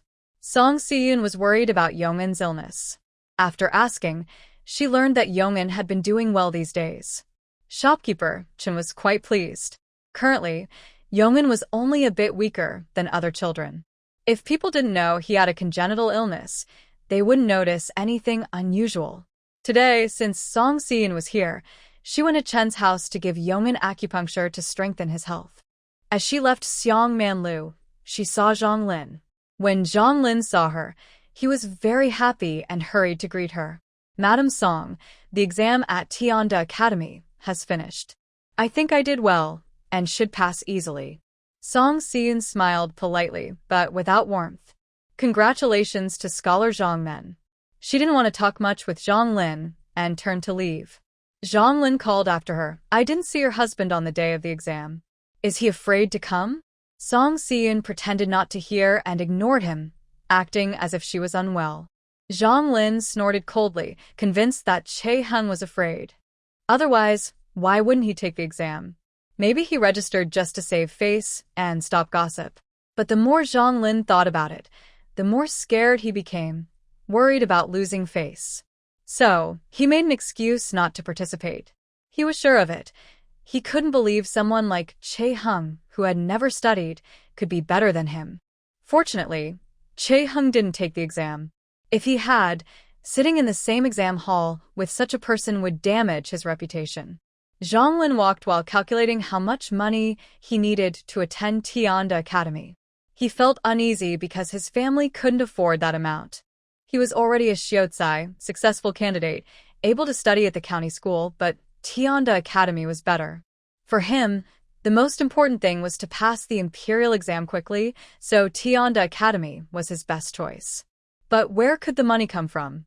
He looked towards Song Xian's direction as she left, narrowing his eyes slightly. Once he entered Tianda Academy smoothly, Song Xian would find out. He was far better than Che Hung, and if she still liked him, they could go further. This was the best plan Zhonglin had. Just as he was about to return to the academy, he saw someone standing across the street, Song Lanji. Zhonglin immediately frowned and looked displeased. He was worried others might see Song Lanji, so he could only go over. What are you doing here? Didn't I tell you not to come during the day? Song Lanji looked anxious. Brother Lin, we haven't seen each other for days. I want to see you. Zhonglin suppressed his temper and said, we don't have to meet in the daytime. You know, I am about to go to Tianda Academy to study. My reputation is very important to me now. If any bad rumors spread, it will affect my future. Seeing Song Lanji look upset, he tried to comfort her. I want a good future, too, for your sake. Sister Lanji, do you still have any jewelry? He immediately sighed again. Forget it, I won't say more. A grown man asking a woman for money doesn't look good. You must dislike me now. Hearing this, Song Lanji quickly said, no, I will never dislike Brother Lin. I already belong to you. Her face turned red as she remembered what happened that day. Zhonglin's heart skipped a beat, and he quickly said, we can't say these things outside. We are not married yet. If others hear, it will damage your reputation. I truly care about you. Hearing this, Song Lanji felt very happy inside. Yes, I know Brother Lin cares for me. I will also think of ways to help you. Brother Lin will definitely get into Tianda Academy, and then you must go to study. Zhonglin smiled slightly and reached out to touch Song Lanji's face. I know you, Lanji. Treat me very well. I will also treat you well. Song Lanji blushed and said shyly, I never doubted you. We are already practically married. Sooner or later, we'll be husband and wife. She took Zhonglin's hand and shook it. Brother Lin, when you go to Tianda Academy, can we get married then? Zhonglin softly said, let's wait a bit. There's no rush. Right now, I focus on my studies. If I do well in the next exam, I want to pass the imperial exam. I really don't have the energy for marriage now. Song Lanji felt uneasy inside. Brother Lin, I am already 19 this year, considered an old girl. If I wait any longer, what will I do in the future? I won't delay your studies. After we marry, I can help take care of the household chores. You just focus on studying. My mother-in-law will take good care of you, so you don't have to worry. Zhonglin didn't speak. Song Lanji held his hand and coquettishly said, Brother Lin, I want to marry you soon. My dowry can also help you study. Isn't that good? Zhonglin snorted coldly. Do you think I like you just for your dowry? I'm not saying that. Song Lanji was startled and quickly said, Of course I know you're not like that. I just want to treat you well. Anyway, we will be husband and wife sooner or later. Zhang Lin did not give her a clear answer. I have a class later, so I'm going back now. Be careful on your way. Before Song Lanji could speak, Zhang Lin turned and left directly through the academy gate. Song Lanji felt uneasy, sensing that Zhang Lin's attitude towards her had changed. When she returned home, Mrs. Wu was mending shoes. Seeing her, she asked, "Did you see Scholar Zhang today?" Song Lanji nodded. "Yes, I saw him. Brother Lin said he did well in the exam and can attend Tianda Academy." Mrs. Wu was very happy. She put down her sewing basket and smiled. "Oh, this is such good news. When your brother also goes to study there, it will be wonderful. One is her son, and the other is her future son-in-law. How could she not be happy?" Song Lanji said, "Are you sure my brother can get in?" "I think it's uncertain." She went straight back to her room. Mrs. Wu followed and asked, "Girl, why do you talk like that? Can't you hope your brother does well? Why do you think he won't get in? Your brother is smart." Maybe, Song Lanji replied, not wanting to argue. After entering her room, she lay on the bed. Mrs. Wu asked, "What's wrong?" "I told you to talk to Scholar Zhang about marriage." "What did he say?" That was what she was worried about. She twisted a handkerchief in her hands. "He said he needs to focus on the exams first and can't think about marriage now." "Mother, do you think he doesn't want to marry me?" Mrs. Wu said, "It's been so long. Normally, he should want to marry you. Didn't you say he's quite close to you?" Song Lanji nodded. "Yes, but he doesn't want to marry now. I feel uneasy about it." Mrs. Wu also couldn't explain why. "It's okay. My girl is so beautiful. How could she not find a good match? Zhang Lin might not even pass the exam. We should wait and see. If he doesn't, I'll find someone better for you." Song Lanji opened her mouth, but didn't say anything. Mrs. Wu saw her like that and thought something was wrong. She quickly closed the door. "Lanji, tell me honestly, have you given yourself to him?" Angrily, Song Lanji kicked the stool. "Isn't it because you said I should get closer to him and hold his heart? When I went to his house last time, no one was there and I—" "Foolish girl," Mrs. Wu said anxiously, patting her thigh. "How could you do such a thing? An improper relationship is shameful. If people find out, what will happen to your brother's reputation?" Hearing this, Song Lanji was furious. "Again him? Besides Song Wenjia, there's no one else in your eyes, right? If it weren't for you only caring about him, would I do this? I just want to find a good future for myself." Mrs. Wu was very worried and quickly said, all right, this matter must not be mentioned again. You absolutely cannot let your grandparents find out. If they do, your grandfather might get angry." Song Lanji was scared, afraid of being discovered, and also worried that Zhang Lin might really reject her. What should she do then? She grabbed Mrs. Wu's sleeve, tears in her eyes, and asked Mother, "What should I do now? I see he's not as close to me as before. If he really doesn't want to marry me, who can I marry?" In the past, she could choose, but now she has given herself to Zhang Lin. Can she really marry someone else? Mrs. Wu didn't expect her daughter to be so careless and was also very anxious. She paced around the room a few times, then made up her mind. This must stay a secret. No one in our family can know, except me. As long as we keep it quiet, you can still get married in the future. If that beast Zhang Lin really doesn't want you, I won't let him get away with it. Song Lanji started crying loudly. What if he doesn't want me anymore? What should I do? Just as she was crying, Mrs. Wu heard some movement outside and quickly covered her daughter's mouth. Your grandmother is back. No crying. If they find out, both of us will be finished. You must keep this a secret. Song Lanji nodded, and Mrs. Wu repeated her instructions several times before finally calming down. As she was about to leave, she suddenly remembered something important. She hurried back and whispered, "That day when you were with him, did you take any birth control medicine afterward?" Song Lanji looked confused. What medicine? Mrs. Wu's head started to throb. She wondered what to do. It's easier to hide an affair, but if she's pregnant, that's a bigger problem. It will eventually come out no matter what. Mrs. Wu asked hurriedly, "How long has this been going on?" Song Lonji hesitated and was afraid to speak. After a long pause, she told the truth. Almost a month. Mrs. Wu's vision went black. Did your period come this month? Song Lonji felt even more anxious and shook her head lightly. Mother, what should we do? Mrs. Wu quickly said, don't panic yet. It might not be that serious. You've been irregular before, so wait a little longer. But if it really is, I should take medicine early, so it's gone without anyone knowing. If I wait too long, it might be more trouble. At this moment, Song Lonji's mind was still clear. If she was pregnant, it was better to deal with it sooner rather than later. Mrs. Wu hesitated. Right now, I only have doubts. If I am not pregnant, wouldn't all this just be a waste of time? At the moment, Wenjie hasn't been accepted by Tianda Academy yet. If this news gets out, it would not be good for Wenjie. So, before confirming that Song Lonji is pregnant, she doesn't want others to know. Wait a bit. Just one time, and maybe it won't happen. Don't scare yourself. Song Lonji also realized that she was probably afraid that the news would ruin the Song family's reputation. She chuckled self-deprecatingly. There's nothing important about me. Whether I live or die, you all don't care, as long as Song Wenjie is fine. Just follow my mother's arrangements. Mrs. Wu gritted her teeth. What are you saying?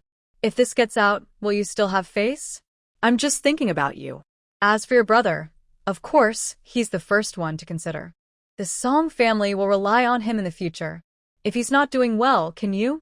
Song Lonji said, stop talking. I'll listen to you anyway.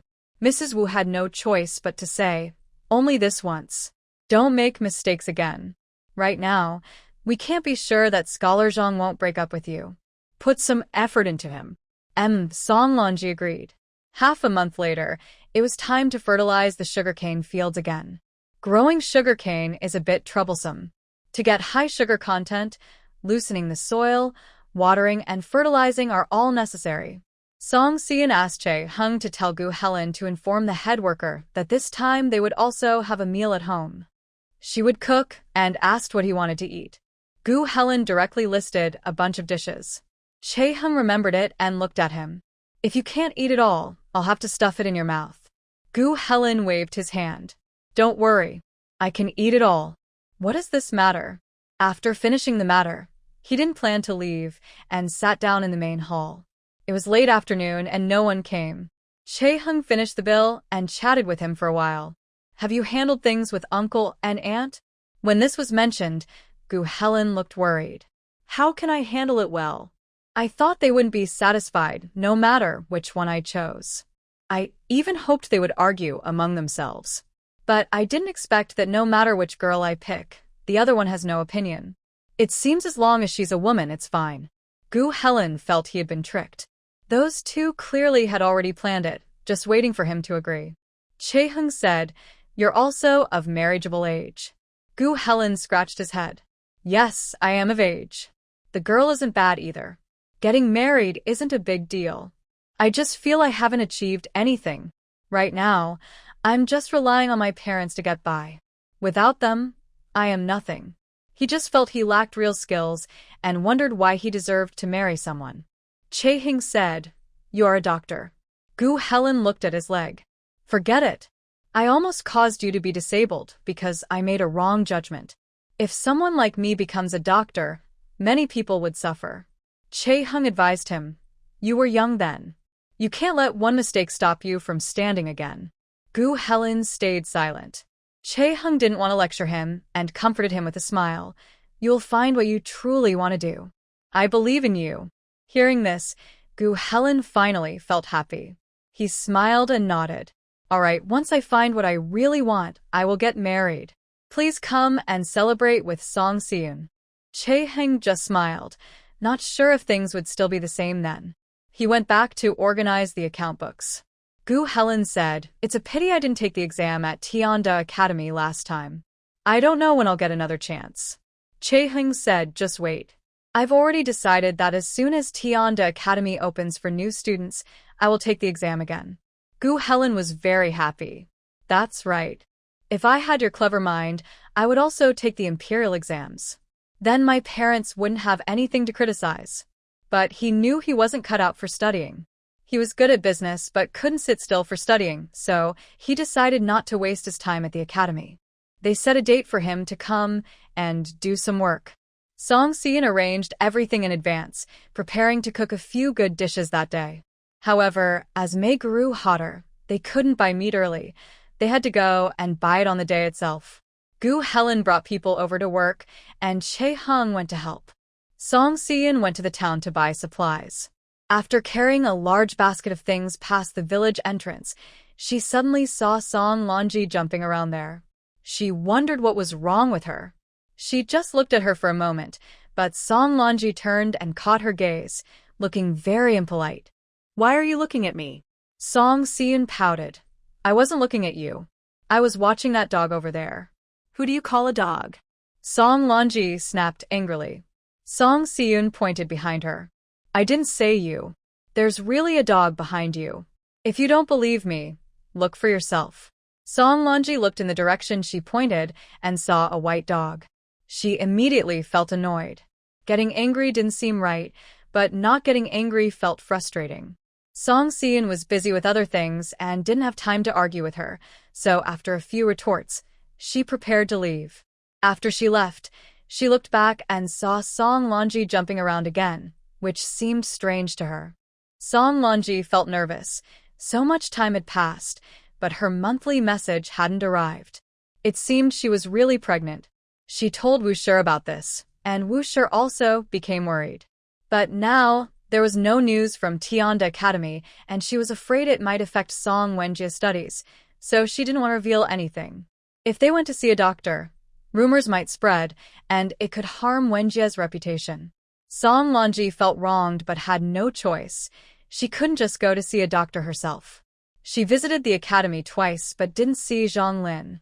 The other day, she saw Song Wenjia, who was asked to deliver a message, but she didn't meet him outside either. Song Lonji understood that Zhang Lin wanted to abandon her now that she was no longer useful. Of course, she hated Zhang Lin, but now wasn't the time to argue. The most important thing was to figure out how to handle the baby inside her. Her pregnancy was still early, so if she moved carefully, she might be able to hide it. She kept thinking about this as she walked, bouncing slightly, without realizing it, until Song Si-in saw her. She had been jumping for a long time without any reaction, and Song Lonji felt hopeless. She muttered to herself, "What should I do now?" She was outside the yard, feeling worried, when Wushir saw her and quickly pulled her back inside. "What are you doing here? Are you afraid others will find out?" Recently, she had been anxious and upset, and her cheeks were swollen. This was a big matter, and her parents didn't know yet. If they found out, she wasn't sure what would happen. Song Lonji said, "Mother, don't worry. It won't harm Wenjia's reputation. No one can tell just by looking. Do you think I can't even leave the house?" Wushir understood she was upset and felt sorry for her daughter. "Lonji, I'm not ignoring you. We just need to wait a little longer. Rest assured, once your brother is accepted into Tianda Academy, I will take you to see a doctor immediately." Tears fell from Song Lonji's eyes.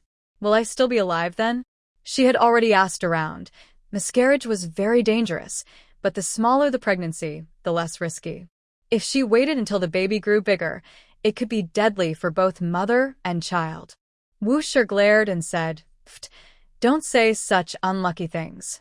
We just need to wait a few more days. Very soon there will be news. Don't worry, I won't ignore you." Song Lonji no longer trusts her. Only Song Wenjia is important in this family. Does anyone care about her life or death? Today, Song Si-in prepared many good dishes and invited Dr. Lee and Wang to join the meal. Wang knew she was busy and came in the morning to help, while Dr. Lee went to help in the sugarcane fields.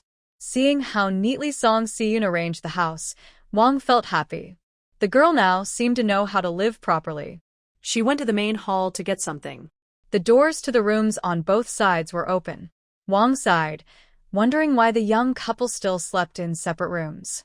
Song Si-in called out loudly, "Teacher's wife, look on the cabinet." "Did you see it?"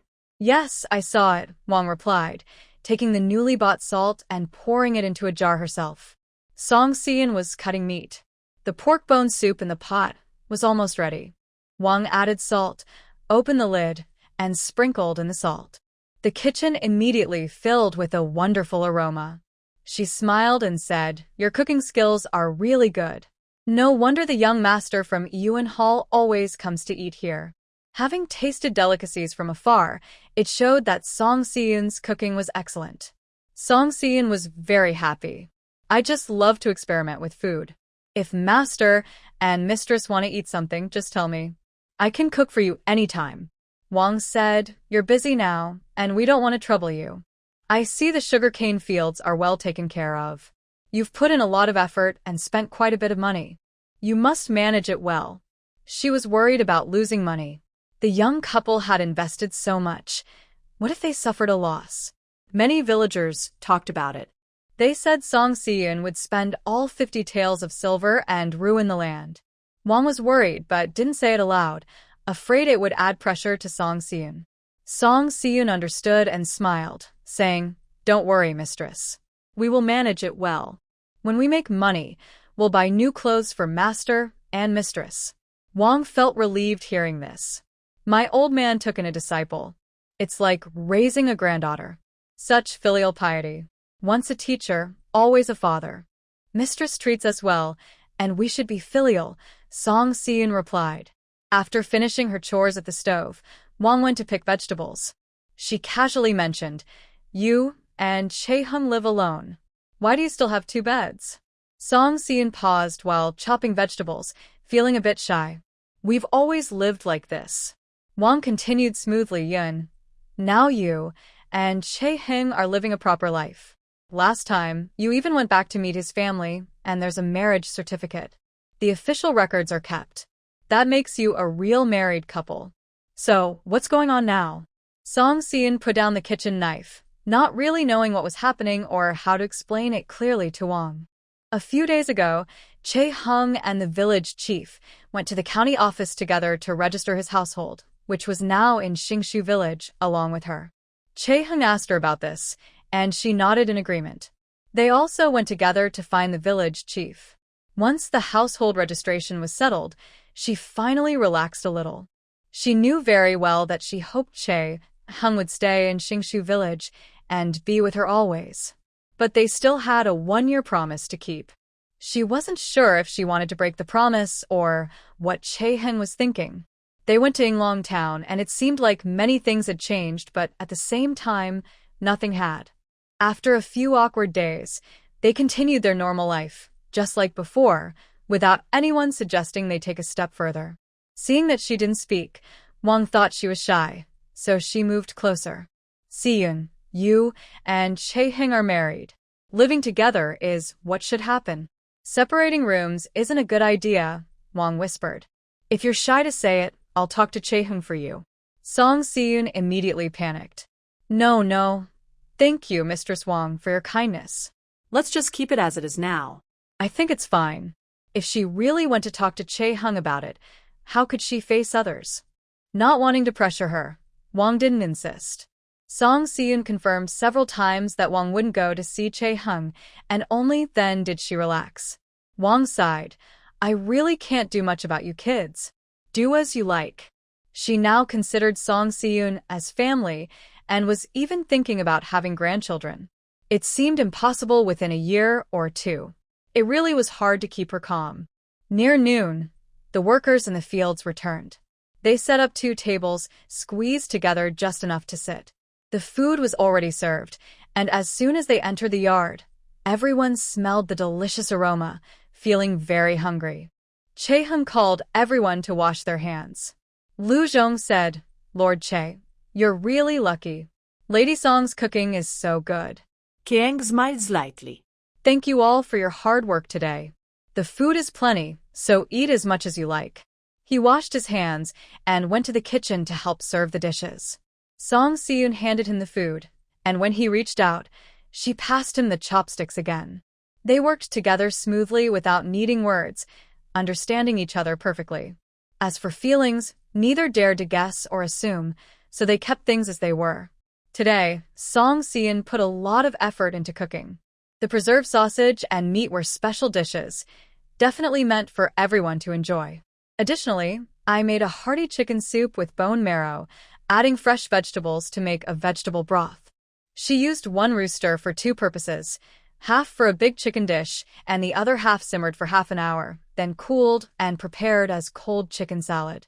I also cooked braised pork, 3 small stir-fried dishes, and 2 vegetarian dishes. Most of the table was filled with meat dishes, which made the hard-working workers very happy. The master was generous, and the food on the farm was good, but they had never eaten like this before. The dishes looked bright and colorful, smelled wonderful, and made everyone's mouth water just by looking at them. Since working here is paid by the hour, everyone felt a bit embarrassed to take money because the meals were so good. Song Si-yoon invited everyone to eat, and Gu Helen started eating with chopsticks. The other workers from the Gu family also began to eat. By mid-morning, most of the work was done. Song Si-yoon brought out some wine, which she had brewed herself. Even Dr. Lee said it was well made. The yard was filled with laughter and happiness. Just as everyone was enjoying their meal, Lee Chong suddenly ran over. Grandpa Aunt Wong from the Wong family came to find someone. She said her daughter-in-law had heavy bleeding after giving birth, and the midwife said she needed a doctor quickly. She asked you to come and see her. Hearing this, Dr. Lee quickly put down his chopsticks and hurriedly stood up. All right, I'll go and check on her right away. Song Si-yoon remembered who Aunt Wong's daughter-in-law was. A few villagers had previously scolded the original owner as a lazy woman, and Liang's wife had even defended her. Heavy bleeding during childbirth is no small matter.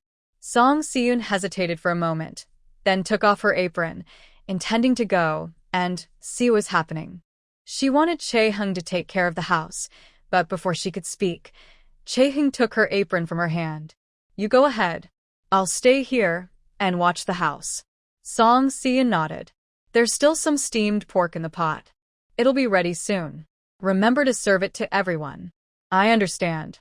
After saying this, Song Si-yoon turned and ran, quickly catching up with Dr. Lee and Lee Chong as they headed to the Wong family's house. Outside the Wong family's yard, many people had gathered. As they entered, Aunt Wong, Mrs. Zhang, immediately came forward. Dr. Lee, please save my daughter-in-law. The bleeding won't stop. Dr. Lee asked Lee Chong to go home and get his medical kit. He then led Song Si-yoon inside. Just as they entered, they bumped into the midwife coming out.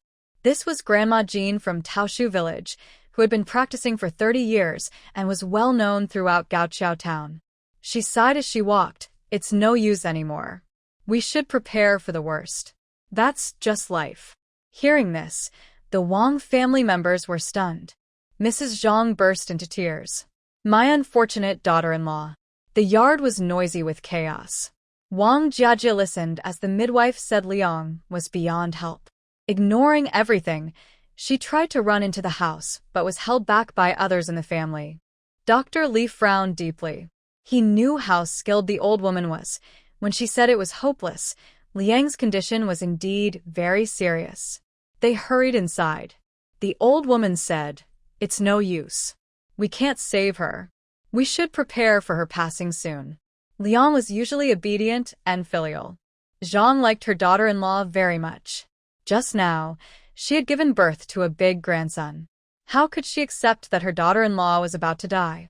Seeing Dr. Lee go in, Zhang quickly said, Don't cry yet.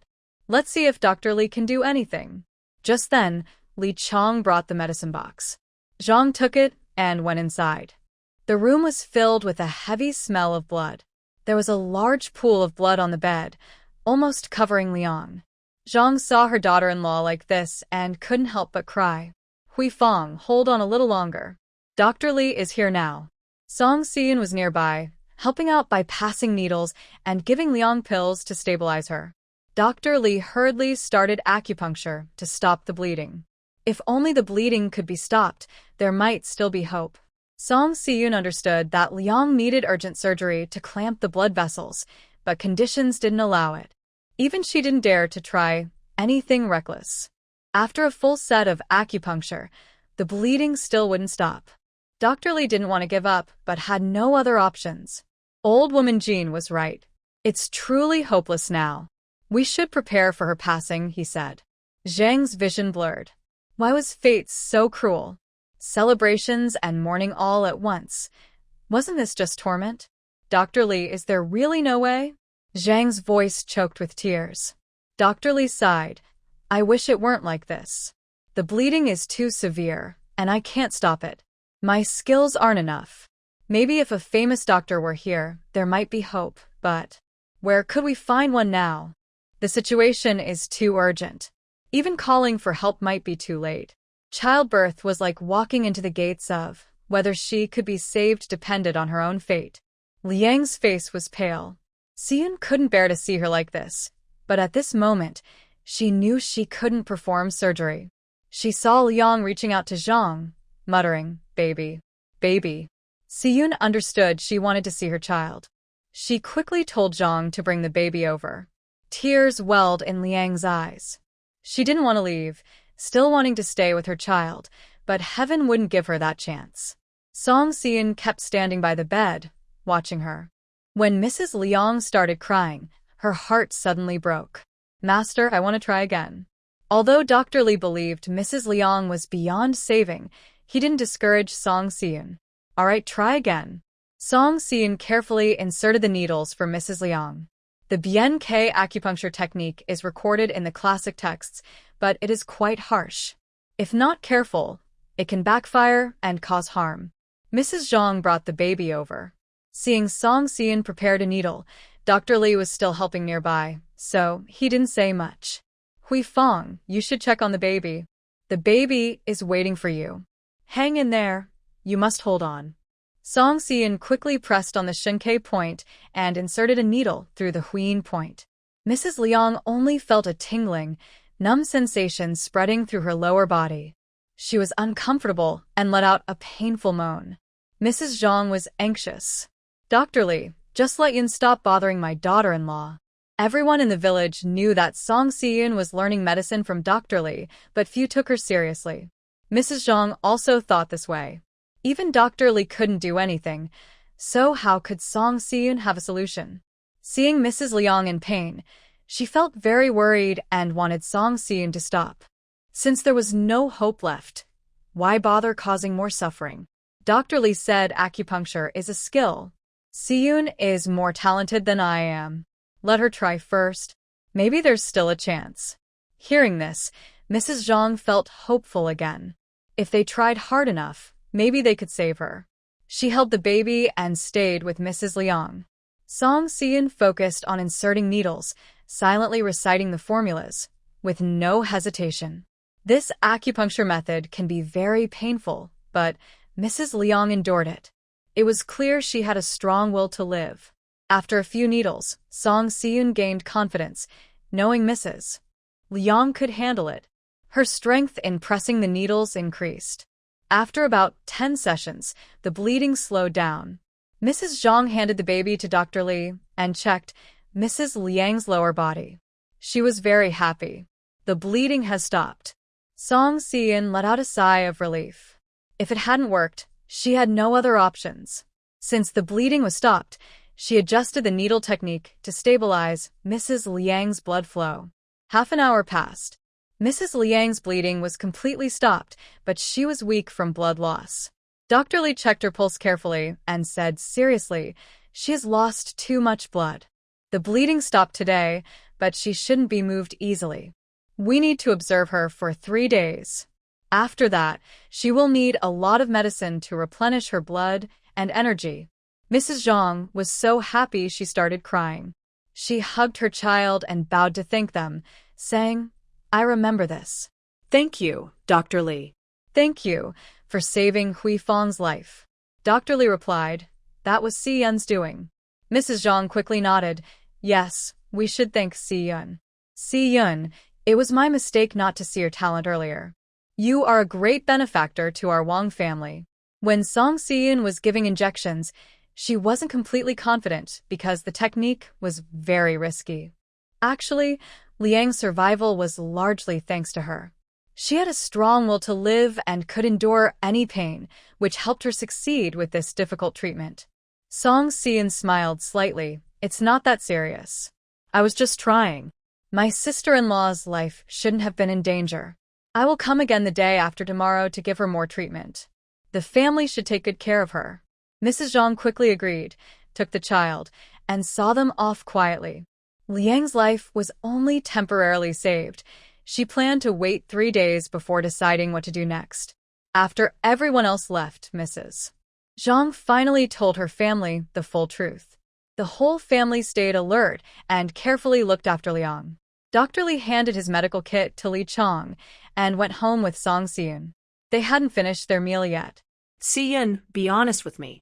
Who did you learn your medical skills from? Car Heng's leg, Lu Er's head wind, and now Liang's heavy bleeding, all were treated successfully by Song Xian. These were difficult illnesses and they were all cured so easily. It couldn't be just luck. Dr. Li remembered that Xian had shown great talent from the start when learning medicine. Could she have known medical skills long before? Song Xian knew she couldn't hide it from him and smiled.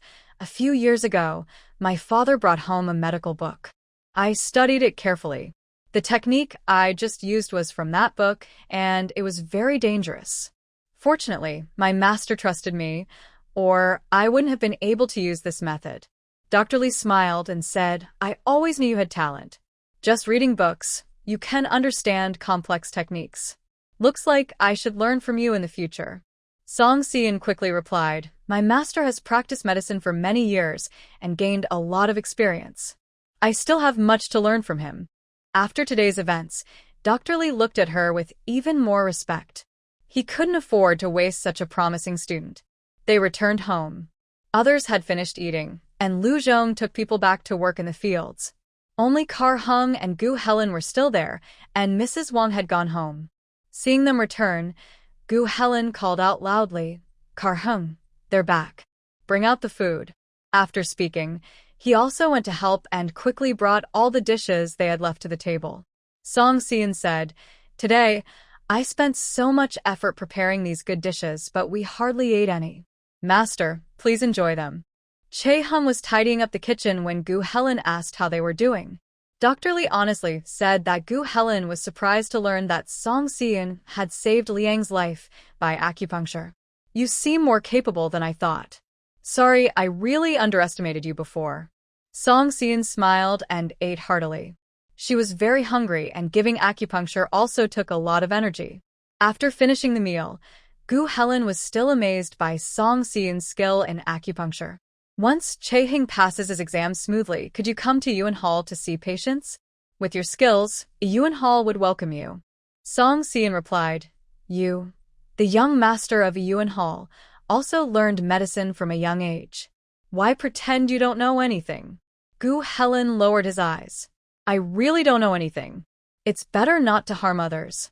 Song Xian snorted coldly. If you can't get back up after setback, then your practice is truly harmful. If you can't let go of small things, you're not acting like a real man at all. Gu Helen said, You don't understand at all. How could I not understand? I, Song Xian, am well known in Xing Tree Village. Many people in the town have heard of me. Is my reputation good? If I were you, I'd probably have run into a wall and died by now. She shook her head. A grown man is not as open-minded as I am, a young woman. From now on, don't look down on women anymore. What do you have that I don't? Gu Helen hurriedly said, Why do you say I'm not as good as you? Because I wouldn't give up being a doctor just because I made a mistake once. I would work harder to improve my skills and avoid misdiagnosis in the future, instead of hiding away like a scared turtle. Gu Helen was a bit excited. You're the scared turtle. I'm not that timid. Song Xian looked at him. Unless you truly believe deep down that you're not suitable to be a doctor and keep making mistakes every time you see a patient, I really don't see why you can't stand up. Gu Helen didn't speak. Dr. Li said, Young Master Gu, don't take it to heart. Xian speaks directly, but she's right. Mistakes and misdiagnoses are part of being a doctor, but you can't give up practicing medicine because of that. Speaking of which, I also misdiagnosed today. I said the Wang family's daughter-in-law wouldn't survive, but Xian saved her. If I had listened to me, she might have already lost her life. He spoke seriously. I feel guilty, but I won't lose confidence. I need to work harder in this area. Next time, I can save one more person. What do you think? Dr. Lee and Song Si-in took turns encouraging him. This made Gu Helen start to have different thoughts. Since he studied medicine in elementary school, shouldn't he have kept trying instead of giving up? But now, he didn't respond. He just smiled and said, I know my own strength. Helping my parents buy things now is pretty good. Dr. Lee smiled and said, in all trades, there are experts. If you do your work with care, you can succeed in anything. Take your time, young Master Gu. Gu Helen nodded and said, thank you, Dr. Lee. After they finished eating, Chae-hung came to clear the table and went to the kitchen to wash the dishes. Dr. Lee whispered, there aren't many people like Chae-hung who are diligent. Girl, you're lucky to have found someone like him. Song Si-in slightly smiled and said, Master, there's not much work left in the fields. This afternoon, you and Madam can go rest. We'll handle things ourselves. Your family is close to the Wang family, so you should check on Sister Liang. I worry about her safety. Although Madame Liang had stopped the bleeding, the past 2 days had been quite dangerous. They needed to pay more attention. The person they had managed to save must not be lost due to carelessness. Dr. Lee nodded and said, all right, I have some herbs to cut today. You all can handle things on your own this afternoon. Gu Helen also didn't go to the fields in the afternoon. When they finished tidying up the house, the workers who had been working all returned. Song Si-in paid each of them their wages. The work wasn't tiring, and they had eaten well at noon. Receiving their wages made everyone feel happy. Let's go. Everyone head back now. When working in the village, you need to be careful. Next time, I'll ask everyone to come and earn money again. Lu Zhong led the way, and everyone responded with smiles. This was really good news for them. It was getting late. Song Si-in had planned to cook dinner for everyone since she had bought plenty of food. Gu Helen said, maybe it's better not to. You've been busy today, and also need to look after that woman. It's not suitable. We'll do it next time. The others agreed. Thanking Song Si-in for her kindness, she nodded in response. All right, next time, I'll need everyone's help again. There are only 2 of us at home, so we need more help. Everyone, please come next time. Everyone smiled and agreed. Song Si-in was very polite. Even though they were working for pay, she always seemed a bit embarrassed about it. This work must be done carefully, or I would really feel guilty. After they left, Song Si-in was busy tidying up the house, with Chae-hung helping her. Today, rescuing Madame Wang was quite dangerous, wasn't it? Song Si-in nodded. Yes, it was quite risky. If we had arrived a little later, she might have really lost her life. Giving birth is truly a near-death experience, but she was strong herself. Otherwise, no one could have saved her. Chae-hung thought she should go along, even if it seemed a bit rude, because he believed Song Si-in's medical skills were better than Dr. Lee's. The next day, villagers were talking about how Madame Liang had a difficult labor and heavy bleeding. Very frightening. Some even said they could smell blood in the yard. At the village entrance, a few women gathered chatting, and everyone shook their heads when they heard. Wang's only son, Jiajia, is all they have. Zhang's wife took good care of her daughter-in-law. They just wanted a grandson quickly. Who knew the grandson would come with such trouble? It's all fate. Giving birth is like laying an egg. Some women have difficult labor. It's all decided by heaven. They all sighed, and someone asked, such a big event, why is there no news today? The Wang family can't possibly skip the funeral arrangements, right? That's true. We haven't heard anything, and normally they would have announced it. At this moment, Tang Shi, who lived next door to the Wang family, came over. The women invited her to join them, and they curiously asked, what does the Wang family mean? I saw Aunt Zhang taking good care of her daughter-in-law. They can't just ignore her after having a grandson, right? That would be really unkind. Tang Shi patted her thigh and quickly said, you're talking nonsense. Hui Fong is fine. She's perfectly okay. Everyone was surprised to hear that. How could that be? I was there yesterday and Granny Jean clearly said that Madame Liang wouldn't survive. No matter how skilled Dr. Li is, he can't bring the dead back to life. Tang Shi shook her head. I don't know what happened. Anyway, Madame Liang is definitely fine. Last evening, I even heard Aunt Zhang say to bring in some carp soup. The carp soup was definitely for Madame Liang to drink. The new, chubby grandson probably wouldn't drink it, right? She whispered. If Madame Liang really had passed away, the Wang family wouldn't just leave it unannounced. The Liang family is doing well. If they treated their daughter badly, they'd come knocking. The women nodded, thinking that something about this was strange.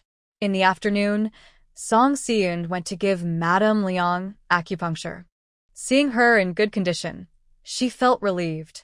From yesterday to today, she hasn't bled, and her spirits are getting better. This is good news.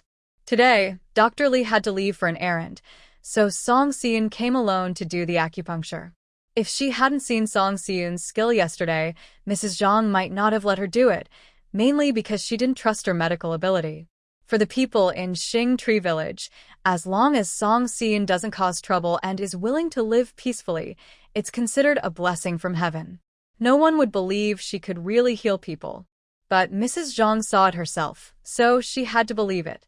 After Song Siyun finished the acupuncture, Mrs. Zhang hurriedly asked, Yun, is Huifang's health okay? Song Siyun replied, it looks good now, but we can't be careless. Keep her resting like this, and see how she does tomorrow. Mrs. Zhang nodded and said, all right, I trust you. We're really lucky Huifang survived because of you. Song Siyun smiled slightly and said, it's really because sister-in-law's life was not meant to end. Mrs. Zhang went out to busy herself, and Song Siyun said, sister-in-law, rest well. I'll come back tomorrow to do more acupuncture. Thank you, Siyun. Otherwise, I wouldn't be able to stay with the children, Liang said, remembering what happened yesterday.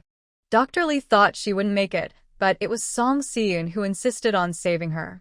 Song Siyun said, sister-in-law, don't overthink. Focus on taking good care of yourself, and don't move around too much. Yes, I will remember that, Liang replied. She had fought hard to stay alive, and she wouldn't joke about her own life. After 2 days of acupuncture, Liang showed no signs of bleeding, and Song Siyun finally relaxed, telling the Wang family that her life was safe. To be extra sure, Liang had been staying in that room, which had a bad smell. Now, she could finally move to a different place. Everyone in the Wang family was grateful to Dr. Li and Song Siyun. Dr. Li still said, this time, Siyun deserves the credit. Mrs. Zhang said, Dr. Li has truly trained a good apprentice. Dr. Li smiled and said, indeed, she's a good apprentice. I am lucky. Once Liang's condition stabilized, the Wang family dared to tell others, and the villagers were naturally surprised. That day, Liang's situation was so dangerous. Grandma Jean, who was very experienced, said she couldn't save her, yet Liang was still fine. Mrs. Zhang went out to wash the cloth diapers, and someone asked her what had happened. She simply said her daughter-in-law was doing well. She will need to take medicine for a long time to recover. She was hurt this time, so she must rest well. Dr. Li has already prescribed medicine for Mrs. Liang. The medicines to boost energy and blood are quite expensive, but Mrs. Zhang has no complaints. Since her daughter-in-law was injured just to have a baby, she needs good nourishment. After Mrs. Zhang left, a few people in the family started gossiping. What's going on? Could it be that Granny Jean, who has been a midwife for so many years, doesn't see through this? I don't know. This is really strange. Mrs. Tang whispered, lately, Yunya has been going to the Wang family. I suspect that Mrs. Liang's survival might be related to her. Everyone just thought it was a joke. What nonsense are you talking about? Yunya is just a crazy girl. How could she know any medical skills? She's been learning medicine with Dr. Li for a long time. Don't you know that? I've heard about it, but she's just playing house. She's not serious about learning. I think she's not a calm person, so she probably won't succeed. That's not necessarily true. Now she's managing a large sugarcane field. The sugarcane is growing quite well. Come on, if the Song family hadn't given her the land and money, she couldn't run it. If I had that much money, I could do the same. Exactly. And her sugarcane field is clearly going to lose money. I think she'll spend all her savings, and then what will she do? After Song Siyun changed, Many villagers saw her good qualities, but some still refused to admit she was capable. They always found reasons to explain her success. Back to Mrs. Liang's situation, Mrs. Tang continued, I saw Yunya going to the Wang family with a medicine box. She stayed there a long time before coming out. When Mrs. Liang had her difficult labor, she was also with Dr. Li. I believe this matter is definitely related to her. Otherwise, how could the Wang family trust her to treat patients? They must have called Dr. Li. Mrs. Tang's words made sense. Just then, Wu and Song Lanji returned from outside the village. Someone called out, Aunt Wu, where have you been?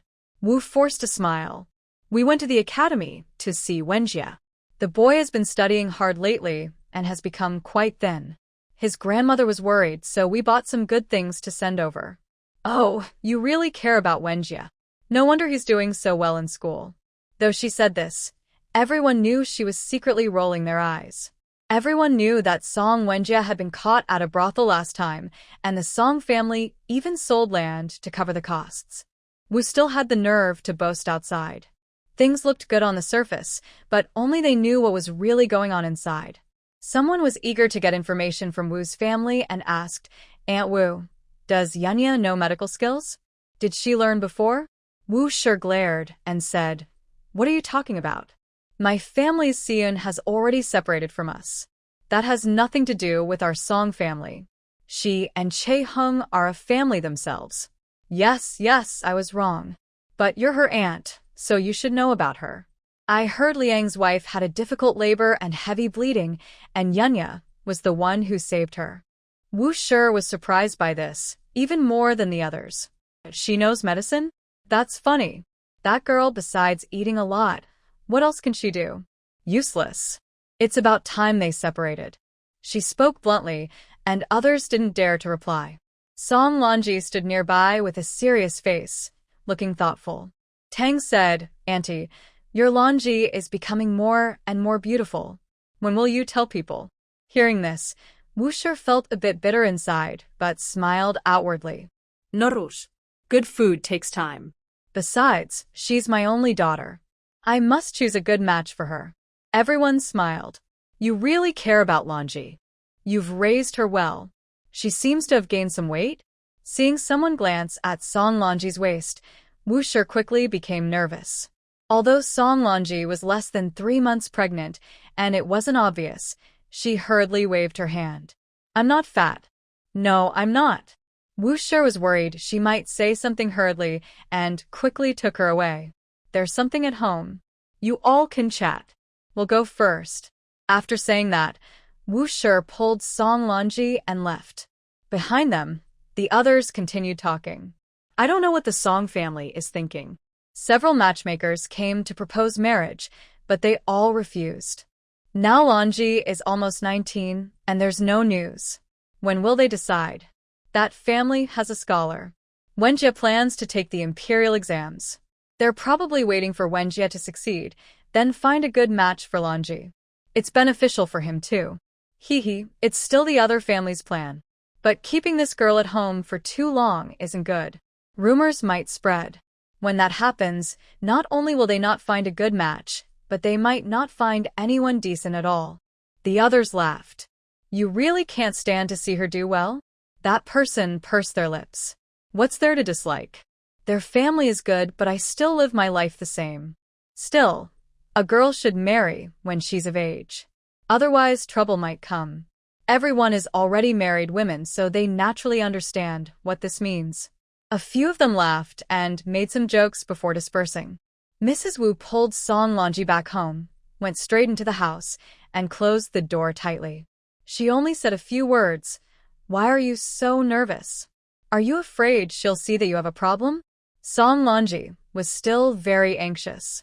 Mother, she can't see it now, but if we wait any longer, she'll really find out. We must find a way to deal with this quickly. These days, she hasn't been sleeping well and doesn't want to wait any longer.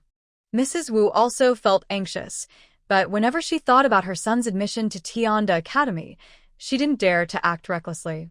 Wait a bit longer. It's still early in the month, no need to rush. I have a plan. Song Lonji cried out in distress. How much longer do I have to wait?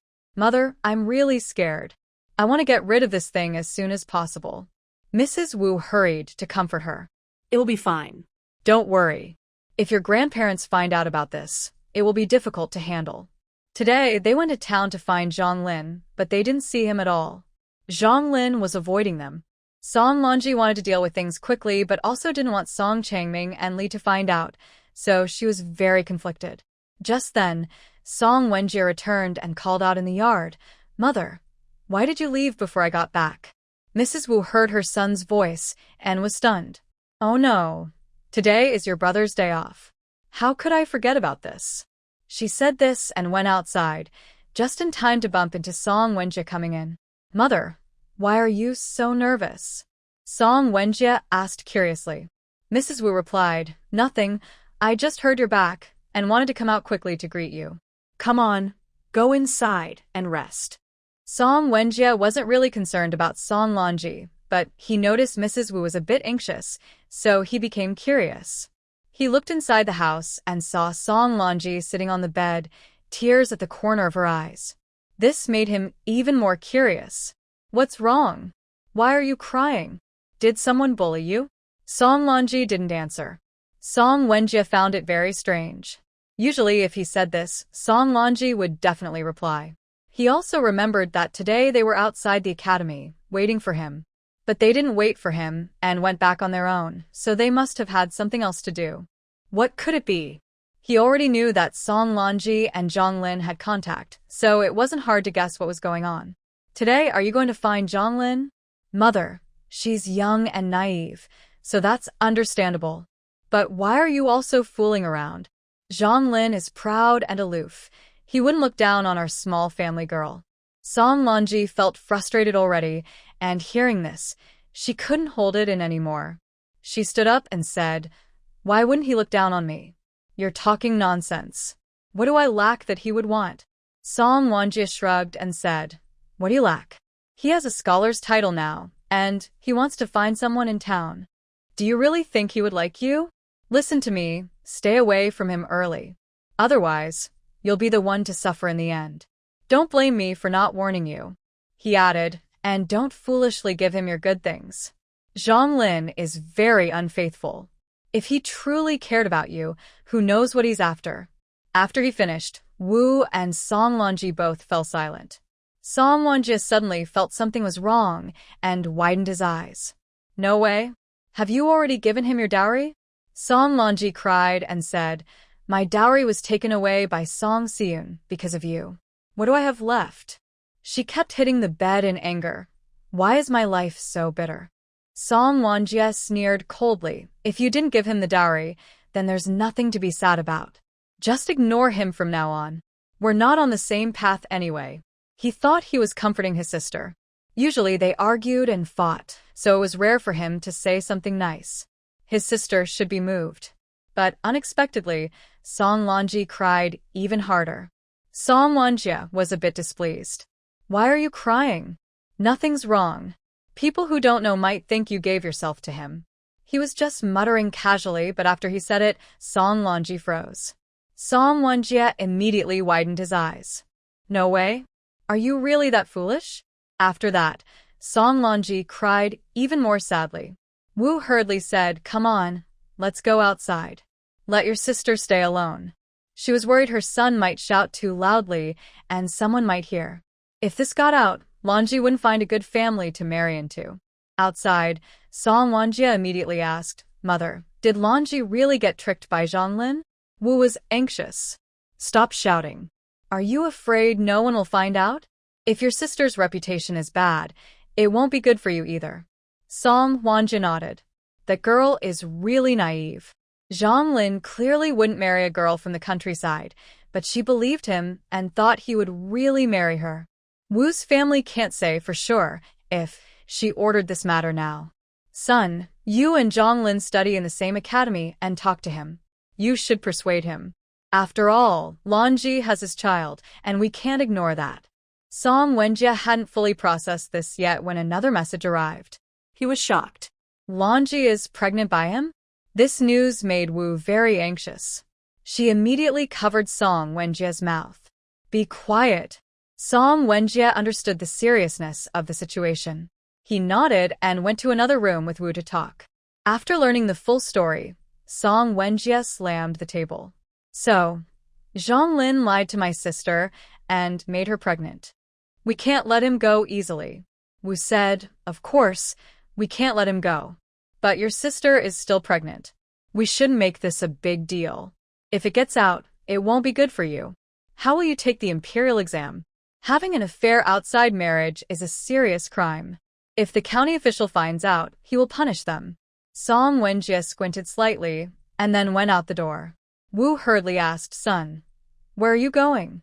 Of course, to find Zhonglin and get justice. That scoundrel can't just get away with it.